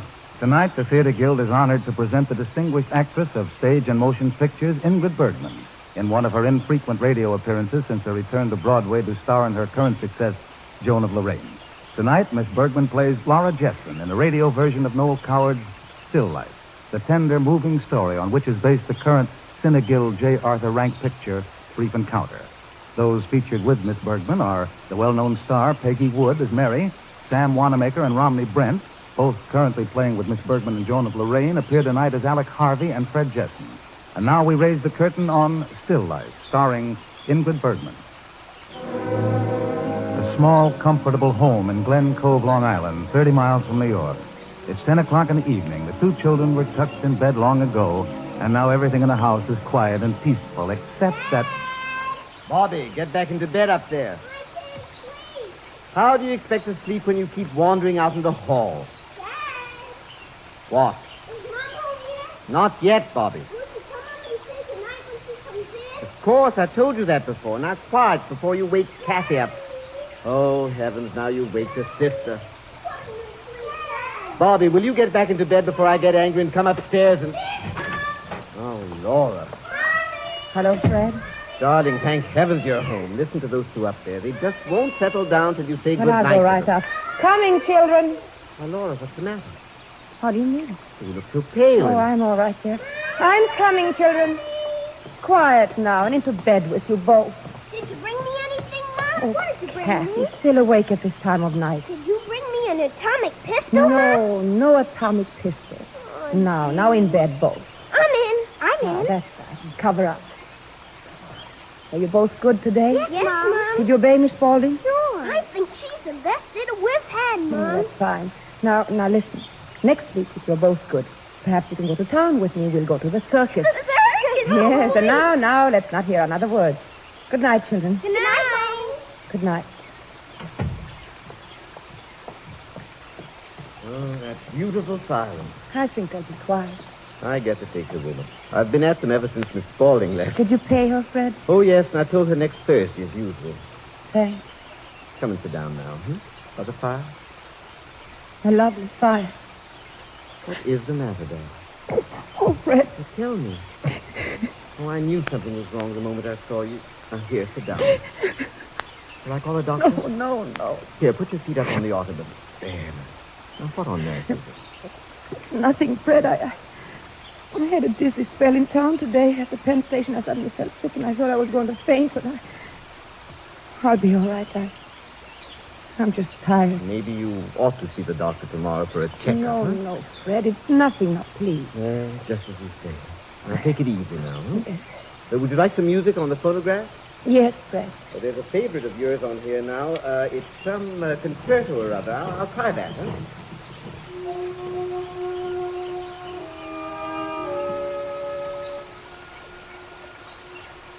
How's that? Fine. Now you must rest, Laura. I'll just sit here and go on with these crossword puzzles I was working on. Are you comfortable? Perfectly happy. Thanks, Fred. Perfectly happy. What made me say that? But I am happy. A happily married woman, and I must not forget that. Here I am, and upstairs are my children. And there, on the other side of the fire, my husband, Fred. This is my world, and it's enough. Or was. Until a few weeks ago. How can such things happen to a happily married woman? Oh, Fred, you're the only one in the world kind enough to understand what has happened. And you're the one person I can never tell it to, never. Even if I waited till we were both old, I could not tell you, because even then you might look back and feel hurt. Because, you see, Fred, I've been so foolish. I've fallen in love. It began in the most ordinary way. It was on a Thursday, so Miss Spaulding was here all day long to take care of the children so that I could have my full day in town. I went in alone that day and shopped at Macy's and saw a movie. Then, on my way back, crossing 34th Street, I suddenly got something in my eye. I had only 6 minutes before my train, so in the station I went to one of the lunch counters. What can I do? Oh, could you give me a glass of water? I had something in my eye and I want to bathe it. Sure thing. That's nasty, isn't it? Here's your water. Thanks. Mommy, you have a look at Oh, no, don't trouble, please. I'll just wash it gently with the water and maybe... You know, I knew a man once who lost the sight of one eye for getting a piece of grit. Oh, it'll come out in a moment.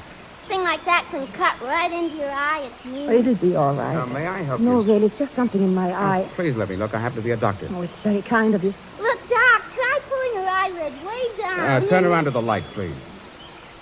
This way? Yes, that's it. Nasty things, huh? Now look up.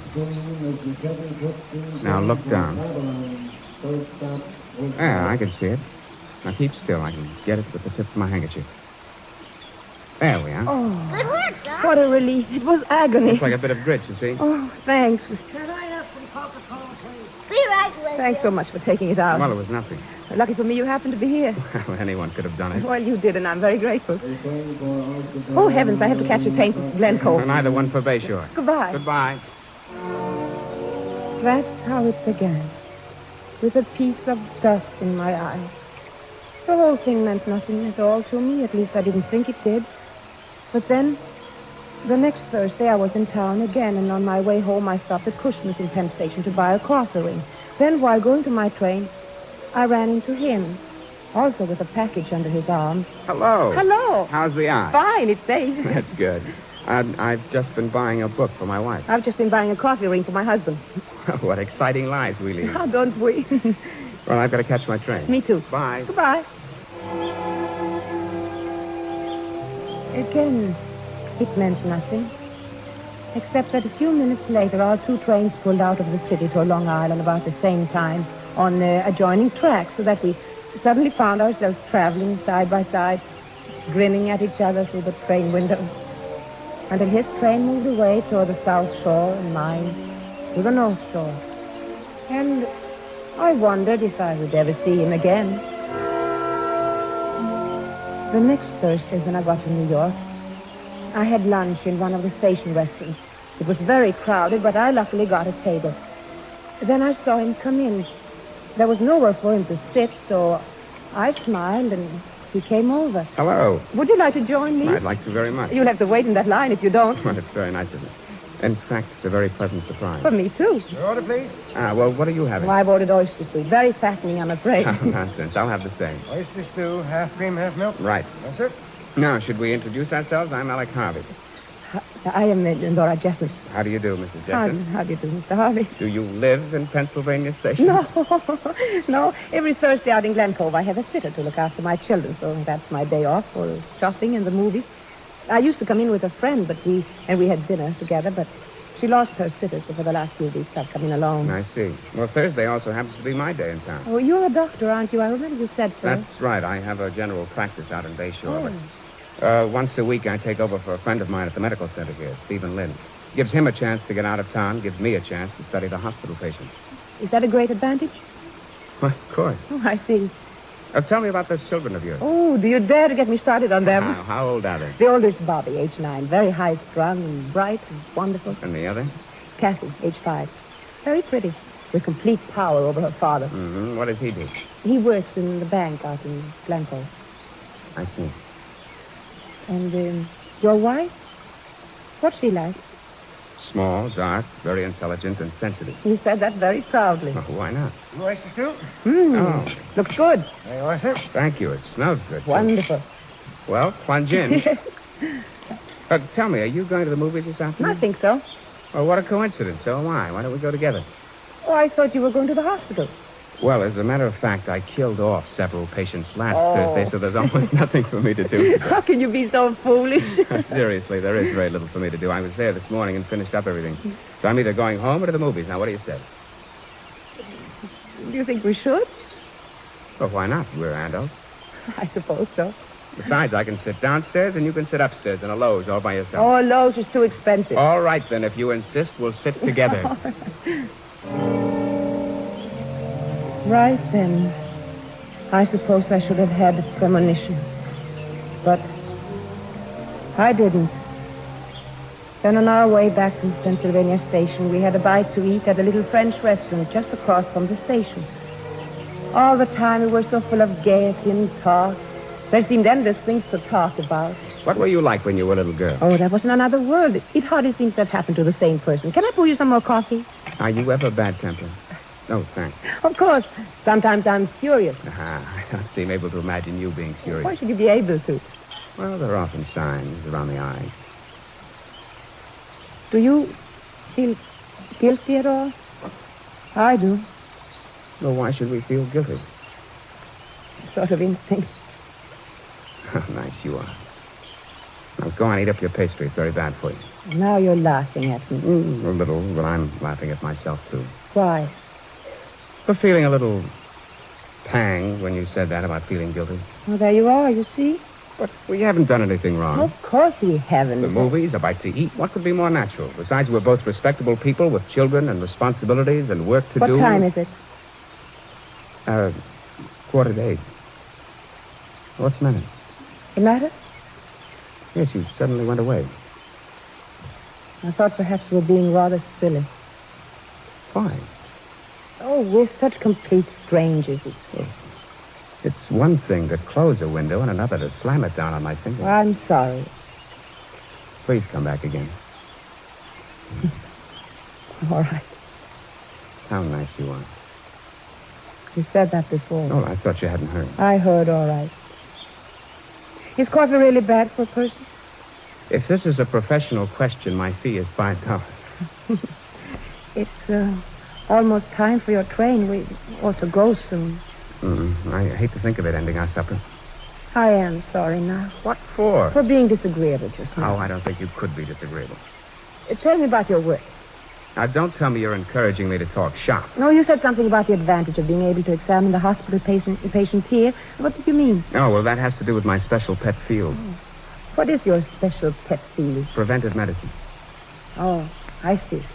I'm afraid you don't. No. Oh, I was trying to be intelligent. Well, most good doctors, especially when they're young, have private dreams. Sometimes those dreams get strangled by endless training and routine and... Am I boring you? No, I don't quite understand. You're not boring me. But what I mean is this. All doctors... What color are your eyes? Brown. Green. Uh-huh. Go on.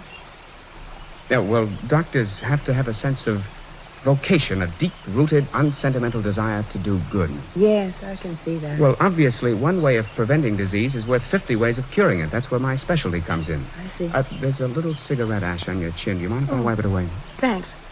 There. Now, preventive medicine really has to do with living conditions and working conditions. For instance, my specialty is pneumoconiosis. Oh, dear. Well, it's simpler than it sounds. I like the way your mouth curls up on the side. Go on. Well, pneumoconiosis is simply a slow process of fibrosis of the lung due to the inhalation of particles of dust. Oh. Now, New York is obviously a place where people work under all kinds of conditions, from the best to the very worst. So here's a chance to study the effects and maybe make some kind of contribution that amounts to something. You suddenly look much younger. Do I? Yes. Almost like a little boy. Well, why did you say that? Oh, I don't know. Yes, I do. Well, tell me. No, I couldn't really. What time is it? It's almost 8. We've got to go. Yes.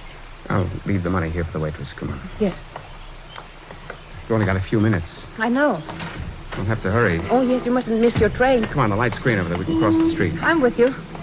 It's been so nice this afternoon. I've enjoyed it very much. I'm glad. Shall I see you again?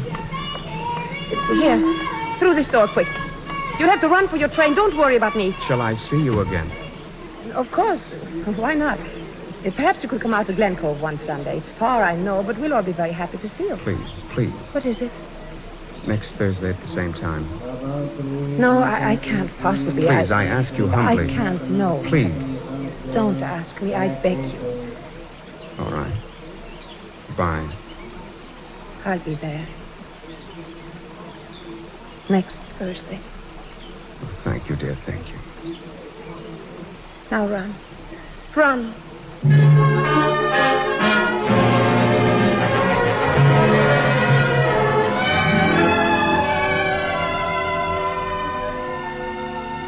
I saw him run for the train to Bayshore, and I went slowly to my train. As I went, I tried to imagine him going home to his wife. What would he say to her? Darling, I met the most charming woman today from Glen Cove. Or what would he say? Then I realized suddenly that he would say nothing. Absolutely nothing. And then, for the first time, the first awful feeling of danger swept over me. Then, as I arrived home, there came a moment I shall never forget. As I opened the front door... Laura. Hello, Fred? Laura, old girl, listen. What's wrong, Fred? You look so... Now, Laura, there's nothing to be alarmed What's about. happened? Stay calm, please. It's Bobby. Bobby? The doctor's been here No. and everything's all right. Fred. Now, wait. Bobby was sort of brushed by a No, car. no, Now, but- he isn't hurt badly, but he was knocked down and he had a slight concussion. If he'd be all over it in no time and... Bobby, oh, my boy, my poor boy. Bobby, how are you? Oh, Bobby, to think I wasn't here. How are you? I'm all right now. I had an awful pain in my head for a while, but it's gone now. Oh, thank heaven. The doctor gave me some pills and a big lollipop. Pre-war size, he said. Thank heaven you're all right. I sat there, holding my boy. And in that moment, it seemed to me that what had happened was some awful warning. A punishment.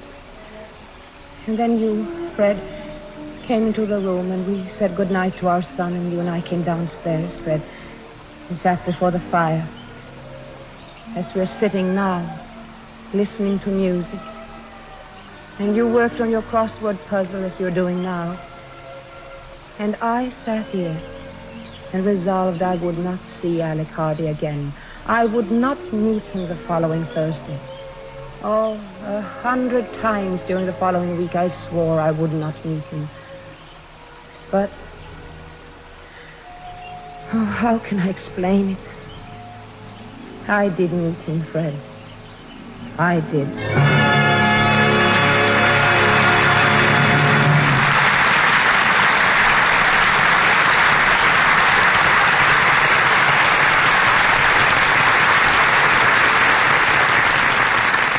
You are listening to Ingrid Bergman in Still Life, produced by the Theater Guild on the Air, presented by the United States Steel Corporation.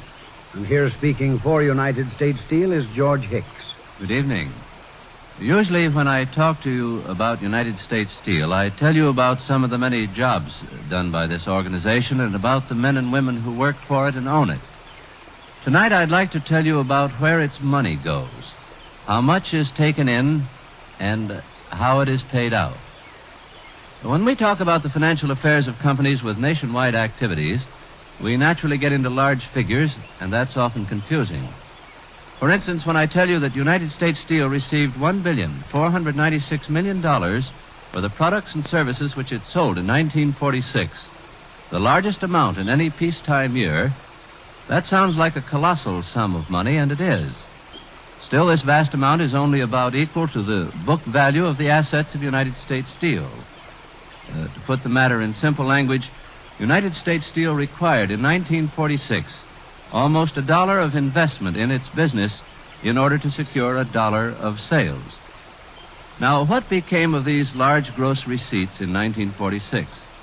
I'll use percentages because they're easier to follow. 47% of this gross revenue was paid out for the services of the men and women who work for United States Steel. They number around 275,000. 37.5% additional went for products and services bought from others, such as raw materials, supplies, and transportation costs. Depreciation, interest, and taxes accounted for a further 9.5%. After all of these costs of doing business were taken care of, only 6% of this revenue remained, out of which to pay dividends to the owners of the business, comprising 228,000 stockholders in all parts of the country, and also to set aside something for a future rainy day. When dollar figures of profit are mentioned, they may seem large at first glance, but their true size can be determined only by their relation to total sales and to total investment. United States Steel worked hard in 1946 to supply as much as possible of the steel and other products and services the nation needed so badly. In so doing, United States Steel earned a profit of only 5.5% on its investment. Or, to put it another way, 6 cents on each sales dollar. Now, this seems far from an excessive profit, considering that for most of 1946, its steel production was continuously in excess of 90% of capacity. United States Steel has always worked to the best of its ability to meet the needs of our country. It will continue to do its best to help America develop and prosper in what it hopes will be a lasting peace. It knows that United States Steel prospers only as America prospers. These are basic financial facts about the industrial family that serves the nation, United States Steel.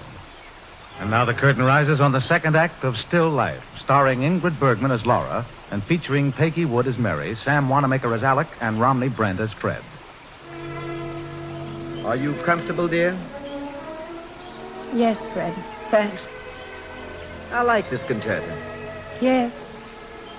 You know, this puzzle has me stumped. Who said a horse, my kingdom for a horse?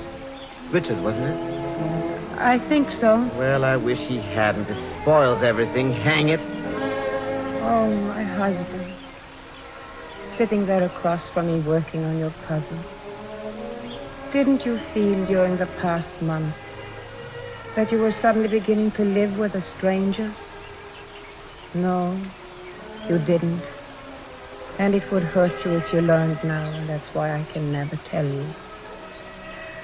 The following Thursday, I went to meet Alec Harvey, only to tell him we must not meet again. He agreed, and then after lunch, we went up to Times Square to a movie. A farewell movie, he said. It was The Conquering Flame. I know you're trying to get a rescue. Do you? Yes, I do. And when Martin Dexter arrives, we'll talk out of the other side of your crooked mouth. What if I were to tell you that your young friend, Martin Dexter, will not arrive? What do you mean? Exactly. This is awful. What did you tell They me, think Martin I'm such Dexter? tripe. You will never Terrible. know. May we have it quiet All I can there? tell you is you will not arrive. I don't think they want us to talk. Quiet! Never mind. I'm not the kind you care. You'll pay for this. Well, I can't stand it. Why not be more Oh, nor I. Listen, it's a beautiful day. It's the first real day of spring. Let's get outdoors and take a walk. All right, let's. Come on, this way. Pardon us, please. After all, a man near at hand is worth a fool lying dead by the roadside. No, you killed him. We crept furtively out of the theater and walked north to Central Park. It was a bright, sunny day. And when we came to a boathouse, we at once decided to take a boat and go out on the water. So we went off along the lake shore, I trailing my hand in the water, and Alec rowing very badly. What's happened? Oh, we're grounded in the mud. Oh, I didn't notice it was getting so No, shallow. I didn't either.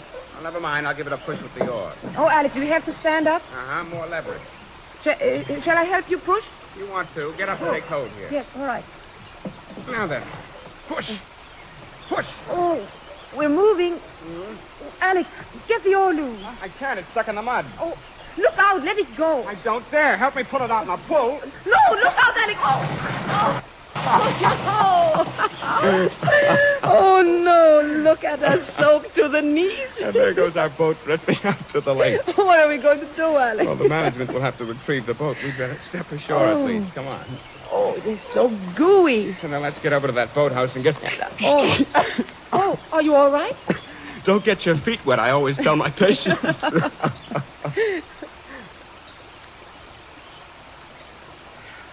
Oh, that fire feels good. Wonderful. Oh, what must that boatman think of us? He must have a special affection for crazy people. We give him the nuisance of going out after our boat, so he lights his stove for us first.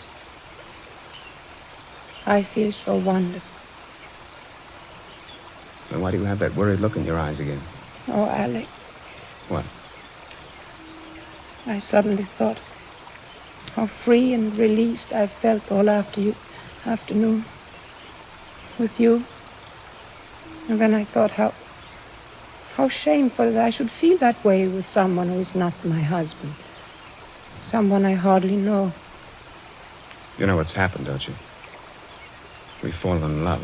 No, It's no. true. Laura, tell me it's just as true for you as it is for me. That you, too, feel something that No, somehow... Alec, no.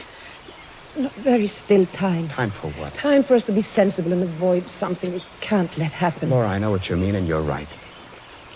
We both have too many responsibilities to let this go on. Neither of us would want to hurt those who are dear to us. Then stop now. Now, No, Alec. wait. For just one moment. Let this be a moment for you and me alone. A moment that need never hurt anyone except ourselves. Must we be hurt by it? Perhaps. Laura, I love you. Tell me it's the same with you. Alec, I'm worried. I'm afraid. Laura. I'm afraid. Laura. I love you. Yes. Yes, Alec, I love you. That was only 2 weeks ago. How well I remember coming home that day, with my head full of strange romantic dreams and going upstairs to get ready for dinner. Then as I sat at my dresser, you, Fred, came into the bedroom. Hello, darling. Hello, Fred. How's everything? Fine. Oh, you look beautiful, darling. Did you have a good time in town? What were you doing? Oh, went to a movie. Alone? No, I met Mary Norton for lunch, and we went to see The Conquering Flame. Sounds awful. Oh, it was terrible. We left in the middle. Well, hurry up with the beautifying, will you, darling? Huh? I want dinner. I'll be right down. All right, dear. You didn't know it, Fred. But that was the first time in all our years together that I ever lied to you. And when I had started, one lie seemed to lead to another. Right after you left the room, I picked up the phone to call Mary Norton.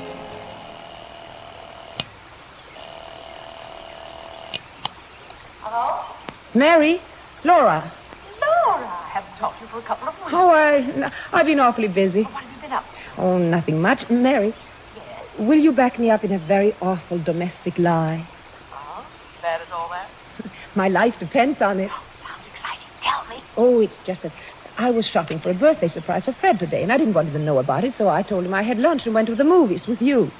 We saw The Conquering Flame and left in the middle. Oh, is that all? I knew you wouldn't fail me. I'll ask as much of you someday. But listen, I have a new sitter, and she can give me Thursday, so from now on I can go with you again. Oh, good. How about next Thursday? I can't next Thursday, no. Oh, But, well, some other time then. yes, I'll call you about it. Now, fine. Goodbye, Mary. Bye. When next Thursday came, I met Alec in front of the Times building at 42nd Street. And he took me to an expensive midtown hotel for lunch. Alec was very excited and full of fun, and he insisted in ordering champagne. Because he said, after all, we're only middle-aged once. Then after lunch, he said... Now, you wait here in the lobby. I've got a surprise for you. Surprise? Yes, you'll see. I'll be back in a moment. All right. So long. Oh. Laura! Oh, hello, Mary. Why, Laura, I thought it was you in there. But you know I'm so short-sighted I can never be In- sure. in where? In the dining room there. I saw you all right with that perfectly stunning He-Man. That was Alec Harvey. You remember him, don't you? Alec Harvey? I don't remember the name. Oh, he's an old friend of the family and a very fine doctor. Oh. Well, I was having lunch in there with my husband's rich old aunt. She lives here at the hotel, and once in a while I believe in giving her some attention, if you know what I mean. So there I was, and I was sure it was you. Laura, Although everything's ready now, Laura. All right? Alec, you remember Mary Norton, don't you? I don't believe I... No use, Laura. We've never laid eyes on each other.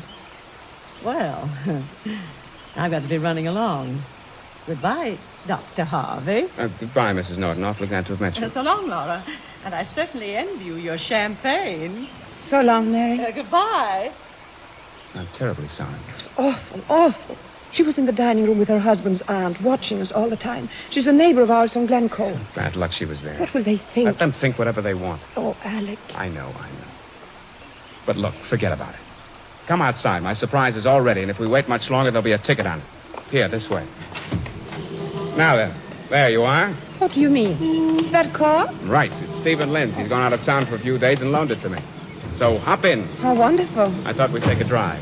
I'd love that. Let's go then.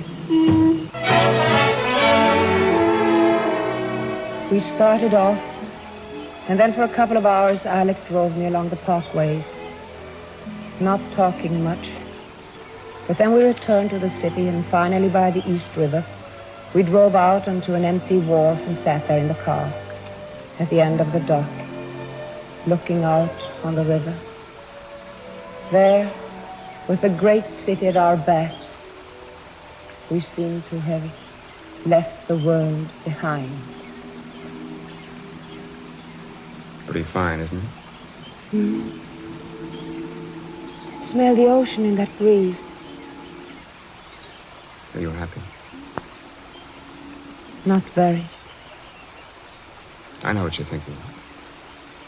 We're both too decent for anything like this.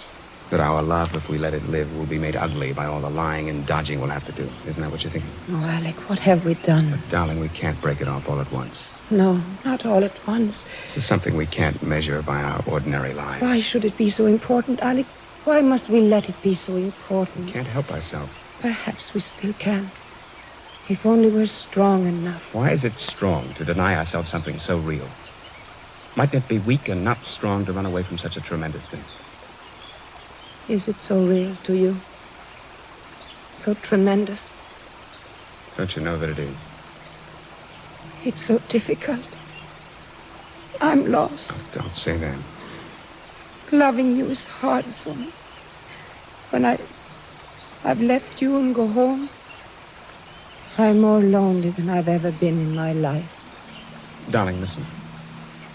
Everything's against us. All the circumstances of our lives. And those have to go on unchanged. But let's bind this love of ours in real strength, and let that strength be that no one is touched by it except ourselves. How do you mean? All the awful furtiveness can be justified if only we're strong enough. Strong enough to keep it to ourselves, clean and untouched by anyone else's knowledge or even suspicion. Something of our own forever. To be remembered. Oh, yes, Alec. But... Laura, I'm going to miss my train tonight. You mustn't. I am. As I told you, Steve and Linda's gone out of town for a while. He gave me a key to his apartment. It's in an old brownstone house on 38th Street. Here's the address. I see. Alec, Yes? would you take me back to Penn Station? No. As you wish, darling. The station? Yes, please. Alec dropped me off at the station, and I found it was just a few minutes before the 6:35 train to Glencove. I bought a magazine. I went to the train. Show your tickets, please. I could hardly move my legs. Main for Oyster Bay, Jamaica, Mineola, Rosa. I went in and took a seat. Valley, other The points. car was already crowded. I began to look at my magazine.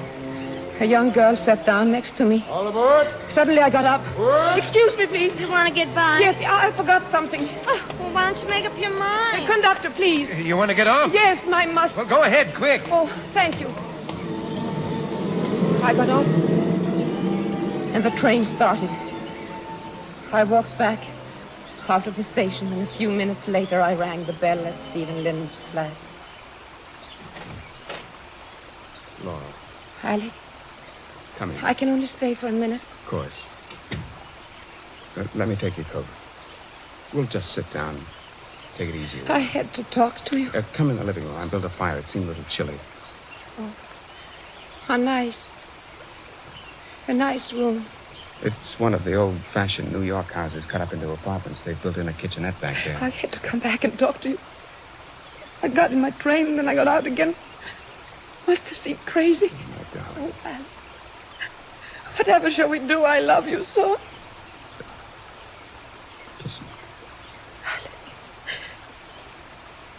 Oh, darling. I couldn't leave, Alec. I couldn't. I'm glad you came. What's that? Key in the front door. Oh, I've got to go. I can't be seen here, Quick, Alec. there's a back door through the kitchenette this way. Hurry, hurry. Goodbye, darling. Goodbye. Alec? Yes? That's you, Alec. Yes, Steve. Well, you decided to come back. Yes, I seem to have a little cold. Inflammation of the larynx somehow reduces enthusiasm for country air. I thought I'd go to bed. Did you want to get anything to eat first? Oh, there's fruit in the icebox. Well, I'm sorry about your cold, but glad you've come back. Are you? Am I what? I rather thought I'd caused a sudden derangement of plans. Why, no. From the scuffling I heard at the back door, I'd gather that a lady patient is even now beating a hasty retreat downstairs. Why, no. I can explain perfectly. No reason to explain, really. I understand. Some lady patients are a trifle nervous and can perhaps be better treated away from the formal atmosphere of a doctor's office. Now, really, Steve, I don't think... I must say, I never suspected this farcical streak in your nature. I'm sure the hospital doesn't. I think I'll go out for a bite to eat, Steve. Maybe I'd best be getting back to Bayshore. As you wish. I dimly heard the men's voices from the flat as I started down the stairs. Outside, it had just begun to rain. I didn't know where I was going or what I was doing, but I just kept on walking as fast as I could, all the time getting wetter and wetter. After a while, I felt calmer, so I went back to Penn Station. I had some time before my train, so I went to the lunch counter for some hot coffee. What can I do for you? Coffee. Black tea. No sooner said than done. My, look at you. It sure must be raining out. Yes. Say, I remember you. Where's you? Laura. Alec, no. I've got to talk to you. Well, if it ain't the Alec, doc. go, please. May I have some root beer, please? Okay, I'm coming. I've waited here for 2 hours. Don't say anything. Please go away. I can't like this. Better believe me. Laura, I can't. I never felt so degraded. Come over to the main waiting room. We can talk there. It's almost empty. I just looked in there. All right. Just for a moment. Laura, your coat is wet through. I've been walking in the rain. I didn't know what I was doing. I felt so horrible. It was awfully bad luck he's coming back. I suppose he laughed, didn't he? I suppose you talked to me together as men of the world. Of course not. He doesn't know who you are. It was just some nameless person. Why didn't you tell him the truth? That you and I were secretly and shamefully in love. Using his apartment because we had nowhere else to go. Why didn't you tell him that we were cheap and low and without courage? Why didn't you? Stop, Laura. Now pull yourself together. Just sit down here on this bench. Believe me, I feel as awful as you do. But, Laura, you and I love each other. That's all that matters. It isn't all that matters. Self-respect matters and decency.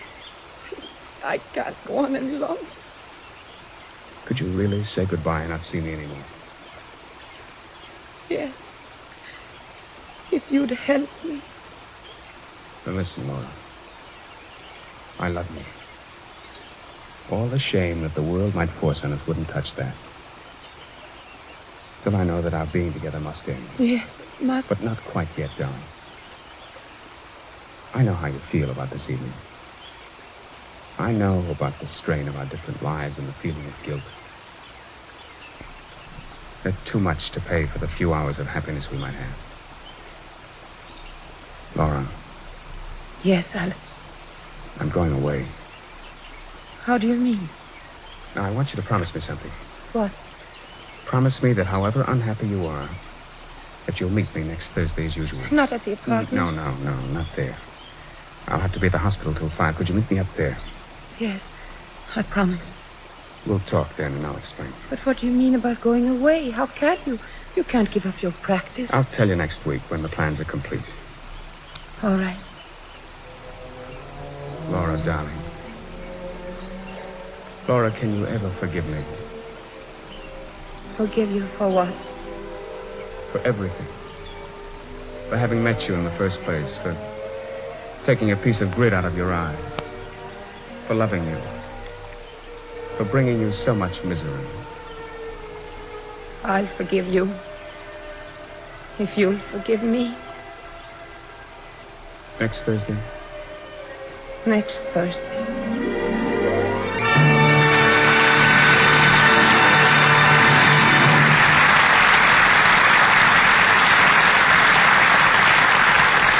You are listening to Ingrid Bergman in Still Life, produced by the Theater Guild on the Air and presented by the United States Steel Corporation.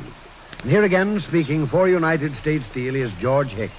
Not long ago, I discovered some very interesting facts about the 275,000 men and women who work for United States Steel. Fact 1, their average age is a little over 41. Fact 2, their average length of service with U.S. Steel is about 11 years. It seems to me those figures indicate two things. First, that making steel and products of steel requires maturity and experience. And second, that the men and women who go to work for U.S. Steel are very apt to like their jobs and stay in them. Now, those facts are just as true for the management of United States Steel. A study of the executives in the corporation reveals that 9 out of 10 men in key jobs have risen from the ranks, either as workers in the mills or as engineers or as office boys. Moreover, the records show that most executives of United States Steel have been connected with the corporation or the steel industry from the very first day they started their business careers. Yes, for workers and management alike, being employed by U.S. Steel is more than a job, it is a career. And maybe that helps to explain why United States Steel has maintained its position of leadership in America's great industry for so many years. It's certainly one of the very good reasons why it will pay you, the consumer, to look for the USS label on anything you buy made of steel. For that label means the steel is made by United States steel workers who are proud of what they produce. You are listening to the Theater Guild on the Air, presented by the United States Steel Corporation. And now the curtain rises on the third act of Still Life, starring Ingrid Bergman and featuring Peggy Wood, Sam Wanamaker, and Romney Brent. Laura? Laura? Oh, what, Fred? Now you were far away. What were you thinking about? Nothing. Just listening to the concerto. Emotional sort of music, isn't it? Say, do you know of any Roman god called Uxpa? I don't think so. Then there must be something wrong with Albuquerque. Oh, I'd better erase that whole corner. Oh, that's too bad. Can I get you anything? No. I'm fine. I'm fine.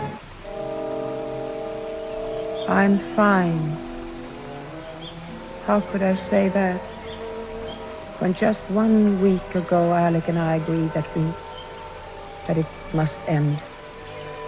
And only today, I saw him for the last time. We met late this afternoon near the hospital and had supper at a small delicatessen nearby. Then we rode downtown on a Fifth Avenue bus. On the way, Alec told me what he was going to do. I had a job offered to me a couple of weeks ago. What sort of job? At first, I wasn't going to take it, Laura. I wasn't even thinking about it. Then I realized that it was the only way out. So I made the arrangements. Where? A long way. Bolivia. Oh, Alec. I have a friend down there. They're opening a new hospital, and he wants me there to work on pneumoconiosis. It's really a fine opportunity. So I'm taking the family. We're flying day after tomorrow. So soon? I just finished up at the hospital today.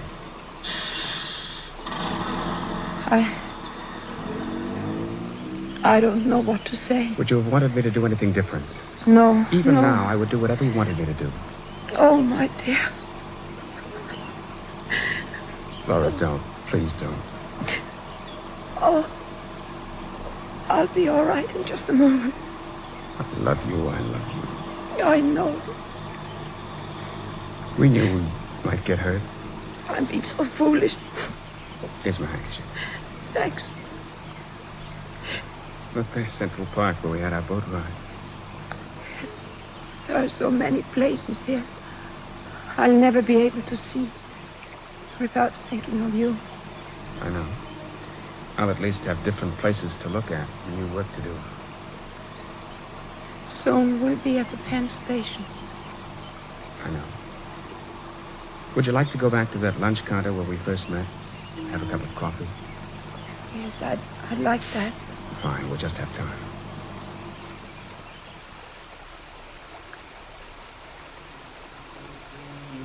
Well, what can I do for you? What'll it be, Laura? A cup of coffee, please. The same for me, please. And a glass of water, too, please. Sure thing.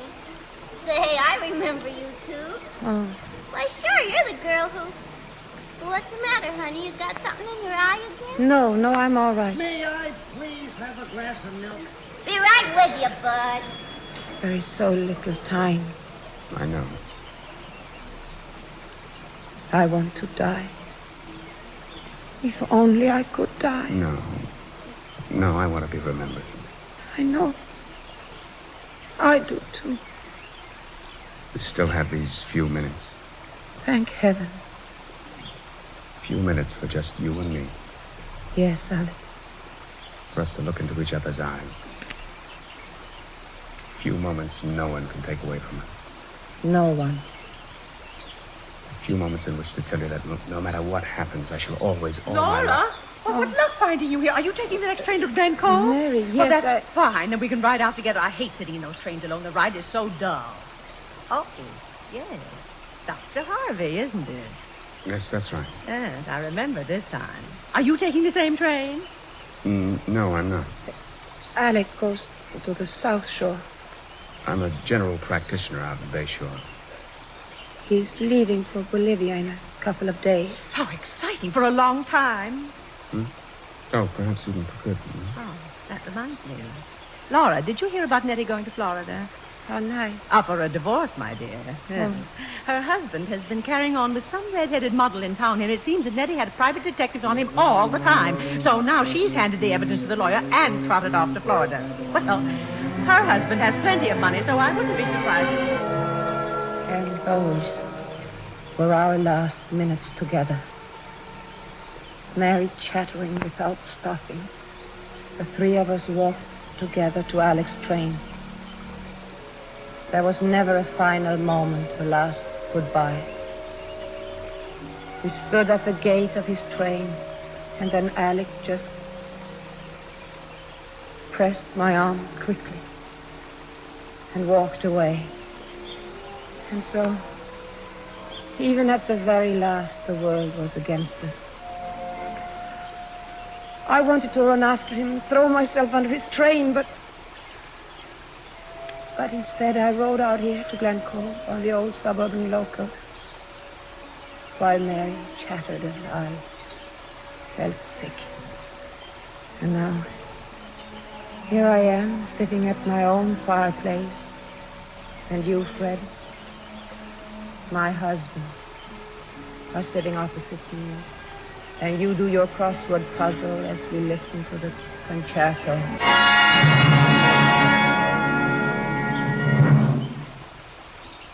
Well, that certainly is a wild piece of music, isn't it?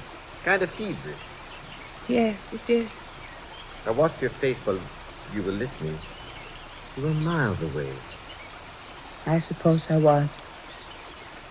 It was a sort of dream. Laura, is there anything I can do to help? You always help, Fred. It wasn't a very happy dream, was it? Whatever it was. No. No. Thanks for coming back, Laura. Thanks.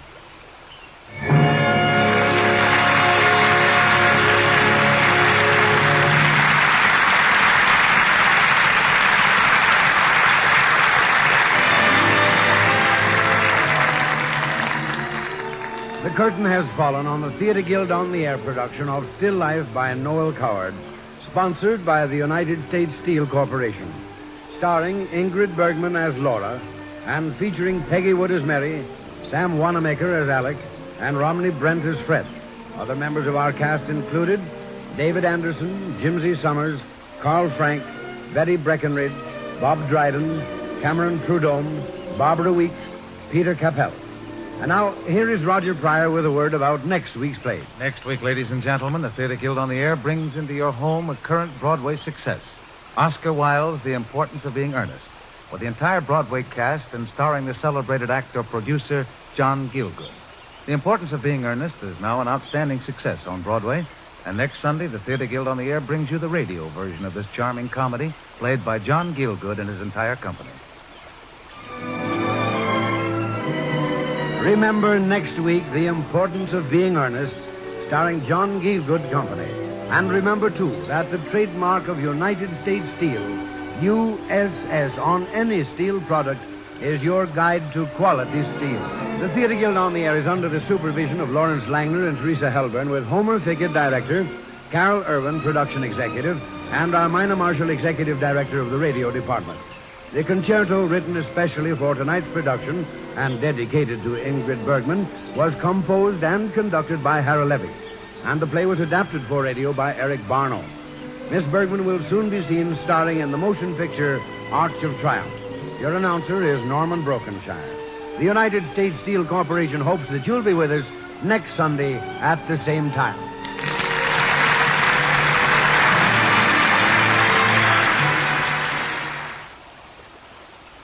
The sun is just coming up over the eastern horizon, and our time together is drawing to a close here on the Nighttime Show. I hope you enjoyed it as much as I did, and I hope you'll tune in again tomorrow night as I bring you another 8 hours of great classic entertainment from the golden age of radio. Next up is Ben Hardy and the Morning Drive for those of you who spent the night in Dreamland. I hope all of you have a great day and a great weekend. I'm Greg, and this is WOTR Radio.